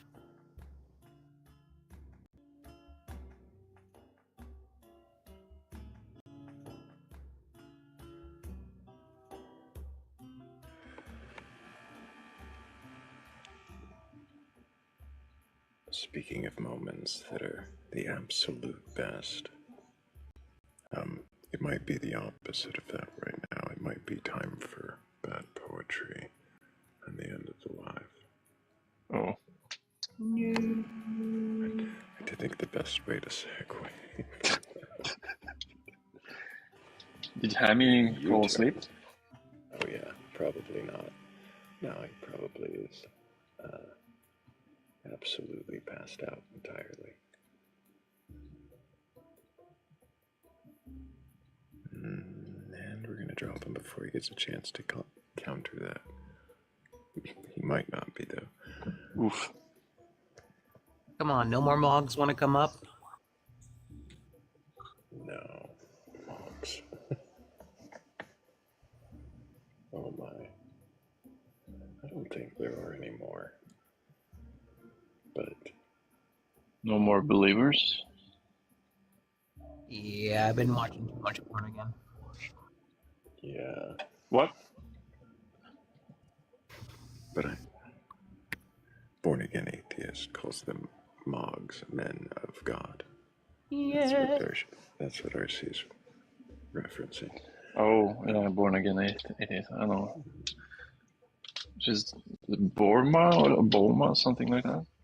Boma, yes. Let's go. Hey, Right. Zach, how's it going? Hey. Good morning to you guys. How are you? Good morning. Doing great. Morning. Just had a few minutes, and it sounds like you're about to shut down the live. Wanted to come and say what's up and how awesome all you guys are. Been going all night again. Absolutely. Love it. Evening, baby. We're at nearly 9 hours. So. Hours, man. You probably need. Did you get a nap in there at all, or no? No, absolutely not. I am gonna cut the camera though. Sorry, I make everybody cut the camera. Oh, no problem. It's a pleasure to see It's you everybody. Again, gotta make the stand. That's a thing that you do. I didn't realize that. My bad. It is. No, it's fair.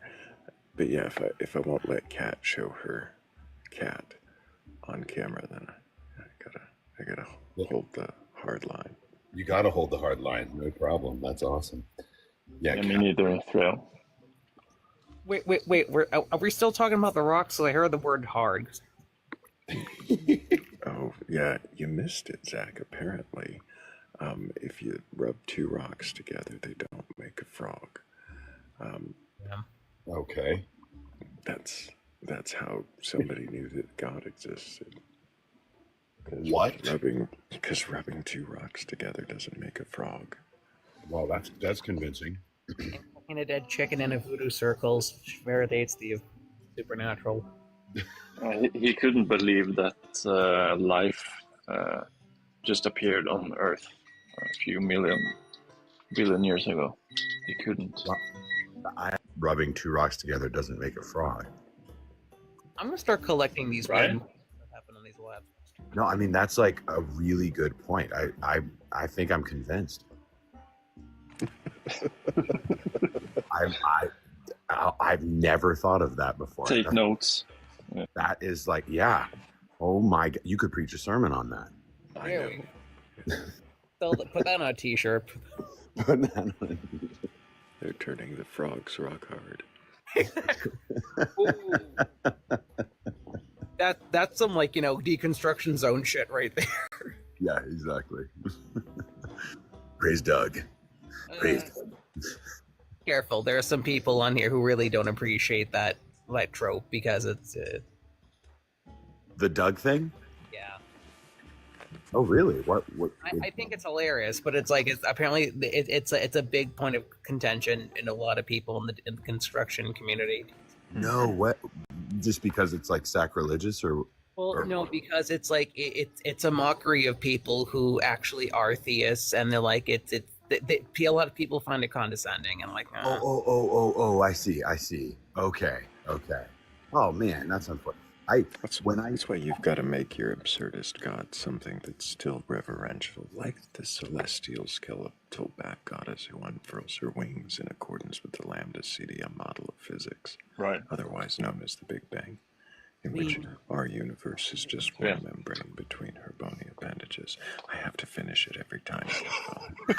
You have to. Yeah, sure, you have to finish. I was just gonna say, have you seen your gifts? Have been like that a long time. 777. Yeah. For like an hour or something. That's awesome. No, we need a celestial skeletal-back goddess like figurine, like 3D printed or some shit. Yeah, I'm sure AI could probably help us out. Probably. I've thought about it. Plushies, pillows. Oh, do it. I A would nice, buy one. nice, comfy, like skeletal back goddess or a Thrayle doll, like to help you sleep during the times of wandering.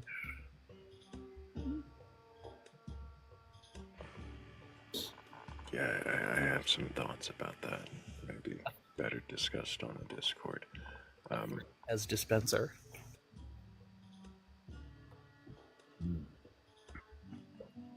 Yeah, it's funny on the Doug thing. You guys know I'm in my, well, those of you who know me know that I'm in my process, and I haven't fully embraced the moniker atheist at this point. Just because, if I'm really, really honest, there's this feeling that I have, that there's a God. And there's this like experience that I feel that I've had for the majority of my life. Now, whether that's been brainwashing or indoctrination or genuine experience, I'm not 100% sure. I don't know. But I'm just trying to be careful as I deconstruct to be honest about my personal experience. Now, that which I feel I've experienced, I cannot prove. And so in that sense, I do feel that I fall into the kind of that non-resistant agnostic atheist framework. But that being said, I have, like, when I'm discussing or when I'm debating Mogs, as you mentioned earlier, when I'm debating Mogs, I do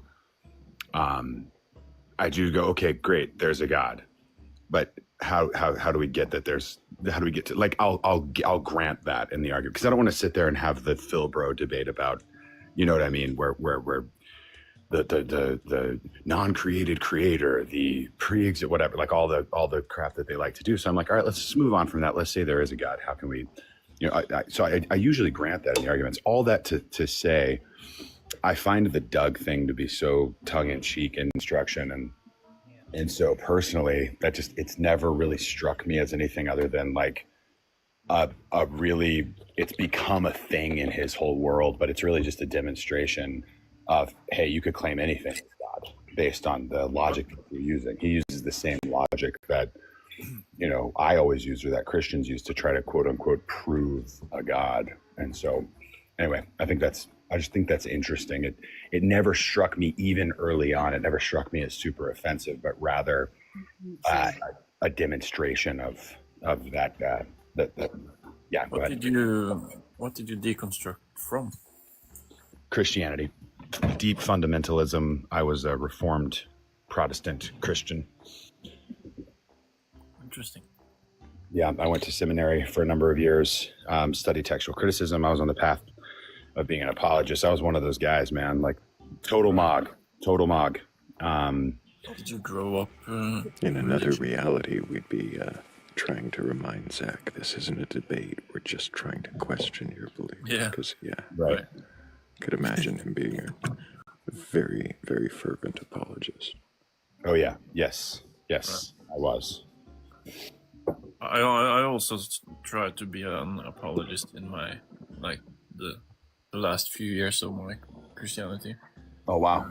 And that actually led me to see all the counter arguments and stuff. Yep. Same for me, man. And then I lost my, So how long were you a Christian? How many years? Dude, my whole life. I'm 36 now. I'll be 37 this year. And only really the last year did my searching lead me to believe that the gospel stories are legends, not history. And that really so really only about the last year, I would say, that I've only been speaking out about it for, since the middle of I met Thrayle and these guys, what has it been, Thrayle, 8 months now, something like that? Sounds about right. Yeah, so I've only been speaking out about it for less than a year. I was very quiet about it because, I'm the oldest of 8 kids. I have a family that's deeply committed to the faith still. So it's been a very, very difficult process for me. And really only in the last, these last couple of months, I've had some very difficult conversations with family members. And so it's been, I've been in that deep in that process, man. And I found such beautiful community here with, in TikTok of all places, with this group. It's like, wow, man. And so I've been going live. I've been doing some debates, doing, really, it's more conversations. I like the way Thrayle. Were you indoctrinated as a child? Yes, definitely. Definitely. Yeah, me too. Yeah. And I have 4 children of my own, and I began the same process with them. And now I'm trying to reverse that, exactly, and say, hey, let's think critically and let's question our beliefs. Let's actually take a look at what is real in our epistemology. How do we know what? Absolutely. Yeah. So I'm actually about to go hang with them right now. I only had a few minutes, but great to meet you, Cat Father. I don't think we've spoken yet, so nice to meet you too. I give you a follow. Love it, man. Would love to connect more. Thrayle, much love, my brother. Great to hear you.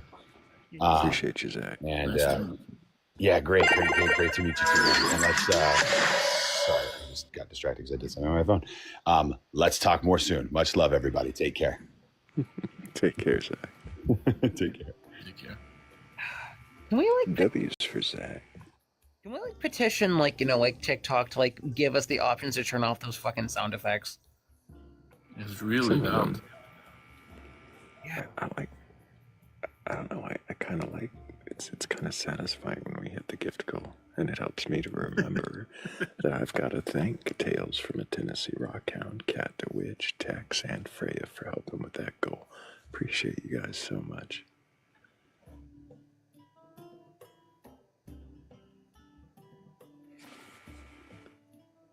Yeah, I don't mind the gift goal noise. I wish we could set a unique one, though, so it's not always just the same cheer. Yeah. Or something that's a little more respectful to the eardrums. Right.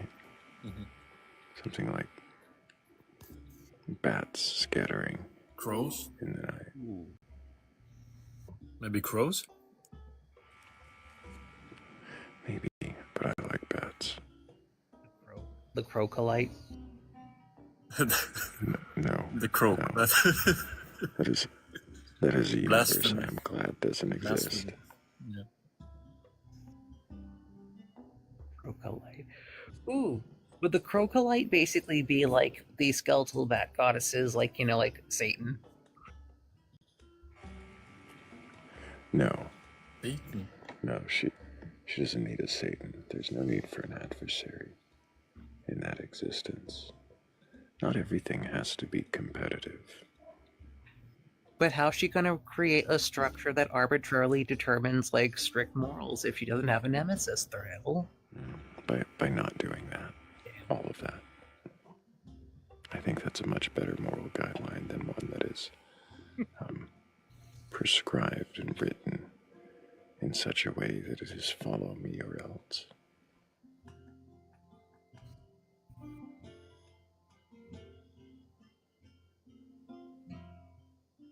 The skeletal bat goddess does not want to be forced into classrooms.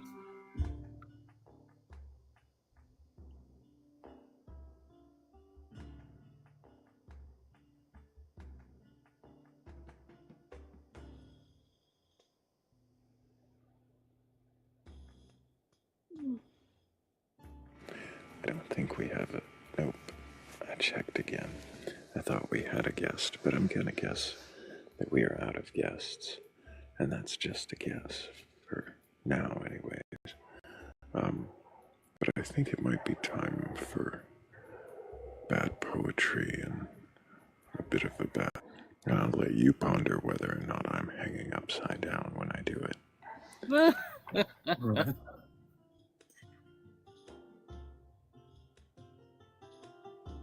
I'm just getting more and more convinced you're just a vampire. I mean, who am I to dissuade you? I'll question your belief, though, if it becomes that. What the fuck is a vampire? Yeah, I might have to make that a screen. But I'm going to go ahead and set you guys down. Appreciate y'all being here. Really appreciate the questions. Appreciate you. Thank you, Sebastian. Thank you, RC. Hope that y'all take care. And of course, keep asking questions. W's for great questioners in the chat. And W's for the mods as well. Thank you to the mods so much for really making the chat bearable for everyone. Thank you guys for helping keep this respectful and really, I think the best audience on TikTok. Thank you all for being here with your questions, for tapping the screen, for sharing the live, for falling asleep if that's what you did. Appreciate all of you so much for helping with the gift goals, for gifting the panel. Thank you guys for helping out in every way that you do.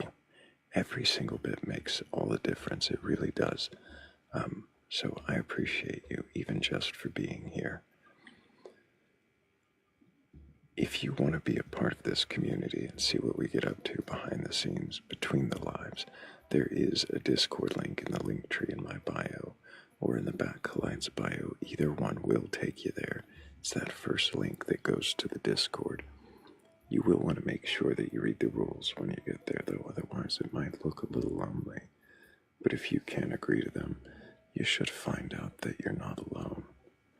And if you stumble across the Venmo or the Cash App in that link tree and you want to show your support that way, well, that is always appreciated.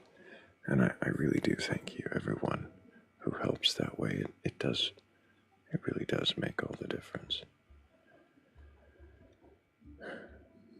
And I think there's really only one thing left.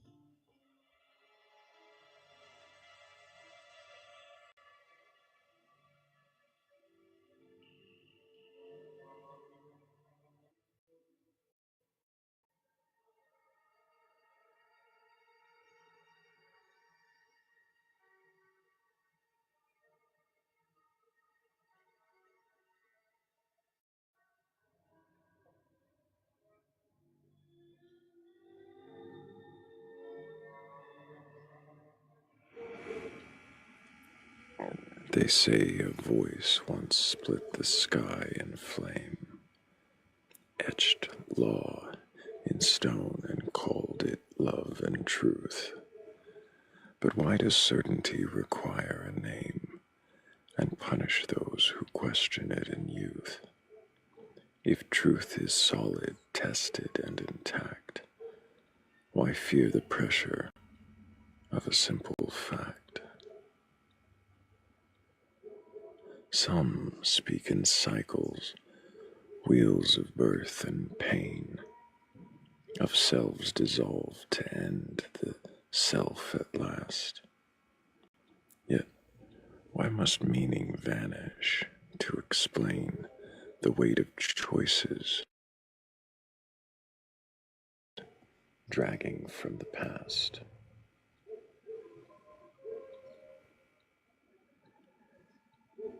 If nothing's real and all is passing show, why do so many still insist that we must know? I hear of energies that flow and bind, of thoughts that shape the fabric of the real. But is the universe so weakly inclined that wishes warp what physics cannot feel? If wanting made the world obey our plea, why isn't hope a measurable thing?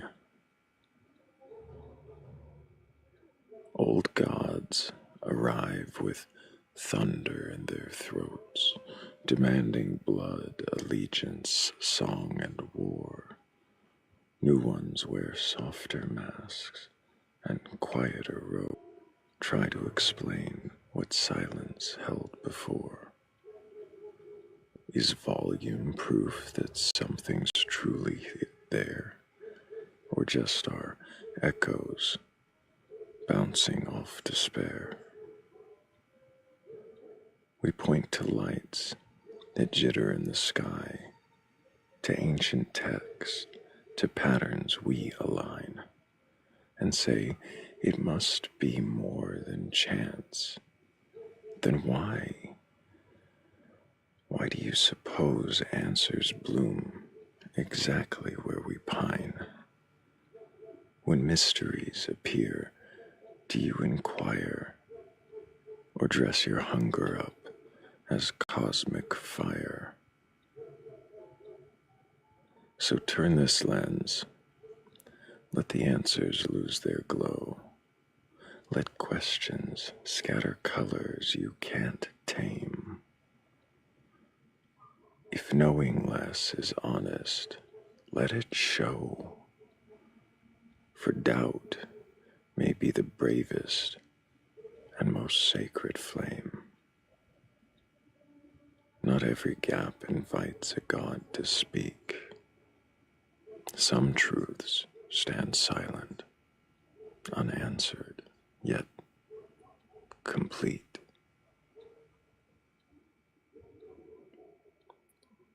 And on that note, until the next time we meet in darkness and seek wisdom together, I love you all. Take care.